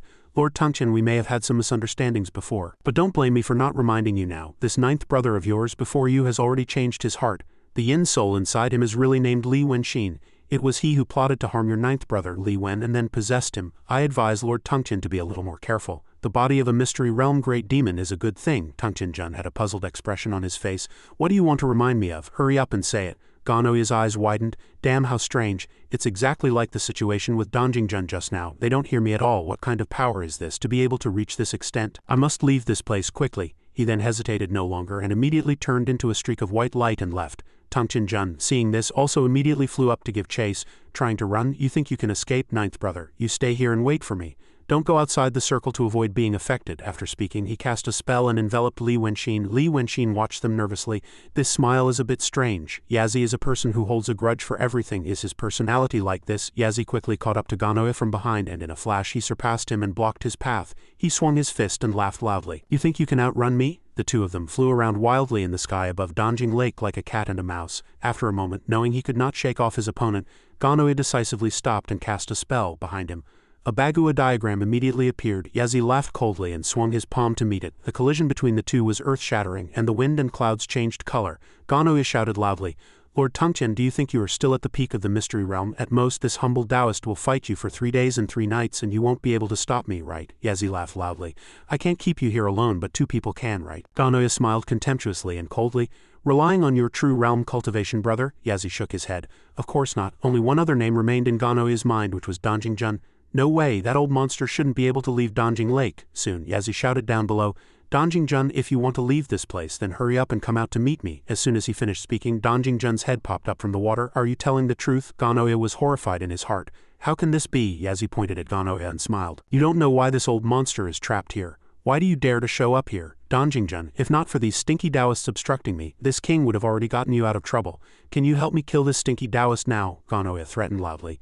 "Have you thought it through? The battle between Lord Tungchen and the Li Emperor has already cost our Daotong 5 mystery realm cultivators. If you kill this humble Taoist today, you will be declaring war on Daotong and the Sword Sect. Can you demons withstand a full-strength attack from Daotong and the Sword Sect? Your 9th brother and I can also be considered to have a deal. If you let me go, I can still help you a little. Do you really want to start a full-scale war?" Yazi laughed coldly. "War? That's what this king wants? Ha!" He then took out a token from his bosom. "Danjing Jun, this is the Dragon God command. It can allow you to travel freely in this world without any hindrance." Cold sweat poured down Ganoya's face like rain. "If I don't leave now, I'm afraid it will be too late." Thinking this, he decisively turned and fled again. This time his speed was much faster than before. Yazi watched him and laughed coldly. "He's rather fast at destroying a Dharma treasure to escape. That stinky Taoist is very good at cherishing his life." Danjing Jun came up from the water and said, "That is his life-bound Dharma treasure. Destroying the Dharma treasure to absorb its spiritual energy to escape can also harm his cultivation foundation. Besides, he can't escape at all. This king has been in this Danjing for 3,000 years, not for nothing." He quickly took out a mirror from his bosom.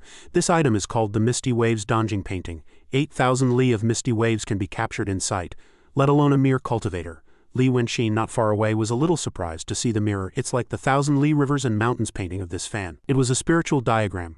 Soon, through the small mirror, they saw Ganoya's figure. Then he reached out and put his hand into the mirror. Found him. With this map, no matter how far he runs, he will be dragged back. Below the water's surface, where Ganoya was fleeing, a whirlpool immediately appeared, followed by a pillar of water that shot up from below, wrapped around Ganoya and pulled him back. Seeing this sight, Li Wenxin was utterly horrified. "It's the same spiritual diagram, but while mine can only cause events in the real world, the one in Danjing Jun's hand can already affect the real world." This was a technique only a painting Taoist of the mystery realm could use. Ganoya was submerged in the seawater, with temporarily no way to escape. Danjing Jun observed through the spiritual diagram and said, "He is trapped. There is no need for Lord Tungchen to be so hasty. This lord will go and capture him. Or will you first tell me how this lord can escape this place?" Yazi laughed. "Haha, Lord Danjing was never trapped. In truth, you were guarding a great treasure." Hearing his words, Danjing Jun's expression immediately changed. Yazi paid him no mind, turned and continued, 2,000 years have passed. It is time. Do you know who told me to come and save you? It is the true dragon who wishes to see you." Danjing Jun was shocked. "The true dragon wishes to see this lord?" Yazi laughed.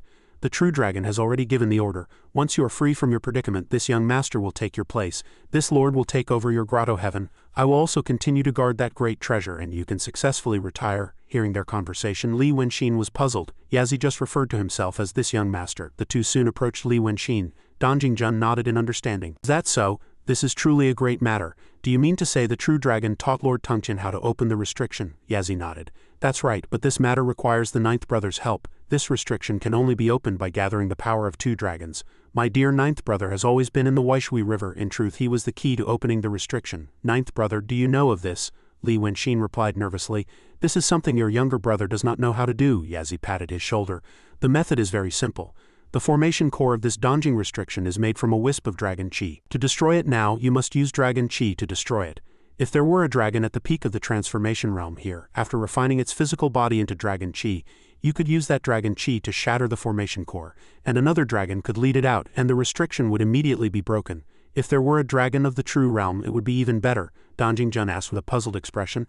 "Lord Tungchen's meaning is," Yazi laughed and said, "it's quite a tragic story. Although we 9 dragon sons are of the dragon race, we have never met. 2,000 years ago, I was in theft to the Tungchen Sea, and 1,000 years ago, the 9th brother was in theft to the Waishui River. I actually cannot tell if he is real or fake." Danjing Jun glanced at Li Wenxin. "It seems Lord Tungchen already knew. Li Wen's body is occupied by another yin spirit." Yazi swung his palm and laughed loudly. Haha, then we can just refine him like this. If he is truly a dragon, he can help break Lord Donjing's restriction. If a fake has dared to replace the bloodline of the dragon race, it is a crime worthy of 10,000 deaths. Li Wenxin looked at the person opposite him and thought to himself, although there is no definitive proof, this familiar smile, Li Wen's soul is inside this body of Yazi. The former ninth young master, Li Wenxin, immediately transformed into the body of a dragon. He swung his hand, pushed Yazi away, and shouted coldly, "Keep dreaming." Yazi furrowed his brows. "Are you trying to run? Do you think I would give you the chance?" As soon as he finished speaking, Li Wenxin was trapped within a ring of light. Li Wenxin remembered Yazi had placed this ring before chasing after Ganoya. He had thought his opponent was trying to protect him. Now it seemed his opponent had been scheming against him from the very beginning. He had no other choice and shouted loudly to Donjing Jun beside him, "Lord Donjing, even the affectionate have affection, and so do demons. This Yazi doesn't even show affection for his own brother. Is he truly trustworthy?" Yazi sneered with contempt. "To speak of affection with a demon, you are truly too foolish. Lord Donjing, hurry, this lord will break the restriction for you." Just then, Donjing Jun grabbed Li Wenxin's hand and held him back. "Wait," Yazi grew angry and shouted at him. "Lord Donjing, what are you worried about now?" Donjing Jun replied nonchalantly. "Lord Tongtian, do not be hasty. This lord has been in Donjing for 3,000 years, so there is no need to be impatient for a moment today." Lord Tongtian suddenly appeared, holding the Dragon God command and telling me to leave this place. How am I to know if Lord Tongtian is truly Lord Tongtian? Yazi furrowed his brows. "Are you suspecting me?" Donjing Jun explained. "This lord received an order to guard Donjing, so naturally I must be a bit more cautious. Do you know that the treasure within Donjing Lake can test for dragon chi? Why don't you, Lord Tongtian, expend some effort and put it into the lake, so this lord can see if it is real or fake?" Yazi coldly reminded him.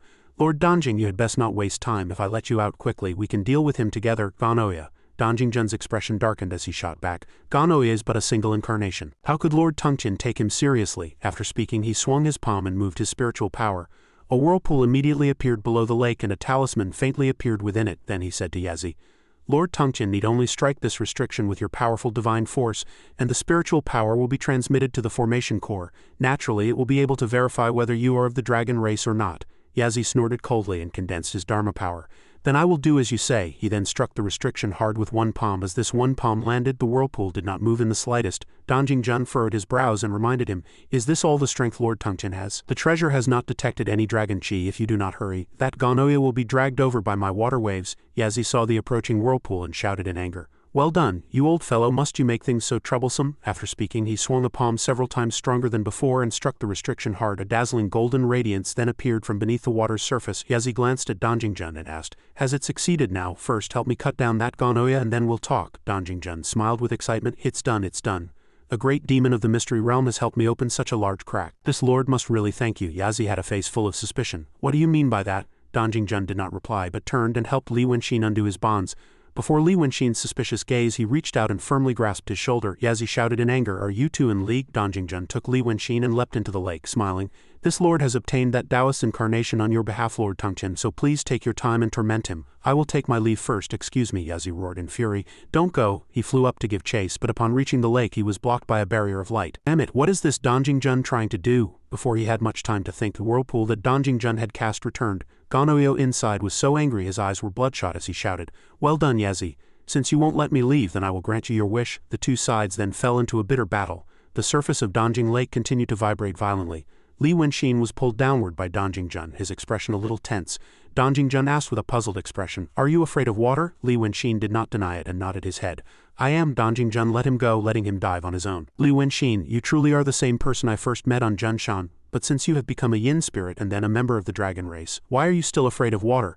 Li Wenxin answered frankly, "I drowned when I was alive before. I can't forget that feeling no matter what, and I don't want to forget it myself. For a member of the dragon race to be afraid of water, I am probably the first." Donjing Jun asked again, "If you are both Li Wenxin and Li Wen, then where is the original Li Wen?" Li Wenxin answered firmly, "Dead." Donjing Jun stopped swimming, his two eyes wide. "Did you kill him?" Li Wenxin sighed. "I had no other choice." Donjing Jun gritted his teeth and said, "Say that again. I will consider whether to take you to Red Flower City or your corpse." Li Wenxin also stopped and stared intently at him. "I thought you had already made your decision. After all, I killed your son, yet you still chose to save me." Donjing Jun was a little surprised. "You know of this matter?" Li Wenxin sighed. Although Li Wen was of the dragon race, his body was covered in fish scales. Moreover, when I first met you and said the ninth young master missed you, you became emotional. If you are not his father, could you be his brother? After hearing this, Donjing Jun's face became extremely dark and he said nothing. Li Wenxin continued sadly, "I am truly sorry I killed your son. At first we could really be called friends, at least he thought so. When we first met he originally could have killed me." Li Wenqin then slowly told Dan Jingzhen everything. Whether he was telling the truth or exaggerating he himself could not say. Only after half a shichen did Dan Jingzhen sigh. At the end Li Wenqin lowered his head and said sincerely, there were some things he could not say. At that time he had only a breath left and he stared intently at me. I knew what his heart was set on, but I had no other choice. Originally I wanted to do something for him, but I never thought it would come to this. Dan Jingzhen asked again, but in the end you don't want to tell me how you became Li Wen? Li Wenqin answered frankly, I possessed him. Dan Jingzhen turned and continued to dive. Follow me. Li Wenqin followed him, puzzled. He still can't understand. A moment later the two arrived before a pile of monster bones. Dan Jingzhen opened his mouth and explained, ahead is the White Tree Forest. Li Wenqin was a little surprised. The White Tree Shade, Red Flower City. This place is the White Tree Forest, Dan Jingzhen explained nonchalantly.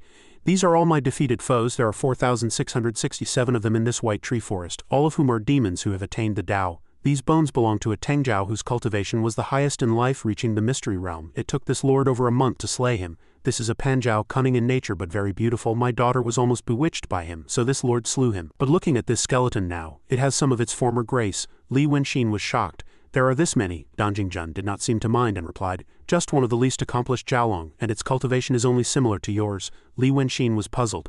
They are all Jiaolong. Dan Jingzhen glanced at him coldly. Li Wenqin, do you know of the Jiao? Few in the secular world know this name. Even the one who wrote this character for Jiao, the most learned scholar, does not recognize it. Yet you do not doubt it in the slightest. Where did you hear this character? Li Wenqin was in extreme turmoil inwardly. Has no one in this world really heard the word Jiao, or is this old fellow still testing me? After a moment's thought he opened his mouth and replied, I have never heard of it. I only heard Lord Danjing call it that and followed your words. Is this a character you created? Dan Jingzhen laughed. Created a character? It was not I who created it but another who told it to me. That person said that those who are like the dragon race but have no horns are Jiao, and when you meet them you should kill them on sight. What do you think this lord has been doing in Danjing for thousands of years? Li Wenqin's expression darkened and he became extremely tense. I have underestimated this old fellow. I thought everything was under my control, but everything has begun to move in a startling direction. Seeing him lost in thought, Dan Jingzhen continued, now that you have seen these things, do you still see this lord as someone who can be trifled with? I know that you used these means to make me think of my son when I see you, so that I cannot bear the thought of killing you. If you told this thought of yours to an ordinary person they would probably all curse you for dreaming, but the method you used is different from divine arts and different from Taoist arts. This lord was almost taken in. Now I am rather curious, what means did you use to do it? Li Wenqin laughed loudly. Then I will tell you, Lord Danjing. What I used was psychology. Hearing this, Dan Jingzhen did not understand what psychology was at all. Li Wenqin slowly explained, you are not wrong. I had long guessed that your son was Li Wen, and now I have also transformed into Li Wen. I thought you would think of your son, and I thought you would cry for him. The more you hate the enemy who killed your son, the more you will think of him. These two emotions are not completely opposite. There is a subtle boundary between them. I was constantly giving you suggestions, guiding you, trying to make the sorrow in your heart suppress the hatred in your heart. But now I have discovered that I was wrong. You fundamentally are not crying for that son of yours, are you? Dan Jingzhen thought for a moment, then replied, that's right, this lord is not crying for him. When you see a fan and think of a woman, you cherish that fan, but do you like the fan? If that woman had initially given you a jade bottle, you would like the jade bottle, wouldn't you? But one day the fan is broken, and you grieve and shed tears. You tell me, are these tears shed for the fan or for the woman? Li Wenqin was horrified inwardly. I am not yet as twisted as this fellow, who sees their own child as a tool to remember their child's mother. After a moment's thought he asked again, so you want to think of the true dragon through the 9th young master, but the dragon gave birth to 9 sons. Does that mean there are 8 more consort princes like you? Are you uncomfortable in your heart? Dan Jingzhen snorted coldly and turned away. You are rather unafraid of death, since you have thought wrong once. Are you now trying to think wrong a second time? You might as well think about why this lord brought you to this Danjing. Li Wenqin followed him closely. Lord Danjing, don't tell me you really want to leave and need someone to guard what is in this lake? Dan Jingzhen sighed. Let's talk when we reach Red Flower City. The two then fell silent and continued to dive deep into the lake, soon arriving at another Jiaolong skeleton. Dan Jingzhen stopped and opened his mouth. We're here. Li Wenqin looked around in surprise. We've arrived so quickly. Dan Jingzhen looked at the small flower on the skeleton. This is Red Flower City. This is also my palace. Li Wenqin's jaw dropped. This is Red Flower City. Dan Jingzhen slowly began his old tale. When I was just a dead fish, a woman picked a red flower from the stream and threw it to me. With that I attained the Tao and opened my spiritual intelligence. Do you know who that woman was? Li Wenqin replied. Was it the true dragon transformed into a human? Dan Jingzhen walked into the flower and laughed coldly. I thought you were a clever person, but you are so ordinary. Follow me. Li Wenqin did not rush in but stood there lost in thought. This old fellow has been trapped for 2,000 years and killed thousands of true realm and mystery realm Jiaolong demons. His power is unfathomably deep. I can't escape, so I might as well be bold and try. After a moment's thought he reached out and touched the flower. His body was immediately enveloped in a curtain of light, and soon he appeared in a lush flower garden. He looked at the vast lake and the distant forest, shocked inwardly. Was such a vast world hidden within Dongjingjun's dragon palace? This must be what Dongjing Lake looked like many years ago. Before him, Dongjingjun and a woman were sitting in front of a campfire roasting a fish. Seeing him standing there dazedly, Dongjingjun gestured with his hand inviting him. Sit down. Li Wenxin sat down and asked with puzzlement, How many years ago is this place? Dongjingjun replied. This is exactly what Dongjing Lake looked like 3,000 years ago. That day I was swimming in these shallows when I saw a person lighting a large fire under a tree. Perhaps she was very hungry and wanted to roast a fish to eat. I remember she was wearing a yellow dress and holding a single red flower. That was when I first met her. Li Wenxin asked with puzzlement. Then who on earth is she? Dongjingjun sighed. You should be grateful to her. The reason I am not killing you is partly thanks to her. Li Wenxin's eyes widened. Could she be? No way, Dongjingjun continued to explain. But the affairs of the world are transient, and so is karma. Should a person like you be called happy or unfortunate? 3,000 years ago, that woman was just a minor Taoist who had just begun to cultivate the Tao. She was only at the idea realm. She knew Taoist arts but had no divine powers, and she looked very miserable at the time. There are tens of thousands of cultivators in this world, but even if they cultivate to the mystery realm and their Taoist arts reach the heavens, their lifespan is at most a few thousand years, but she was able to live for 3,000 years. Li Wenxin gritted his teeth and spat out, I was wrong from the beginning. Dongjingjun smiled and did not answer. Li Wenxin asked with puzzlement, If she is a sage, is she the sword sage or the painting sage? Dongjingjun waved his hand, Don't be hasty, but this woman later married and gave birth to a son. According to the words of human cultivators, this child could also be called a Daozi, but he did not like to cultivate the Tao and instead admired the splendors of the world. At that time the area around Dongjing was all lakes and there was no such thing as an emperor. This place was then called the 100 Kingdoms of the Southern Marshes. Li Wenxin asked with puzzlement, That day when I went to Junshan to meet you, I heard people on the boat say that 2,000 or 3,000 years ago you, Dongjingjun, helped a certain monarch of the Wei Kingdom to unify these 100 kingdoms of the southern marshes, forming what is now the Zhang Kingdom. Is this true? Dongjingjun lifted the roasted fish, smelled it and nodded. Yes. Are there still people who remember this? The ancestor of the Wei royal family was the Daozi born to that woman in yellow. He married a wife in the mortal world and had a son, and by the 10th generation they became the royal family of the Wei Kingdom. They prospered for generations in Guangzhou and also called themselves emperors in Guangzhou. At that time the royal surname was a compound surname, so the royal family's surname was Shangguan. Li Wenxin seemed to understand a little. The Shangguan clan, Dongjingjun continued his story. Later the Wei Kingdom fell, and one branch of the Shangguan family remained. After prospering for another 97 generations they gave birth to a girl. That girl was a true talent for the Tao, possessing outstanding innate gifts at a young age, and was led by a person of the sword sect to cultivate the Tao. She reached the transformation realm in her 20s, and moreover, after the person from the sword sect investigated, they finally discovered she was a descendant of the sword sage. Also, that genius woman of the sword sect later met a man.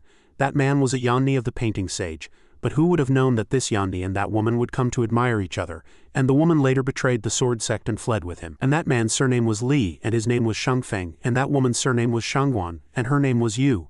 Li Wenxin smiled with interest and said, So the woman you met by the river that year is the current sword sage? I heard that the sword sage's ex-husband is the current calligraphy sage. If you put it that way, does that make me a descendant of the twin sages? Dongjingjun nodded. Relatives, you can be considered the only descendant of the twin sages now, but 2,000 years ago they were already at odds and rarely interacted. Almost everyone who knows of these things is dead now, and not many people know. Li Wenxin's mind was filled with doubts. No wonder Ganoya reacted that way when he heard my mother's name. But if my parents' backgrounds were truly as great as he says, why did that thing happen later? And why is he telling me these things? Seeing him lost in thought, Dongjingjun smiled again and continued, Don't be hasty, young man. This is not yet enough. Another matter is the main reason why I did not kill you. Do you know where the dragon chi on your body came from? Li Wenxin asked with puzzlement. I ask for your guidance, Dongjingjun said frankly. It is right below this Dongjing Lake. Half of the true dragon's soul is sealed below. Li Wenxin's jaw dropped upon hearing this. Dongjingjun continued, You are rather bold. You called me the true dragon's consort prince, but that is just guessing about a demon with a human mind. 2,000 years ago, the true dragon met with a calamity, and after that split off a part of his divine soul and sealed it beneath this Dongjing Lake. To protect this divine soul I shared my primordial essence energy. Since the true dragon shared his divine soul, Li Wen was formed from it. As soon as Li Wen appeared in the world he was a great demon of the mystery realm, not far behind my own cultivation at the time. The true dragon snatched away half of his memory's divine soul and also snatched away half of his essence energy.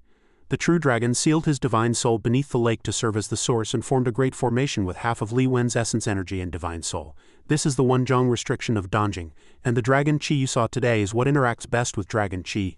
Li Wen himself is just the key to the Dongjing restriction. Li Wenxin pointed to himself and asked with puzzlement, If the key is here, then what about the Divine Dragon Command? Danjing explained.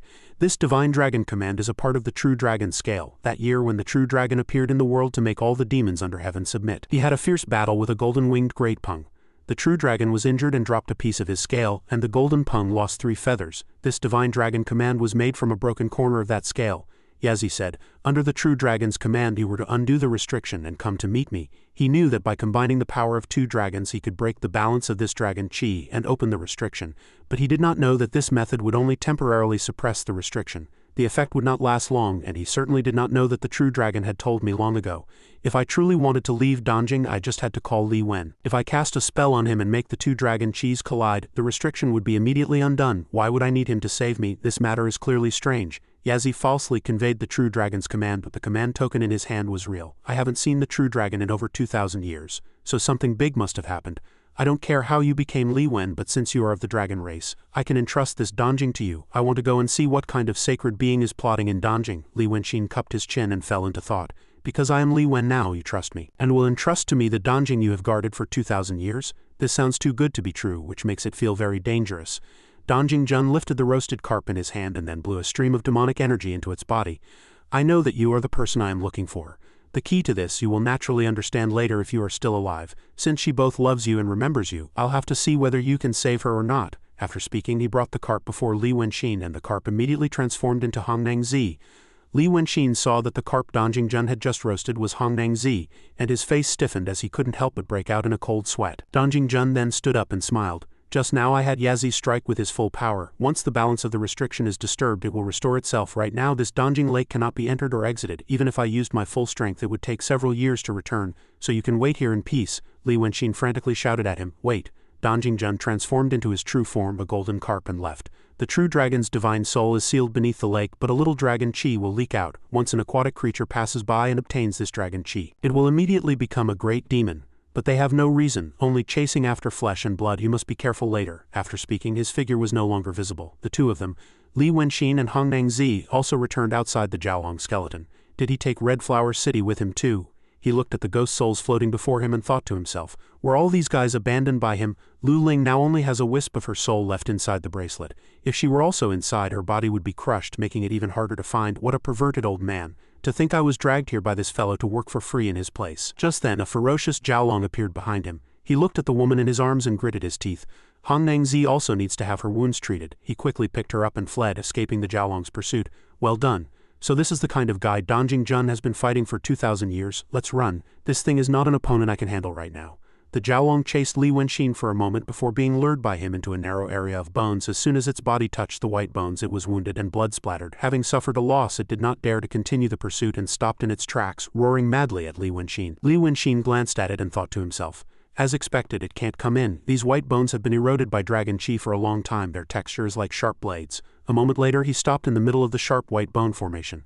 Under such harsh conditions, this has become my temporary palace. Although it can't compare to Danjing Jun's Danjing, it has its own splendors. Things needed by humans began to appear in his mind, and after a moment he frowned and sighed. This is truly no place for a person to live. I need to fix it up a bit. Just then, Hongnang Zi woke up. She raised her hand, caressed Li Wenxin's cheek, and said softly, Yilang, you've come. Li Wenxin lowered his head to look at her and accused, I think Danjing Jun has left Danjing. Before he left, he threw you to me, but before that he roasted you with wood. Did he treat you that way because of me? Hongnang Zi explained on her father's behalf. It's not because of you, but I'm so happy you've come to Danjing. You don't understand my father. The branch you saw is a Jianmu branch, and that campfire is the red tail fire. I am a ghost yin spirit, so what I fear most is red yang energy. Father refined the Jianmu branch into my body, and also let his red tail fire permeate within it. That way, even though I am a ghost, I will no longer be afraid of such things. Li Wenxin put her down and sighed. First you were killed by his hand, then you became a ghost and went through all kinds of hardships, barely surviving, and now you have been abandoned by my side, yet you still say he did it for your own good. Hongnang Zi sighed. But how can one tell sincerity from falsehood? Yilang, you said before that you admired me, but in the end you deceived me. You said you deceived me, but in the end you came here to Danjing in person to find me. Li Wenxin was momentarily at a loss for words and tried to come up with an excuse. But before the words could leave his mouth, he was cut off by Hongnang Zi. Yilang could say you had no choice, or that you came because of Ling Kongzi. Some things once said you can't tell if they are true or false, so it's better not to say them at all. No matter how one lives in this world, it's all just about coaxing others and deceiving oneself. Li Wenxin took her hand, stared at her intently, and shot back. You are doing something very dangerous. If I were you, I would stay far away from someone like me. The pain I will bring you will be 100 times the joy I have given you. In a moment I will take you to Junshan. Although this donjing is sealed, it is almost infinitely large. You still have many places to go, so don't appear before me. Han Nangzi's jaw dropped, and then she smiled. What if I told you there are some things you cannot do without me? Li Wenxin was puzzled. What things can't I do without you? Han Nangzi quickly explained. I heard from my father that Yilang's initial plan to use Bai Yunxin to kill Ling Kongzi was to make the Golden Peng's adopted daughter misunderstand, thinking Ling Kongzi had killed you and the ninth young master. Does Yilang know why Bai Yunxin was so angry? Li Wenxin replied nonchalantly. This is the board I set up, so of course I know Bai Yunxin likes to eat dragons, and moreover she was looking for the ninth young master to make him her breakfast. Han Nangzi sighed. Yilang, you're still thinking too simply. Although Bai Yunxin likes to eat dragons, the ninth young master is just a transformation realm demon, while Bai Yunxin has the cultivation of a true realm expert. If she wanted to capture him, it would have been as easy as flipping her hand, so why has she not eaten him once in 1,000 years? Li Wenxin was startled. Hearing you say that, it is indeed a bit strange. Han Nangzi moved closer to him. Yilang, think carefully. That ninth young master stayed in the Waishui River for 1,000 years. How could Bai Yunxin not have known? So why did she let him escape just a short while ago? Li Wenxin frowned and replied. I originally thought that since the ninth young master was a son of the true dragon anyway, even if Bai Yunxin was the adopted daughter of the golden-winged great Peng, she couldn't just eat a dragon so recklessly. Han Nangzi smiled. It is rumored in this world that the golden-winged great Peng king likes to eat dragons, but how many dragons are there in this world? Only one true dragon and the 9 dragon sons. Where would he go to eat them? But if this is just a false rumor, the true dragon is the co-lord of all the demons under heaven, so how could he allow such a baseless rumor to spread? Li Wenxin realized and blurted out. Then the legendary golden-winged great Peng's love for eating dragons is actually about these wicked Jiaolong. Han Nangzi nodded. Yilang is indeed clever.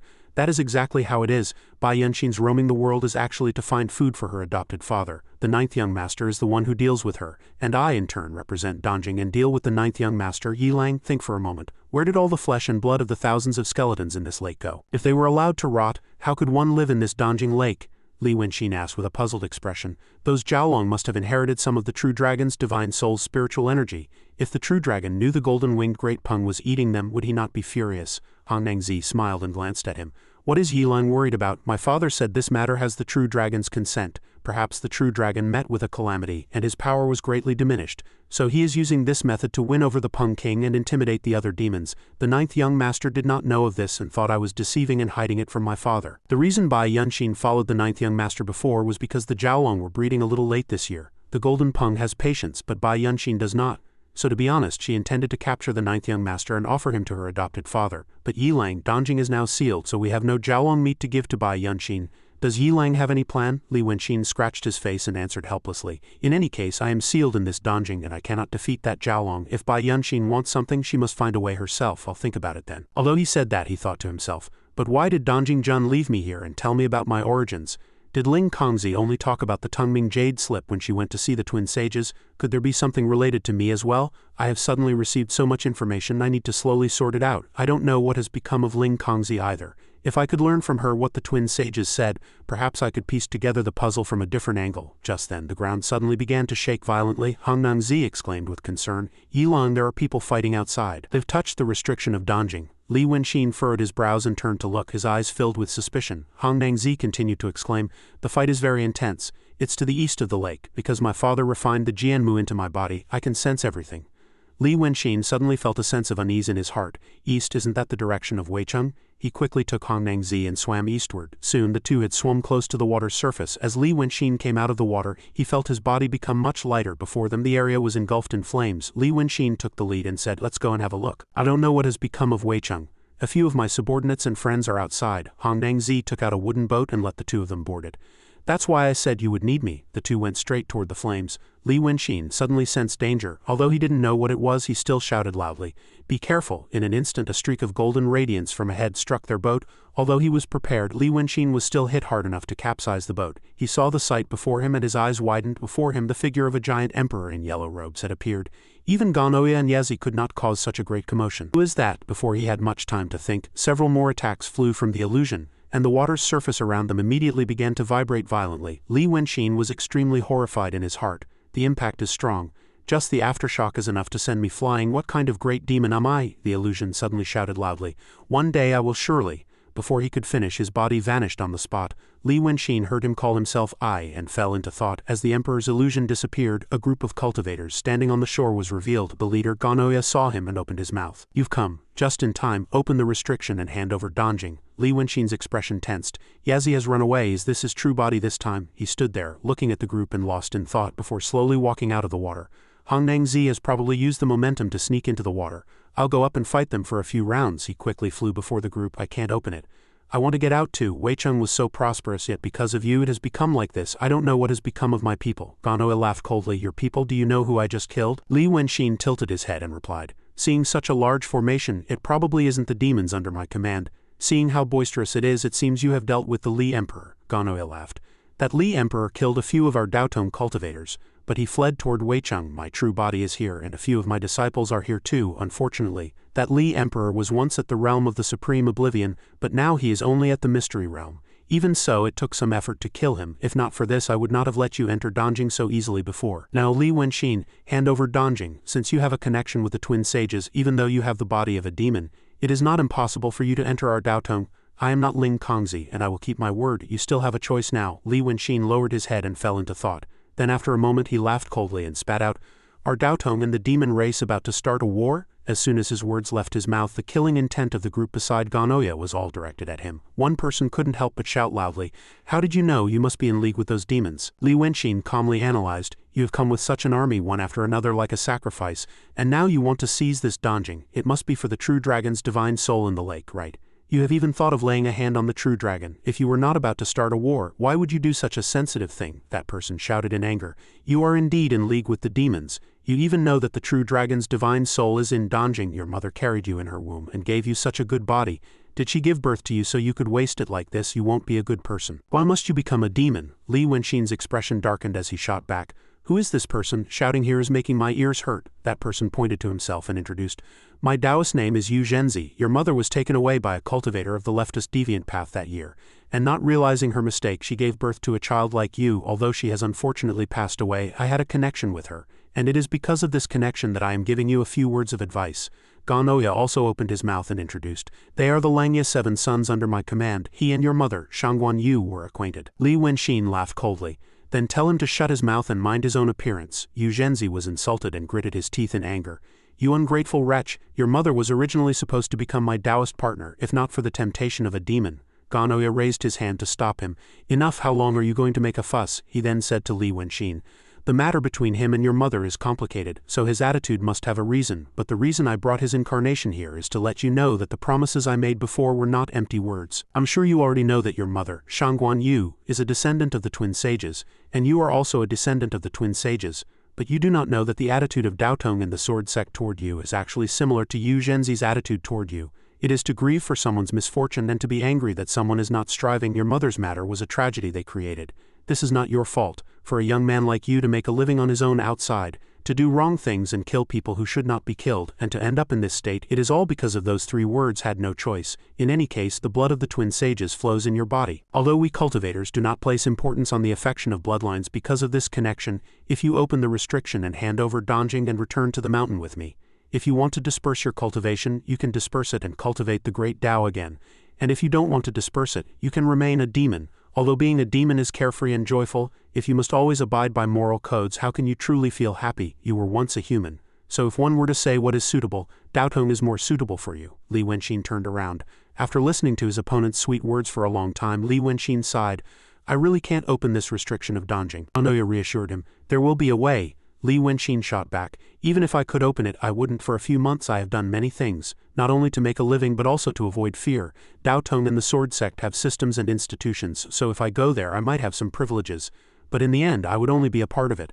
I want to become a part, be controlled and abide by the rules others have set for me." Ganoya loudly cut him off. "Demons still have systems and institutions and ranks of nobility and inferiority, while Daotong and the Sword Sect cannot be said to represent the light. Demons definitely represent the darkness." Li Wenxin shook his head. "It's not the same. The 9th young master was a great demon of the transformation realm, yet he could occupy a region in the Weishui for 1,000 years. Yu Yunzi was a Taoist with the cultivation of the true realm, yet he used all his schemes to seize power in Weicheng. he did not hesitate to sacrifice 36 of his fellow Taoists to lure me into a trap. Having come this far and experienced so many opportunities and strange encounters, if I do not reach the highest point of this world, I myself will not be able to forgive myself. I want to control my own destiny. Gano sighed.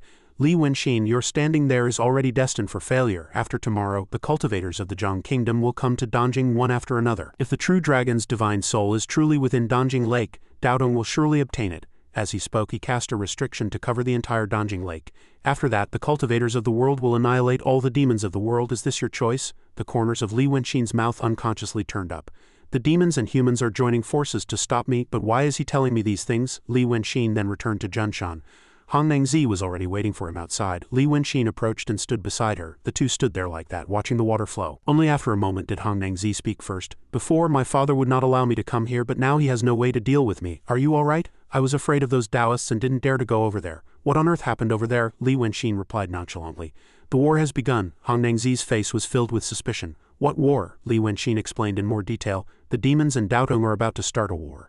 Daodong plans to deal with all the demons in the world. Hong Nangzi stood up and sighed. If they want to fight, let them fight. She approached, took his hand and looked at Li Wenxin with affectionate eyes. Yilang, look, before I always felt there was a lack of life here. Now that Danjingjun is gone, we can build a wooden pavilion here. We'll use the Wutong wood of Junshan. When we're free, we can sit in the pavilion, drink wine and chat. Wouldn't that be nice? Li Wenxin looked at her with a puzzled expression. Are you not afraid of war? This is a matter concerning all the demons in the world. Hong Nangzi shook her head. What good would being afraid do? I am just a woman, and my dharma power is not very high, so in front of a great demon I am just a mere underling. This great trend and dispute of the world is not something I can decide. If you ask me about the happiest time of my life, it is this very moment. The two slowly walked up the steps and went inside. Li Wenxin suddenly looked at the woman with a little puzzlement and thought to himself, why does she seem a little nervous? Only after a moment did Hong Nangzi say sadly, go and rest. Now you and I are trapped in this Danjing, so as for the humans and demons outside, let them kill each other as they please. In the end, if the demons win, we can continue to live carefree and joyful lives. If the humans win, as she spoke, she sighed again. If Yilang kills me, I can also live happily. Wouldn't that be wonderful? Li Wenxin shot back. Stop talking. Even if this matter has nothing to do with you, it has something to do with me. Tell me the way to get out of this restriction. Hong Nangzi smiled. Did I not tell you before, Yilang? My father refined the red tail fire and the Jianmu wood into my body, making me no longer afraid of yang energy and also able to sense the restriction of Danjing. But how could it be so easy to gain such benefits? I am now the formation core of this Danjing. My father did not tell me how to remove this restriction, but if I, the formation core, am destroyed, the restriction will naturally be broken. If Yilang wants to go out now, you just have to kill me. Li Wenxin was momentarily stunned and could not say a word. Hong Nangzi smiled, not minding in the slightest, and turned to leave. Think it over and come and find me. I'm going to find some wood to build a pavilion. I don't know if my father left any good tea. Perhaps I will have time to drink a cup of tea with you. Li Wenxin looked at his own hand and fell into thought.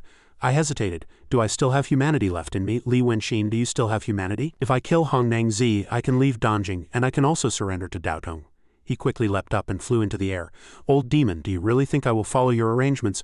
Only when there is a choice can one make a choice, but before that I must at least have Danjing in my hand. This Danjing spans 6 prefectures and 2 states for 1,000 li. Can Ganoya's restriction really block the view outside? Overnight the harbors and fishing boats here have all been destroyed, and the area around Danjing is filled with a thick fog, making it impossible to launch a boat. I don't know how many boatmen's and fishermen's livelihoods have been ruined, but these are not things I should worry about now. It would take at least 3 days just to circle the lake once.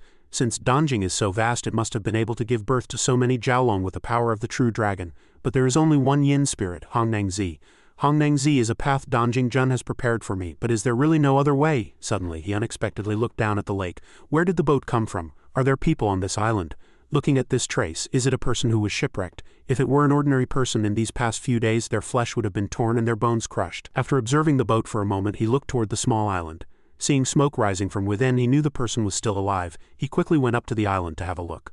A middle-aged man was sitting in front of a cave, lighting a fire to warm himself. As soon as Li Wenxin approached, he immediately noticed and turned his head to ask, "Young man, were you also shipwrecked?" Li Wenxin spread his hands and nodded his head. "Yes," the old man sighed.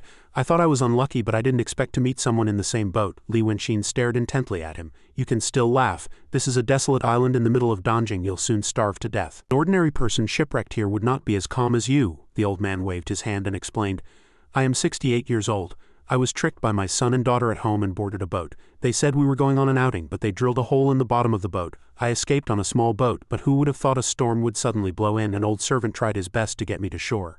I lived, but they died, you tell me. Isn't that just the way of the world? Since heaven wishes for me to live, I should naturally live a little more happily. In this old man's eyes you don't seem like an ordinary person either, young master. Where have you come from? Li Wenqin smiled and said, I am from the great Tang of the Eastern lands. The old man also smiled. It sounds like a good place just from its name. Li Wenqin changed the subject. We are all adrift at the ends of the earth, sir. Eating only this will not fill your stomach. Shall I help you? The old man pointed to the side and shook his head. It's fine. This old man dislikes the smell of fish. These seashells are not leftovers but ones I picked up from the riverbank to use. Have you forgotten? I still have one more old servant. Wait a moment. He then picked up a seashell, turned and went into the cave. As you said, since we are adrift at the ends of the earth, this old man will treat you to a meal. Soon a rustling sound was heard from inside. Li Wenqin stood there quietly and waited, and a moment later the old man came out with a chunk of meat. It is damp and cold in there, so things left inside do not spoil easily. But it is better to cut it up. Li Wenqin saw the meat in his hand and furrowed his brows. He approached, placed the meat on a rock and began to cut it piece by piece. Beasts of the wild, if you do not eat me I will eat you. The people of this world are in fact the same. Li Wenqin shot back, I do not like such foolish tests. The old man laughed. A test? I am simply curious. Why do some people not act like proper people and instead try to become beasts? Li Wenqin's expression grew darker. Do you know that I am a demon? How should I address you, your excellency? The old man turned his head, looked at him and smiled. I have forgotten all past matters and names. It is as if this is a new life now. Since I have met you in this lake, I shall call myself the old man in the lake. Li Wenqin shook his head. There is no need for such formalities. What is your esteemed name? The old man replied. My surname is So, since the young master is a demon. Your Taoist arts are likely boundless. Eating only meat without wine would be a bit lacking in flavor, so how about we take out a good jug of wine and drink? Li Wenqin did not say much and immediately waved his fan, taking out a large wine jug from within. This is the Moknamchun from Moknamgyo of Weicheng. I don't know if it still exists. The old man nodded his head. Good wine. Since the young master has offered wine, this meat of mine will take a little more time. Young master, why don't you go outside and pass the time for a while before coming back? Li Wenqin laughed self-deprecatingly. My current troubles are not something that can be solved by walking a few laps. Suddenly his two eyes widened. A mansion had appeared behind him at some point. Seeing Li Wenqin standing there with his mouth agape, the old man smiled and prompted him. Go and have a look. Li Wenqin quickly followed the bamboo forest and went in. The old man looked at the fire and sighed. He's a good child after all. As Li Wenqin walked, he analyzed inwardly. This place has a different scenery from the island. Besides this forest, everywhere else is covered in a thick fog, and there is also a rundown shrine. He quickly approached, pushed open the shrine door and went in. As soon as he stuck his head inside, two streams of talismans flew at him. Li Wenqin waved his hand, knocking away the golden light filled with suspicion. This is a bit familiar. Immediately, dust rose from within and an urgent voice was heard. Everyone run quickly. Li Wenqin reached out, grabbed a small demon and lifted it up. Why have you become so small? Where are the others? Did you lose people in a fight? The small demon asked with a puzzled expression. Your Majesty, is it really you, your Majesty? Li Wenqin shot back. What are you afraid of? It's me. The small demon still could not believe it and asked toward the back. Juju, is his Majesty real or fake? A voice immediately replied from behind. Stop with the juju, he's real. The old Taoist Lu came out from behind a pillar. Is that you, Xinjia? Li Wenqin threw the small demon to one side and recited a code. Still not at ease? Then listen closely to the slogan. The Hugo Review channel's videos are the absolute best. Brothers, don't forget to like and subscribe after watching. The old Taoist Lu could not help but be agitated after hearing this. I can't understand these strange words. It really is Xinjia. Xinjia, you really almost scared this old Taoist to death. Li Wenqin looked at him and asked. I had no time to worry about you all back then. Where are the others? The old Taoist Lu sighed and began his story. The city was in extreme chaos that day. I knew your demons were leading the vital energy outside the city. Thinking they would be waiting outside, I took Zhao Jiaxin and went out to find them. Unfortunately, we couldn't find them. And a great demon in yellow robes appeared first, followed by a group of Taoists who, upon seeing a yin soul, rushed to cut it down. I fled the whole time, and Jiaxin also got separated because of that. I thought that child had probably returned to the Zhao family, so I went back to find her, but I couldn't find Jiaxin and met Sawamyo instead. Sawamyo cried in fear from behind. Oh, the Taoists are so vicious. Li Wenqin asked again, what's the situation in the city? What happened to Siguha? The old Taoist Lu sighed. The city was already a slaughterhouse by then, and the ruined palace was also surrounded by Taoists. With all the palace walls collapsed, the Yi Emperor remembered your request and had someone bring her out and hand her over to me. Because you had drawn a substitute for her on South Mountain at first and then took her to the ruined palace and asked the Yi Emperor to look after her, her life was saved. But it is a pity that the Ghost Emperor remained alone in the ruined palace to hold back those Taoists. I waited outside the city for a while, and I only saw a dazzling light shine in the city and the whole sky darken. A moment later I heard no sound, so I don't know what happened. Li Wenqin looked at Siguha lying on the ground and asked, is she injured? The old Taoist Lu nodded his head. She was hit by a Taoist art on the way out.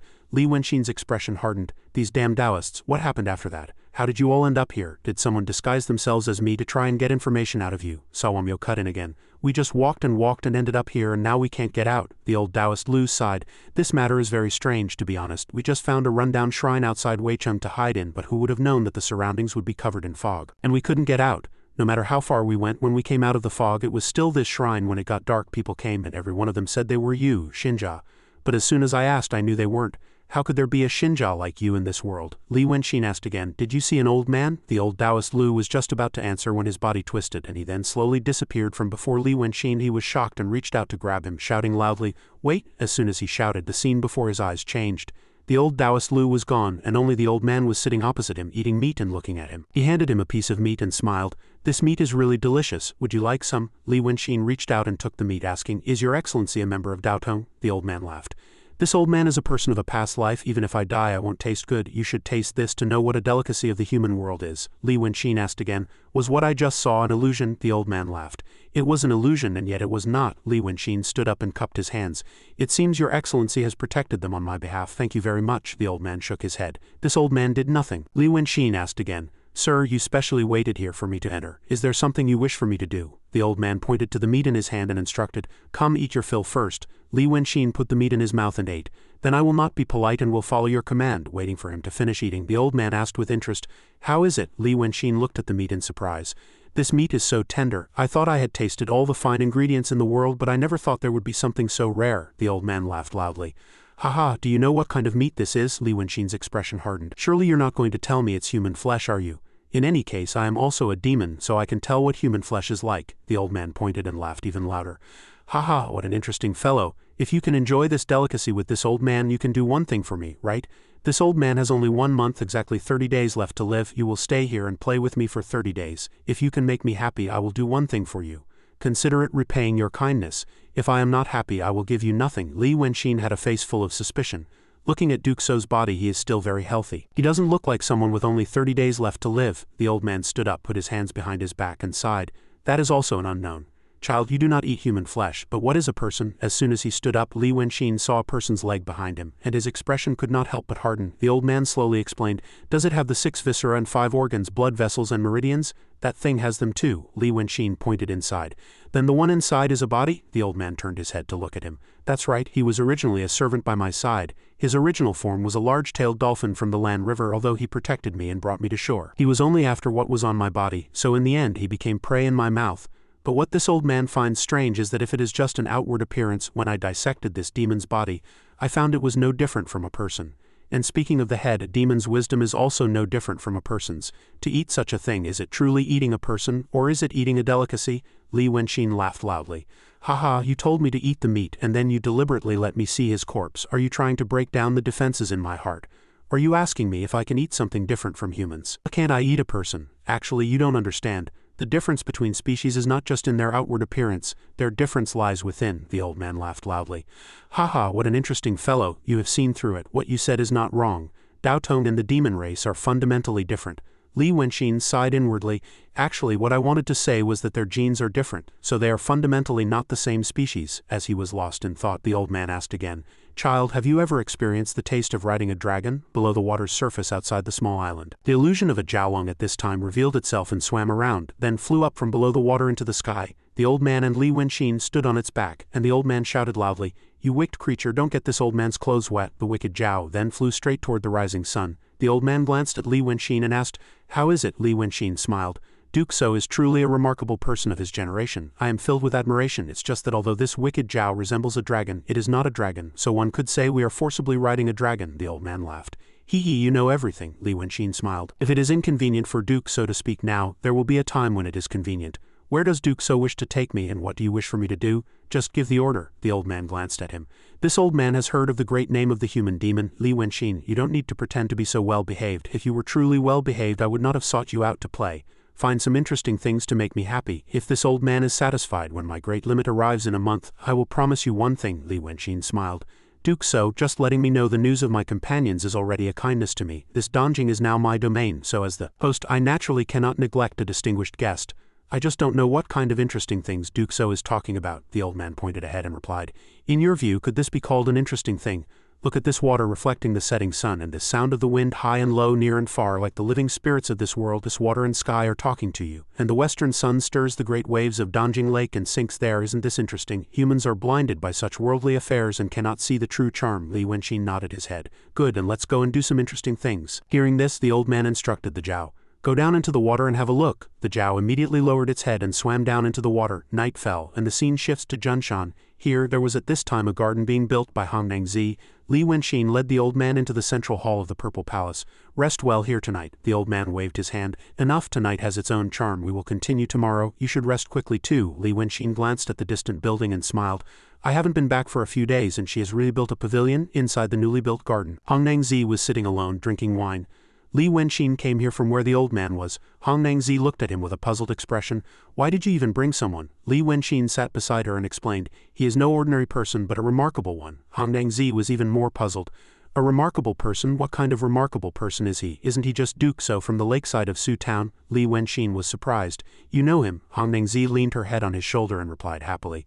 I met him several times a few years ago. His ancestors were originally fishermen, but his great-grandfather cast a net in the lake and pulled up a pot of treasure. And so he became rich. After that, his descendants lived by the lake, saying this Danjing was their family's blessed land. I have seen this Duke So since I was young. When he was young, his personality was eccentric. He didn't read or do business, and he traveled around for pleasure, almost squandering the entire family fortune. Fortunately, his son and daughter took over the family business and stabilized it again. In his old age, his personality became even more eccentric. How can such a person be a remarkable person in Yilang's eyes? Li Wenqin's expression darkened. Is what you said true? Hongnangzi closed her eyes again, about to lean her head on his shoulder. Of course it's true. When have I ever deceived Yilang? It is you who. She was about to lean happily on her beloved when she opened her eyes, only to find he was already gone and she was sitting alone.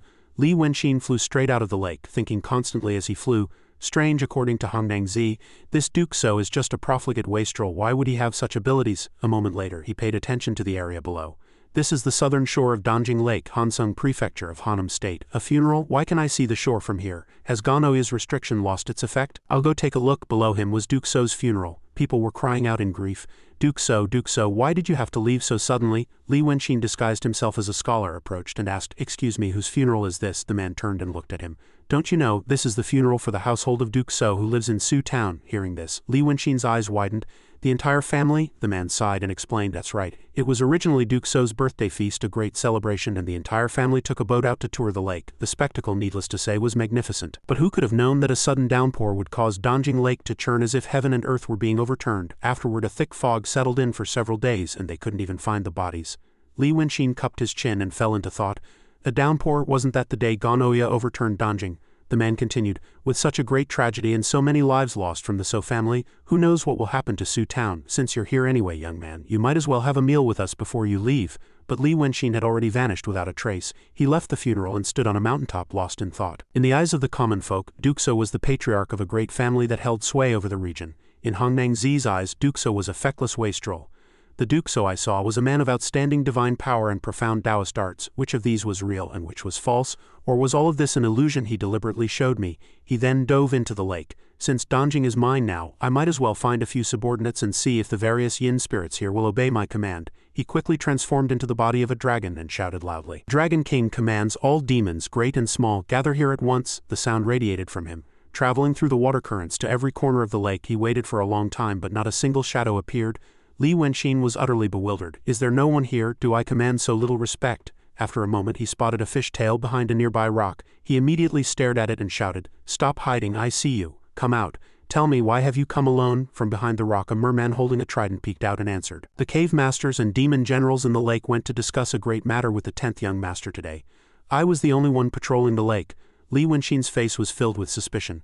The 10th young master, he snapped. Who is the 10th young master? The merman approached with a smile and answered. Brother, you must be a newcomer, aren't you? Our 10th young master is the 10th son of the divine dragon. Judging by your attire, you must have come to pledge allegiance to our 10th young master. Li Wenqin shot back. Pledge allegiance? Don't get the wrong idea. I only came from the Tungtian Sea looking for a quiet place. I never thought this place would be even noisier than the Tungtian Sea. I was distracted for a moment and got trapped here. The merman laughed. No wonder you don't know, brother. Our young master has lived in Danjing his whole life and has never once stepped outside the lake. Now that Danjing Jun is gone, all the aquatic tribes of Danjing must look to the 10th young master. Brother, why don't you come back with me and meet our young master? Li Wenqin strode over, grabbed his beard and shouted. Since when did the divine dragon have a 10th son? Do you dare deceive me? The merman quickly explained. Oh, please be gentle. How would this lowly one dare? This 10th young master, unlike the other 9, sees the harmony of heaven and earth, born when the heavenly dragon was moved by dragon chi. He cultivated and attained the Tao in Danjing, obtaining a divine dragon's bloodline nurtured by heaven and earth. He dislikes seeing the 9 young masters of this era putting on airs everywhere, so he stays within the lake. Li Wenxin thought to himself. Then he's probably a Jiaolong who happened to obtain dragon chi. Li Wenxin changed the subject.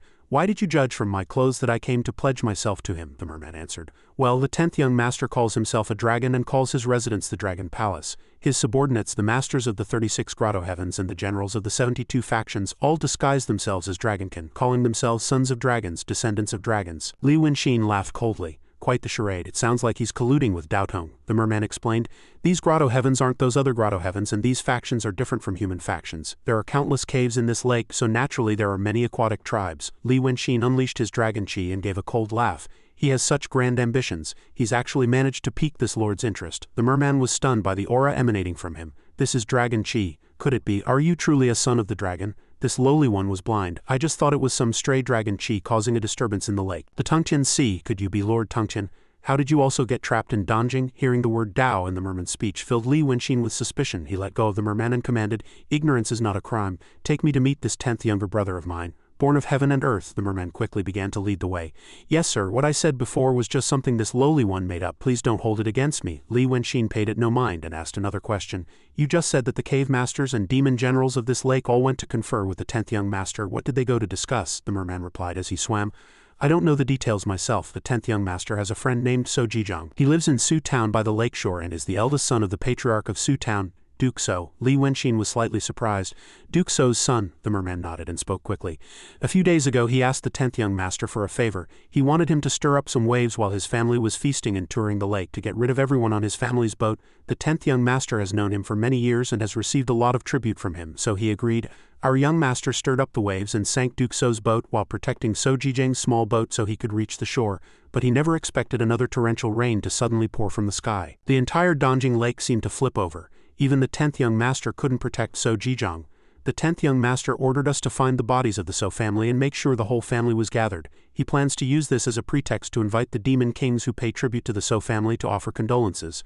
And while they're at it, they'll also discuss how to break the seal on Danjing. Li Wenxin realized. So Duke So's son conspired with a demon to have him killed. He smiled and said, The body you're talking about, I think I just saw it. It was a bit of a mess, but you could still call it a grand sight. The merman was surprised. Really? Where is it? If your highness were to use that body as a greeting gift, our 10th young master would be overjoyed, but we can't trouble your highness with such a small matter. The 10th young master's location is just ahead, so I can go and find it later.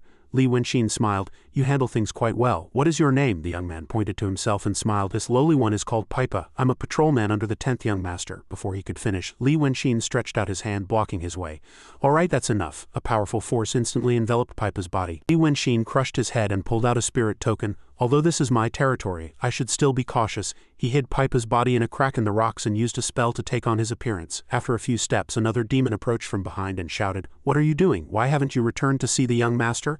Li Wenxin spun around, pointed at him, and yelled, Halt, state your name, the demon replied with a puzzled look. You don't recognize me, I'm Piban, and you're Pipa. Li Wenxin continued to interrogate him. Tell me why the young master summoned the demon kings today. What does our young master look like, and what bearing does he prefer? Piban yelled in anger. Are you insane? Li Wenxin gripped his trident and pointed it straight at the demon's face. HMPH, if you can't answer I won't spare you, Piban replied nervously.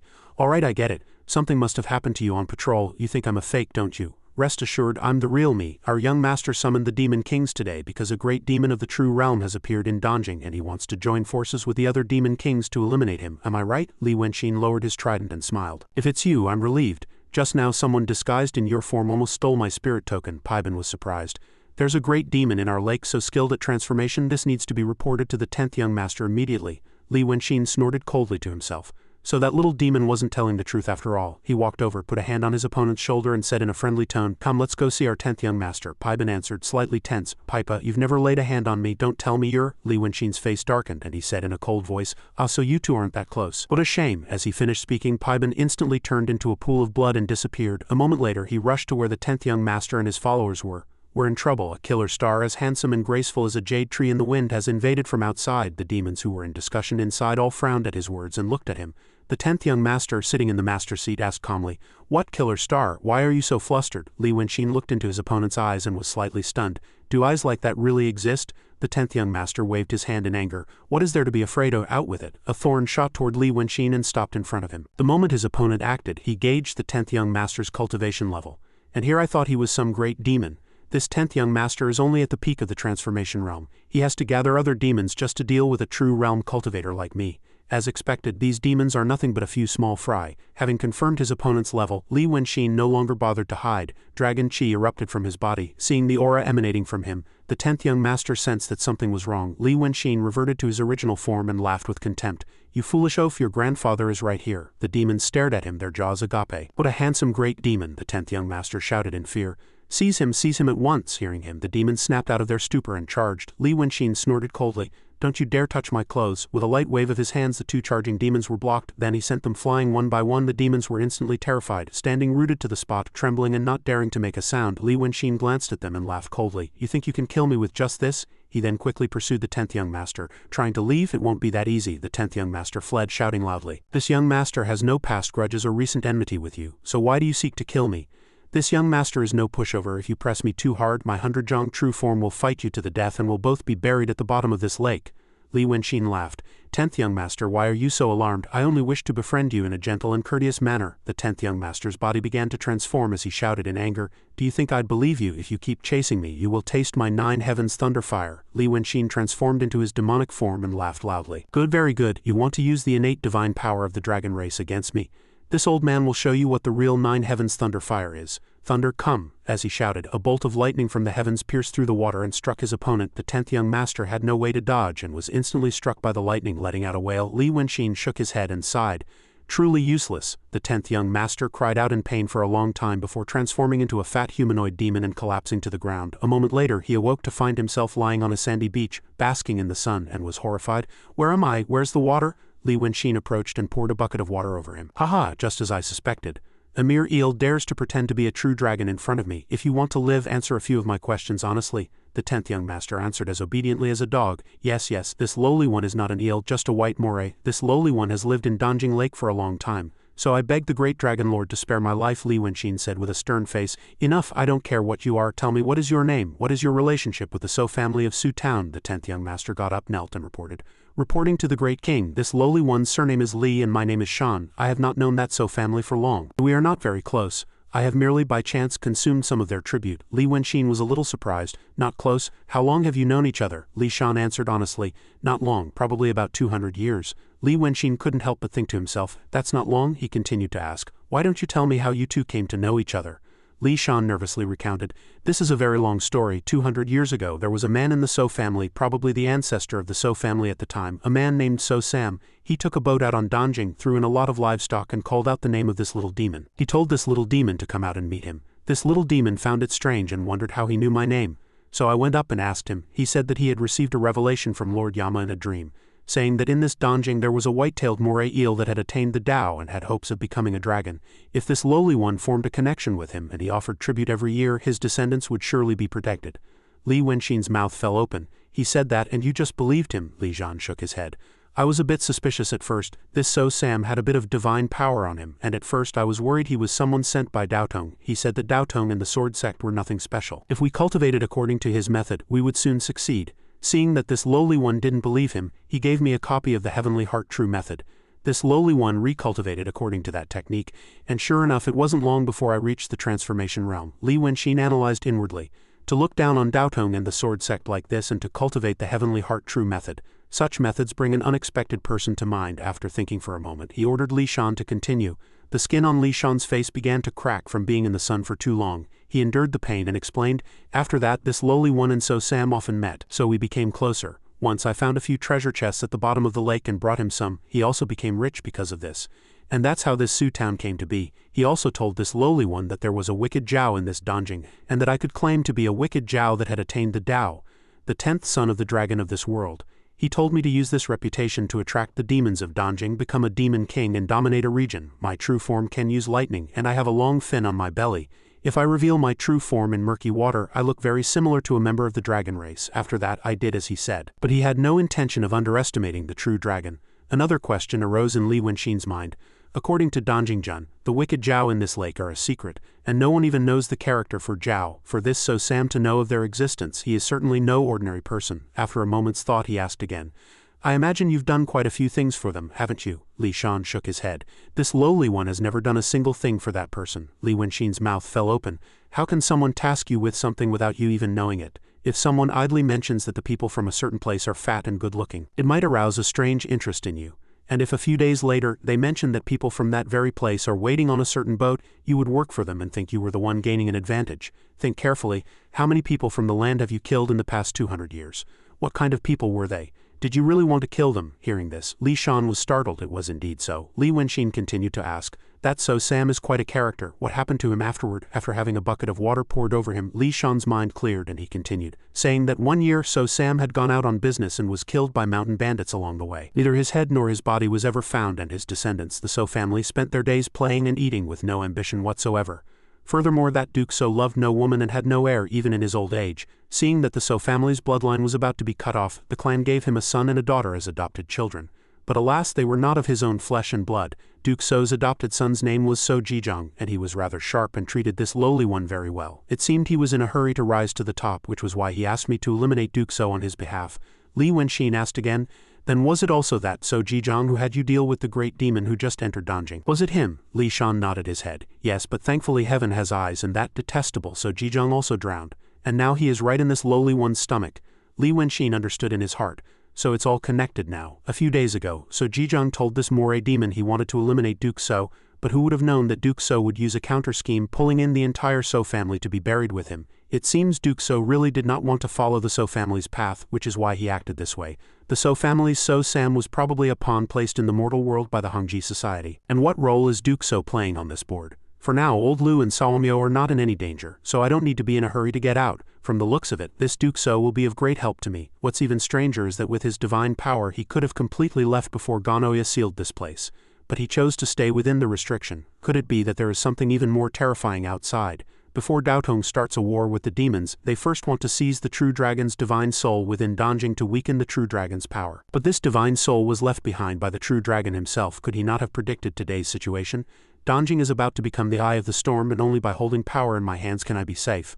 While Li Wenxin was lost in thought, Li Shan quietly crawled toward the lake below. Great King, if you have finished asking your questions, this lowly one will take his leave first, but life isn't like a dream. He had only crawled a few steps before Li Wenxin grabbed him by the scruff of his neck and lifted him up. Trying to leave, Li Shan was terrified and immediately begged loudly, "Spare my life, Great King, spare my life, I have told you everything I can." Li Wenxin smiled. "Don't be hasty, it's not like I said I would kill you. You're not the only one in this lake who has gathered demon generals from all over, made himself a demon king and ruled over a region, are you?" Li Shan quickly explained, Of course there are, in the 4 valleys and 5 streams at the bottom of Danjing Lake. There are several demon kings, it's just that they usually can't stand each other and only follow the orders of the old lord of Danjing." As soon as he finished speaking, Li Wenxin grabbed him by the collar. Li Shan was horrified. "Great King, could it be your plan is?" Li Wenxin laughed loudly. "Take me to sweep them up one by one." Li Shan was a little worried. "Right now, shouldn't we prepare a little?" Although he said that, his heart was at this time extremely gleeful. "As long as I live, who cares if others die? Wu King, Clam King, Turtle King, you bastards. Although we have lived together in Danjing Lake for 800 years, you can't blame me for what happens today." He then transformed into his true form, a moray eel, and led the way for Li Wenxin. At the same time, deep within the imperial palace of the Zhang Kingdom's capital, on a mountain peak within a forbidden area, stood a single shrine. From the foot of the mountain below, a man was walking up. The woman standing outside the shrine saw the person and smiled. As the emperor arrived, the one who had come was the emperor of the Zhang Kingdom. He walked before the woman and cupped his hands. "Due to the drought in Gaiju, I was a bit busy during the day and am late. Please do not blame me." The woman slowly walked down the steps and said, "You are thinner than when you came on New Year's Eve. No matter how busy you are, you must take care of your body. Even if you don't like meat, you must force yourself to eat some to have strength. Don't eat too many of those plain things." The emperor obediently lowered his head. "Your words are wise, I will keep them in mind." The woman smiled. "You should say we, you are the emperor after all." The middle-aged man nodded his head. "Yes, we will keep that in mind." The woman asked again, "The matter of Weicheng, how does the emperor plan to handle it?" The emperor explained with a solemn face, "A great upheaval occurred in the city a few days ago, and people from both Daotong and the sword sect have gathered in Weicheng. The previous magistrate can no longer be employed, so I have now decided to send Zhou Jiwa to Weicheng. He is a plain and gentle person, so there should be no need to worry too much." The woman slowly walked down the mountain and said, I must go to Weicheng in person to meet someone. Even if I am not here, you must fulfill your duties as emperor well." The emperor was horrified. "You intend to leave. Must I not go?" The woman sighed. "The world is about to fall into great chaos. Emperor, you have always lamented to me that the world is unfair and that Daotong and the sword sect are the barriers of the world. Now is the best opportunity to break these barriers. This is the opportunity I have always been waiting for. An opportunity to make this world the world of its people, not the world of Daotong and the sword sect." The emperor was so horrified his mouth fell open. "Then when will you return?" The woman smiled. "It would be better to hope you never see me again. If you see me again, it means I have failed. Emperor, do not be afraid. You are a good emperor, and now it is time for you to become a true emperor." After speaking, her form slowly disappeared from before the emperor's eyes. Although the emperor was reluctant, he had no way to change her mind. The scene shifts to Weicheng. The situation here was at this time extremely chaotic, and from within the Wu residence sounds of derisive laughter echoed ceaselessly. How far has this Wu family fallen? To think the young master of the Wu family needs to be protected by two women. Hearing those words, the two women standing guard outside shouted loudly, "Are you worthless trash even worthy of dirtying our young master's hands? If you don't scram now, I'll have you drink tea with King Yama." The ruffians in front were not in the least afraid and instead laughed loudly. "Haha, your Wu family colluded with the demons of the divine dragon cult and did evil deeds, so you have sinned against Daotong. Now your entire family has been dealt with, yet you still put on such arrogant airs. If you hand over Wu Meng on your own, we might even give you two a good time." Wu Meng's two female guards could not help but grow tense. "The master is dead and the young master is in this state. Our only choice is to hold them back and find a chance for the young master to escape. If it were any other time, forget 8 bandits. Not even 80 would dare to touch the Wu family." Just as the atmosphere grew tense and chillingly quiet, a black shadow suddenly flew out from the trunk of a tree behind them. The ruffians sensed a person and immediately turned to look in a clamor, and as they turned, they saw several streaks of saber light cutting toward them. Without much time to think, they quickly leaped back to dodge.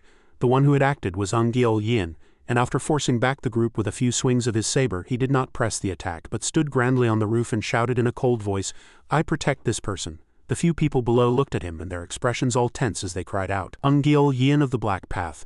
Gil Yin gave them no face at all and shot back, "I'm not in a good mood today and don't want to kill anyone, so scram on your own." The young man had no intention of fighting either and immediately ordered his brothers to withdraw, and the 8 of them then vanished from the spot in unison and left. Waiting for them to leave, one woman ran into the room and said loudly, "Young master, are you all right? You weren't frightened, were you?" The remaining woman approached and thanked Gil Yin. "Thank you for your righteous aid, grand hero."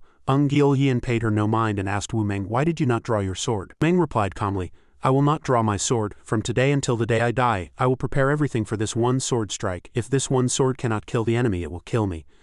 Gil Yin smiled. "If you treasure your sword and keep it hidden, you might end up hiding yourself as well." Wu Meng sighed. "In any case, I thank you, your excellency." Gil Yin smiled.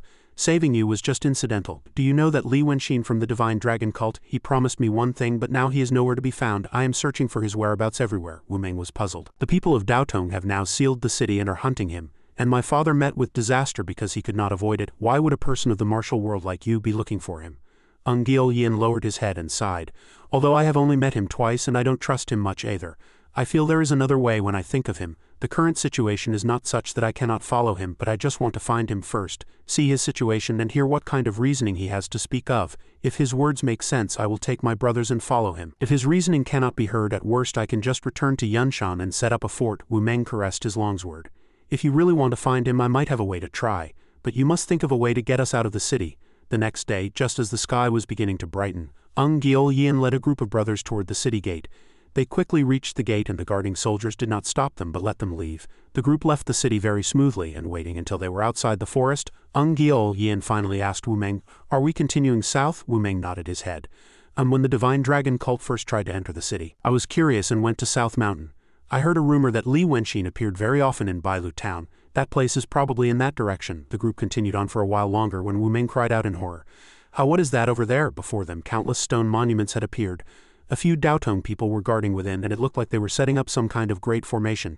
Tied to each stone was a ghost, and they were being tortured, wailing fiercely and ceaselessly in pain. Gil Yin suddenly reined in his horse and turned back. "You take a few men and leave first. I will join up with everyone later." Wu Meng shouted in horror.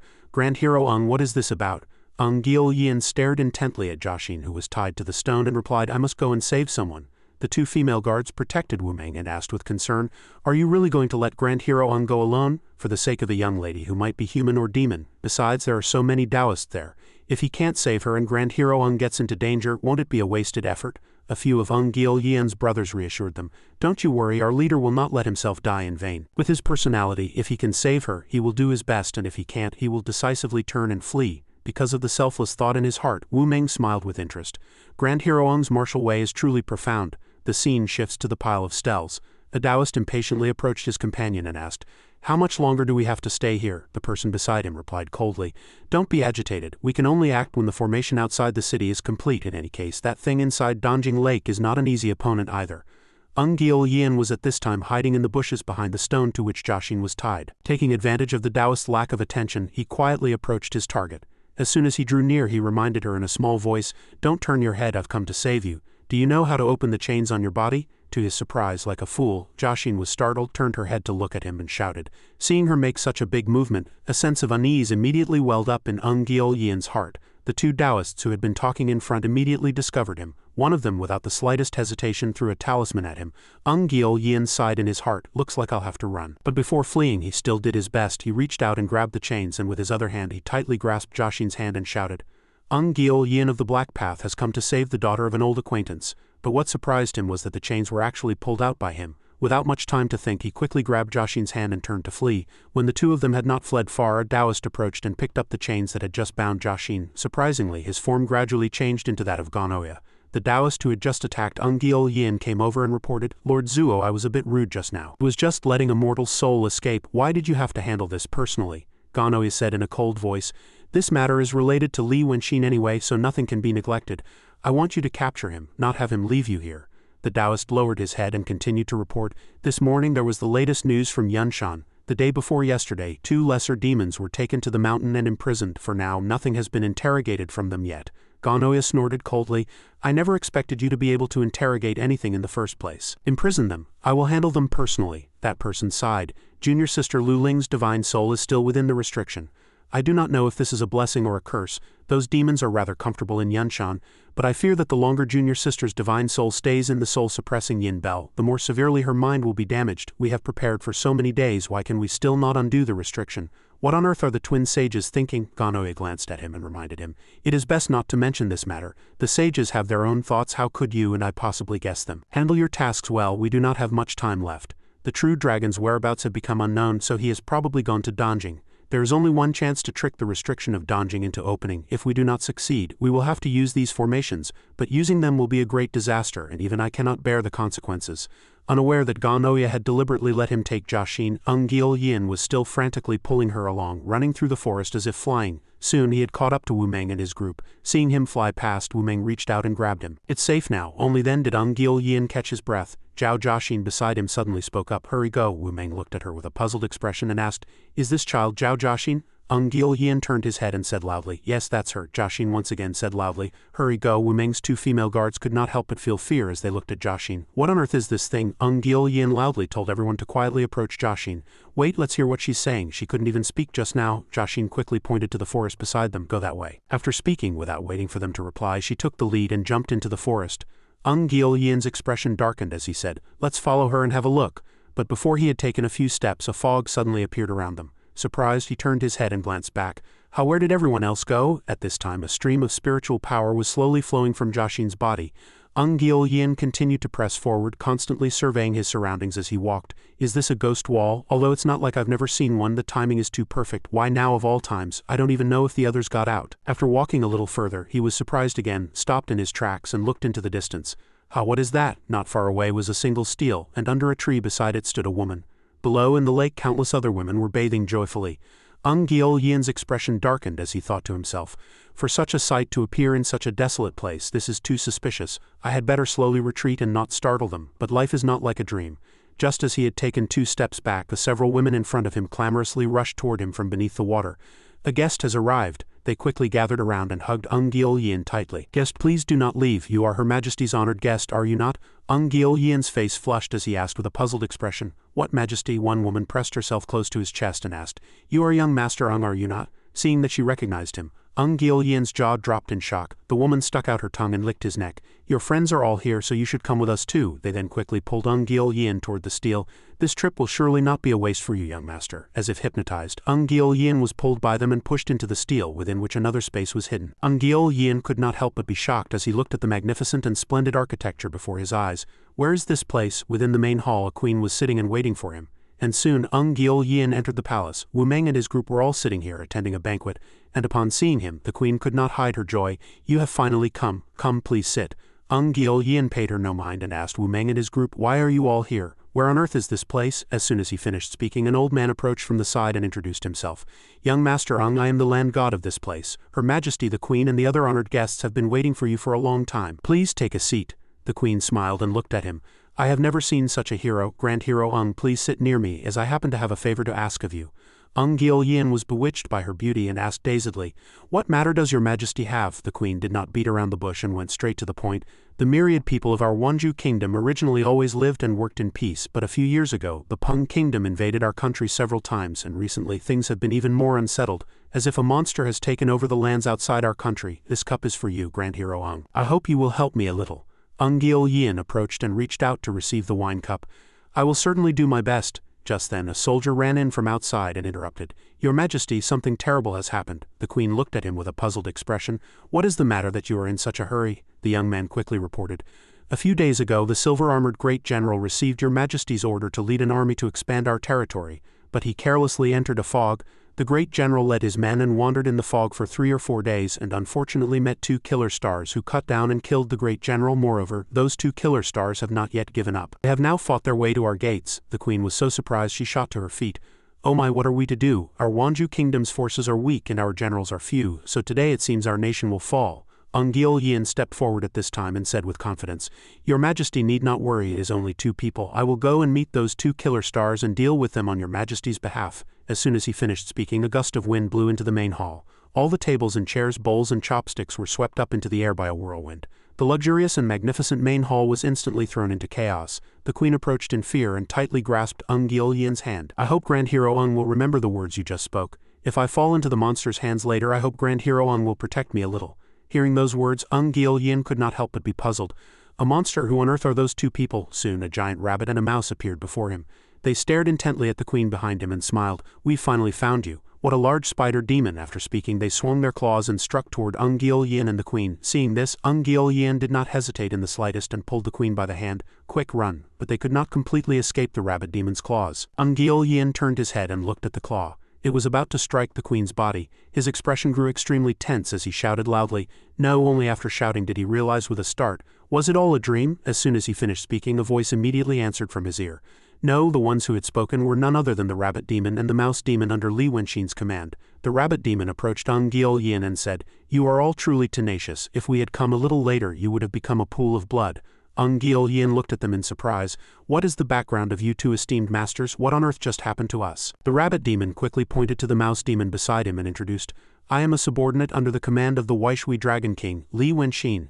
I am the White Dragon Emissary, Rabbit Ascetic, and he is my senior brother, the Blue Dragon Emissary, Rat Horn Ascetic. He then pointed to the rock behind him. As for what just happened, you can see for yourself. Gil Yin looked toward the rock and was shocked. This was just engraved with Wanju Kingdom. He looked at the spiderweb in front of him and still could not believe it. Could it be that the White Jade City just now was this spiderweb? The rabbit demon nodded his head. That's right, this is the lair of a Chesu. A Chesu has become sentient and attained the Tao, and is skilled at using poison. Before, you were all bitten on the neck by it once, your bodies were immobilized, and your minds were captured by the female demon. After saying this, he pointed to several bees on a tree branch. That is a black-winged earth wasp. It does not build its own nests or collect honey, but in spring and summer it finds large and fat Chesu, ambushes them, and knocks them unconscious, then lays its eggs inside their bodies. It waits for the larva to hatch, and they first eat from within the Chesu's body. The mouse demon behind him came over and continued, This Chesu knocked you all unconscious, intending to give you to those black-winged earth wasps to lay eggs in. You were rather lucky to be able to wake up, but besides you, everyone else was almost poisoned to death. In light of the kindness you showed in saving our junior sister Joshine, I will deal with these fellows for you. Just as the mouse demon was about to wave his hand and act, Gil Yin, in a fit of anger, swung his saber and cut straight at the rock. Leave it, I'll do it, the mouse demon shouted loudly to stop him, but it was already too late. After Yin shattered the rock, he laughed with satisfaction.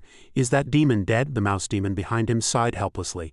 Oh, what a pity it has escaped. This is no ordinary demon. That one strike of yours actually startled it. Yin snorted coldly.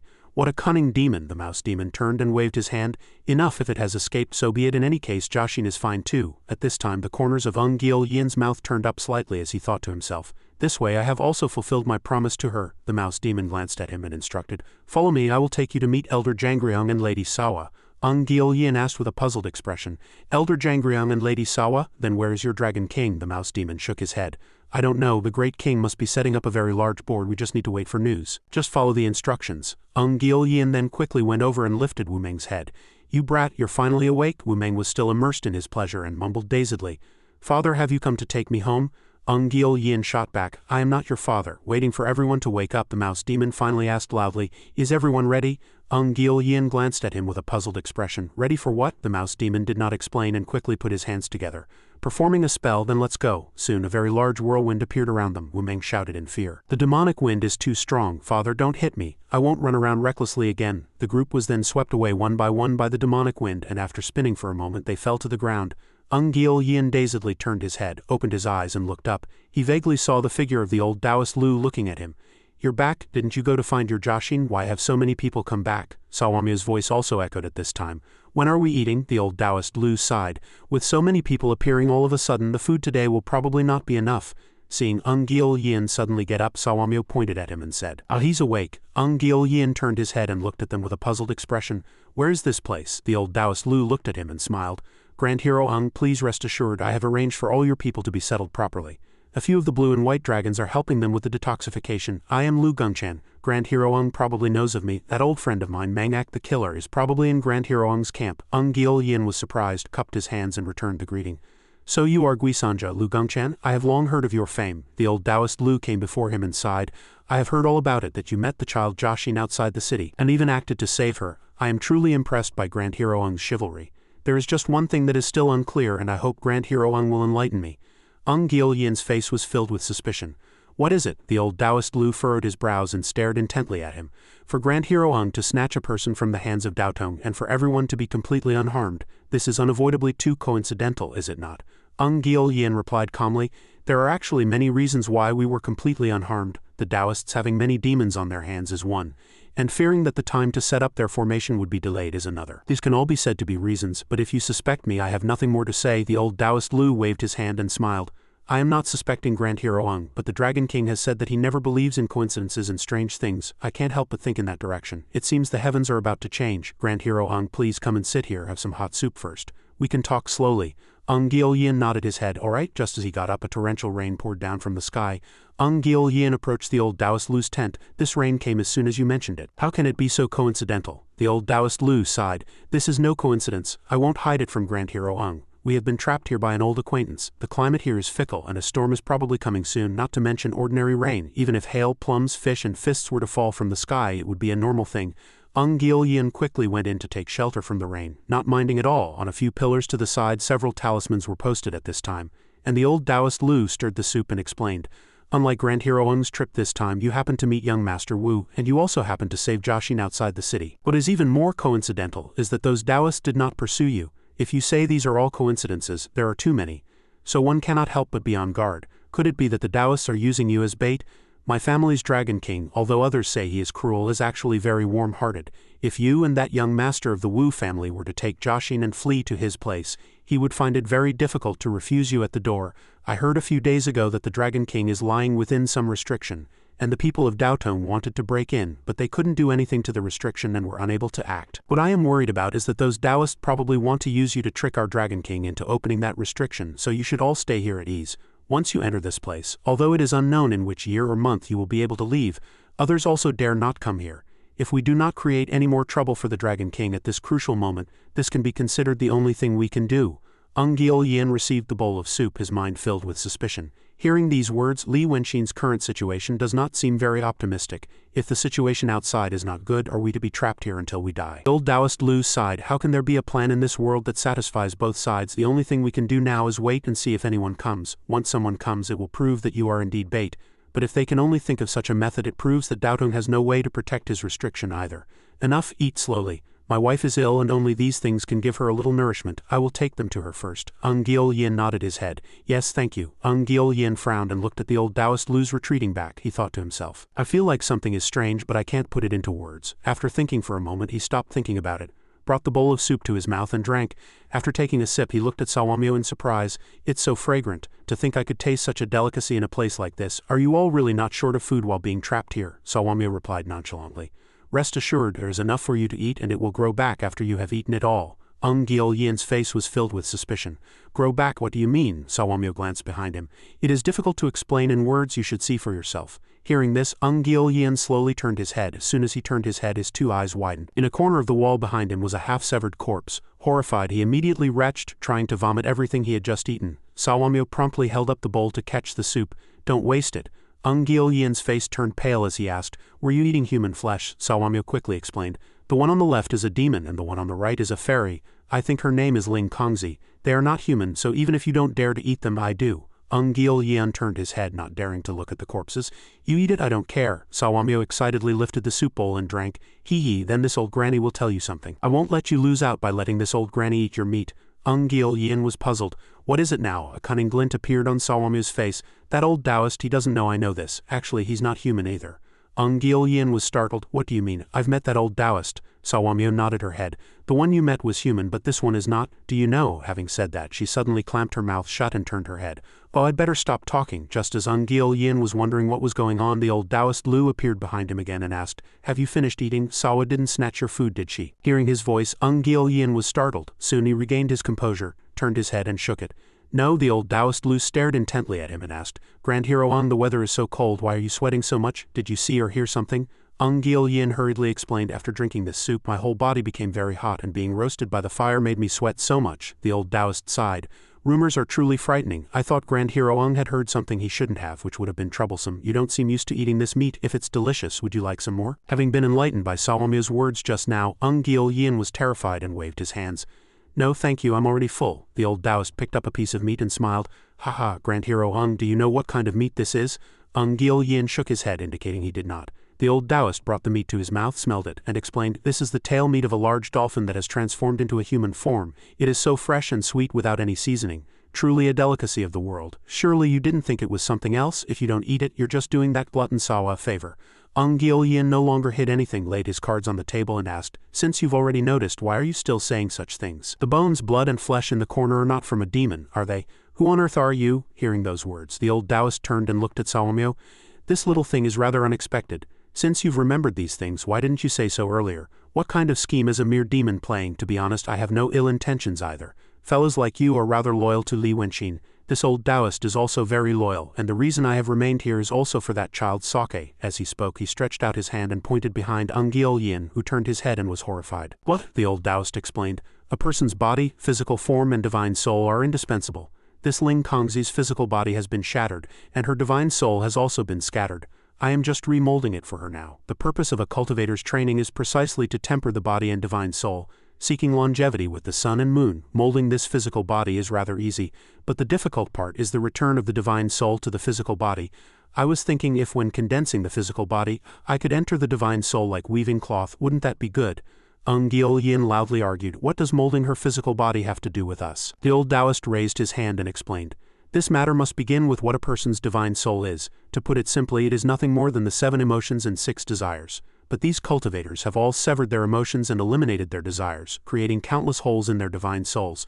So they must find their Tao heart again and use the Tao heart to supplement their divine souls. If they cannot find it, they can only fill it with spiritual power. To restore her divine soul and physical body now, I can only return to the origin of the divine soul and use the 7 emotions and 6 desires to guide it. And people like you, having experienced great disaster and being trapped in such a place, your hearts are filled with more emotions than ordinary people. I am using your 7 emotions and 6 desires to weave this body of 6 desires and calamity. Gil-yin listened to him for a long time, then stood there dumbfounded, his mouth agape. The old Taoist glanced at Sawamyo again. All right, it was originally a good thing, but it has scared you instead. Just one piece of this large dolphin meat can help a cultivator consolidate their realm. And a common person can also extend their life by 100 years, yet you refuse to eat it and have given it all to this demon. I was wondering why the body of 6 desires and calamity was growing so well, and how it could give birth to a cinnabar heart orifice so quickly. It turns out this little thing was hiding so much in her heart. Now that you know the reason, your hearts are not pure, so this matter naturally cannot be accomplished. Alright, I will leave, leaving Ling Kongzi here. After speaking, a great wind blew in the house. Gil Yin came to his senses and shouted loudly, "Wait, you still haven't told me." The old Taoist instructed him, "When you meet Li Wenxin, tell him this Ling Kongzi child was originally innocent. If she has suffered enough these few days, consider it repaying the evil karma of her past life. If she has the fate to become a person again in her next life, do not harm her. Let her be a recluse in the secular world and finish this life in peace." Gil Yin lay on the ground, unable to understand, and thought to himself, "What on earth happened today? Where on earth is that fellow Li Wenxin? If I get out and find him, I will definitely ask him clearly." When he opened his eyes again, the sky was already clear and cloudless. Gil Yin got up and walked slowly. "It's still the same house, so it wasn't a dream?" As he was lost in a daze, the old Taoist's voice was heard again from behind. "Grand Hero Ung, how did you awaken? Is your body better?" Gil Yin turned to look at him and tensed, reaching out to grasp the hilt of his sword. "You still haven't left." The old Taoist was puzzled. "Where would I go? Grand Hero Ung, do you not remember anything?" The group behind the old Taoist explained to him. "Grand Hero Ung, you were poisoned by a man-demon before and fell into a coma. Taoist Lu said that when you used your internal energy to protect your heart meridians, you happened to have a breakthrough in your cultivation technique. So you went into seclusion here for over 10 days, hearing their words. Gil Yin was once again dazed. He raised his head to the sky, his heart filled with extreme bewilderment. But it has already been 10 days. Last night's wind and rain together were like not knowing the passage of time while watching Immortals play chess. I originally thought only a few shichen had passed, but when I woke up it had already been 10 days. Gil Yin did not know if the dream was real or not, so he asked the others. Surprisingly, just as the fake Taoist Lu in the dream had said, Gil Yin and the others waited until the next day and the people of Daotong came in pursuit. But no matter what the two did, they could not undo the restriction here. And after wandering for a few days, they could only return empty-handed. And led by Jiaxin, Gil Yin and his group entered this place, and at this time they could do nothing but wait. Many people waited for an accident to happen elsewhere, and in the morning, the scene shifted to Danjing Lake.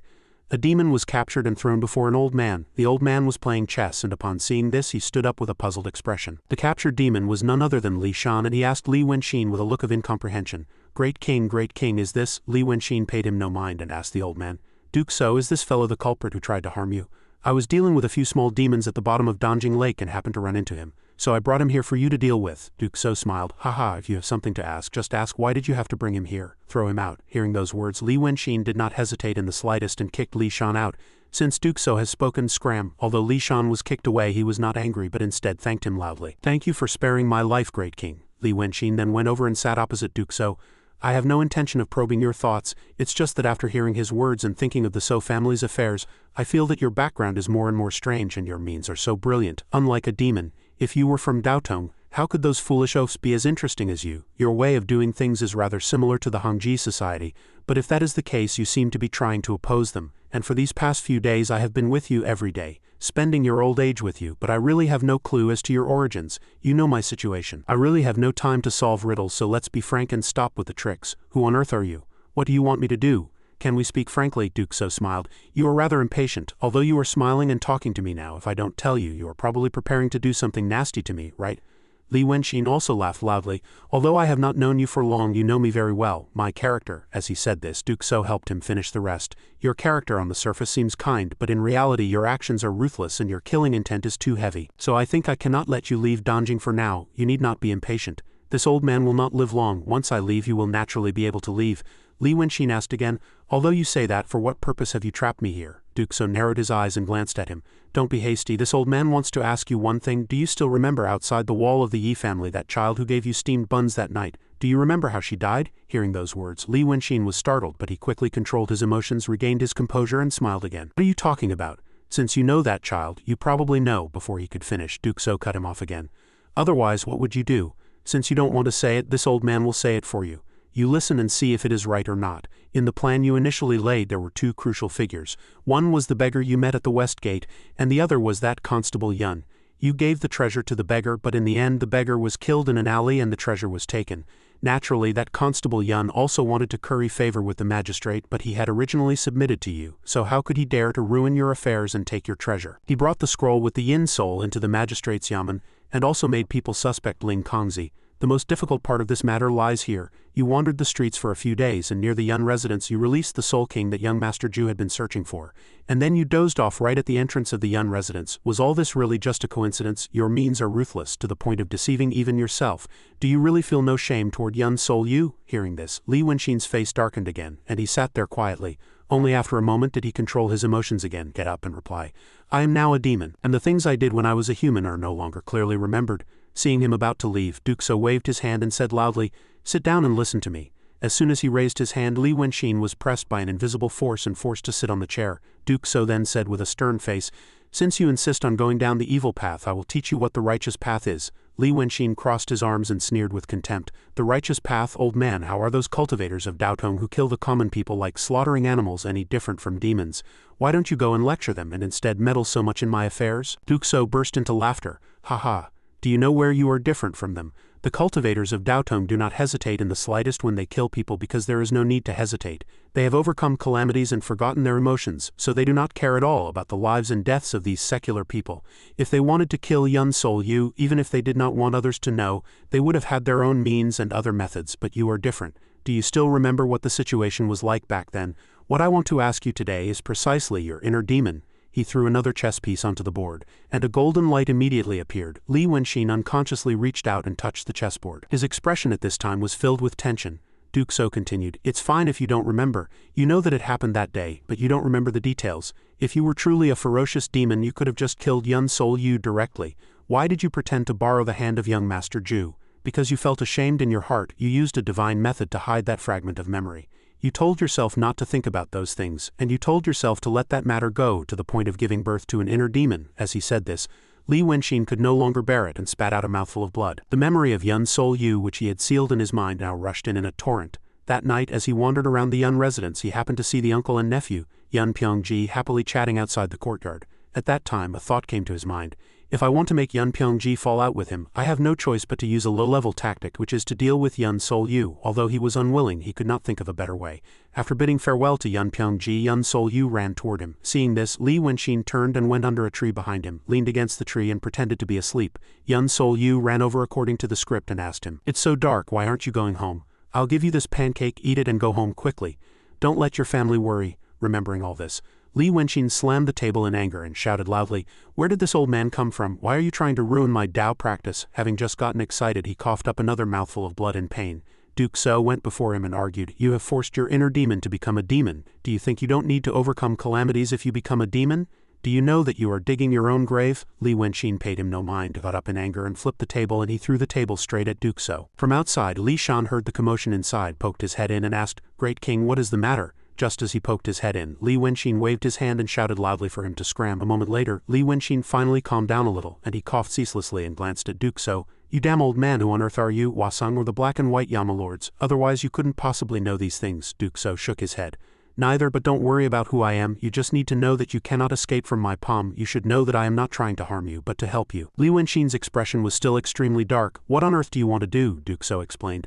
I know I am ruining your Dao practice now. Your shameful deed has been exposed by me, making your heart anxious and your thoughts impure. And now even your realm and cultivation level are all unstable. You consider yourself unfeeling, but you have shame. You have become a yin spirit, but you have a human heart. You have not learned the unfeelingness of Daotong nor the unfeelingness of the demon race. Is there a more strange person than you in this world? As he spoke, he pressed a finger to the center of his forehead. Li Wenxin gasped for breath and asked, Fine, even if what you say is reasonable, what can I do? Overcome calamities like those Daotong fellows? If I overcame calamities like those bastards outside, what would be the difference between that and dying? Duxo explained. Can the cultivators of Daotong be called human? A person is not judged by their physical body, nor by their origin. Only one who has the 7 emotions and 6 desires can be called a person. Today I will teach you the way of being a person. Judging by your situation, if you truly wish to cultivate, you must not learn the ways of demons, nor can you learn the ways of cultivators. You must learn your own way. It is fine to be dissolute as is your nature, but you must only act when you feel you are upright in your own heart. Only then can it be called the clear way of heaven. Only then will you be able to ask the Supreme One about love. Li Wenxin shot back. The clear way of heaven. Daotong cultivates the unfeeling Dao, kills people and seizes their wealth, and their hearts are vicious, so how are they not bound by the way of heaven? I would rather hide my inner demon and press forward. Perhaps the clouds will part to reveal the bright moon and a vast world will open on its own, Duxo explained. The way of heaven is formless. The reason I tell you these things today is only so that when you act later, you will have no shame in your heart. Whether you are truly ashamed or just pretending to be, when the way of heaven later cycles and retribution comes, you will understand then. The reason I came here today is to guide you. Li Wenxin's eyes widened upon hearing this. He excitedly rushed over, grabbed Duke So's shoulders and asked, "What do you mean? What is retribution?" Duke So sighed.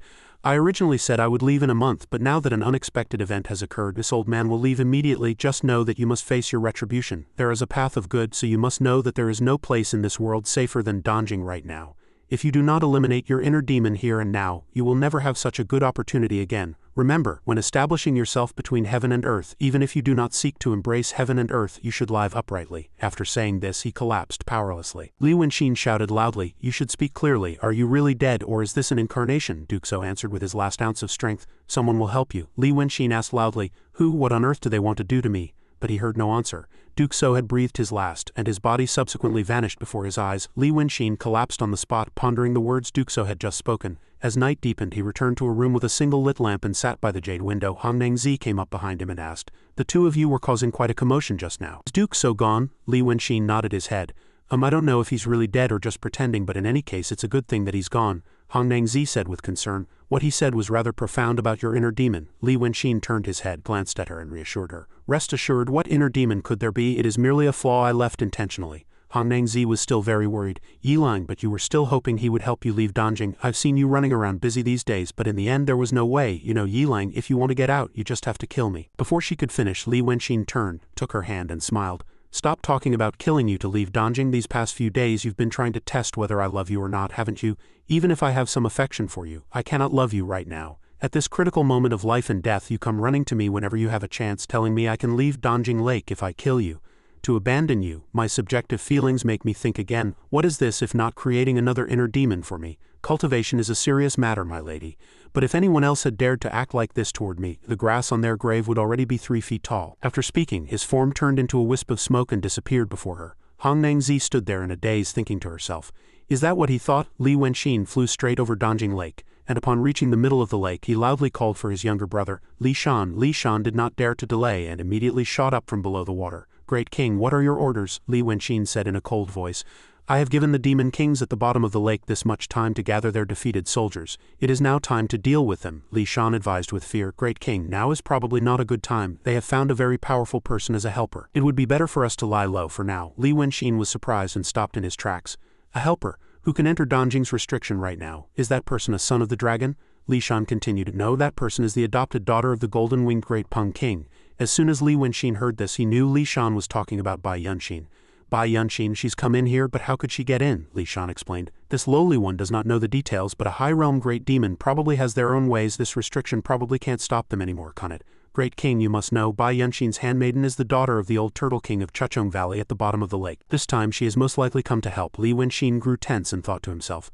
Before Duke So died, he said not to be hasty, that someone would come to help me. For Bai Yunxin to barge in here at this time, this restriction, even a mystery realm expert like Gan Oya could not enter. So how could Bai Yunxin? Could it be that the way to escape this crisis lies with Bai Yunxin? Thinking this, he quickened his pace and flew forward. "She and I have some old scores to settle. I will go first. If you are afraid, just hide in the lake." Li Shan stood there hesitating, unsure of what to do for a moment. In a clearing on a certain shore, demons were gathered at this time. One of them looked up at the sky and uttered in fear, "He's here, that demon has come." Li Wenxin landed before them and smiled. "The aquatic tribes of Donjing are welcoming guests again, but I wonder what the etiquette is." Not far away, Bai Yunxin was sitting on a chair waiting. The Wu King, one of the 5 valley lords of Donjing, saw Li Wenxin and immediately accused him loudly. "Great King, it's him. Who does not know that Donjing is the golden-winged Great Peng King's fish farm? This fellow has caused such a disturbance in Donjing that the heavens and earth have been turned upside down. He says he wants to occupy Donjing, but is he even worthy?" The Red Snake King also chimed in. "When we told him the reasoning then, he said that even if the Great King came, he would make it so you could not return, and he would skin you, pull out your bones and pluck your feathers to make a fan and a drumstick." Another demon beside her stepped forward and cut her off. "Enough, stop talking. The young mistress will judge for herself." Bai Yunxin smiled from above. "Is that really so?" Li Wenxin approached her and said, "It has been a while. First I must thank you." Bai Yunxin replied nonchalantly. "What is there to thank me for?" Li Wenxin explained. "If not for you at first, I would not have been able to kill the 9th young master. If you had held it against me, I would not have lived to this day. In that case, I still owe you an apology." Hearing this, Bai Yunxin fell into thought for a moment. Li Wenxin cupped his hands to her, bowed his head and expressed his thanks. "I am truly sorry about this matter, but at that time if I had not killed him, he would have killed me sooner or later. I truly had no choice in this matter. Fortunately he is dead now, and I have become him again." The body and soul he liked are all still here. I wonder if Lady Bai fancies them. The handmaiden standing behind Bai Yunshin heard those words, covered her mouth and held back her laughter. Bai Yunshin gave Li Wenqin a cold glance.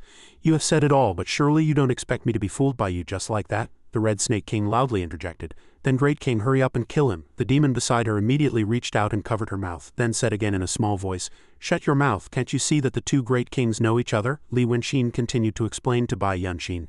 Now all matters will be easier. You have wandered the secular world, even imitating the ways of the secular people. It is just that in this world there is no one who understands you.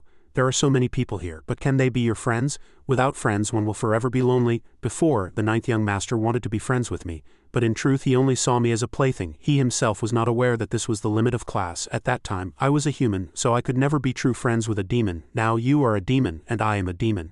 You are of the true realm, and I am of the true realm. You will not find a more suitable friend than I. Moreover, the world is about to fall into great chaos. You did not come here to kill me, did you? As he spoke, he offered his hand before Bai Yunshin in a European fashion as if an invitation. Bai Yunshin did not stand on ceremony in the slightest and placed her hand on his. You know me so well, do you know what I am thinking now? Li Wenqin brought his face close to hers. I know. He glanced at the Red Snake King behind him and smiled coldly. That woman spoke ill of you just now. I do not like it. Bai Yunshin nodded her head.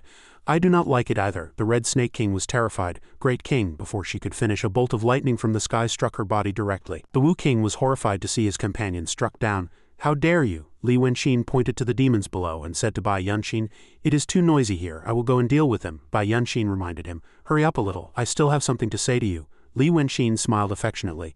All right, it will be over soon. The demons below realized at this time that they were in league and clamorously fled toward the bottom of the lake in fear.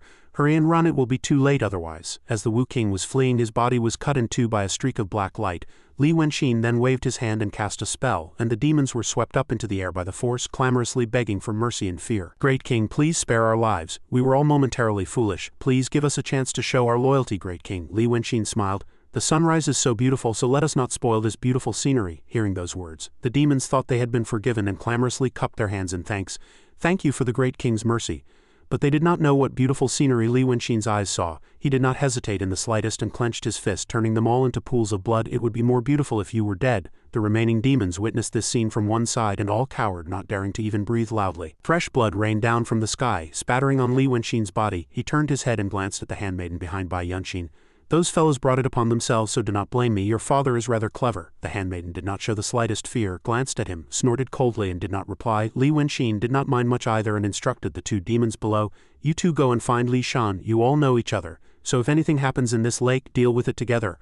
I only need one thing, an obedient Donjing. The two demons immediately fled in a flurry. Yes, we will take our leave first. We will follow the Great King's orders at any time from now on. Bai Yunshin reminded him, those two are not so simple, it would be best for you to talk to them. Li Wenqin glanced at her and smiled. Not simple, although he spoke so nonchalantly, he was secretly thinking in his heart. Does she mean those two are related to the dragon soul in the lake? Bai Yunshin continued. The people of Daotong have set up many formations outside Weicheng. They will probably have to use the yang energy of the hundreds of thousands of people in Weicheng. They intend to destroy the restriction of this Donjing with a Dharma formation. My adopted father sent me here to retrieve one item. Once I get it, I will leave. Li Wenqin asked, what you have come to retrieve is the dragon's soul, right? Bai Yunshin smiled. Correct. Daotong and the demon race are about to start a war, so there is not much time left.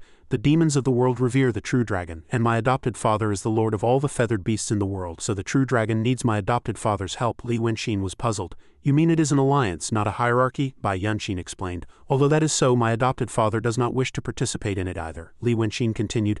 So he intends to do some other things, pay some other price and not concern himself with it. Bai Yunshin laughed loudly.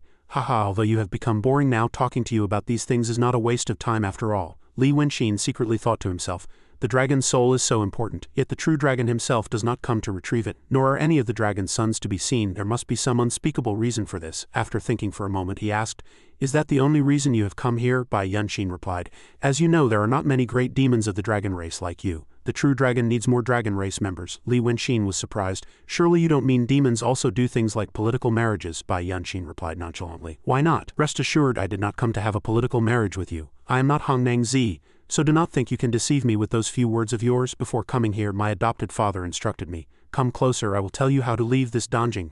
Bai Yunshin then told him the method to leave Donjing. Li Wenqin stood side by side with her, watching the twilight and marveled in his heart. To think the key to leaving Donjing was unexpectedly in Bai Yunshin's hands, he then waved his hand and cast a spell. I have told you the method. Although you are very boring now, you are after all someone who has consoled me. Handle things well on your own later. After speaking, she mounted her donkey and flew away. Li Wenshin stood there, watching her retreating back, and thought to himself, some demons whose cultivation has almost reached a certain realm will all have their own personal palaces. A palace is similar to a storage pouch and can hold any item, and when the demonic power makes the demon strong to a certain degree, the palace will also become a larger dragon palace following the growth of their dharma power. Donjing Jun's Red Flower City is like that. So is my bone fan, and the key to leaving this Donjing is right inside the dragon palace. He then entered the dragon palace within the fan. Inside was a very wide space with all sorts of things. The dragon palace was like a mansion. Normally one would enter through the main gate, but according to Bai Yunshin, the master of the dragon palace could open a back door on their own. Once the back door was opened, one could choose a place in the outside world to exit. Later, no matter where one was, one could enter the dragon palace through the main gate and exit through the back door, and one would always arrive here. It was just that Bai Yunshin said the back door could not be opened often. Otherwise, the spiritual energy of the dragon palace would leak out and it could collapse and become dangerous. Li Wenshin walked for a moment more, then was surprised by what he saw ahead. There was a mansion there. He approached the mansion gate and looked, thinking to himself, isn't this the courtyard Duke So took me to see? How is it inside my dragon palace? He slowly pushed open the door, intending to go in and have a look. The old Taoist Lu and Gil Yin were chatting about the Hugo Review channel and were surprised to see him enter. Li Wenshin was also surprised to see the two of them and was stunned for a moment. Gil Yin turned his head and asked the old Taoist, what is going on? Before the old Taoist's suspicious gaze, Li Wenshin explained, the me now is really me, and the you now is really you. I have come to take you all out. The old Taoist Lu let out a sigh of relief. I knew Xinjia would have a way. Gil Yin, agitated, rushed over and grabbed Li Wenshin's shoulders. I brought the people, but there were some losses and something strange happened. Li Wenshin, led by him and listening to his story, couldn't help but laugh out loud. Haha, Duke So is truly a remarkable person, the old Taoist Lu asked, unable to understand. What is it, Xinjia? Li Wenshin shook his head. It's nothing, the back door was just torn open. I'll take you all out first. Once we're in Donjing Lake, the restriction will protect us, so it will be relatively safe, the old Taoist Lu asked again. Then what about you? Li Wenshin said with a serious face. Me? I need to go out and take a look. A moment later, in a forest outside Weicheng, Li Wenshin suddenly appeared from a space. As soon as he came out, he saw the sea of fire that had engulfed the city before him. So this is the back door Duke So chose for me. Did he do this so I would see this scene as soon as I came out? Within Weicheng, flames were now raging everywhere, and the common people inside were burned, their bodies strewn across the ground. Witnessing this scene, the corners of Li Wenshin's mouth unconsciously turned up. Is this the manifestation of the way of heaven? The four sides of Weicheng were at this time covered by a formation, and the flames within burned ceaselessly, as an aura of death that blotted out the skies soared upward. Scene shifts to the central hall of the Purple Palace on Junshan within Donjing Lake, where the old Taoist Lu and his group have now all been moved by Li Wenshin. He said to the group with a worried expression, that brat Xinjia went out alone. I don't know when he'll be able to return. As soon as he finished speaking, Li Wenshin suddenly appeared in the house. Stop looking, I'm back. Seeing him return, the group clamorously rushed over and asked about the current situation outside. Li Wenshin did not hide it and answered, Weicheng is gone, Wu Meng asked, unable to understand. Gone? What do you mean? Li Wenshin explained, everyone is gone, everyone who was in Weicheng. Whether they were your friends or your enemies, they are all gone. The people of Daotong probably sacrificed the entire city because of that formation you saw. I only saw the vital energy that blotted out the sky turn into spiritual energy controlling the Dharma formation. If hundreds of thousands of people had not died or been injured, it would not have been possible to create such a great commotion. Wu Meng was horrified. How could they dare to do such a thing? Aren't they afraid? Li Wenshin shot back in a cold voice. Vuya, when you monopolize a business, have you ever thought about the life and death of the people at the bottom of society? Are you afraid of them? Wu Meng retorted. But that's an entire city of people. How could they not care about so many lives? Li Wenshin replied calmly. Because they are immortals. In your heart, the Emperor's authority does no evil. But in the Emperor's hearts, Daotong also does no evil. If they have truly committed a sin, it is because the victim sinned first, Wu Meng said, unable to understand. The matter of Weicheng, the matter of my family, will no one give us an explanation? Li Wenshin laughed coldly. Demand an explanation from Daotong? Dream on right now. Daotong and the Sword Sect are the public principles. They want to protect the common people of the world, so the people of Weicheng are just a natural sacrifice to protect the common people of the world. The principle of this world is that if you can't seize it, it's nothing, and if you seize it, you win. The more Wu Meng listened, the more confused he became. I have thought about it. If I hadn't saved you, if I hadn't helped you, would the Wu family have had a chance to avoid this disaster? Right now, I just want to know if you were trying to drag my family into this from the beginning. Li Wenshin shot back. Do you think that if I hadn't been there, your Wu family would not have been involved in the affairs of the immortal world? If your Wu family didn't have the methods of immortals behind it, it could not have become such a large family. Wu Meng was stunned. Is it this again? I understand. Although I still can't completely trust you, I can tell you one thing. Our Wu family has not been completely destroyed. Our family members have all made some preparations precisely to guard against a sudden bad situation. Li Wenqin raised his hand and pointed at him. Your family's old master trusts you very much, Wu Ming explained. No, according to the Wu family's custom, only on the day I have a son will I know of this matter, but I heard it when I was young. On the 4th day after I was born, my grandfather told my father. Ungil Yin, who had been listening from the side, could not help but cut in. What can a 4-day-old child remember? Li Wenqin was much calmer. Hearing this, you are more like a son of heaven, Wu Ming did not mind much. Is that so? Perhaps I was just a little smarter than ordinary children. Next, I must leave this place and use the manpower and resources they have hidden to re-establish the Wu family. It may take a very long time, but I will take this opportunity to think about whether I should help you or not. Li Wenqin smiled. After experiencing this, young Master Wu's character has matured quite a bit. Since you have already made your decision, go. I happen to have something to discuss with my people separately. The 3 of them, Wu Ming and his group, were then sent out of the fan by him, and the 3 of them were sent out of Donjing by him. The woman beside Wu Ming sighed. He is really decisive. Young master, are you all right? I am fine. The road ahead I really must walk on my own. Li Wenqin then turned to Ungil Yin and asked, Black Path, to be honest, I didn't expect you to really come. Now that Weicheng is gone, the promise I made to you before probably can't be fulfilled.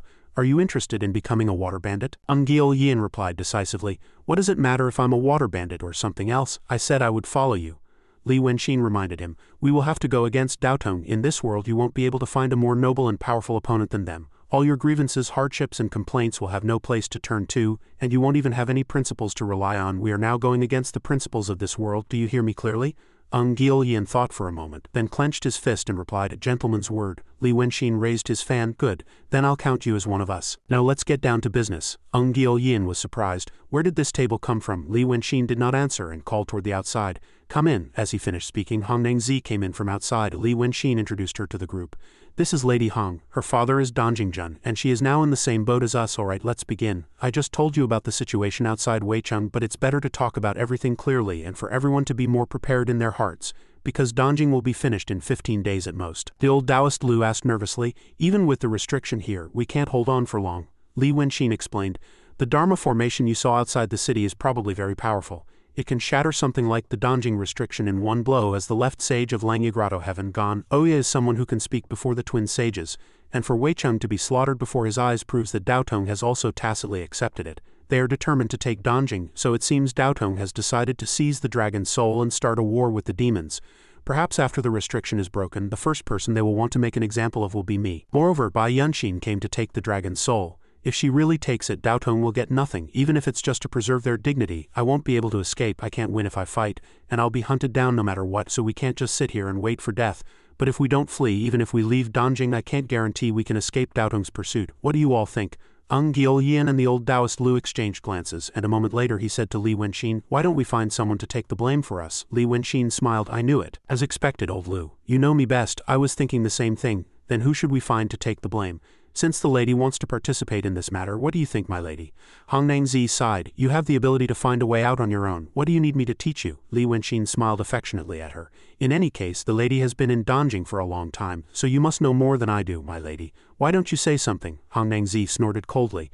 You've asked the right question. Although the Waishui River is occupied by the 9th brother, it had been occupied by large and small demons for a very long time before he came. Those demons have been our neighbors for 1,000 years, so if we're looking for someone to take the blame, they are the most suitable. Ungil Yin said, unable to understand. Weren't we going to join forces and fight? How can you sell out your neighbors? Li Wenqin turned his head and looked at him. I didn't misjudge you. Grand Hero Ung has righteousness in his heart and is benevolent and kind even to demons, but the reasonable Grand Hero Ung will probably understand soon. Right now, the enemy is strong and we are weak. If we confront them head-on, it would be no different from a moth flying into a flame. To go against Daotong, we must rely on building up our influence. The 3 of them were all startled to hear those words and had expressions of incomprehension. Influence, Li Wenqin explained. Let me ask you all first, this continent is so vast and our Zhang kingdom is deep within the continent, 8,000 li from the sea. Logically, water vapor should not reach here easily. But look at the area around Weicheng. It used to be rich in water, and the river system was well developed, like the water town south of the river. Why is this? The old Taoist Lu immediately answered.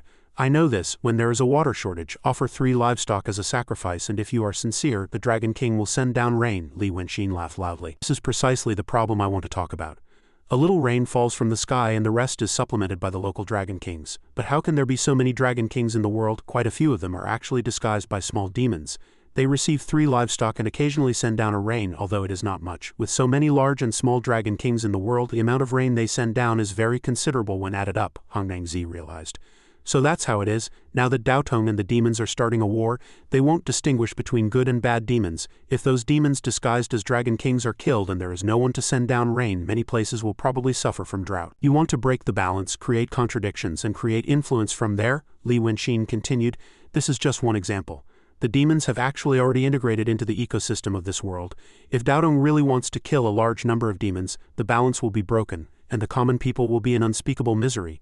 With Daotong's nature of doubting everything at that time, we can go out and bring blessings to the common people. The old Taoist Lu realized. This is the influence you were talking about, Xinjia. Li Wenxin got up and pointed at the table.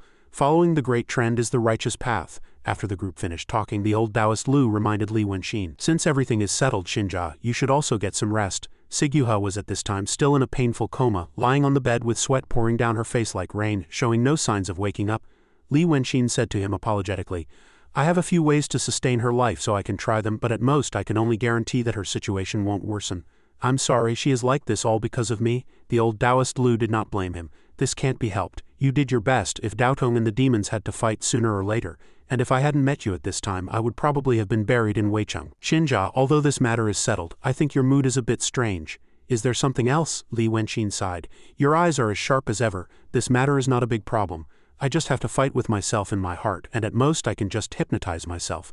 But there is really something I have to ask of you for this matter. As he spoke, he took out a talisman and set up a barrier, covering the two of them and isolating them from the outside. I need you to help me keep an eye on someone. The two stood like that inside the barrier and talked, and no one knew what they were saying. A moment later, a knock was suddenly heard from outside. Great King, I have news from spying on the matter you ordered. Li Wenxin withdrew the barrier and patted the Taoist's shoulder. Right now, you are the only person I trust. There are a few things about her that don't make sense. After this calamity is over, I will clarify these matters. The old Taoist Lu nodded his head. I understand, Xinjia, rest assured. Li Wenxin then ordered the person outside the door to come in. Has Bai Yunxin found the dragon's soul? Li Shan cupped his hands and answered, not yet. Bai Yunxin has been playing in the lake with her handmaiden, and this subordinate has been following them. Just now the two of them stopped at a small island in the lake, and it seems they are resting. Li Wenxin cupped his chin and fell into thought. The dragon's soul is also an important part of this matter. Tell me, doesn't Bai Yunxin's behavior seem like she is deliberately waiting for me? Li Shan answered. Then wouldn't it have been better for her to stay here yesterday? Why go through all this trouble to search around? Li Wenxin flew out. You idiot, just wait at home. Li Shan watched his retreating back and said, unable to understand. He really makes it so others can't see through him. On a green meadow, Bai Yunxin and her handmaiden were resting here. Li Wenxin suddenly descended from the sky. Lady Bai, didn't you come to get the dragon's soul? Why has it turned into playing in the lake? The handmaiden angrily shouted. What business is it of yours what my lady does? Li Wenxin paid her no mind, approached, and sat opposite Bai Yunxin. Bai Yunxin's expression was grim. What are you doing here? Don't tell me you've changed your mind and are trying to stop me from taking the dragon's soul? Li Wenxin smiled. If we are comrades in arms and friends, shouldn't we care about each other? Lady Bai, is there anything I can help you with? The handmaiden once again shouted in anger. You know your place. Bai Yunxin pulled her back. You can't help. Li Wenxin ate a piece of cake and continued, really, if you can come and go from Donjing and know how to get the dragon's soul, you could have just taken it and left. But you deliberately gathered a group of demons to wait for me, as if you were helping me clean house. Moreover, you gave me a day's time to see the current situation in Weicheng clearly. You probably knew that after I saw the tragic situation in Weicheng to protect myself, I would not let you take the dragon's soul immediately, right? The reason you are waiting for me here is actually because you need my help, but you can't bring yourself to ask. So you made me come and beg you, and then you took this opportunity to order me around, am I right? The handmaiden loudly refuted. What nonsense, my lady is the adopted daughter of the golden-winged Great Peng, how could she need your help? Li Wenxin smiled. What if it was the golden-winged Great Peng's order? The handmaiden was immediately at a loss for words, not knowing what to say. Li Wenxin was certain after seeing their attitude. It seems I have guessed correctly. I don't need the dragon's soul, and I can also help you solve your problem. It's just that to avoid being discovered by the people of Daotong, I hope you will take the dragon's soul after I have dealt with Daotong's conspiracy. This benefits both sides. What do you think? The handmaiden cursed. My lady, this fellow is the most black-hearted person we've met in 1,000 years. Perhaps he really does have a way. Only then did Bai Yunxin open her mouth and ask, do you know what you are saying right now? Li Wenxin smiled. Of course, if Lady Bai does not mind, please tell me your troubles. Bai Yunxin smiled. Then I will be direct. It is about my marriage. Li Wenxin asked back. You do not wish to marry? Bai Yunxin did not answer and asked. I will ask you. You can be considered a demon of no small experience, can't you? You yourself have become a demon. Have you ever seen a demon couple? And how many demon parents have you seen? Demons who have attained the Tao, I mean. If a demon's marriage is not between members of the same race, The two will give birth to a demon fetus. When conceiving a demon fetus, when the yin and yang combine, the demonic powers will clash with each other. Demonic power is formed in the demon's body, so naturally it will also clash with the mother's body. Li Wenqin furrowed his brows. So you're saying the demon fetus harms the mother's body? Bai Yunqin nodded her head. That's right, the day the demon fetus is born is the day the mother's body dies. Li Wenqin realized. No wonder you were ashamed to speak of this matter. But since you have told me, if I can get out of this safely this time, I will think of a way to handle it for you. How about it? The handmaiden once again shouted in anger. You really talk big. Bai Yunqin was still very calm. This is a marriage arranged by my adopted father, the golden-winged great Peng King. Li Wenqin waved his hand. I know that such things depend on the person. I have a brilliant plan, although I cannot tell you now. I can solve your problem. Naturally, I will not leave any loose ends and will solve everything thoroughly. To think that in a situation where you had no choice but to accept your adopted father's decision, you deliberately took a long detour to find me. It means you know very well that I can help with this matter. And since I also think that helping you is helping myself, won't we both be happy and benefit from it? Bai Yunqin grabbed his collar. Good, then it's decided. In 10 days I will go and retrieve the dragon's soul. Li Wenqin furrowed his brows. 10 days is a bit short. Bai Yunqin gripped his sleeve tightly. If you can't even do such a small thing in 10 days, how can I believe you can help me? Consider it a test for you. This lunch is not tasty, so I will give it to you. I will go first, and in 10 days I hope you will be able to do it. Li Wenqin watched her retreating back for a moment, then picked up the cake and tasted it. It was indeed very unappetizing. The lunches from Moknamjio were delicate after all, but unfortunately he could never eat them again. The scene shifts to Weicheng. Two figures floated in the sky. Today the emperor sent someone from the Ministry of Revenue to inquire about the situation in Weicheng, and this disciple sent someone to drive them away. I only said that a demon had run rampant. After hearing this, Ganoya could only sigh. The disciple asked with a puzzled expression, Zuo, you have a great plan in your heart, so why do you sigh? Ganoya answered. This Weicheng has been destroyed and hundreds of thousands of people have died, so my heart is also a little uneasy. The young man beside him was Byunja, one of the Langya 7 sons. Hearing Ganoya's words, he comforted him. The whole world knows that Daotong and the sword sect nurture all the people, and since there is an orthodox doctrine, the people will not think otherwise. Moreover, these people were bewitched by a demon and used the power of incense offerings to help the demon of Danjing Lake break through its realm. So they were originally guilty. Now, by blaming everything on the demon and arousing the people's resentment, it is killing two birds with one stone. Ganoya was still not happy. Although that is so, to say that Weicheng was destroyed by a demon is my oral karma. Now that it has spread throughout the world, I fear it will become one of my heart's calamities. Enough, let's not talk about this matter. About that Li Wenqin, I thought he would have a way to break the restriction of Danjing, but it seems I have overestimated him. Even if he can escape his predicament now, the tide has already turned, and he will not be able to stop anything. What a pity, Byunja continued. Since he did not accept my master's persuasion, he must be a proud and arrogant person. This disciple wants to see what kind of expression he will have when he sees us destroy him so easily. Ganoya turned his head, glanced at him, and admonished. You are so frivolous and reckless. Do you want to overcome that 7 hearts calamity of yours or not? Quickly put away that attitude. Although Byunja was very angry after being admonished, he had no other choice and could only lower his head in anger. Zuo, junior sister Ling Kongzi, was harmed by that Li Wenqin and lost her physical body, and her whereabouts are now unknown. Although she was unwilling to become my Taoist partner, her worldly affection for me was sincere, and after overcoming the 7 hearts calamity, it will be difficult for my heart to be moved again. Before that, I want to settle my grudges once and for all, and let that Li Wenqin also taste the pain of losing love. Ganoya reminded him that Li Wenqin is a talent. In any case, you should be a little more careful, Byunja immediately replied. Zuo, please rest assured. Just then, Ganoya was surprised, glanced down and shouted, Who is there? A figure immediately revealed itself from below. Wait, do not act. This student is Imrianja. I would like to cooperate a little with Li Wenqin regarding the Tungming jade slip. What do you think? Ganoya was puzzled.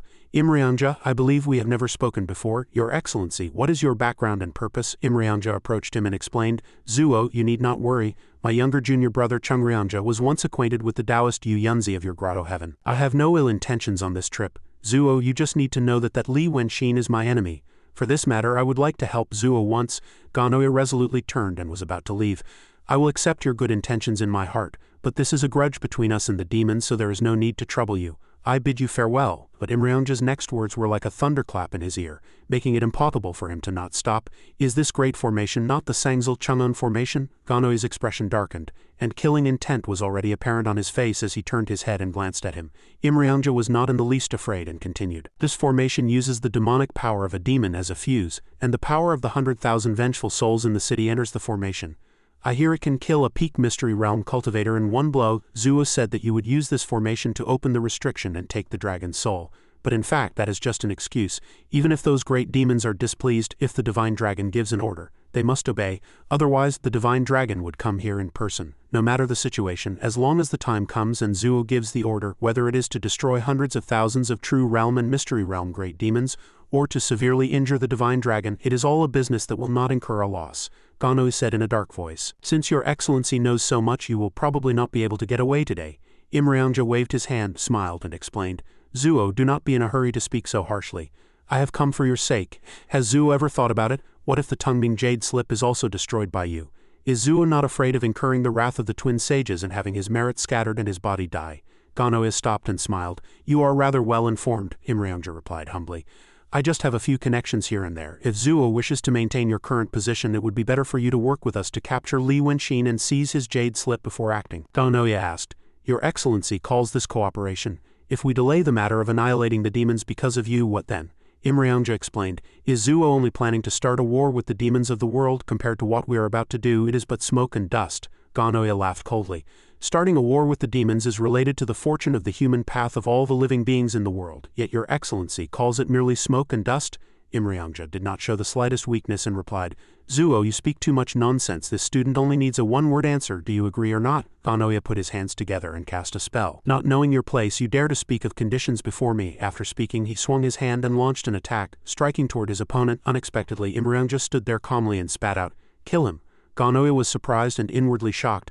There is another person. He turned his head and reminded his disciple, Byunja, be careful, there is an ambush. Byunja replied coldly, Zuo, there is no other person here. Ganoya was surprised. You? As soon as he finished speaking, a streak of golden radiance descended from the sky. Ganoya was caught off guard and was immediately pierced through the chest by the golden light. His body then immediately exploded, turning into a pool of blood. The one who had acted was none other than Byunja. Imrianja approached him and asked, Did you catch him? Byunja shook his head.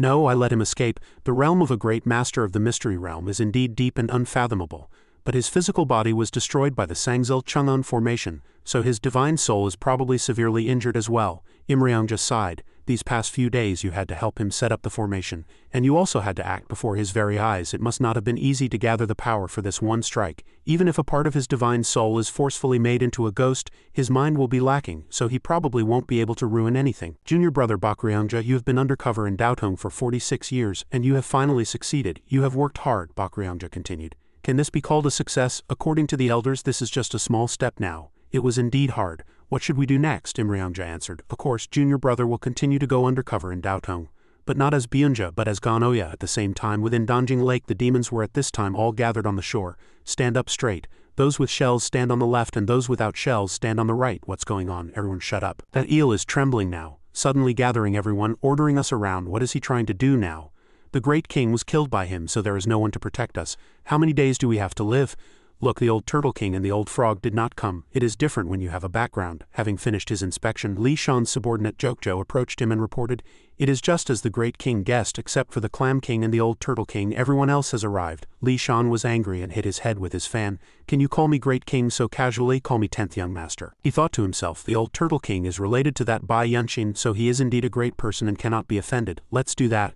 Seeing him standing there nervously, lost in thought, Jokjo grinned and said, Young master, this lowly one thinks that since there are not a few demons under our command and there are many brave ones, if I do not use them, will it not ruin the young master's great undertaking? So I killed that Li King. Now their subordinate demons have also come. Li Shan was surprised. What did you say? You killed the Li King, Jokjo pointed below. Yes, young master, look. Everyone has arrived. They are just waiting for the young master's order. Li Shan looked at the demons below and thought to himself, they really came. Putting aside the fact that the Li King is related to Bai Yunshin, just speaking of their strength, they are not weaker than me. So they were killed just like that. Thinking this, he could not help but look at Jokjo in fear. Who on earth are you? Jokjo smiled. Young master, what are you talking about? This lowly one has followed the young master for almost 200 years. Don't you recognize me? It's just that the time had not come before, so it was not easy for this lowly one to reveal my true abilities. Now that the time has come, I would like to advise the great king not to miss a good opportunity. Lightning was already flashing in Li Shan's hand. What good opportunity? Jokjo explained. Naturally, it is a good opportunity to capture that Li Wenxin. That Waishui Dragon King Li Wenxin has ruined our good work. Now that that fellow is still in Danjing, if we shoot him dead, we will have rendered a great service, will we not? Li Shan was angry and swung his palm, striking at him. What kind of spy are you? Jokjo proactively retreated to dodge, and the corners of his mouth turned up in an extremely cunning way. As Li Shan rushed toward him, he shouted loudly, "10th young master, 200 years ago you obtained our benefits and cultivated the heavenly heart true method, which is why you have achieved what you have today." Quote, "We are all in the same boat, and since we have raised you for 200 years, you should know how to repay our kindness." Li Shan was surprised to hear those words and stopped in his tracks. How did he know? This is strange. Jokjo continued, "Don't run, now is the time for you to repay our kindness." Li Shan was forcefully pulled by him and flew into the air, and the small demons below were filled with suspicion as they saw them suddenly start fighting. The two then both fell into the lake, and below the waves constantly churned violently. The demons ran to the shore to watch and discussed clamorously. What happened? Was there a spy? A moment later, Li Shan finally came up from below the water. Blood was at this time floating on the surface of the water, and he climbed up the cliff step by step. Everyone listened to this young master's words. "Just now the demon general Jokjo did not obey my orders, so I killed him on the spot. If you dare to disobey my orders, your end will be the same as his." As he spoke, he threw the head in his hand. Jokjo's head rolled toward them, his eyes unable to close in death. Li Shan then ordered the demons to advance toward Junshan. The group then led each other and swam toward Junshan. As soon as he reached the shore, Li Shan shouted loudly, "Great king, this lowly one has brought people." Li Wenxin stood in the pavilion, waved his hand and said loudly, "I know you talk too much, hurry up and come up." The group was then pulled by a spell he cast and flew into the air. A giant pillar of water carried the demons and rose into the air. Li Wenxin stood there, his hands behind his back, and looked at them. "Be quiet, I have called you here because I have something for you to do. In a moment I will send you out of the lake. You are to follow the Waishui River and find the nearby demon kings, and tell them that the Waishui Dragon King has a matter to discuss with them. So they should come to the White Pagoda Forest of Yuwun village by the lakeside." Li Shan said worriedly, "Great king, if you let these foolish oafs do this, I fear it will be more of a failure than a success." Li Wenxin replied nonchalantly, "It is precisely because they are foolish enough that I am letting them do it. The Wu King and the Snake King in Danjing Lake have known each other for 100 years, yet they were wary of each other. How can I expect the demons outside Danjing to cooperate with one mind? I am just letting the small demons spread some news to make the people of Daotong feel that we are contacting the demon kings of all directions to fight a life and death battle. That way, even if they do not want to work for me, they will have no choice but to work for me." Li Shan heard this and flattered him. "The great king is brilliant, but if there are those who obey the great king's orders, what if they collude and rebel against the great king?" Li Wenxin laughed coldly. "Then that would be just fine. If Daotong senses that they have the intention to collude, they will certainly not just stand by and watch, now that the demons and Daotong are starting a war. Do you think Daotong will investigate why they are uniting? These fellows who have occupied my home will have to suffer a little and spit out the Waishui River to me." Li Shan was still very worried. "But the people of Daotong want to destroy Danjing. I fear that the Waishui River will also be taken by them later." Li Wenxin furrowed his brows and glanced at him. "Why have you suddenly become so talkative?" Li Shan explained in fear. "This lowly one just wanted to ease the great king's worries." The corner of Li Wenxin's mouth turned up slightly. "Look at how nervous you are. How can you expect to make all the demons submit to you like this? All right, I'll tell you something. Did you know that I was once a human?" Li Shan was shocked. "A human? What does the great king mean?" Li Wenxin said in a cold voice. "You foolish oaf, how many people are there in Daotong in total? Although the large and small cities are managed by the court officials, what about outside the cities? There's no end to killing demons. After the great war is over, the demons will occupy various remote places and act as kings. Do you think Daotong will be able to manage them all? The Tao needs a replacement. When the time comes, I will kill a few stubborn demons to show my wholehearted devotion to the Tao and that I have turned over a new leaf. Moreover, since I was a human in my past life, I can understand both demons and humans. This king will also rule over the Waishui Dragon King's territory in a region." Li Shan was excited. "That's amazing. Your Majesty truly has a brilliant plan." Li Wenxin also smiled with satisfaction. "It's good that you know, if the true dragon wins, I will become a son of the dragon. That would be even more interesting. You just need to listen well and handle things properly for me. The future will naturally be a smooth road." Li Shan cupped his hands and smiled from ear to ear. "The great king's words are wise. This lowly one will definitely do my best for the great king." Li Wenxin waved his fan and shooed him away. "Stop with the nonsense, go and do your work." Li Shan and the group of demons in front were quickly sucked in by him, and they were all sent outside through the space in his fan. Only after everything was done did he look at the distant place and say, "Don't let me down." The group of demons he had sent out were on the opposite bank of Samhajiu. They fell from the air in a rush, and as soon as they fell, they jumped into the water and took a refreshing bath. Li Shan instructed them, "Everyone act according to the great king's orders. After notifying everyone, gather here again." The group of demons then scattered in all directions and ran. Li Shan took out a talisman from his sleeve. "After so many years, we have finally met." As soon as he took out the talisman, Ganoya appeared beside him. "Junior brother Danryangja, it's been a long time." Li Shan was currently possessed by Danryangja and Ganoya was disguised by Bakryangja. Danryangja asked him, "Does senior brother only see me as a junior brother? When we parted decades ago, you and I were only at the transformation realm. Now my cultivation is only at the peak of the transformation realm. But senior brother's future is so bright that you have even taken over Ganoya's body." Bakryangja smiled. "But why have you become like this? You used to be a person who loved beauty to the extreme." So why are you in such an ugly shell? Danryangja smiled coldly. A shell is just a small matter compared to this matter. I am more curious as to why the elders want to kill Li Wenxin. Senior brother knows well what kind of existence the elders of the Elder Council are. Before, we did not hesitate to use a connection in Daotong to cut down his parents, just to obtain the Tungming jade slip. But now we don't even need the jade slip, we just want him to die quickly. What on earth are the elders afraid of? Bakryangja frowned. Now that you mention it, senior brother Imryangja once told me. He killed a person in Weicheng who was the son-in-law of the Wu family and the creator of the black powder. Although there is no evidence, senior brother Imryangja suspected that this formula was deliberately given to him by Li Wenxin. It is probably Li Wenxin's hidden move now. He suspected our existence and threw a bait to lure us into taking it, and as a result we were caught. It is probably because of this matter. Danryangja shook his head. But this black powder is nothing special. The Sangchang Denjong sect also has this dharma gate called gunpowder, but the difference is that it is made into a pill that assists spiritual energy and harms people. But in fact the power is not very great. Bakryangja was puzzled. Could it be that the higher-ups are afraid that Li Wenxin will spread it to the human world? Danryangja continued. The elders have vast divine powers, so how could they be afraid of such a thing? I think this matter is strange. Now that I know all of Li Wenxin's plans, I want to capture him alive and ask him about the core of it, Bakryangja loudly reminded him. Are you crazy? Are you trying to defy the elders' orders? Danryangja got up and grabbed him by the collar. Who else but senior brother would know? After we catch Li Wenxin and ask what we want to know, we can kill him, and the elders won't know. Surely senior brother won't keep a secret for me, Bakryangja advised. Junior brother, why must you do this? To see the angry faces of the elders. Danryangja reached out and grabbed his face tightly. Why? Surely senior brother doesn't know. In recent years, senior brother has had a good time, but what about me? Has senior brother forgotten the past? Bakryangja was tense.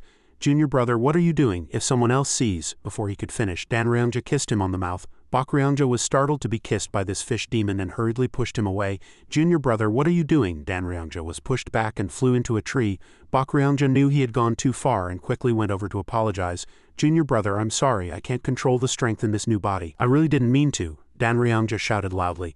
Don't come near me, do you understand now? Look at me now, do you still remember what I used to look like? Do you still remember if I was a man or a woman? Just now when I tried to kiss you, did you also feel disgusted? Didn't you used to like this look of mine the most at that time? I was the Jade Fairy of the Chungso sword sect and you were my senior brother. You praised me as being unparalleled in beauty and said you wanted to spend the rest of your life with me. It was you who loved me and brought me to the Hongji society. I abandoned everything, sold my soul and became someone else. Now you call me Danryangja, but do you still remember what I looked like then? You don't, do you? You became famous in Langya Grotto Heaven, came to like Ling Kongzi and forgot about me. Bakryangja comforted him. It's all my fault. Let me treat your wounds and then we'll talk, okay? Danryangja raised his hand and covered his mouth. Let me finish, senior brother. I don't care about what you said just now. For these past few years, wherever I was, what kind of person I was, what identity I had and what I did, these were all things that you and I could not decide. I have become a different person 9 times, and I lived for decades, even 100 years for each person. Sometimes I couldn't even remember who I was. We worked for them for so long, but the elders only gave us one promise that we don't know when will be realized. They only said that the great calamity would soon come and that we would build a paradise. But they have been saying this for hundreds, even thousands of years. Who knows when it will come? I am not afraid of working hard for a long time. I am only afraid that it will be in vain in the end. So I want to uncover the truth about what the elders are afraid of. I can no longer be myself. In that case, at least I should know what our goal is. Bakryangja hugged her. I understand, junior sister. I will do everything according to your wishes. We will do as you say, Danryangja reminded him. We must not let Imryangja know about this matter. Since Li Wenxin is trying to pretend to surrender to Daotong, we will use a counter scheme. After he comes to Daotong, he will never dream that we are in cahoots. At that time he will be in the open and we will be in the dark. If we set up a few great formations, he will be a turtle in a jar and will not be able to escape. This is the plan. Does senior brother have any other questions? Bakryangja asked. I have one thing. Is that Ling Kongzi still in Donjing? Danryangja sighed. I knew senior brother would ask about her. I will see if I can help senior brother protect her. Bakryangja nodded his head. Thank you. I still haven't found the remaining wisp of Ganoya's soul. To eliminate future troubles, I will continue to search for him for the next few days. If you need anything, I will cooperate as much as possible, but we must not let the people of Daotong suspect anything. We still have a great task to accomplish. Danryangja's expression darkened and he lowered his head. I understand. It's getting late, so senior brother should go back. For the next 2 days on the one hand, Li Shan led the aquatic demons of Donjing to visit the demons around Donjing, and on the other hand he had some of the aquatic demons ambushed near Junshan. On the surface it was to be ready to answer a call at any time, but in reality it was to monitor Li Wenxin's every move and whereabouts. At the same time, Ganoya also deployed many Taoists near where the demons appeared. His intention was to find the exit Li Wenxin used to enter and exit Donjing. In the upper pavilion the old Taoist Lu was chatting with Li Wenxin and Hong Nangzi here. He sighed and asked, "Do the demons of Waishui really not want to cooperate?" Li Wenxin nodded his head. "Of course, they have all gotten used to being kings in the mountains. Far from cooperating, some have even taken this opportunity to raise their flags. What kind of person is the Snake King? That fellow is quite capable to have gathered 150 demons from around Waishui. For the past 2 days he has been holding a conference on his Hamgang mountain," Hong Nangzi explained. "The Snake King? The Junbu mentioned him before. He is already at the peak of the true realm. This old demon king was on the Sokram mountain of Gugokyopi upstream of Waishui 2,000 years ago. He has 7 adopted sons and his forces are scattered throughout Waishui, so if it's him he can really give orders to half of Waishui." The corner of Li Wenxin's mouth turned up. "Not bad, it seems he is a very capable person." Hong Nangzi continued, "This time not many of the demons sent from Donjing Lake have returned. I heard that Daodong has placed more than twice as many guards at the exit. This Donjing is probably riddled with holes like a sieve." "Yilang, aren't you afraid?" Li Wenxin answered nonchalantly. "How long has it been since I took over Donjing? Isn't it normal for there to be flaws in this Donjing? In any case, the exits they are guarding are not the real ones." Just then another streak of white light flew from a distant place. The old Taoist Lu shouted loudly, "Someone has come." Li Wenxin was excited. "It's Bai Yunxin. She didn't go to get the dragon's soul but came to find me first. It seems she understands what I'm doing. I'll go and be right back." After speaking, he left the old Taoist Lu and his companion and disappeared from the spot. Seeing him leave so resolutely, the old Taoist Lu could not help but turn his head and smile at Hong Nangzi. "The master of Donjing will be decided in this battle." The old Taoist went outside the central hall to stand guard and Hong Nangzi turned her head to look at the lake. "Go. He's probably wary of me too." The old Taoist Lu flinched and said, "How could this matter be so?" Saying this he ran outside. Hong Nangzi sat there, took out some wine and drank. "In the end you don't trust me." Soon it grew dark. Li Shan secretly observed Hong Nangzi drinking alone from below the water. Why is Li Wenxin like this? Hong Nangzi was originally the princess of this Donjing. Without Donjingjun, if it weren't for Li Wenxin, she would probably be the one in power in Donjing.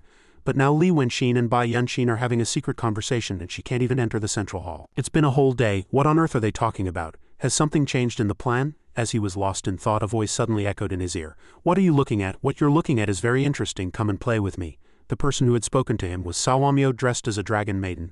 Li Shan had a frightened expression and repeatedly begged for forgiveness.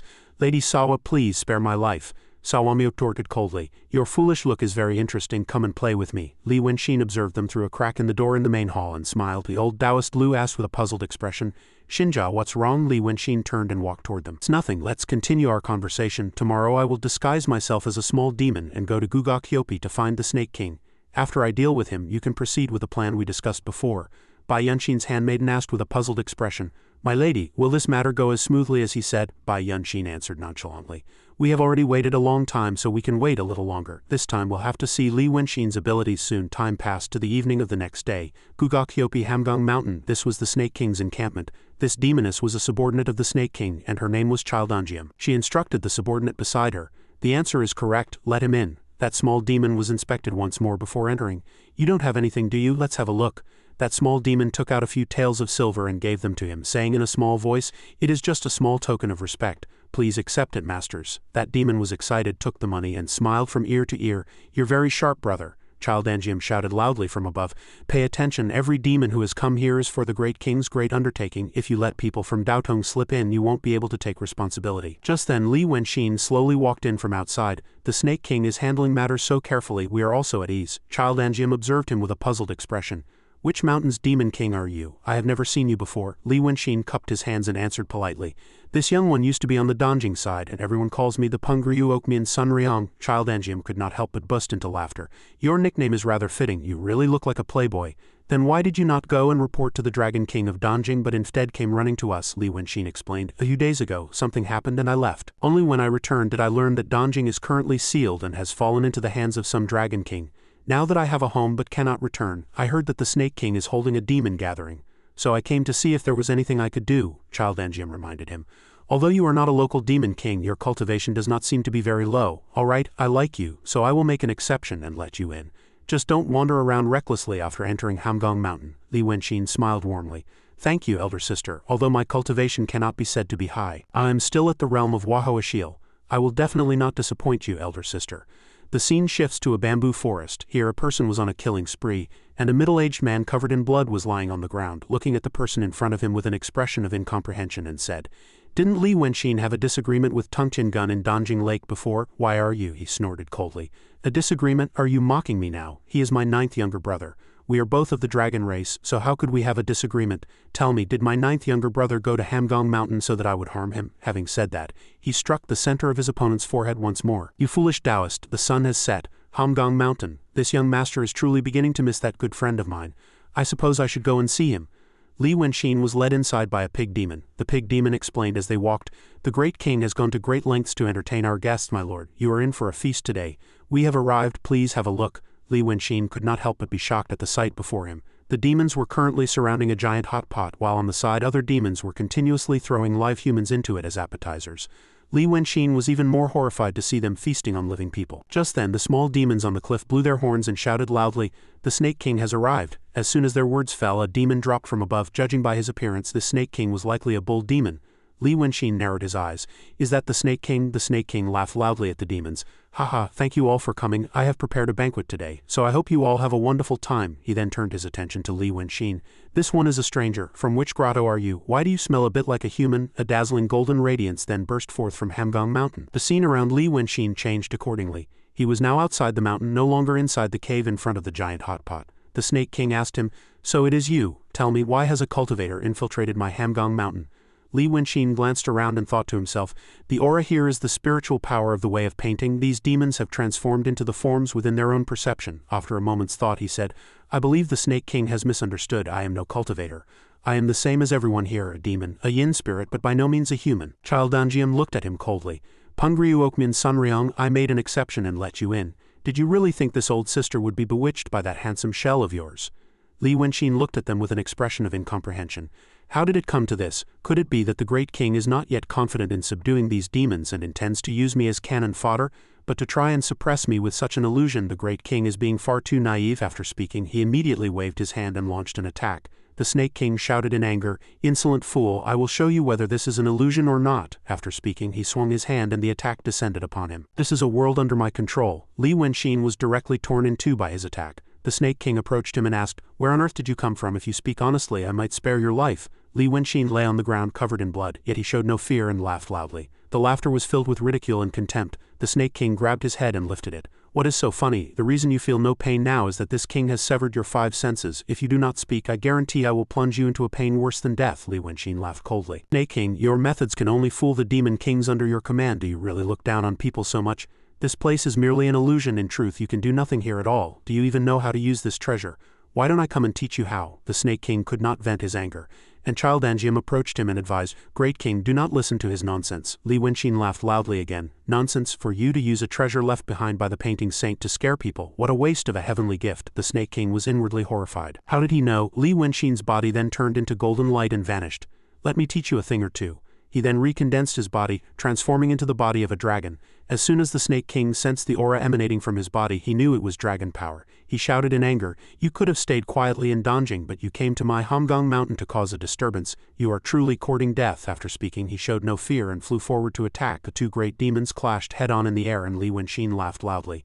"The power of a mystery realm great demon is indeed strong enough. Then let me give you another taste." After speaking, he swung his fists and struck repeatedly. Watching the fight from below, Childanjian could not help but be inwardly shocked. How can he use his true power here? Could it be that he really knows how to control this treasure? Li Wenxin fought for a moment before he was eventually kicked by the Snake King and sent flying downward, but he was not injured, and his imposing figure could be vaguely seen in the dust. "For me, a true realm cultivator, to be able to fight you, a mystery realm cultivator, in this place. Whose home ground is this exactly? You haven't even used 1,000th of that treasure's power." The Snake King snorted coldly and took out a scroll from which an intense golden light burst forth. Before Li Wenxin had time to react, he was sucked in by the force from within. He dazedly looked at the scroll in the Snake King's hand. So that is it. Li Wenxin was captured by the Snake King and bound in chains.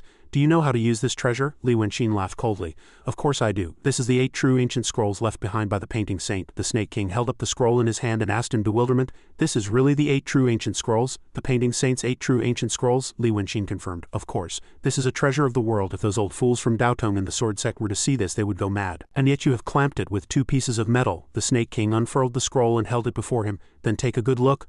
Li Wenxin could not help but be stunned when he saw the painting. It was a painting of angry Wusong hitting Hello Kitty. He could not help but burst into laughter. "Haha, so it was something like this. No wonder you wanted to seal it," the Snake King asked, unable to understand. "What incantation are you muttering?" Li Wenxin realized in his heart.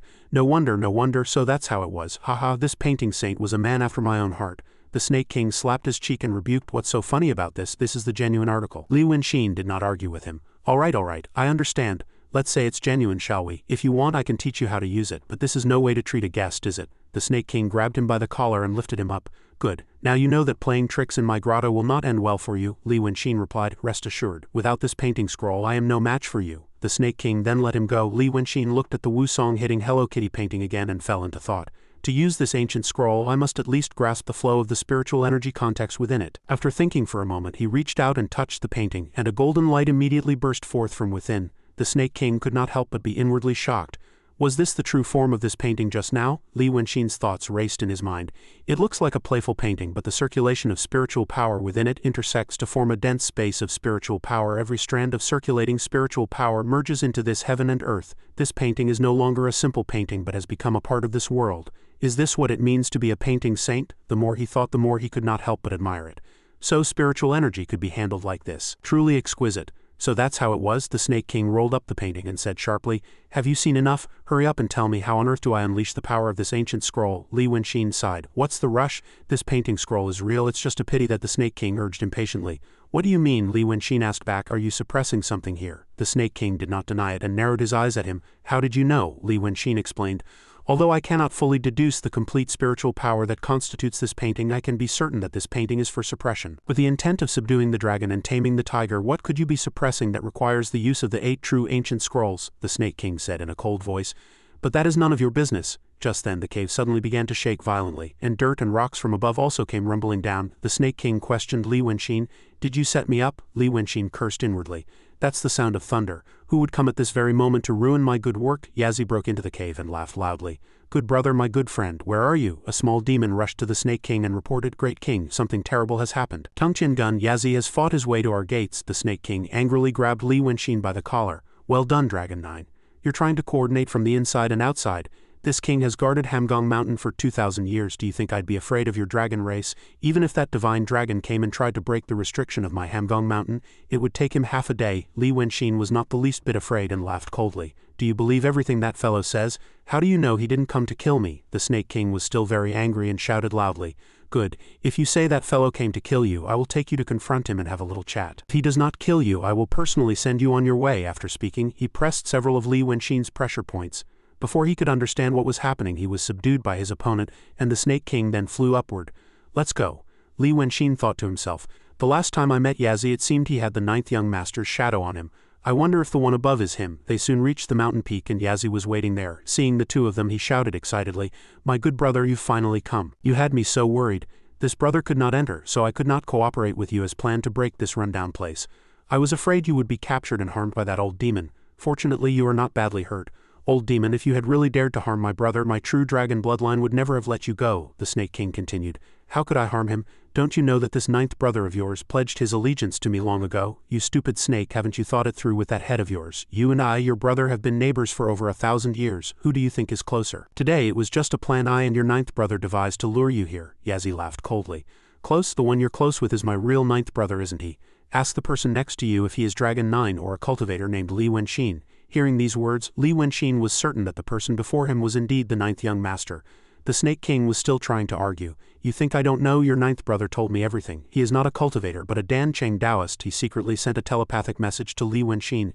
"If that brother of yours believes my words, what do you think he will do to you in a moment?" Li Wenxin replied to him via telepathy. "Whether you believe it or not, the Yazi outside came for revenge against me. The fact that he could know I was here proves you have a spy on your side." The Snake King snorted coldly. "So what if there's a spy? In any case, you will be dead soon." He then pushed Li Wenxin forward. "Brother, why don't you act now?" Li Wenxin was pushed forward and sighed inwardly.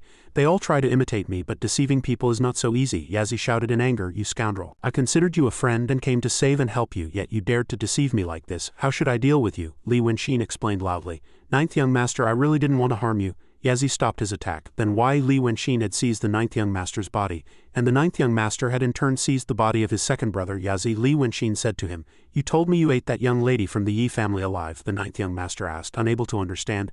"Just for a mere mortal?" Li Wenxin continued to explain. "She helped me, and because she helped me you noticed her. I could not forgive you, and I could not forgive myself even more. Who said you were my friend?" The 9th young master began to soften at his words. "So you came to kill me, it was clearly you." You were the one who said you wanted to be friends with me at first, Li Wenqin smiled. I said I wanted to be friends with you first, but that was me deceiving you. You treat people like dogs, cats, or insects, eating them as you please, but I was also a person at that time, so we could never have been friends from the beginning. The ninth young master could no longer contain his anger. He directly swung his fist and shattered Li Wenqin's body. Then you can die completely now. Li Wenqin used his last ounce of strength to continue. The me before you is just a true body made from divine soul. My real body is still inside Hamgang Mountain. If you are any later, you will not be able to escape the great formation that I and the Snake King have set up. Surely you don't want to die again? His friend, the ninth young master, was once again enraged by these words and shouted loudly. And a terrifying aura burst forth from his body. The Snake King, watching from a distance, could not hide his joy and laughed loudly.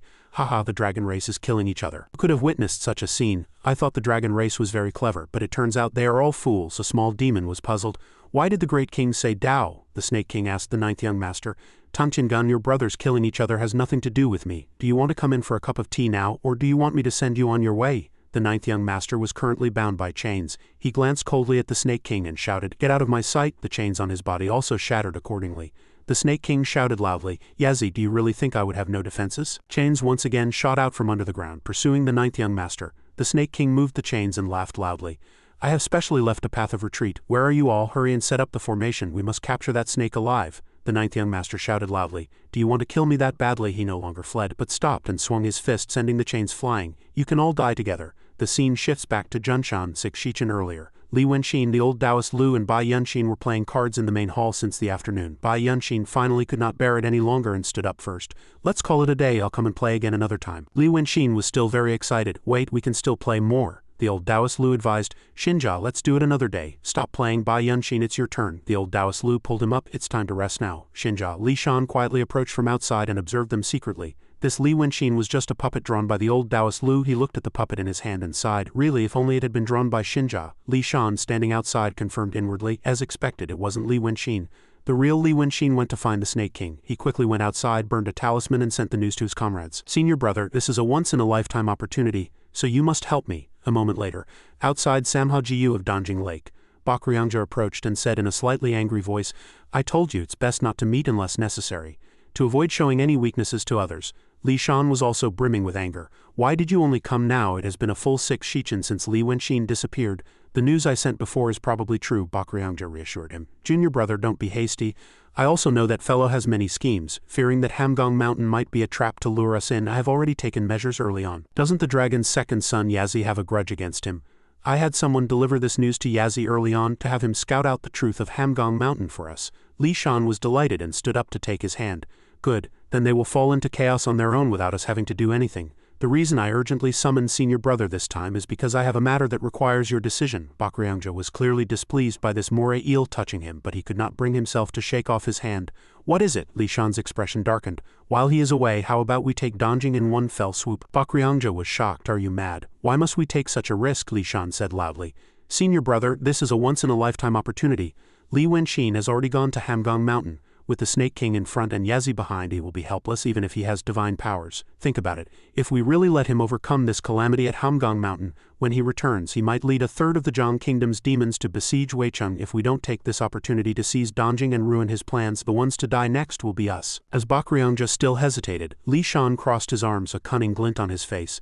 Besides, didn't senior brother want to find Ling Kongzi? When the decisive battle comes, it will be a matter of life and death. If you prioritize the greater good in front of so many people, there will never be another chance to save her. Hearing the name Ling Kongzi, Bakryangja no longer hesitated.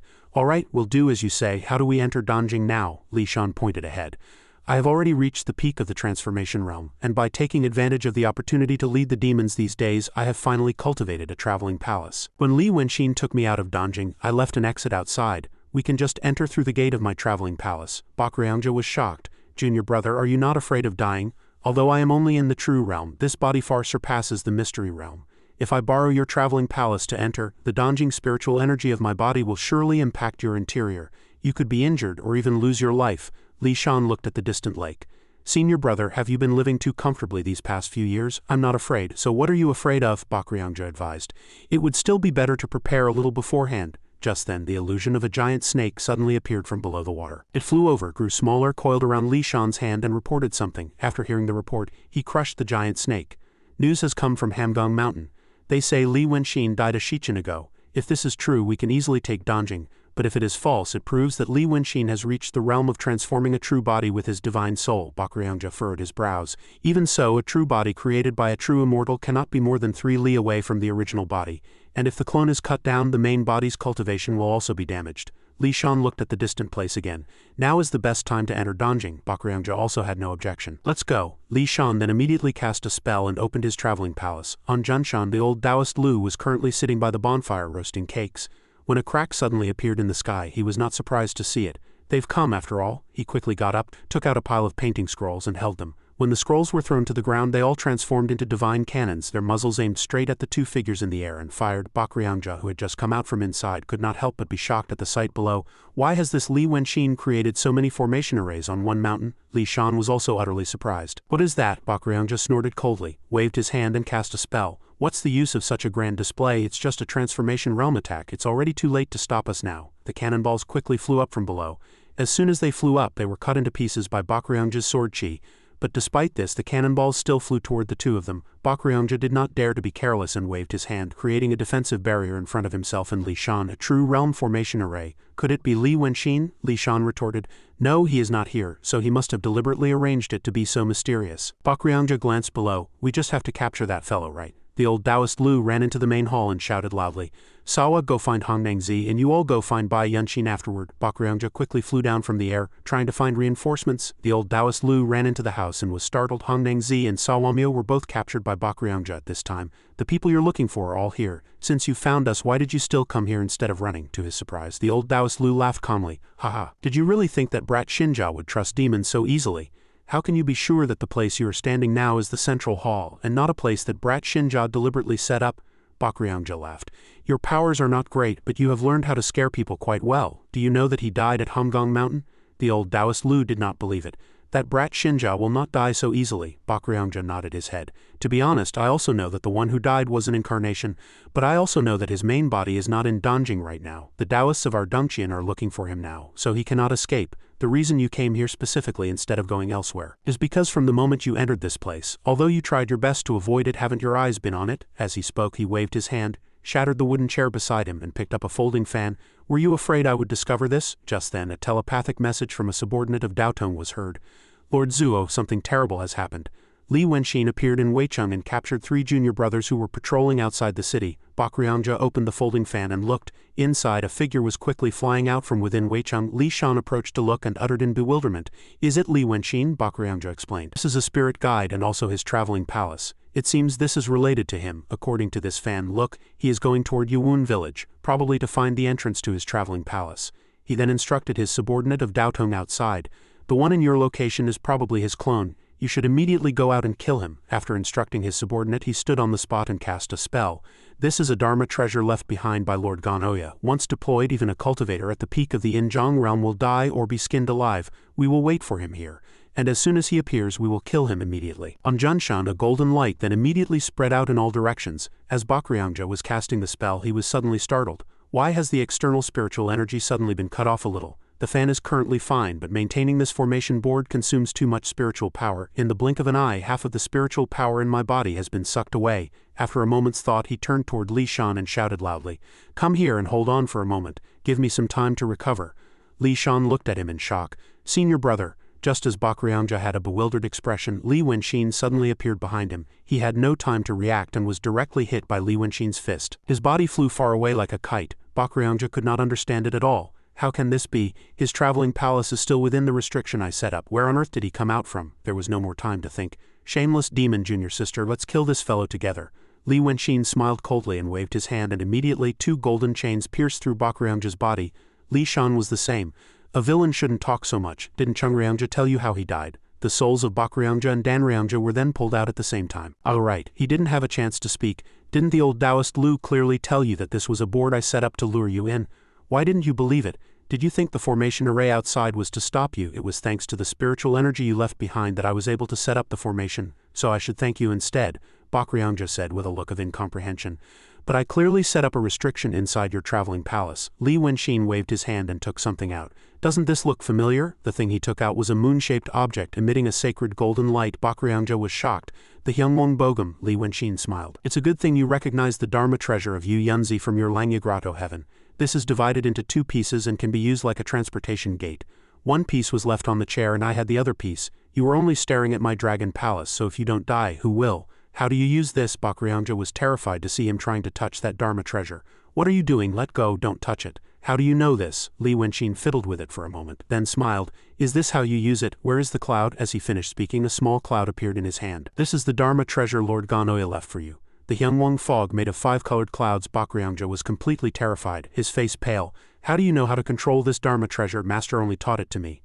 Li Wenqin glanced at him with a sneer. Tisk tisk, how dare you say the word master? You dealt with him without a single word. Do you feel no guilt at all? Bakryanja answered calmly. Each serves their own master. I originally infiltrated Daotong with a purpose, so there is no right or wrong in such matters. Li Wenqin laughed. Haha, Ganoya was truly blind. He valued you and Yu Yunzi and divided this treasure.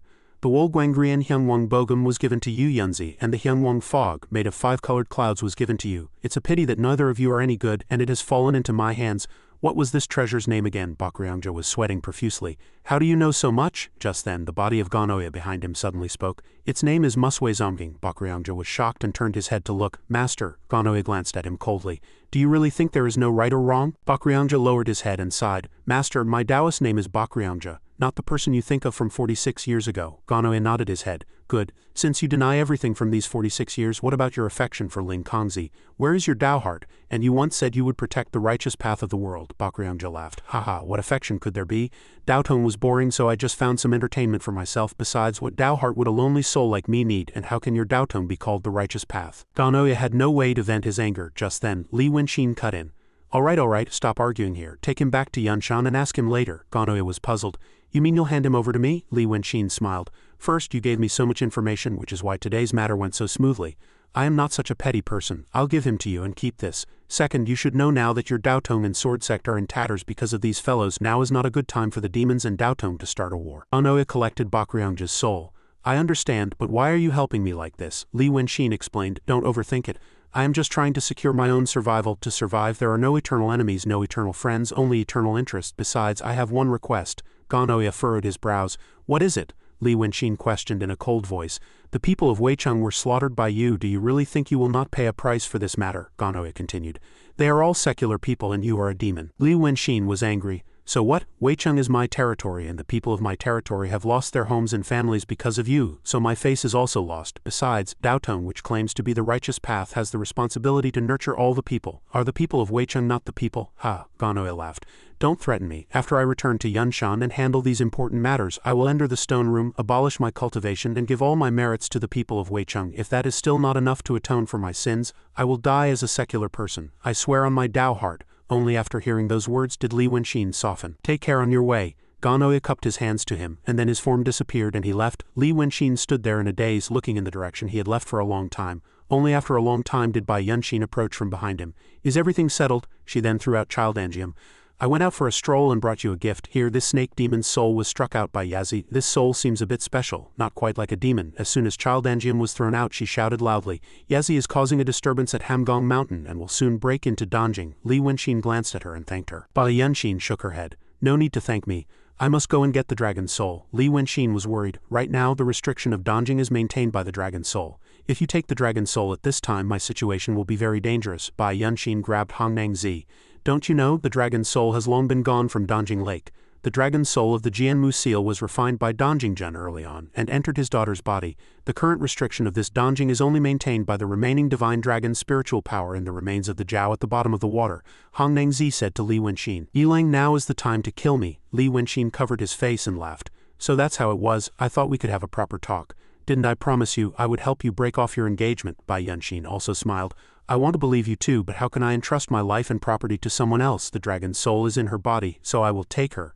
I can also pay my respects to my adopted father, and besides, the true dragon will also be coming soon. When the true dragon comes, I will not be able to escape, even while being taken away. Hongnang Zi showed no fear and reminded Li Wenqin not to worry about her. Bai Yunshin transformed into her true form, a flying bird, and swiftly flew away with her. Don't waste your breath. The dragon's soul has left the lake, so the dragon chi at the bottom of the lake is like a tree without roots. This restriction will only last for a day. You handle it. The old Taoist Lu ran over and asked, Xinjia, what should we do next? Li Wenqin asked back, do you want to live? The old Taoist Lu was stunned. Li Wenqin glanced at the two souls below. You two know each other, right? I have a few things to ask you, so answer me properly. A moment later, fresh blood began to flow from the room. Child Angium was bound by Li Wenxin with GU poison and was being tortured. Her entire body was now covered in wounds and fresh blood poured from her like rain as she ceaselessly begged Li Wenxin for her life. The old Taoist Lu was standing guard outside, and a moment later, Li Wenxin emerged from within. Seeing him come out, the old Taoist Lu asked, "Xinjia, what happened?" Li Wenxin approached and leaned on his small shoulder. "I really didn't want to do this. You know that I used to despise people who hit women the most, but I had no choice. Everyone pushed me to this." The old Taoist Lu said loudly, "That thing is a demon, not a person, it is an enemy." "Not a demon?" Li Wenxin burst into laughter. "Haha, those damn demons, they're all psychopaths. That snake demon has already told me everything about Hamgong Mountain. Both Yazi and the Snake King are injured. The Snake King is at Hamgong Mountain, but Yazi has already come looking for me. I have an agreement with Ganoya, so he will no longer touch Danjing Lake. When the restriction of Danjing is broken, I will lead them out of Weicheng." As he spoke, he took out a painting scroll and gave it to the old Taoist Lu. "Take this, I will send you near Hamgong Mountain. After you unfurl it, hide. Be careful," the old Taoist Lu reminded him. "Xinjia, you be careful too." The old Taoist Lu was then transported by him. The restriction of Danjing subsequently shattered. Yazi appeared above Li Wenxin's head. "Ninth brother, we meet again." Li Wenxin sighed. "What a nuisance." He then decisively flew up, intending to flee. Yazi laughed loudly. "Ninth brother, how long will you run? Come out and have a talk with your second brother. Why did you trick second brother into going to Hamgong Mountain?" Li Wenxin snorted coldly. "Are you really my second brother? Last night you tried to kill me," Yazi rebuked. "Nonsense, this lord just has a tendency to sleepwalk sometimes. Do you really think I'm an idiot?" Li Wenxin retorted, "Second brother, you should think carefully too. Why would you be wandering around in the middle of the night?" Hearing this, Yazi was startled as if he had thought of something. One pursued while the other fled, and they soon spotted the faint outline of Weicheng in the distance. Yazi laughed loudly. "Did you think you could escape me by going to Weicheng? You've truly walked into your own trap." Li Wenxin flew near Weicheng and immediately cast a spell, summoning his dragon form. The Taoists below were all shocked to see a dragon's body appear in the sky above Weicheng. "Defend Weicheng at once." Li Wenxin then descended and moved through the city. Just as he landed, the Snake King appeared and blocked his path. "Li Wenxin, I knew you would come here. We have been waiting for you for a very long time. Today you will die along with those pigs from Daotong." Li Wenxin smiled coldly and raised his hand to cast a spell. "What a grand formation. Help me a little. Tonight I will make my name known." The formation in Weicheng was quickly activated by the people of Daotong, and everywhere white bronze mirrors began to glow. The entire area inside and outside Weicheng was soon filled with points of light. The people of Daotong shouted loudly, "The formation has been activated. Set up the formation and kill them at once." But unexpectedly, the dazzling light from the mirrors shone back toward them. "How can this be? There's a problem with the entire formation." The spiritual power of the Snake King and his group of demons was being sucked away at this time. "What on earth is happening? We are clearly not within the formation's attack range." The spiritual power of Yazi, who was in front of Li Wenxin, was also being continuously drained at this time.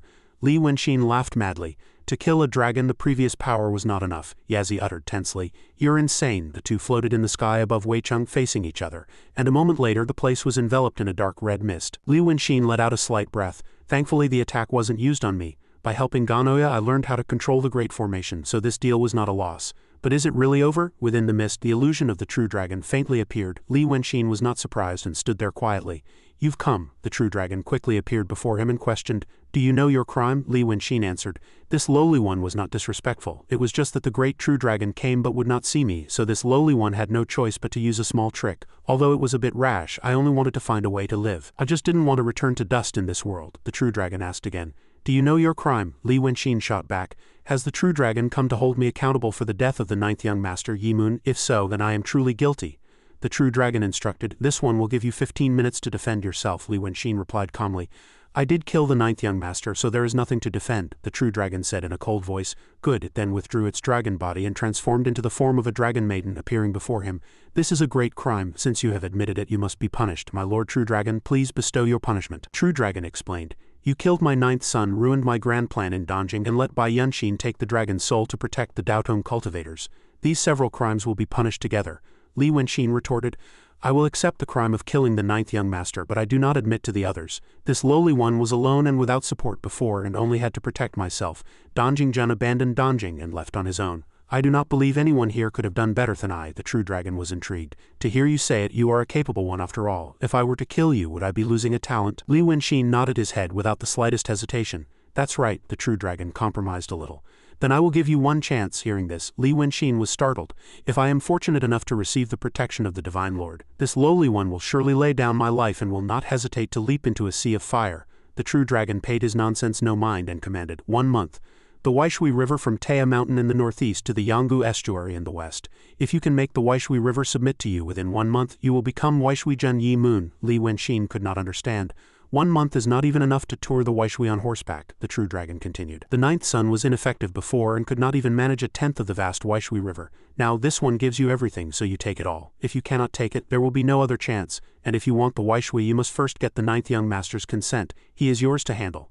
Seeing her about to leave, Li Wenxin quickly shouted, "Hey, you're not going to take care of your own son?" The true dragon's form then slowly shrank and disappeared, revealing Yazi's form in its place. He had just awoken and was roaring loudly, "You scoundrel, you're courting death."